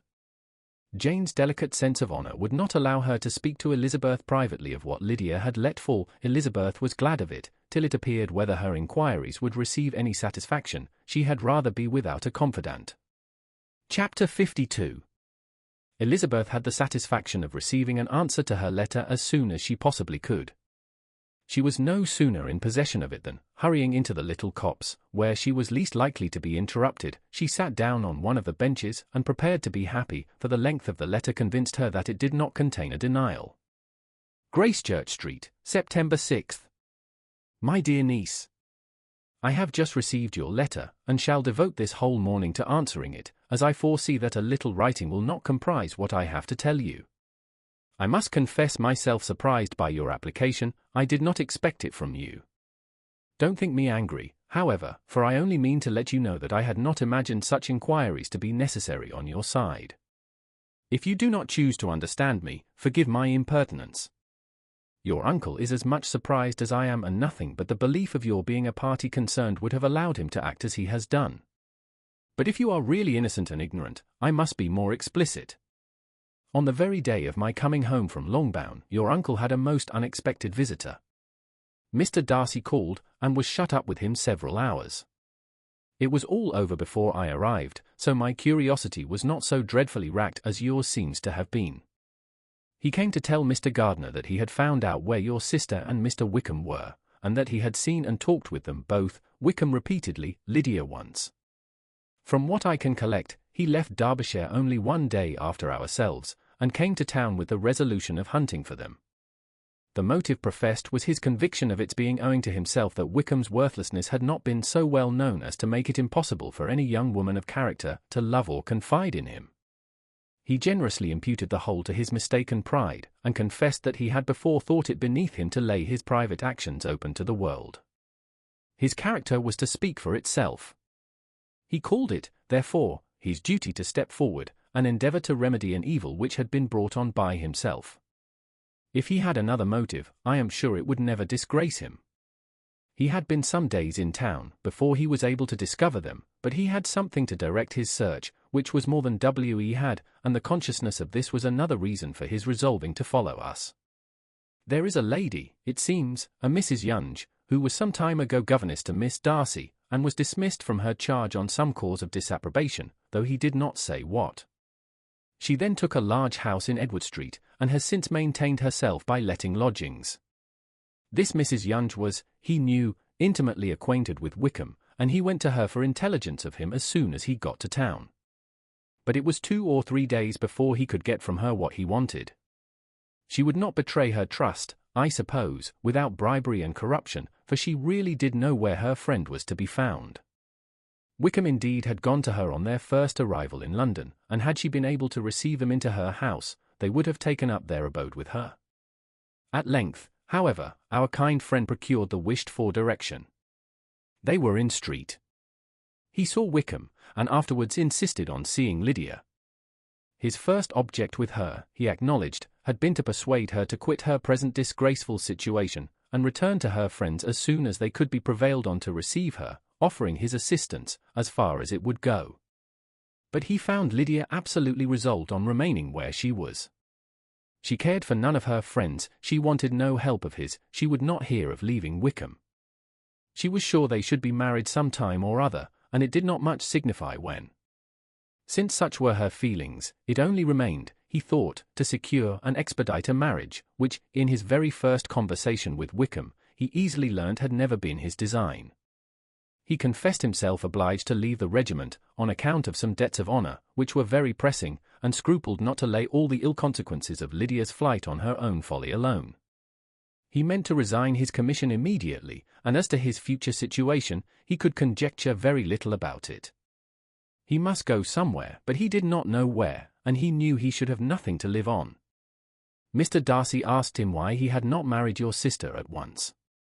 Though Mr. Bennet was not imagined to be very rich, he would have been able to do something for him, and his situation must have been benefited by marriage. But he found, in reply to this question, that Wickham still cherished the hope of more effectually making his fortune by marriage in some other country. Under such circumstances, however, he was not likely to be proof against the temptation of immediate relief. They met several times, for there was much to be discussed. Wickham of course wanted more than he could get, but at length was reduced to be reasonable. Everything being settled between them, Mr. Darcy's next step was to make your uncle acquainted with it, and he first called in Gracechurch Street the evening before I came home. But Mr. Gardiner could not be seen, and Mr. Darcy found, on further inquiry, that your father was still with him, but would quit town the next morning. He did not judge your father to be a person whom he could so properly consult as your uncle, and therefore readily postponed seeing him till after the departure of the former. He did not leave his name, until the next day it was only known that a gentleman had called on business. On Saturday he came again. Your father was gone, your uncle at home, and, as I said before, they had a great deal of talk together. They met again on Sunday, and then I saw him too. It was not all settled before Monday. As soon as it was, the express was sent off to Longbourn. But our visitor was very obstinate. I fancy, Lizzie, that obstinacy is the real defect of his character, after all. He has been accused of many faults at different times, but this is the true one. Nothing was to be done that he did not do himself, though I am sure, and I do not speak it to be thanked, therefore say nothing about it, your uncle would most readily have settled the whole. They battled it together for a long time, which was more than either the gentleman or lady concerned in it deserved. But at last your uncle was forced to yield, and instead of being allowed to be of use to his niece, was forced to put up with only having the probable credit of it, which went sorely against the grain, and I really believe your letter this morning gave him great pleasure, because it required an explanation that would rob him of his borrowed feathers, and give the praise where it was due. But, Lizzie, this must go no farther than yourself, or Jane at most. You know pretty well, I suppose, what has been done for the young people. His debts are to be paid, amounting, I believe, to considerably more than £1,000, another 1,000 in addition to her own settled upon her, and his commission purchased. The reason why all this was to be done by him alone was such as I have given above. It was owing to him, to his reserve and want of proper consideration, that Wickham's character had been so misunderstood, and consequently that he had been received and noticed as he was. Perhaps there was some truth in this, though I doubt whether his reserve, or anybody's reserve, can be answerable for the event. But in spite of all this fine talking, my dear Lizzie, you may rest perfectly assured that your uncle would never have yielded if we had not given him credit for another interest in the affair. When all this was resolved on, he returned again to his friends, who were still staying at Pemberley, but it was agreed that he should be in London once more when the wedding took place, and all money matters were then to receive the last finish. I believe I have now told you everything. It is a relation which you tell me is to give you great surprise. I hope at least it will not afford you any displeasure. Lydia came to us, and Wickham had constant admission to the house. He was exactly what he had been when I knew him in Hertfordshire, but I would not tell you how little I was satisfied with her behaviour while she stayed with us, if I had not perceived, by Jane's letter last Wednesday, that her conduct on coming home was exactly of a piece with it, and therefore what I now tell you can give you no fresh pain. I talked to her repeatedly in the most serious manner, representing to her all the wickedness of what she had done, and all the unhappiness she had brought on her family. If she heard me, it was by good luck, for I am sure she did not listen. I was sometimes quite provoked, but then I recollected my dear Elizabeth and Jane, and for their sakes had patience with her. Mr. Darcy was punctual in his return, and as Lydia informed you, attended the wedding. He dined with us the next day, and was to leave town again on Wednesday or Thursday. Will you be very angry with me, my dear Lizzie, if I take this opportunity of saying, what I was never bold enough to say before, how much I like him? His behaviour to us has, in every respect, been as pleasing as when we were in Derbyshire. His understanding and opinions all please me. He wants nothing but a little more liveliness, and that, if he marry prudently, his wife may teach him. I thought him very sly. He hardly ever mentioned your name. But slyness seems the fashion. Pray forgive me if I have been very presuming, or at least do not punish me so far as to exclude me from P. I shall never be quite happy till I have been all round the park. A low phaeton, with a nice little pair of ponies, would be the very thing. But I must write no more. The children have been wanting me this half hour. Yours, very sincerely, M. Gardiner. The contents of this letter threw Elizabeth into a flutter of spirits, in which it was difficult to determine whether pleasure or pain bore the greatest share. The vague and unsettled suspicions, which uncertainty had produced of what Mr. Darcy might have been doing to forward her sister's match, which she had feared to encourage as an exertion of goodness too great to be probable, and at the same time dreaded to be just, from the pain of obligation, were proved beyond their greatest extent to be true.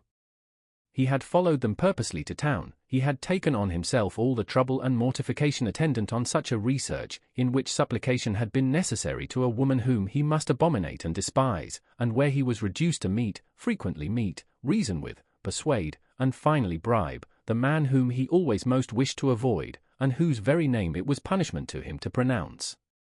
He had done all this for a girl whom he could neither regard nor esteem. Her heart did whisper that he had done it for her. But it was a hope shortly checked by other considerations, and she soon felt that even her vanity was insufficient, when required to depend on his affection for her, for a woman who had already refused him as able to overcome a sentiment so natural as abhorrence against relationship with Wickham. Brother-in-law of Wickham. Every kind of pride must revolt from the connection. He had, to be sure, done much. She was ashamed to think how much. But he had given a reason for his interference, which asked no extraordinary stretch of belief. It was reasonable that he should feel he had been wrong, he had liberality, and he had the means of exercising it, and though she would not place herself as his principal inducement, she could, perhaps, believe that remaining partiality for her might assist his endeavours in a cause where her peace of mind must be materially concerned. It was painful, exceedingly painful, to know that they were under obligations to a person who could never receive a return. They owed the restoration of Lydia, her character, everything, to him. Oh, how heartily did she grieve over every ungracious sensation she had ever encouraged, every saucy speech she had ever directed towards him. For herself she was humbled, but she was proud of him. Proud that in a cause of compassion and honour he had been able to get the better of himself. She read over her aunt's commendation of him again and again. It was hardly enough, but it pleased her. She was even sensible of some pleasure, though mixed with regret, on finding how steadfastly both she and her uncle had been persuaded that affection and confidence subsisted between Mr. Darcy and herself. She was roused from her seat, and her reflections, by some one's approach, and before she could strike into another path, she was overtaken by Wickham. "I am afraid I interrupt your solitary ramble, my dear sister," said he, as he joined her. "You certainly do," she replied with a smile, "but it does not follow that the interruption must be unwelcome. I should be sorry indeed, if it were. We were always good friends, and now we are better." "True. Are the others coming out?" "I do not know. Mrs. Bennet and Lydia are going in the carriage to Meryton. And so, my dear sister, I find, from our uncle and aunt, that you have actually seen Pemberley." She replied in the affirmative. "I almost envy you the pleasure, and yet I believe it would be too much for me, or else I could take it in my way to Newcastle." "And you saw the old housekeeper, I suppose?" "Poor Reynolds, she was always very fond of me." "But of course she did not mention my name to you." "Yes, she did." "And what did she say?" "That you were gone into the army, and she was afraid had not turned out well. At such a distance as that, you know, things are strangely misrepresented." "Certainly," he replied, biting his lips. Elizabeth hoped she had silenced him, but he soon afterwards said, "I was surprised to see Darcy in town last month. We passed each other several times. I wonder what he can be doing there." "Perhaps preparing for his marriage with Miss de Bourgh," said Elizabeth. "It must be something particular to take him there at this time of year." "Undoubtedly. Did you see him while you were at Lambton? I thought I understood from the gardeners that you had." "Yes, he introduced us to his sister." "And do you like her?" "Very much. I have heard, indeed, that she is uncommonly improved within this year or two. When I last saw her, she was not very promising. I am very glad you liked her. I hope she will turn out well." "I dare say she will. She has got over the most trying age." "Did you go by the village of Kimpton?" "I do not recollect that we did. I mention it, because it is the living which I ought to have had. A most delightful place. Excellent parsonage house. It would have suited me in every respect." "How should you have liked making sermons?" "Exceedingly well. I should have considered it as part of my duty, and the exertion would soon have been nothing. One ought not to repine, but, to be sure, it would have been such a thing for me. The quiet, the retirement of such a life would have answered all my ideas of happiness. But it was not to be. Did you ever hear Darcy mention the circumstance, when you were in Kent? I have heard from authority, which I thought as good, that it was left you conditionally only, and at the will of the present patron. You have? Yes, there was something in that, I told you so from the first, you may remember. I did hear, too, that there was a time when sermon-making was not so palatable to you as it seems to be at present, that you actually declared your resolution of never taking orders, and that the business had been compromised accordingly. You did. And it was not wholly without foundation. You may remember what I told you on that point, when first we talked of it. They were now almost at the door of the house, for she had walked fast to get rid of him, and unwilling, for her sister's sake, to provoke him, she only said in reply, with a good-humoured smile, "Come, Mr. Wickham, we are brother and sister, you know. Do not let us quarrel about the past. In future, I hope we shall be always of one mind." She held out her hand, he kissed it with affectionate gallantry, though he hardly knew how to look, and they entered the house. Chapter 53. Mr. Wickham was so perfectly satisfied with this conversation that he never again distressed himself, or provoked his dear sister Elizabeth, by introducing the subject of it, and she was pleased to find that she had said enough to keep him quiet.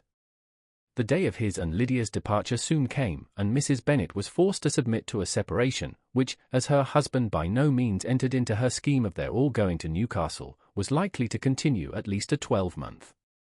"Oh, my dear Lydia," she cried, "when shall we meet again?" "Oh, Lord! I don't know. Not these 2 or 3 years, perhaps. Write to me very often, my dear. As often as I can. But you know married women have never much time for writing. My sisters may write to me. They will have nothing else to do." Mr. Wickham's adieus were much more affectionate than his wife's. He smiled, looked handsome, and said many pretty things. "He is as fine a fellow," said Mr. Bennet, as soon as they were out of the house, "as ever I saw. He simpers, and smirks, and makes love to us all. I am prodigiously proud of him. I defy even Sir William Lucas himself to produce a more valuable son-in-law." The loss of her daughter made Mrs. Bennet very dull for several days. "I often think," said she, "that there is nothing so bad as parting with one's friends. One seems so forlorn without them." "This is the consequence, you see, madam, of marrying a daughter," said Elizabeth. "It must make you better satisfied that your other 4 are single. It is no such thing. Lydia does not leave me because she is married, but only because her husband's regiment happens to be so far off. If that had been nearer, she would not have gone so soon." But the spiritless condition which this event threw her into was shortly relieved, and her mind opened again to the agitation of hope, by an article of news which then began to be in circulation. The housekeeper at Netherfield had received orders to prepare for the arrival of her master, who was coming down in a day or 2, to shoot there for several weeks. Mrs. Bennet was quite in the fidgets. She looked at Jane, and smiled and shook her head by turns. "Well, well, and so Mr. Bingley is coming down, sister," for Mrs. Phillips first brought her the news. "Well, so much the better. Not that I care about it, though. He is nothing to us, you know, and I am sure I never want to see him again. But, however, he is very welcome to come to Netherfield, if he likes it. And who knows what may happen? But that is nothing to us. You know, sister, we agreed long ago never to mention a word about it. And so, is it quite certain he is coming?" "You may depend on it," replied the other, "for Mrs. Nichols was in Meryton last night. I saw her passing by, and went out myself on purpose to know the truth of it, and she told me that it was certain true. He comes down on Thursday at the latest, very likely on Wednesday. She was going to the butcher's, she told me, on purpose to order in some meat on Wednesday, and she has got 3 couple of ducks just fit to be killed." Miss Bennet had not been able to hear of his coming without changing colour. It was many months since she had mentioned his name to Elizabeth, but now, as soon as they were alone together, she said, "I saw you look at me today, Lizzie, when my aunt told us of the present report, and I know I appeared distressed. But don't imagine it was from any silly cause. I was only confused for the moment, because I felt that I should be looked at. I do assure you that the news does not affect me either with pleasure or pain. I am glad of one thing, that he comes alone, because we shall see the less of him. Not that I am afraid of myself, but I dread other people's remarks." Elizabeth did not know what to make of it. Had she not seen him in Derbyshire, she might have supposed him capable of coming there with no other view than what was acknowledged, but she still thought him partial to Jane, and she wavered as to the greater probability of his coming there with his friend's permission, or being bold enough to come without it. Yet it is hard, she sometimes thought, that this poor man cannot come to a house which he has legally hired, without raising all this speculation. I will leave him to himself. In spite of what her sister declared, and really believed to be her feelings in the expectation of his arrival, Elizabeth could easily perceive that her spirits were affected by it. They were more disturbed, more unequal, than she had often seen them. The subject which had been so warmly canvassed between their parents, about a 12-month ago, was now brought forward again. "As soon as ever Mr. Bingley comes, my dear," said Mrs. Bennet, "you will wait on him, of course." "No, no. You forced me into visiting him last year, and promised, if I went to see him, he should marry one of my daughters. But it ended in nothing, and I will not be sent on a fool's errand again." His wife represented to him how absolutely necessary such an attention would be from all the neighbouring gentlemen, on his returning to Netherfield. "'Tis an etiquette I despise," said he. "If he wants our society, let him seek it. He knows where we live. I will not spend my hours in running after my neighbours every time they go away and come back again. Well, all I know is, that it will be abominably rude if you do not wait on him. But, however, that shan't prevent my asking him to dine here. I am determined. We must have Mrs. Long and the Gouldings soon. That will make 13 with ourselves, so there will be just room at table for him." Consoled by this resolution, she was the better able to bear her husband's incivility, though it was very mortifying to know that her neighbours might all see Mr. Bingley, in consequence of it, before they did.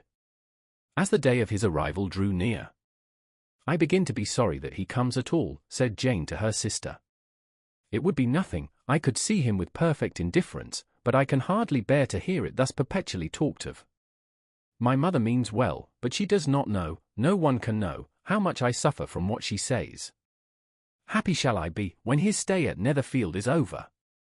"I wish I could say anything to comfort you," replied Elizabeth, "but it is wholly out of my power. You must feel it, and the usual satisfaction of preaching patience to a sufferer is denied me, because you have always so much." Mr. Bingley arrived. Mrs. Bennet, through the assistance of servants, contrived to have the earliest tidings of it, that the period of anxiety and fretfulness on her side might be as long as it could. She counted the days that must intervene before their invitation could be sent, hopeless of seeing him before. But on the third morning after his arrival in Hertfordshire, she saw him, from her dressing-room window, enter the paddock and ride towards the house. Her daughters were eagerly called to partake of her joy. Jane resolutely kept her place at the table, but Elizabeth, to satisfy her mother, went to the window. She saw Mr. Darcy with him, and sat down again by her sister. "There is a gentleman with him, mamma," said Kitty. "Who can it be?" "Some acquaintance or other, my dear, I suppose. I am sure I do not know." "La," replied Kitty, "it looks just like that man that used to be with him before." "Mr. What's his name? That tall, proud man. Good gracious! Mr. Darcy! And so it does, I vow. Well, any friend of Mr. Bingley's will always be welcome here, to be sure, but else I must say that I hate the very sight of him." Jane looked at Elizabeth with surprise and concern. She knew but little of their meeting in Derbyshire, and therefore felt for the awkwardness which must attend her sister in seeing him almost for the first time after receiving his explanatory letter. Both sisters were uncomfortable enough. Each felt for the other, and of course for themselves, and their mother talked on, of her dislike of Mr. Darcy, and her resolution to be civil to him only as Mr. Bingley's friend, without being heard by either of them. But Elizabeth had sources of uneasiness which could not be suspected by Jane, to whom she had never yet had courage to show Mrs. Gardiner's letter, or to relate her own change of sentiment towards him. To Jane, for the first of benefits, and whom she regarded herself with an interest, if not quite so tender, at least as reasonable and just as what Jane felt for Bingley. Her astonishment at his coming to Netherfield, to Longbourn, and voluntarily seeking her again, was almost equal to what she had known on first witnessing his altered behaviour in Derbyshire. The colour which had been driven from her face returned for half a minute with an additional glow, and a smile of delight added lustre to her eyes, as she thought for that space of time that his affection and wishes must still be unshaken. But she would not be secure. "Let me first see how he behaves," said she, "it will then be early enough for expectation." She sat intently at work, striving to be composed, and without daring to lift up her eyes, till anxious curiosity carried them to the face of her sister as the servant was approaching the door. Jane looked a little paler than usual, but more sedate than Elizabeth had expected. On the gentleman's appearing, her colour increased, yet she received them with tolerable ease, and with a propriety of behaviour equally free from any symptom of resentment or any unnecessary complaisance. Elizabeth said as little to either as civility would allow, and sat down again to her work, with an eagerness which it did not often command. She had ventured only one glance at Darcy. He looked serious, as usual, and, she thought, more as he had been used to look in Hertfordshire than as she had seen him at Pemberley. But perhaps he could not in her mother's presence be what he was before her uncle and aunt. It was a painful, but not an improbable, conjecture. Bingley she had likewise seen for an instant, and in that short period saw him looking both pleased and embarrassed. He was received by Mrs. Bennet with a degree of civility which made her two daughters ashamed, especially when contrasted with the cold and ceremonious politeness of her curtsy and address to his friend. Elizabeth, particularly, who knew that her mother owed to the latter the preservation of her favourite daughter from irremediable infamy, was hurt and distressed to a most painful degree by a distinction so ill applied. Darcy, after inquiring of her how Mr. and Mrs. Gardiner did, a question which she could not answer without confusion, said scarcely anything. He was not seated by her, perhaps that was the reason of his silence, but it had not been so in Derbyshire. There he had talked to her friends, when he could not to herself. But now several minutes elapsed without bringing the sound of his voice, and when occasionally, unable to resist the impulse of curiosity, she raised her eyes to his face, she as often found him looking at Jane as at herself, and frequently on no object but the ground. More thoughtfulness and less anxiety to please, than when they last met, were plainly expressed. She was disappointed and angry with herself for being so. "Could I expect it to be otherwise?" said she. "Yet why did he come?" She was in no humour for conversation with anyone but himself, and to him she had hardly courage to speak. She inquired after his sister, but could do no more. "It is a long time, Mr. Bingley, since you went away," said Mrs. Bennet. He readily agreed to it. "I began to be afraid you would never come back again. People did say you meant to quit the place entirely at Michaelmas, but, however, I hope it is not true. A great many changes have happened in the neighbourhood since you went away. Miss Lucas is married and settled. And one of my own daughters. I suppose you have heard of it, indeed, you must have seen it in the papers. It was in the Times and the Courier, I know, though it was not put in as it ought to be. It was only said, lately, George Wickham, Esquire to Miss Lydia Bennet, without there being a syllable said of her father, or the place where she lived, or anything. It was my brother Gardiner's drawing up too, and I wonder how he came to make such an awkward business of it." "Did you see it?" Bingley replied that he did, and made his congratulations. Elizabeth dared not lift up her eyes. How Mr. Darcy looked, therefore, she could not tell.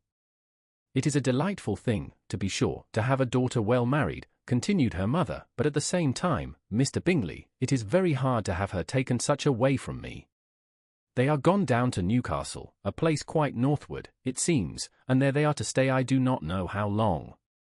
His regiment is there, for I suppose you have heard of his leaving the shire, and of his being gone into the regulars. Thank heaven!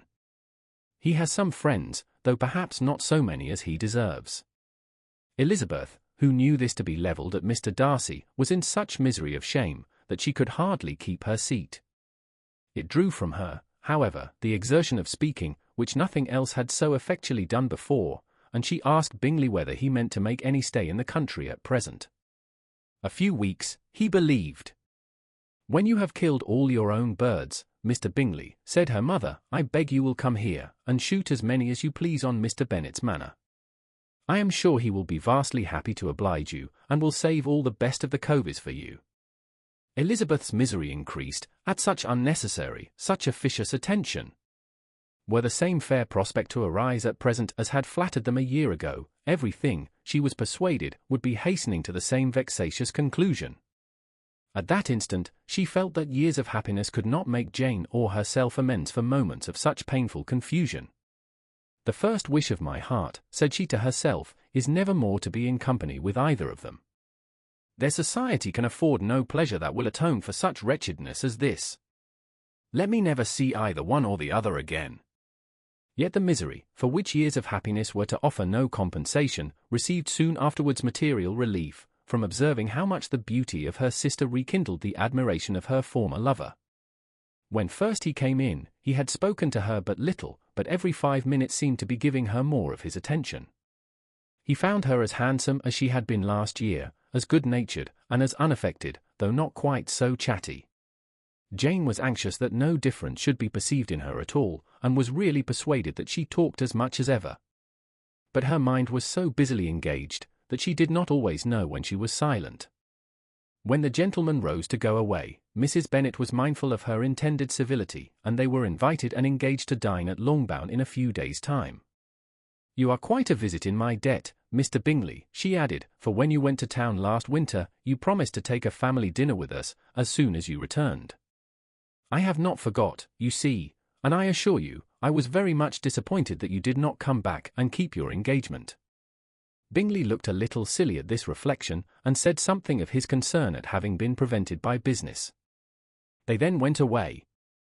Mrs. Bennet had been strongly inclined to ask them to stay and dine there that day, but, though she always kept a very good table, she did not think anything less than 2 courses could be good enough for a man on whom she had such anxious designs, or satisfy the appetite and pride of one who had 10,000 a year. Chapter 54. As soon as they were gone, Elizabeth walked out to recover her spirits, or in other words, to dwell without interruption on those subjects that must deaden them more. Mr. Darcy's behaviour astonished and vexed her. Why, if he came only to be silent, grave, and indifferent, said she, did he come at all? She could settle it in no way that gave her pleasure. He could be still amiable, still pleasing, to my uncle and aunt, when he was in town, and why not to me? If he fears me, why come hither? If he no longer cares for me, why silent? Teasing, man! I will think no more about him. Her resolution was for a short time involuntarily kept by the approach of her sister, who joined her with a cheerful look, which showed her better satisfied with their visitors than Elizabeth. Now, said she, that this first meeting is over, I feel perfectly easy. I know my own strength, and I shall never be embarrassed again by his coming. I am glad he dines here on Tuesday. It will then be publicly seen that, on both sides, we meet only as common and indifferent acquaintance. Yes, very indifferent indeed, said Elizabeth, laughingly. Oh, Jane, take care. My dear Lizzie, you cannot think me so weak as to be in danger now? I think you are in very great danger of making him as much in love with you as ever. Asterisk, asterisk, asterisk, asterisk, asterisk. They did not see the gentleman again till Tuesday, and Mrs. Bennet, in the meanwhile, was giving way to all the happy schemes, which the good humour and common politeness of Bingley, in half an hour's visit, had revived. On Tuesday there was a large party assembled at Longbourn, and the 2 who were most anxiously expected, to the credit of their punctuality as sportsmen, were in very good time. When they repaired to the dining-room, Elizabeth eagerly watched to see whether Bingley would take the place, which, in all their former parties, had belonged to him, by her sister. Her prudent mother, occupied by the same ideas, forbore to invite him to sit by herself. On entering the room, he seemed to hesitate, but Jane happened to look round, and happened to smile. It was decided. He placed himself by her. Elizabeth, with a triumphant sensation, looked towards his friend. He bore it with noble indifference, and she would have imagined that Bingley had received his sanction to be happy, had she not seen his eyes likewise turned towards Mr. Darcy, with an expression of half-laughing alarm. His behaviour to her sister was such, during dinner-time, as showed an admiration of her, which, though more guarded than formerly, persuaded Elizabeth, that if left wholly to himself, Jane's happiness, and his own, would be speedily secured. Though she dared not depend upon the consequence, she yet received pleasure from observing his behavior. It gave her all the animation that her spirits could boast, for she was in no cheerful humor. Mr. Darcy was almost as far from her as the table could divide them. He was on one side of her mother. She knew how little such a situation would give pleasure to either, or make either appear to advantage. She was not near enough to hear any of their discourse, but she could see how seldom they spoke to each other, and how formal and cold was their manner whenever they did. Her mother's ungraciousness made the sense of what they owed him more painful to Elizabeth's mind, and she would, at times, have given anything to be privileged to tell him that his kindness was neither unknown nor unfelt by the whole of the family. She was in hopes that the evening would afford some opportunity of bringing them together, that the whole of the visit would not pass away without enabling them to enter into something more of conversation than the mere ceremonious salutation attending his entrance. Anxious and uneasy, the period which passed in the drawing-room, before the gentleman came, was wearisome and dull to a degree that almost made her uncivil. She looked forward to their entrance as the point on which all her chance of pleasure for the evening must depend. "If he does not come to me, then," said she, "I shall give him up forever." The gentleman came, and she thought he looked as if he would have answered her hopes, but, alas! The ladies had crowded round the table, where Miss Bennet was making tea, and Elizabeth pouring out the coffee, in so close a confederacy that there was not a single vacancy near her which would admit of a chair. And on the gentleman's approaching, one of the girls moved closer to her than ever, and said, in a whisper, "The men shan't come and part us, I am determined. We want none of them, do we?" Darcy had walked away to another part of the room. She followed him with her eyes, envied everyone to whom he spoke, had scarcely patience enough to help anybody to coffee, and then was enraged against herself for being so silly. A man who has once been refused. How could I ever be foolish enough to expect a renewal of his love? Is there one among the sex who would not protest against such a weakness as a second proposal to the same woman? There is no indignity so abhorrent to their feelings.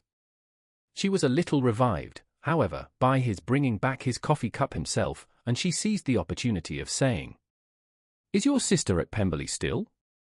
"Yes, she will remain there till Christmas." "And quite alone? Have all her friends left her?" "Mrs. Annesley is with her. The others have been gone on to Scarborough these 3 weeks." She could think of nothing more to say, but if he wished to converse with her, he might have better success.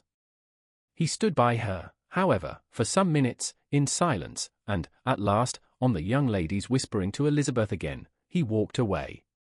When the tea things were removed, and the card tables placed, the ladies all rose, and Elizabeth was then hoping to be soon joined by him, when all her views were overthrown by seeing him fall a victim to her mother's rapacity for whist players, and in a few moments after seated with the rest of the party. She now lost every expectation of pleasure. They were confined for the evening at different tables, and she had nothing to hope but that his eyes were so often turned towards her side of the room, as to make him play as unsuccessfully as herself. Mrs. Bennet had designed to keep the 2 Netherfield gentlemen to supper, but their carriage was unluckily ordered before any of the others, and she had no opportunity of detaining them. "Well, girls," said she, as soon as they were left to themselves, "what say you to the day? I think everything has passed off uncommonly well, I assure you. The dinner was as well dressed as any I ever saw. The venison was roasted to a turn, and everybody said they never saw so fat a haunch. The soup was 50 times better than what we had at the Lucases last week, and even Mr. Darcy acknowledged that the partridges were remarkably well done, and I suppose he has 2 or 3 French cooks at least. And, my dear Jane, I never saw you look in greater beauty. Mrs. Long said so too, for I asked her whether you did not. And what do you think she said besides? Ah! Mrs. Bennet, we shall have her at Netherfield at last. She did indeed.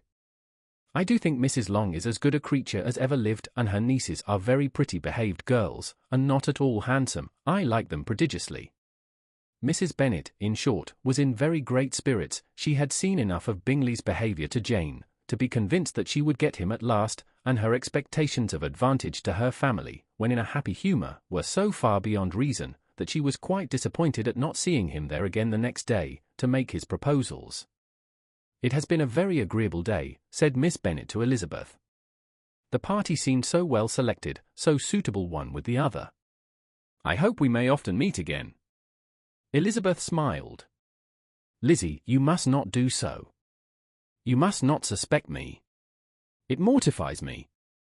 I assure you that I have now learnt to enjoy his conversation as an agreeable and sensible young man, without having a wish beyond it. I am perfectly satisfied, from what his manners now are, that he never had any design of engaging my affection. It is only that he is blessed with greater sweetness of address, and a stronger desire of generally pleasing, than any other man. You are very cruel, said her sister, you will not let me smile, and are provoking me to it every moment. How hard it is in some cases to be believed! And how impossible in others! But why should you wish to persuade me that I feel more than I acknowledge? That is a question which I hardly know how to answer. We all love to instruct, though we can teach only what is not worth knowing. Forgive me, and if you persist in indifference, do not make me your confidant. Chapter 55. A few days after this visit, Mr. Bingley called again, and alone. His friend had left him that morning for London, but was to return home in 10 days' time. He sat with them above an hour, and was in remarkably good spirits. Mrs. Bennet invited him to dine with them, but, with many expressions of concern, he confessed himself engaged elsewhere. Next time you call, said she, I hope we shall be more lucky. He should be particularly happy at any time, etc., etc., and if she would give him leave, would take an early opportunity of waiting on them. Can you come tomorrow? Yes, he had no engagement at all for tomorrow, and her invitation was accepted with alacrity. He came, and in such very good time that the ladies were none of them dressed. In ran Mrs. Bennet to her daughter's room, in her dressing gown, and with her hair half finished, crying out, My dear Jane, make haste and hurry down. He is come, Mr. Bingley is come. He is, indeed. Make haste, make haste. Here, Sarah, come to Miss Bennet this moment, and help her on with her gown. Never mind Miss Liz's hair. We will be down as soon as we can, said Jane, but I dare say Kitty is forwarder than either of us, for she went upstairs half an hour ago. Oh! Hang Kitty! What has she to do with it? Come, be quick, be quick! Where is your sash, my dear? But when her mother was gone, Jane would not be prevailed on to go down without one of her sisters. The same anxiety to get them by themselves was visible again in the evening. After tea, Mr. Bennet retired to the library, as was his custom, and Mary went upstairs to her instrument. 2 obstacles of the 5 being thus removed, Mrs. Bennet sat looking and winking at Elizabeth and Catherine for a considerable time, without making any impression on them. Elizabeth would not observe her, and when at last Kitty did, she very innocently said, What is the matter, mamma? What do you keep winking at me for? What am I to do? Nothing, child, nothing. I did not wink at you. She then sat still 5 minutes longer, but unable to waste such a precious occasion, she suddenly got up, and saying to Kitty, Come here, my love, I want to speak to you, took her out of the room. Jane instantly gave a look at Elizabeth, which spoke her distress at such premeditation, and her entreaty that she would not give in to it. In a few minutes, Mrs. Bennet half opened the door and called out, Lizzie, my dear, I want to speak with you. Elizabeth was forced to go. We may as well leave them by themselves, you know, said her mother, as soon as she was in the hall. Kitty and I are going upstairs to sit in my dressing-room. Elizabeth made no attempt to reason with her mother, but remained quietly in the hall, till she and Kitty were out of sight, then returned into the drawing-room. Mrs. Bennet's schemes for this day were ineffectual. Bingley was everything that was charming, except the professed lover of her daughter. His ease and cheerfulness rendered him a most agreeable addition to their evening party, and he bore with the ill-judged officiousness of the mother, and heard all her silly remarks with a forbearance and command of countenance particularly grateful to the daughter. He scarcely needed an invitation to stay supper, and before he went away, an engagement was formed, chiefly through his own and Mrs. Bennet's means, for his coming next morning to shoot with her husband. After this day, Jane said no more of her indifference. Not a word passed between the sisters concerning Bingley, but Elizabeth went to bed in the happy belief that all must speedily be concluded, unless Mr. Darcy returned within the stated time. Seriously, however, she felt tolerably persuaded that all this must have taken place with that gentleman's concurrence. Bingley was punctual to his appointment, and he and Mr. Bennet spent the morning together, as had been agreed on. The latter was much more agreeable than his companion expected. There was nothing of presumption or folly in Bingley that could provoke his ridicule or disgust him into silence, and he was more communicative and less eccentric than the other had ever seen him. Bingley of course returned with him to dinner, and in the evening Mrs. Bennet's invention was again at work to get everybody away from him and her daughter. Elizabeth, who had a letter to write, went into the breakfast-room for that purpose soon after tea, for as the others were all going to sit down to cards, she could not be wanted to counteract her mother's schemes. But on returning to the drawing-room, when her letter was finished, she saw, to her infinite surprise, there was reason to fear that her mother had been too ingenious for her. On opening the door, she perceived her sister and Bingley standing together over the hearth, as if engaged in earnest conversation, and had this led to no suspicion, the faces of both, as they hastily turned round and moved away from each other, would have told it all. Their situation was awkward enough, but as she thought was still worse. Not a syllable was uttered by either, and Elizabeth was on the point of going away again, when Bingley, who as well as the other had sat down, suddenly rose, and whispering a few words to her sister, ran out of the room. Jane could have no reserves from Elizabeth, where confidence would give pleasure, and instantly embracing her, acknowledged, with the liveliest emotion, that she was the happiest creature in the world. "'Tis too much," she added, "by far too much. I do not deserve it." "Oh! Why is not everybody as happy?" Elizabeth's congratulations were given with a sincerity, a warmth, a delight, which words could but poorly express. Every sentence of kindness was a fresh source of happiness to Jane. But she would not allow herself to stay with her sister, or say half that remained to be said for the present. "I must go instantly to my mother," she cried. "I would not on any account trifle with her affectionate solicitude, or allow her to hear it from anyone but myself.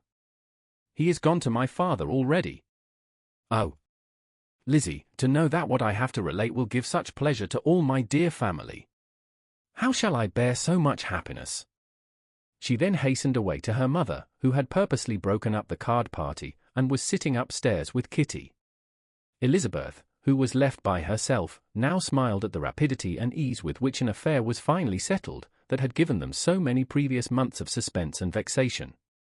"And this," said she, "is the end of all his friend's anxious circumspection. Of all his sister's falsehood and contrivance. The happiest, wisest, most reasonable end." In a few minutes she was joined by Bingley, whose conference with her father had been short and to the purpose. "Where is your sister?" said he hastily, as he opened the door. "With my mother upstairs. She will be down in a moment, I dare say."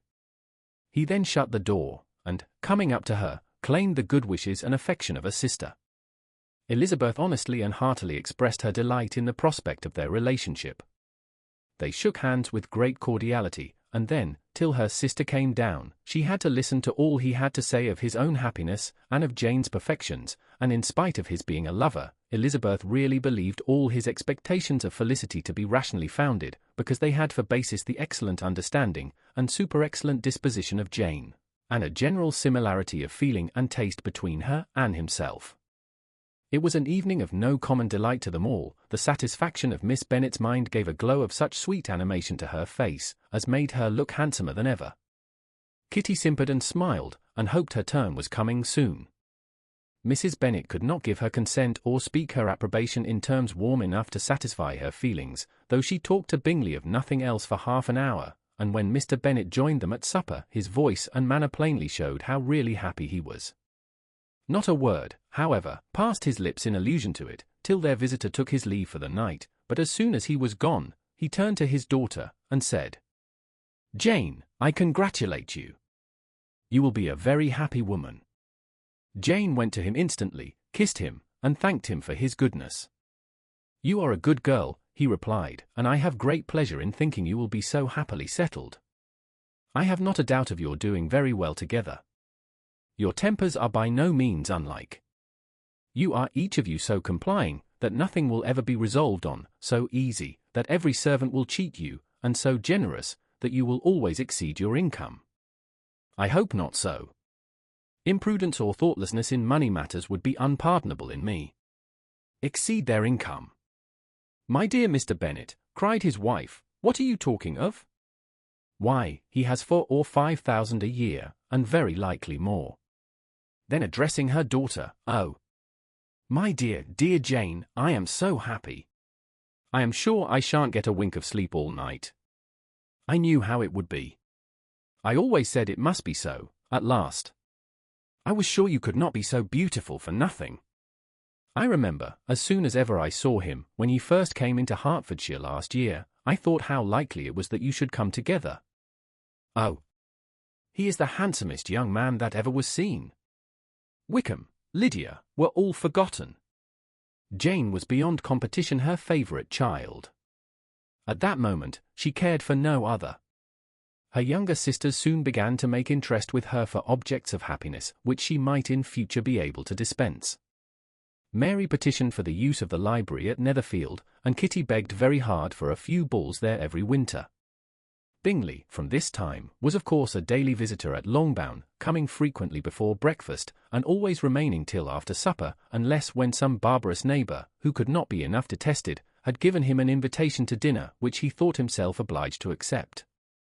Elizabeth had now but little time for conversation with her sister, for while he was present, Jane had no attention to bestow on anyone else, but she found herself considerably useful to both of them in those hours of separation that must sometimes occur. In the absence of Jane, he always attached himself to Elizabeth, for the pleasure of talking of her, and when Bingley was gone, Jane constantly sought the same means of relief. "He has made me so happy," said she, one evening, "by telling me that he was totally ignorant of my being in town last spring. I had not believed it possible." "I suspected as much," replied Elizabeth. "But how did he account for it?" "It must have been his sister's doing. They were certainly no friends to his acquaintance with me, which I cannot wonder at, since he might have chosen so much more advantageously in many respects. But when they see, as I trust they will, that their brother is happy with me, they will learn to be contented, and we shall be on good terms again, though we can never be what we once were to each other." "That is the most unforgiving speech," said Elizabeth, "that I ever heard you utter. Good girl! It would vex me, indeed, to see you again the dupe of Miss Bingley's pretended regard. Would you believe it, Lizzie, that when he went to town last November, he really loved me, and nothing but a persuasion of my being indifferent would have prevented his coming down again?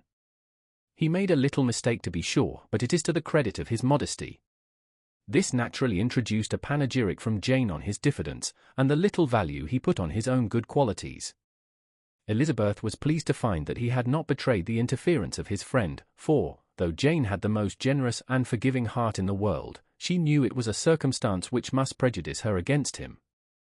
"I am certainly the most fortunate creature that ever existed," cried Jane. "Oh, Lizzie, why am I thus singled from my family, and blessed above them all? If I could but see you as happy!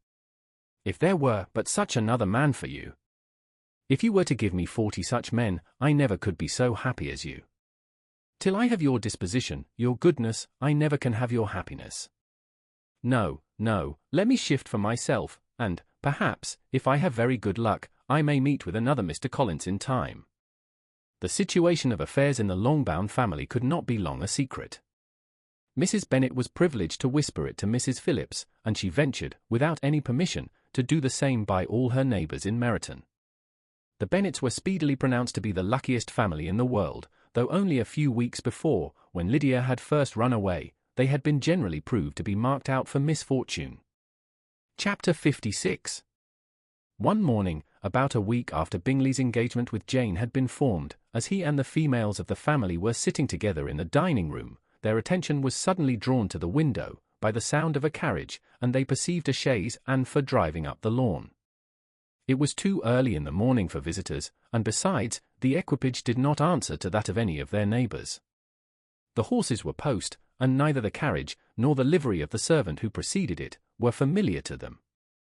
As it was certain, however, that somebody was coming, Bingley instantly prevailed on Miss Bennet to avoid the confinement of such an intrusion, and walk away with him into the shrubbery. They both set off, and the conjectures of the remaining 3 continued, though with little satisfaction, till the door was thrown open and their visitor entered. It was Lady Catherine de Bourgh. They were of course all intending to be surprised, but their astonishment was beyond their expectation, and on the part of Mrs. Bennet and Kitty, though she was perfectly unknown to them, even inferior to what Elizabeth felt. She entered the room with an air more than usually ungracious, made no other reply to Elizabeth's salutation than a slight inclination of the head, and sat down without saying a word. Elizabeth had mentioned her name to her mother on her ladyship's entrance, though no request of introduction had been made. Mrs. Bennet, all amazement, though flattered by having a guest of such high importance, received her with the utmost politeness. After sitting for a moment in silence, she said very stiffly to Elizabeth, "I hope you are well, Miss Bennet. That lady, I suppose, is your mother?" Elizabeth replied very concisely that she was. "And that, I suppose, is one of your sisters?" "Yes, madam," said Mrs. Bennet, delighted to speak to a Lady Catherine. "She is my youngest girl, but one. My youngest of all is lately married, and my eldest is somewhere about the grounds, walking with a young man who, I believe, will soon become a part of the family." "You have a very small park here," returned Lady Catherine after a short silence. "It is nothing in comparison of Rosings, my lady, I dare say, but I assure you it is much larger than Sir William Lucas's. This must be a most inconvenient sitting room for the evening. In summer, the windows are full west." Mrs. Bennet assured her that they never sat there after dinner, and then added, "May I take the liberty of asking your ladyship whether you left Mr. and Mrs. Collins well?" "Yes, very well. I saw them the night before last." Elizabeth now expected that she would produce a letter for her from Charlotte, as it seemed the only probable motive for her calling. But no letter appeared, and she was completely puzzled. Mrs. Bennet, with great civility, begged her ladyship to take some refreshment, but Lady Catherine very resolutely, and not very politely, declined eating anything, and then, rising up, said to Elizabeth, "Miss Bennet, there seemed to be a prettyish kind of a little wilderness on one side of your lawn. I should be glad to take a turn in it, if you will favour me with your company." "Go, my dear," cried her mother, "and show her ladyship about the different walks. I think she will be pleased with the hermitage." Elizabeth obeyed, and running into her own room for her parasol, attended her noble guest downstairs. As they passed through the hall, Lady Catherine opened the doors into the dining parlour and drawing room, and pronouncing them, after a short survey, to be decent-looking rooms, walked on. Her carriage remained at the door, and Elizabeth saw that her waiting woman was in it. They proceeded in silence along the gravel walk that led to the copse. Elizabeth was determined to make no effort for conversation with a woman who was now more than usually insolent and disagreeable. "How could I ever think her like her nephew?" said she, as she looked in her face. As soon as they entered the copse, Lady Catherine began in the following manner.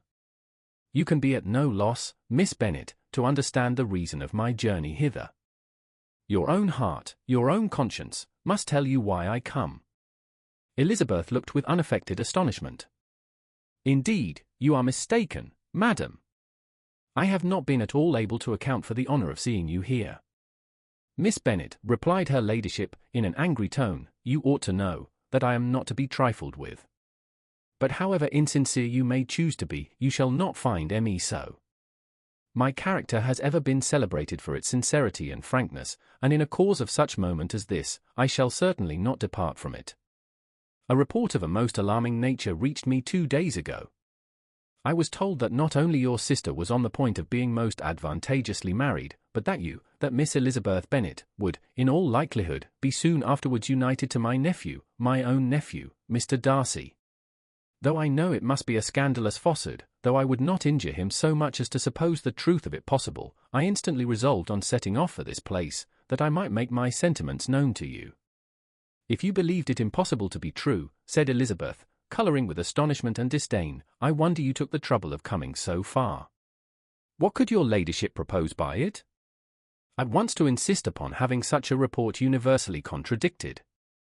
"Your coming to Longbourn, to see me and my family," said Elizabeth coolly, "will be rather a confirmation of it, if, indeed, such a report is in existence." "If? Do you then pretend to be ignorant of it? Has it not been industriously circulated by yourselves? Do you not know that such a report is spread abroad?" "I never heard that it was." "And can you likewise declare that there is no foundation for it?" I do not pretend to possess equal frankness with your ladyship. You may ask questions which I shall not choose to answer. This is not to be borne.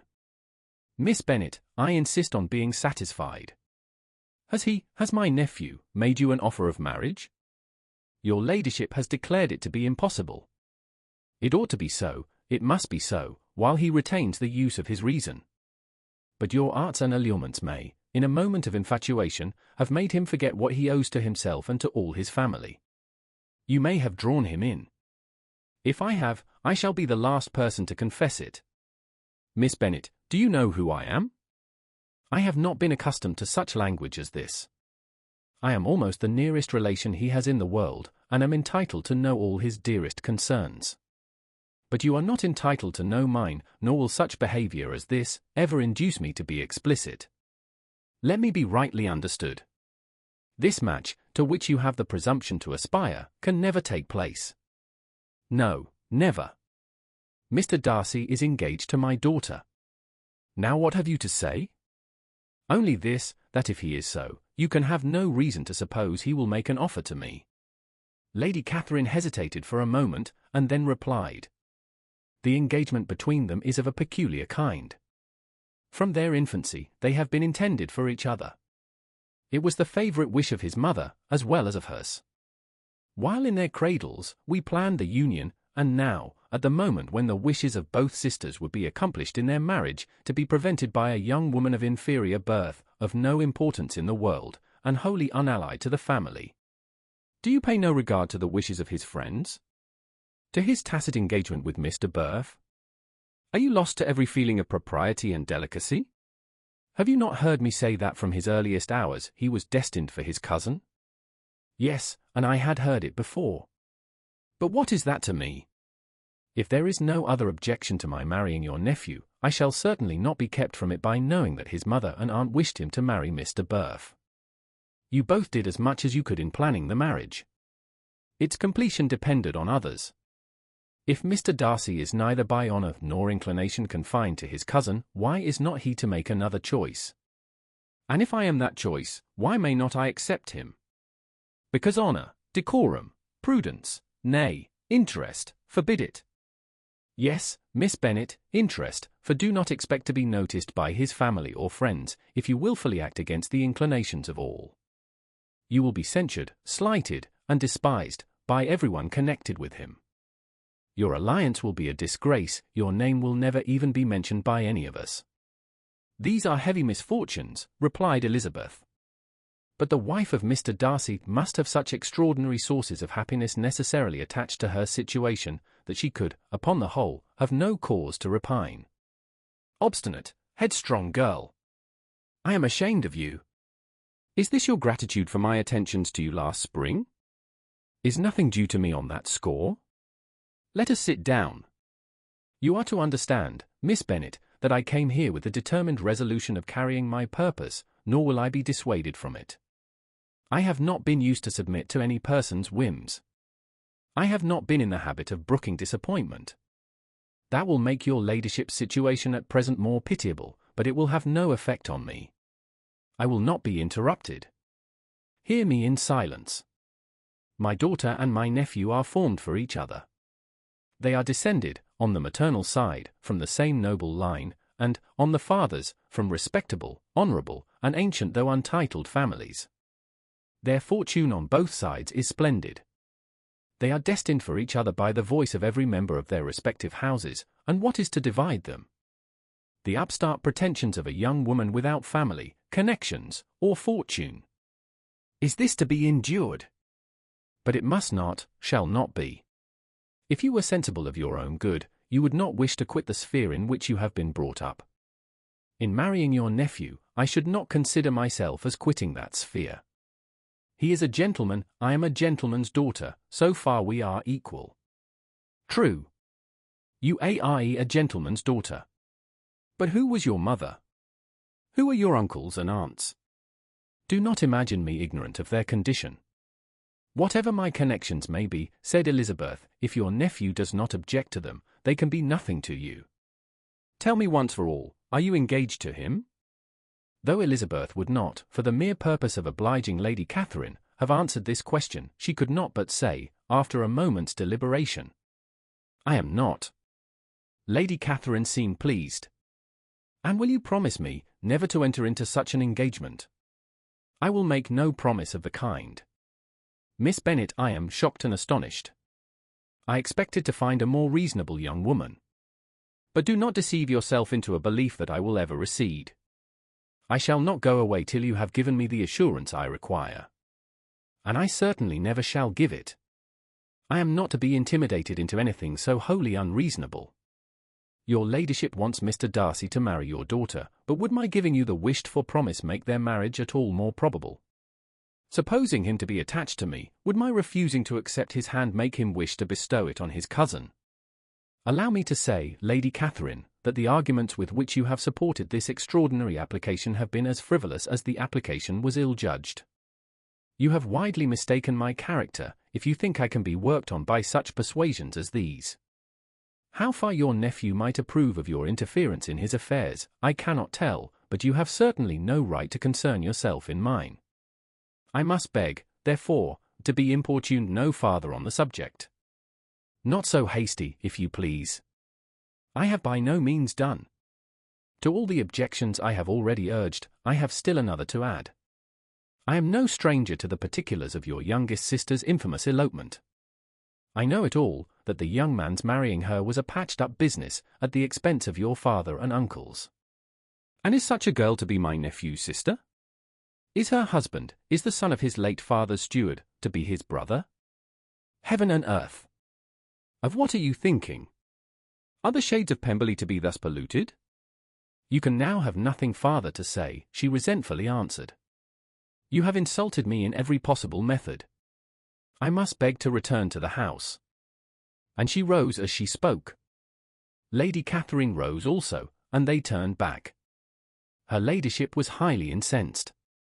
You have no regard, then, for the honour and credit of my nephew. Unfeeling, selfish girl. Do you not consider that a connection with you must disgrace him in the eyes of everybody? Lady Catherine, I have nothing farther to say. You know my sentiments. You are then resolved to have him? I have said no such thing. I am only resolved to act in that manner, which will, in my own opinion, constitute my happiness, without reference to you, or to any person so wholly unconnected with me. It is well. You refuse, then, to oblige me. You refuse to obey the claims of duty, honour, and gratitude. You are determined to ruin him in the opinion of all his friends, and make him the contempt of the world. Neither duty, nor honour, nor gratitude, replied Elizabeth, have any possible claim on me, in the present instance. No principle of either would be violated by my marriage with Mr. Darcy. And with regard to the resentment of his family, or the indignation of the world, if the former were excited by his marrying me, it would not give me one moment's concern, and the world in general would have too much sense to join in the scorn. And this is your real opinion? This is your final resolve? Very well. I shall now know how to act.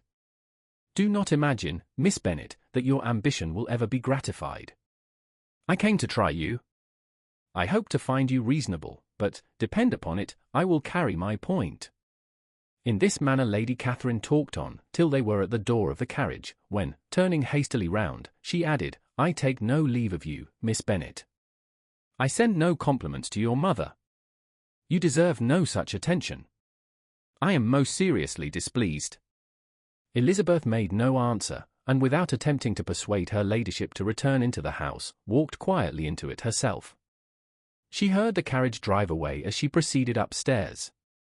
Her mother impatiently met her at the door of the dressing-room, to ask why Lady Catherine would not come in again and rest herself. She did not choose it, said her daughter, she would go. She is a very fine-looking woman. And her calling here was prodigiously civil. For she only came, I suppose, to tell us the Collinses were well. She is on her road somewhere, I dare say, and so, passing through Meryton, thought she might as well call on you. I suppose she had nothing particular to say to you, Lizzie? Elizabeth was forced to give into a little falsehood here, for to acknowledge the substance of their conversation was impossible. Chapter 57. The discomposure of spirits which this extraordinary visit threw Elizabeth into could not be easily overcome, nor could she, for many hours, learn to think of it less than incessantly. Lady Catherine, it appeared, had actually taken the trouble of this journey from Rosings, for the sole purpose of breaking off her supposed engagement with Mr. Darcy. It was a rational scheme, to be sure. But from what the report of their engagement could originate, Elizabeth was at a loss to imagine, till she recollected that his being the intimate friend of Bingley, and her being the sister of Jane, was enough, at a time when the expectation of one wedding made everybody eager for another, to supply the idea. She had not herself forgotten to feel that the marriage of her sister must bring them more frequently together. And her neighbours at Lucas Lodge, therefore, for through their communication with the Collinses, the report, she concluded, had reached Lady Catherine, had only set that down as almost certain and immediate, which she had looked forward to as possible at some future time. In revolving Lady Catherine's expressions, however, she could not help feeling some uneasiness as to the possible consequence of her persisting in this interference. From what she had said of her resolution to prevent their marriage, it occurred to Elizabeth that she must meditate an application to her nephew, and how he might take a similar representation of the evils attached to a connection with her, she dared not pronounce. She knew not the exact degree of his affection for his aunt, or his dependence on her judgment, but it was natural to suppose that he thought much higher of her ladyship than she could do, and it was certain that, in enumerating the miseries of a marriage with One, whose immediate connections were so unequal to his own, his aunt would address him on his weakest side. With his notions of dignity, he would probably feel that the arguments, which to Elizabeth had appeared weak and ridiculous, contained much good sense and solid reasoning. If he had been wavering before as to what he should do, which had often seemed likely, the advice and entreaty of so near a relation might settle every doubt, and determine him at once to be as happy as dignity unblemished could make him. In that case he would return no more. Lady Catherine might see him in her way through town, and his engagement to Bingley of coming again to Netherfield must give way. If, therefore, an excuse for not keeping his promise should come to his friend within a few days, she added, I shall know how to understand it. I shall then give over every expectation, every wish of his constancy. If he is satisfied with only regretting me, when he might have obtained my affections and hand, I shall soon cease to regret him at all. The surprise of the rest of the family, on hearing who their visitor had been, was very great, but they obligingly satisfied it, with the same kind of supposition which had appeased Mrs. Bennet's curiosity, and Elizabeth was spared from much teasing on the subject. The next morning, as she was going downstairs, she was met by her father, who came out of his library with a letter in his hand. "Lizzie," said he, "I was going to look for you, come into my room." She followed him thither, and her curiosity to know what he had to tell her was heightened by the supposition of its being in some manner connected with the letter he held. It suddenly struck her that it might be from Lady Catherine, and she anticipated with dismay all the consequent explanations. She followed her father to the fireplace, and they both sat down. He then said, "I have received a letter this morning that has astonished me exceedingly. As it principally concerns yourself, you ought to know its contents. I did not know before that I had 2 daughters on the brink of matrimony. Let me congratulate you on a very important conquest." The colour now rushed into Elizabeth's cheeks in the instantaneous conviction of its being a letter from the nephew, instead of the aunt, and she was undetermined whether most to be pleased that he explained himself at all, or offended that his letter was not rather addressed to herself, when her father continued, "You look conscious. Young ladies have great penetration in such matters as these, but I think I may defy even your sagacity to discover the name of your admirer. This letter is from Mr. Collins." "From Mr. Collins? And what can he have to say?" "Something very much to the purpose, of course. He begins with congratulations on the approaching nuptials of my eldest daughter, of which, it seems, he has been told by some of the good-natured, gossiping Lucases. I shall not sport with your impatience by reading what he says on that point. What relates to yourself is as follows. Having thus offered you the sincere congratulations of Mrs. Collins and myself on this happy event, let me now add a short hint on the subject of another, of which we have been advertised by the same authority. Your daughter Elizabeth, it is presumed, will not long bear the name of Bennet, after her elder sister has resigned it, and the chosen partner of her fate may be reasonably looked up to as one of the most illustrious personages in this land. Can you possibly guess, Lizzie, who is meant by this? This young gentleman is blessed, in a peculiar way, with everything the heart of mortal can most desire: splendid property, noble kindred, and extensive patronage. Yet in spite of all these temptations, let me warn my cousin Elizabeth and yourself of what evils you may incur by a precipitate closure with this gentleman's proposals, which, of course, you will be inclined to take immediate advantage of. Have you any idea, Lizzie, who this gentleman is? But now it comes out. My motive for cautioning you is as follows. We have reason to imagine that his aunt, Lady Catherine de Bourgh, does not look on the match with a friendly eye. Mr. Darcy, you see, is the man. Now, Lizzie, I think I have surprised you. Could he, or the Lucases, have pitched on any man within the circle of our acquaintance, whose name would have given the lie more effectually to what they related? Mr. Darcy, who never looks at any woman but to see a blemish, and who probably never looked at you in his life. It is admirable. Elizabeth tried to join in her father's pleasantry, but could only force one most reluctant smile. Never had his wit been directed in a manner so little agreeable to her? Are you not diverted? Oh. Yes. Pray read on. After mentioning the likelihood of this marriage to her ladyship last night, she immediately, with her usual condescension, expressed what she felt on the occasion, when it became apparent that on the score of some family objections on the part of my cousin, she would never give her consent to what she termed so disgraceful a match. I thought it my duty to give the speediest intelligence of this to my cousin, that she and her noble admirer may be aware of what they are about, and not run hastily into a marriage which has not been properly sanctioned.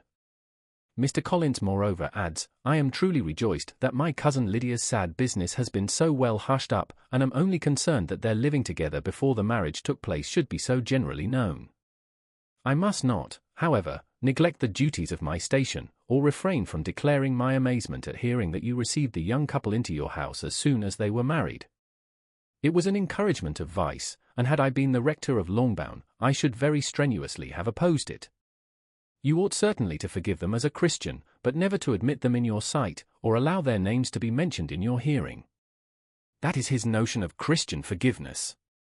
The rest of his letter is only about his dear Charlotte's situation, and his expectation of a young olive branch.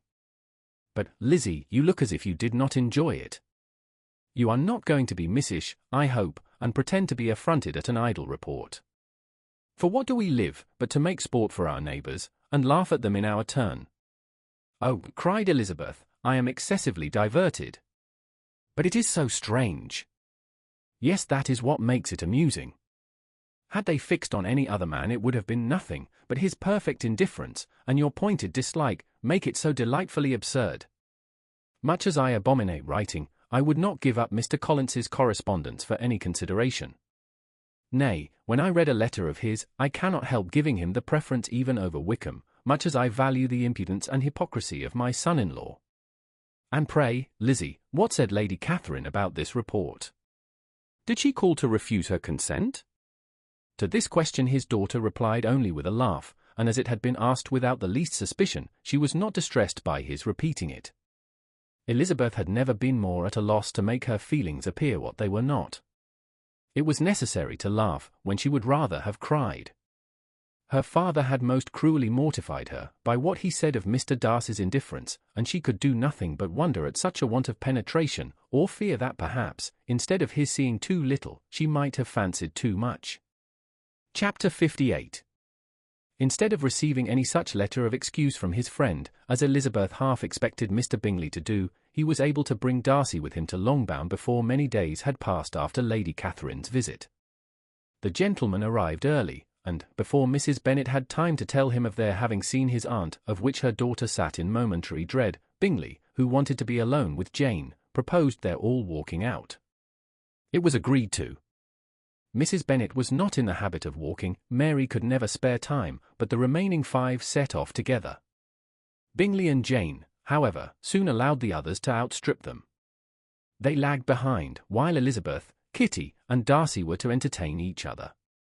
Very little was said by either. Kitty was too much afraid of him to talk, Elizabeth was secretly forming a desperate resolution, and perhaps he might be doing the same.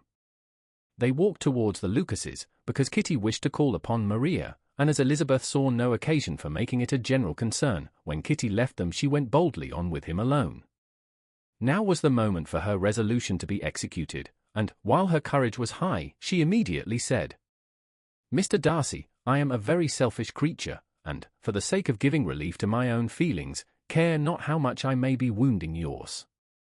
I can no longer help thanking you for your unexampled kindness to my poor sister. Ever since I have known it, I have been most anxious to acknowledge to you how gratefully I feel it. Were it known to the rest of my family, I should not have merely my own gratitude to express."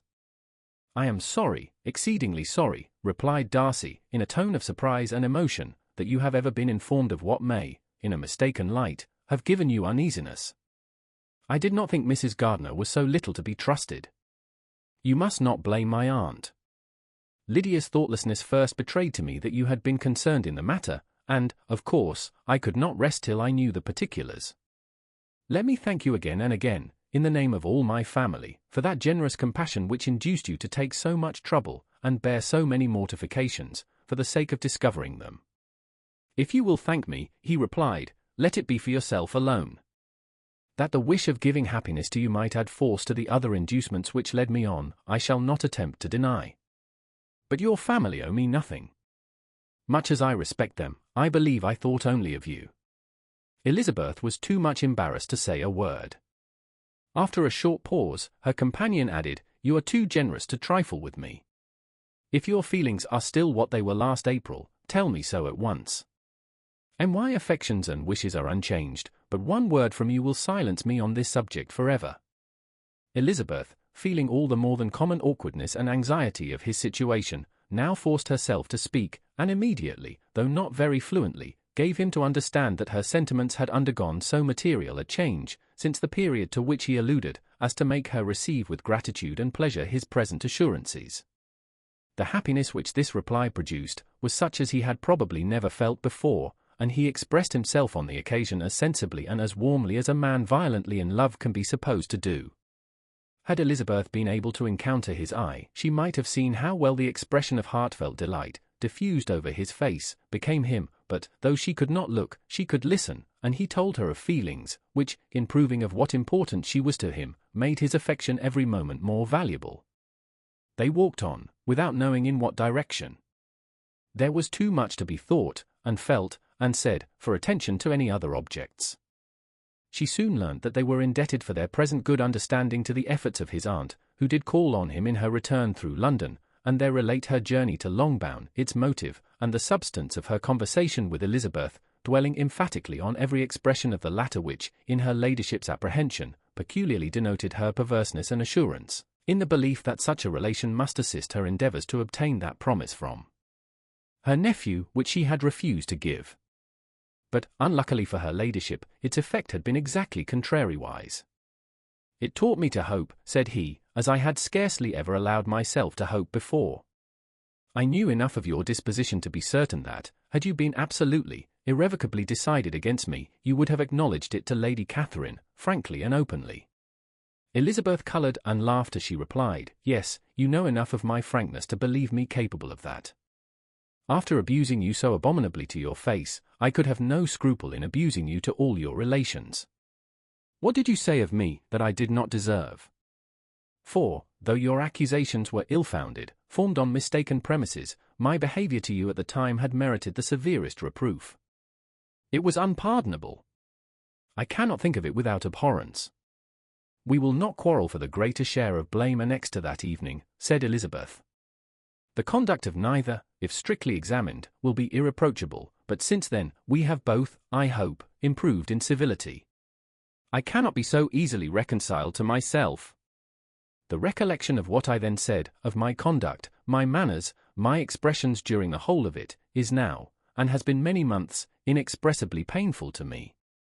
Your reproof, so well applied, I shall never forget, had you behaved in a more gentlemanlike manner. Those were your words. You know not, you can scarcely conceive, how they have tortured me, though it was some time, I confess, before I was reasonable enough to allow their justice.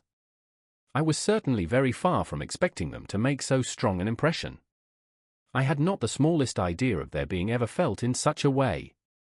I can easily believe it, You thought me then devoid of every proper feeling, I am sure you did. The turn of your countenance I shall never forget, as you said that I could not have addressed you in any possible way that would induce you to accept me. Oh! Do not repeat what I then said. These recollections will not do at all. I assure you that I have long been most heartily ashamed of it. Darcy mentioned his letter. Did it, said he, did it soon make you think better of me? Did you, on reading it, give any credit to its contents? She explained what its effect on her had been, and how gradually all her former prejudices had been removed. I knew, said he, that what I wrote must give you pain, but it was necessary. I hope you have destroyed the letter. There was one part especially, the opening of it, which I should dread your having the power of reading again. I can remember some expressions which might justly make you hate me. The letter shall certainly be burnt, if you believe it essential to the preservation of my regard, but though we have both reason to think my opinions not entirely unalterable, they are not, I hope, quite so easily changed as that implies. When I wrote that letter, replied Darcy, I believed myself perfectly calm and cool, but I am since convinced that it was written in a dreadful bitterness of spirit. The letter, perhaps, began in bitterness, but it did not end so. The adieu is charity itself. But think no more of the letter. The feelings of the person who wrote, and the person who received it, are now so widely different from what they were then, that every unpleasant circumstance attending it ought to be forgotten. You must learn some of my philosophy. Think only of the past as its remembrance gives you pleasure. I cannot give you credit for any philosophy of the kind. Your retrospections must be so totally void of reproach, that the contentment arising from them is not a philosophy, but, what is much better, of innocence. But with me, it is not so. Painful recollections will intrude which cannot, which ought not, to be repelled. I have been a selfish being all my life, in practice, though not in principle. As a child I was taught what was right, but I was not taught to correct my temper. I was given good principles, but left to follow them in pride and conceit. Unfortunately an only son, for many years an only child, I was spoiled by my parents, who, though good themselves, my father, particularly, all that was benevolent and amiable, allowed, encouraged, almost taught me to be selfish and overbearing, to care for none beyond my own family circle, to think meanly of all the rest of the world, to wish at least to think meanly of their sense and worth compared with my own. Such I was, from 8 to 28, and such I might still have been but for you, dearest, loveliest Elizabeth. What do I not owe you? You taught me a lesson, hard indeed at first, but most advantageous. By you, I was properly humbled. I came to you without a doubt of my reception. You showed me how insufficient were all my pretensions to please a woman worthy of being pleased. Had you then persuaded yourself that I should? Indeed I had. What will you think of my vanity? I believed you to be wishing, expecting my addresses. My manners must have been in fault, but not intentionally, I assure you. I never meant to deceive you, but my spirits might often lead me wrong. How you must have hated me after that evening? Hate you? I was angry perhaps at first, but my anger soon began to take a proper direction. I am almost afraid of asking what you thought of me when we met at Pemberley. You blamed me for coming? No, indeed, I felt nothing but surprise. Your surprise could not be greater than mine in being noticed by you. My conscience told me that I deserved no extraordinary politeness, and I confess that I did not expect to receive more than my due. My object then, replied Darcy, was to show you, by every civility in my power, that I was not so mean as to resent the past, and I hoped to obtain your forgiveness, to lessen your ill opinion, by letting you see that your reproofs had been attended to. How soon any other wishes introduced themselves I can hardly tell, but I believe in about half an hour after I had seen you. He then told her of Georgiana's delight in her acquaintance, and of her disappointment at its sudden interruption, which naturally leading to the cause of that interruption, she soon learnt that his resolution of following her from Derbyshire in quest of her sister had been formed before he quitted the inn, and that his gravity and thoughtfulness there had arisen from no other struggles than what such a purpose must comprehend. She expressed her gratitude again, but it was too painful a subject to each, to be dwelt on farther. After walking several miles in a leisurely manner, and too busy to know anything about it, they found at last, on examining their watches, that it was time to be at home. What could become of Mr. Bingley and Jane was a wonder which introduced the discussion of their affairs. Darcy was delighted with their engagement. His friend had given him the earliest information of it. "I must ask whether you were surprised," said Elizabeth. "Not at all. When I went away, I felt that it would soon happen. That is to say, you had given your permission. I guessed as much." And though he exclaimed at the term, she found that it had been pretty much the case. "On the evening before my going to London," said he, "I made a confession to him, which I believe I ought to have made long ago. I told him of all that had occurred to make my former interference in his affairs absurd and impertinent. His surprise was great. He had never had the slightest suspicion. I told him, moreover, that I believed myself mistaken in supposing, as I had done, that your sister was indifferent to him, and as I could easily perceive that his attachment to her was unabated, I felt no doubt of their happiness together." Elizabeth could not help smiling at his easy manner of directing his friend. "Did you speak from your own observation," said she, "when you told him that my sister loved him, or merely from my information last spring?" "From the former. I had narrowly observed her during the 2 visits which I had lately made here, and I was convinced of her affection." "And your assurance of it, I suppose, carried immediate conviction to him?" "It did. Bingley is most unaffectedly modest. His diffidence had prevented his depending on his own judgment in so anxious a case, but his reliance on mine made everything easy. I was obliged to confess one thing, which for a time, and not unjustly, offended him. I could not allow myself to conceal that your sister had been in town 3 months last winter, that I had known it, and purposely kept it from him. He was angry. But his anger, I am persuaded, lasted no longer than he remained in any doubt of your sister's sentiments. He has heartily forgiven me now." Elizabeth longed to observe that Mr. Bingley had been a most delightful friend, so easily guided that his worth was invaluable, but she checked herself. She remembered that he had yet to learn to be laughed at, and it was rather too early to begin. In anticipating the happiness of Bingley, which of course was to be inferior only to his own, he continued the conversation till they reached the house. In the hall they parted. Chapter 59. "My dear Lizzie, where can you have been walking to?" was a question which Elizabeth received from Jane as soon as she entered their room, and from all the others when they sat down to table. She had only to say in reply that they had wandered about till she was beyond her own knowledge. She coloured as she spoke, but neither that, nor anything else, awakened a suspicion of the truth. The evening passed quietly, unmarked by anything extraordinary. The acknowledged lovers talked and laughed, the unacknowledged were silent. Darcy was not of a disposition in which happiness overflows in mirth, and Elizabeth, agitated and confused, rather knew that she was happy than felt herself to be so, for, besides the immediate embarrassment, there were other evils before her. She anticipated what would be felt in the family when her situation became known. She was aware that no one liked him but Jane, and even feared that with the others it was a dislike which not all his fortune and consequence might do away. At night she opened her heart to Jane. Though suspicion was very far from Miss Bennet's general habits, she was absolutely incredulous here. "You are joking, Lizzie. This cannot be. Engaged to Mr. Darcy? No, no, you shall not deceive me. I know it to be impossible. This is a wretched beginning indeed. My sole dependence was on you, and I am sure nobody else will believe me if you do not. Yet, indeed, I am in earnest. I speak nothing but the truth. He still loves me, and we are engaged." Jane looked at her doubtingly. "Oh, Lizzie! It cannot be. I know how much you dislike him. You know nothing of the matter. That is all to be forgot. Perhaps I did not always love him so well as I do now. But in such cases as these, a good memory is unpardonable. This is the last time I shall ever remember it myself." Miss Bennet still looked all amazement. Elizabeth again, and more seriously assured her of its truth. "Good heaven! Can it be really so? Yet now I must believe you," cried Jane. "My dear, dear Lizzie, I do congratulate you, but are you certain?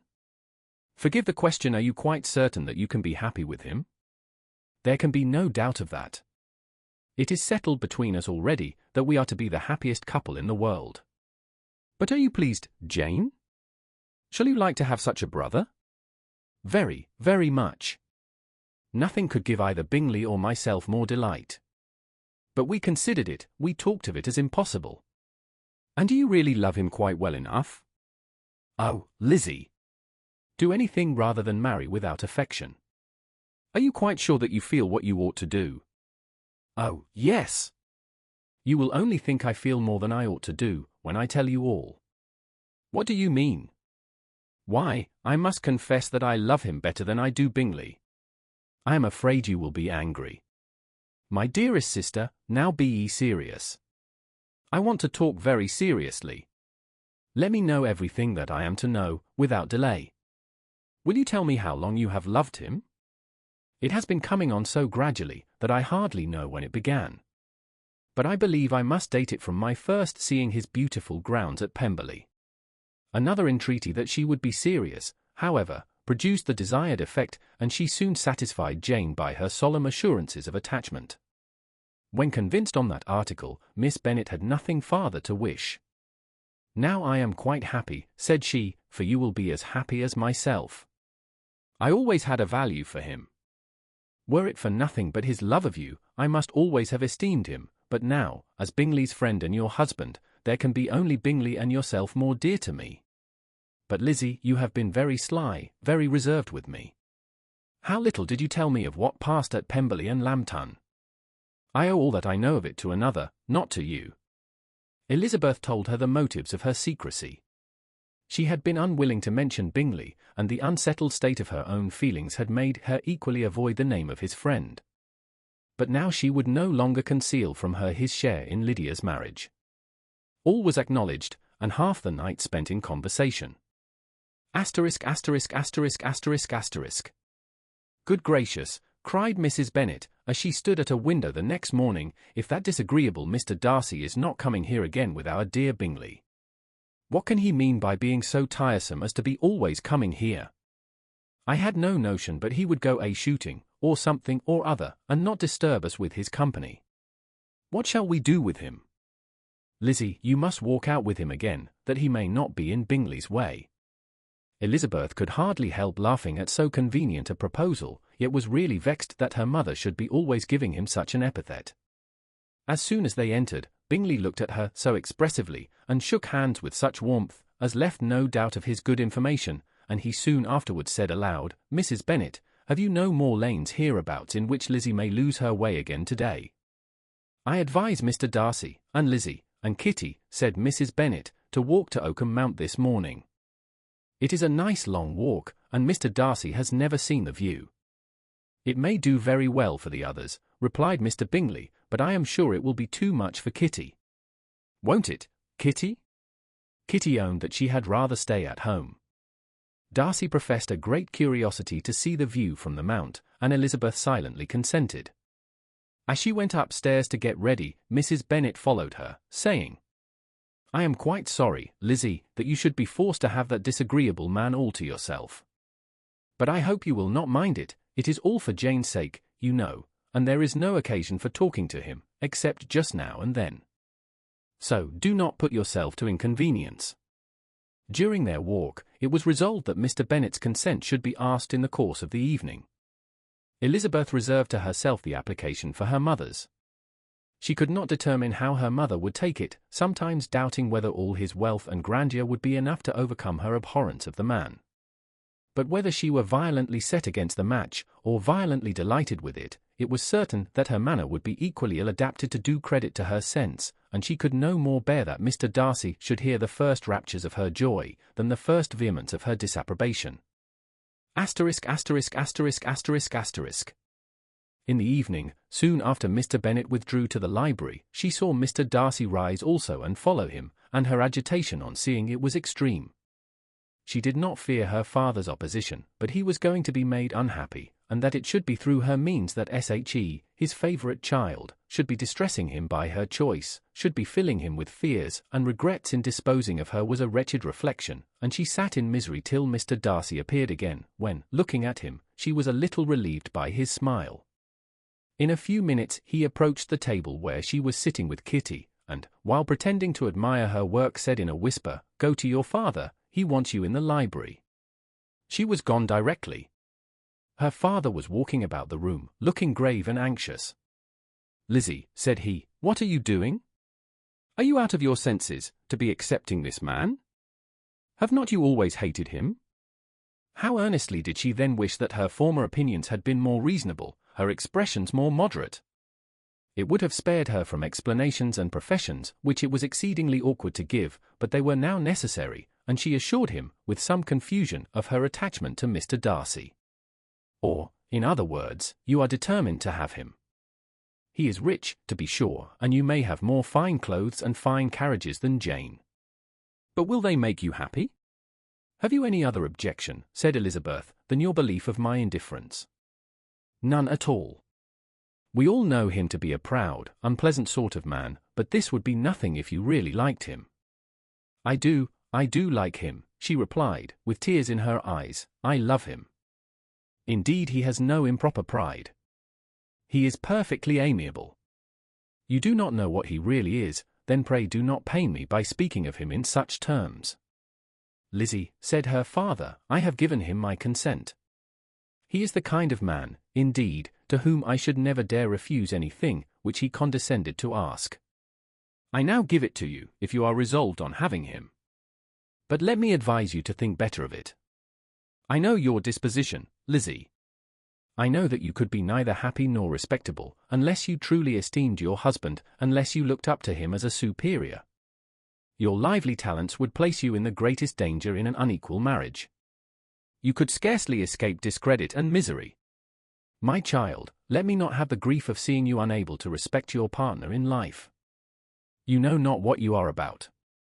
Elizabeth, still more affected, was earnest and solemn in her reply, and at length, by repeated assurances that Mr. Darcy was really the object of her choice, by explaining the gradual change which her estimation of him had undergone, relating her absolute certainty that his affection was not the work of a day, but had stood the test of many months' suspense, and enumerating with energy all his good qualities, she did conquer her father's incredulity and reconcile him to the match. Well, my dear, said he, when she ceased speaking, I have no more to say. If this be the case, he deserves you. I could not have parted with you, my Lizzie, to anyone less worthy. To complete the favourable impression, she then told him what Mr. Darcy had voluntarily done for Lydia. He heard her with astonishment. This is an evening of wonders, indeed. And so, Darcy did everything, made up the match, gave the money, paid the fellow's debts, and got him his commission. So much the better. It will save me a world of trouble and economy. Had it been your uncle's doing, I must and would have paid him, but these violent young lovers carry everything their own way. I shall offer to pay him tomorrow, he will rant and storm about his love for you, and there will be an end of the matter. He then recollected her embarrassment a few days before, on his reading Mr. Collins's letter, and after laughing at her some time, allowed her at last to go, saying, as she quitted the room, if any young men come for Mary or Kitty, send them in, for I am quite at leisure. Elizabeth's mind was now relieved from a very heavy weight, and, after half an hour's quiet reflection in her own room, she was able to join the others with tolerable composure. Everything was too recent for gaiety, but the evening passed tranquilly away. There was no longer anything material to be dreaded, and the comfort of ease and familiarity would come in time. When her mother went up to her dressing-room at night, she followed her, and made the important communication. Its effect was most extraordinary, for on first hearing it, Mrs. Bennet sat quite still, and unable to utter a syllable. Nor was it under many, many minutes that she could comprehend what she heard, though not in general backward to credit what was for the advantage of her family, or that came in the shape of a lover to any of them. She began at length to recover, to fidget about in her chair, get up, sit down again, wonder, and bless herself. Good gracious! Lord bless me! Only think! Dear me! Mr. Darcy! Who would have thought it? And is it really true? Oh, my sweetest Lizzie! How rich and how great you will be! What pin money, what jewels, what carriages you will have! Jane's is nothing to it, nothing at all. I am so pleased, so happy. Such a charming man. So handsome. So tall. Oh, my dear Lizzie. Pray apologize for my having disliked him so much before. I hope he will overlook it. Dear, dear Lizzie. A house in town. Everything that is charming. 3 daughters married. 10,000 a year. Oh, Lord. What will become of me? I shall go distracted. This was enough to prove that her approbation need not be doubted, and Elizabeth, rejoicing that such an effusion was heard only by herself, soon went away. But before she had been 3 minutes in her own room, her mother followed her. My dearest child, she cried, I can think of nothing else. 10,000 a year, and very likely more. 'Tis as good as a lord. And a special license. You must and shall be married by a special license. But my dearest love, tell me what dish Mr. Darcy is particularly fond of, that I may have it tomorrow. This was a sad omen of what her mother's behaviour to the gentleman himself might be, and Elizabeth found that, though in the certain possession of his warmest affection, and secure of her relations' consent, there was still something to be wished for. But the morrow passed off much better than she expected, for Mrs. Bennet luckily stood in such awe of her intended son-in-law that she ventured not to speak to him, unless it was in her power to offer him any attention, or mark her deference for his opinion. Elizabeth had the satisfaction of seeing her father taking pains to get acquainted with him, and Mr. Bennet soon assured her that he was rising every hour in his esteem. I admire all my 3 sons-in-law highly, said he. Wickham, perhaps, is my favourite, but I think I shall like your husband quite as well as Jane's. Chapter 60. Elizabeth's spirit soon rising to playfulness again, she wanted Mr. Darcy to account for his having ever fallen in love with her. How could you begin, said she. I can comprehend your going on charmingly, when you had once made a beginning, but what could set you off in the first place? I cannot fix on the hour, or the spot, or the look, or the words, which laid the foundation. It is too long ago. I was in the middle before I knew that I had begun. My beauty you had early withstood, and as for my manners, my behaviour to you was at least always bordering on the uncivil, and I never spoke to you without rather wishing to give you pain than not. Now be sincere, did you admire me for my impertinence? For the liveliness of your mind, I did. You may as well call it impertinence at once. It was very little less. The fact is, that you were sick of civility, of deference, of officious attention. You were disgusted with the women who were always speaking, and looking, and thinking for your approbation alone. I roused and interested you, because I was so unlike them. Had you not been really amiable, you would have hated me for it, but in spite of the pains you took to disguise yourself, your feelings were always noble and just, and in your heart, you thoroughly despised the persons who so assiduously courted you. There I have saved you the trouble of accounting for it, and really, all things considered, I begin to think it perfectly reasonable. To be sure, you knew no actual good of me, but nobody thinks of that when they fall in love. Was there no good in your affectionate behaviour to Jane while she was ill at Netherfield? Dearest Jane! Who could have done less for her? But make a virtue of it by all means. My good qualities are under your protection, and you are to exaggerate them as much as possible, and, in return, it belongs to me to find occasions for teasing and quarrelling with you as often as may be, and I shall begin directly by asking you what made you so unwilling to come to the point at last. What made you so shy of me, when you first called, and afterwards dined here? Why, especially, when you called, did you look as if you did not care about me? Because you were grave and silent, and gave me no encouragement. But I was embarrassed. And so was I. You might have talked to me more when you came to dinner. A man who had felt less, might. How unlucky that you should have a reasonable answer to give, and that I should be so reasonable as to admit it. But I wonder how long you would have gone on, if you had been left to yourself. I wonder when you would have spoken, if I had not asked you. My resolution of thanking you for your kindness to Lydia had certainly great effect. Too much, I am afraid, for what becomes of the moral, if our comfort springs from a breach of promise? For I ought not to have mentioned the subject. This will never do. You need not distress yourself. The moral will be perfectly fair. Lady Catherine's unjustifiable endeavours to separate us were the means of removing all my doubts. I am not indebted for my present happiness to your eager desire of expressing your gratitude. I was not in a humour to wait for any opening of yours. My aunt's intelligence had given me hope, and I was determined at once to know everything. Lady Catherine has been of infinite use, which ought to make her happy, for she loves to be of use. But tell me, what did you come down to Netherfield for? Was it merely to ride to Longbourn and be embarrassed?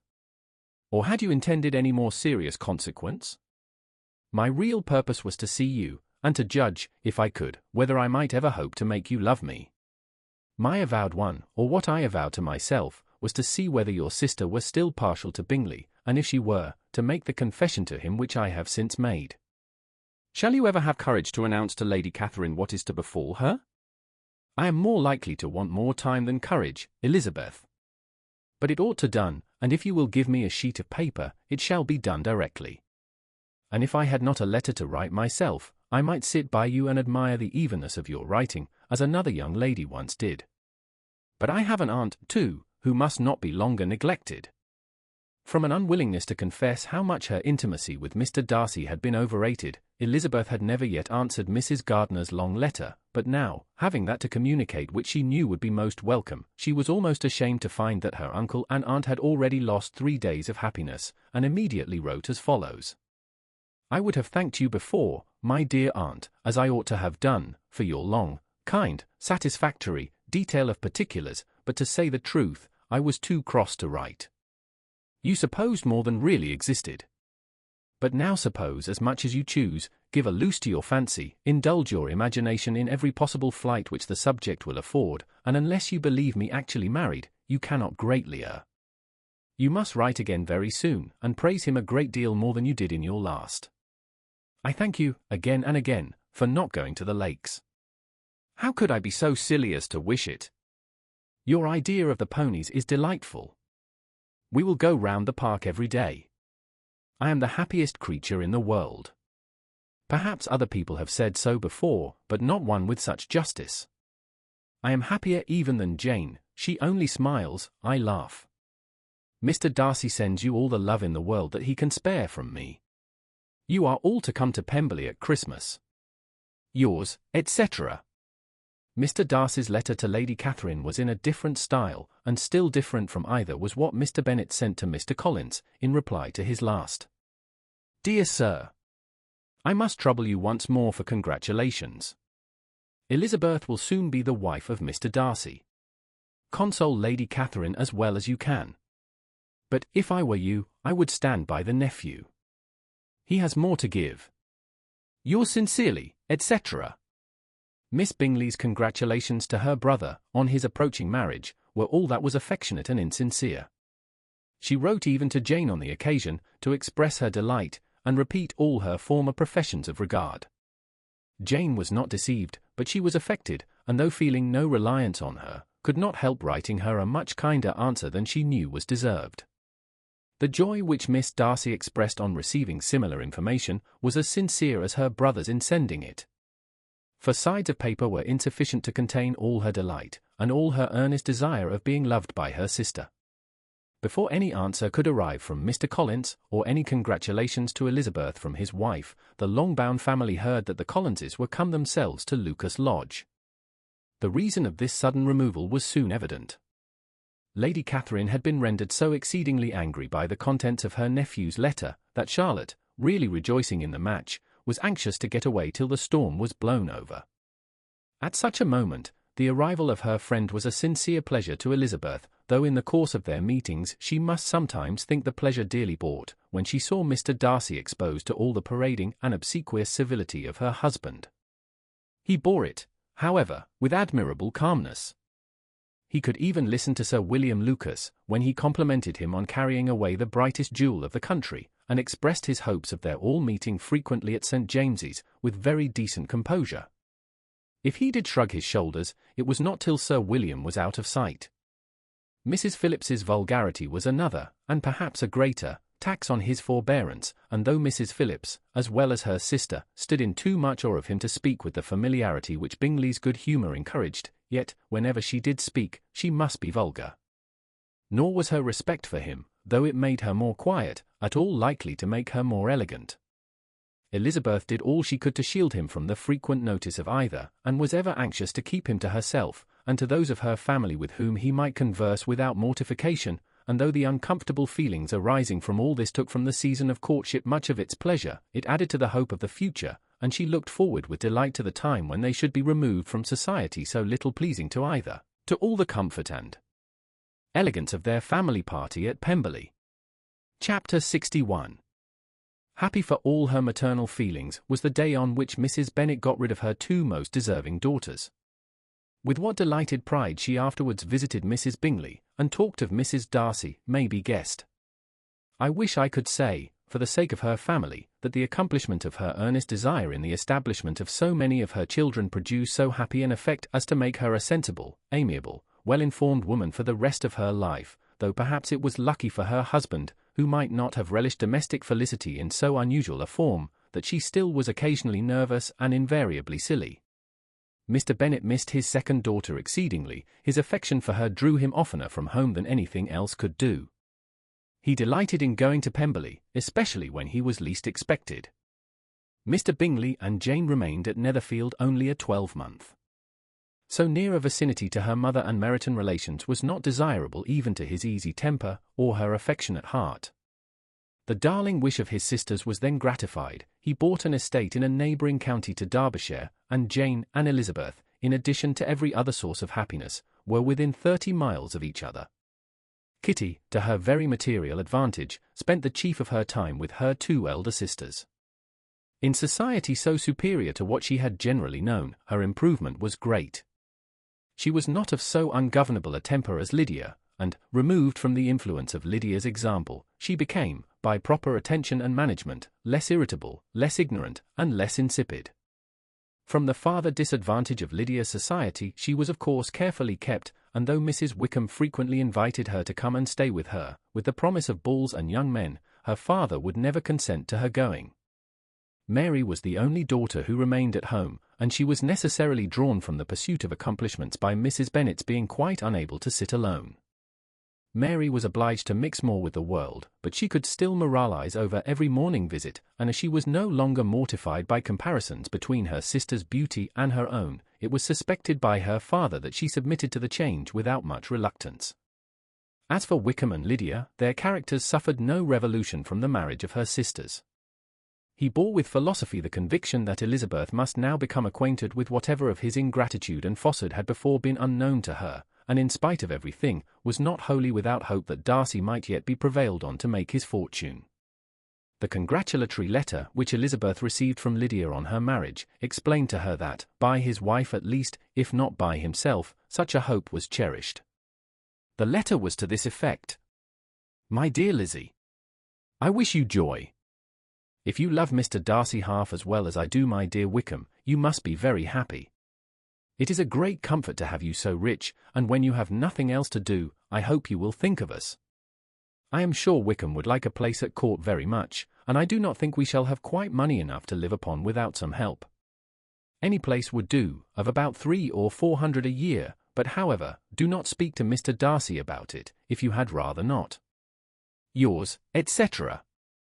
As it happened that Elizabeth had much rather not, she endeavoured in her answer to put an end to every entreaty and expectation of the kind. Such relief, however, as it was in her power to afford, by the practice of what might be called economy in her own private expenses, she frequently sent them.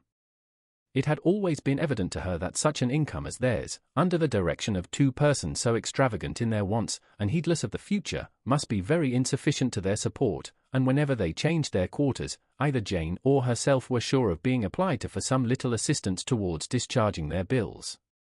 Their manner of living, even when the restoration of peace dismissed them to a home, was unsettled in the extreme. They were always moving from place to place in quest of a cheap situation, and always spending more than they ought. His affection for her soon sunk into indifference. Hers lasted a little longer, and in spite of her youth and her manners, she retained all the claims to reputation which her marriage had given her. Though Darcy could never receive him at Pemberley, yet, for Elizabeth's sake, he assisted him farther in his profession. Lydia was occasionally a visitor there, when her husband was gone to enjoy himself in London or Bath, and with the Bingleys they both of them frequently stayed so long, that even Bingley's good humour was overcome, and he proceeded so far as to talk of giving them a hint to be gone. Miss Bingley was very deeply mortified by Darcy's marriage, but as she thought it advisable to retain the right of visiting at Pemberley, she dropped all her resentment, was fonder than ever of Georgiana, almost as attentive to Darcy as heretofore, and paid off every arrear of civility to Elizabeth. Pemberley was now Georgiana's home, and the attachment of the sisters was exactly what Darcy had hoped to see. They were able to love each other even as well as they intended. Georgiana had the highest opinion in the world of Elizabeth, though at first she often listened with an astonishment bordering on alarm at her lively, sportive manner of talking to her brother. He, who had always inspired in herself a respect which almost overcame her affection, she now saw the object of open pleasantry. Her mind received knowledge which had never before fallen in her way. By Elizabeth's instructions, she began to comprehend that a woman may take liberties with her husband which a brother will not always allow in a sister more than 10 years younger than himself. Lady Catherine was extremely indignant on the marriage of her nephew, and as she gave way to all the genuine frankness of her character in her reply to the letter which announced its arrangement, she sent him language so very abusive, especially of Elizabeth, that for some time all intercourse was at an end.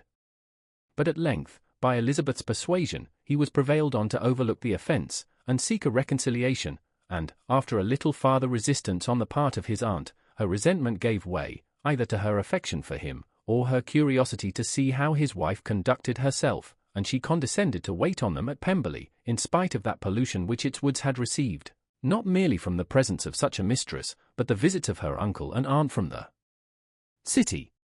With the Gardiners, they were always on the most intimate terms. Darcy, as well as Elizabeth, really loved them, and they were both ever sensible of the warmest gratitude towards the persons who, by bringing her into Derbyshire, had been the means of uniting them.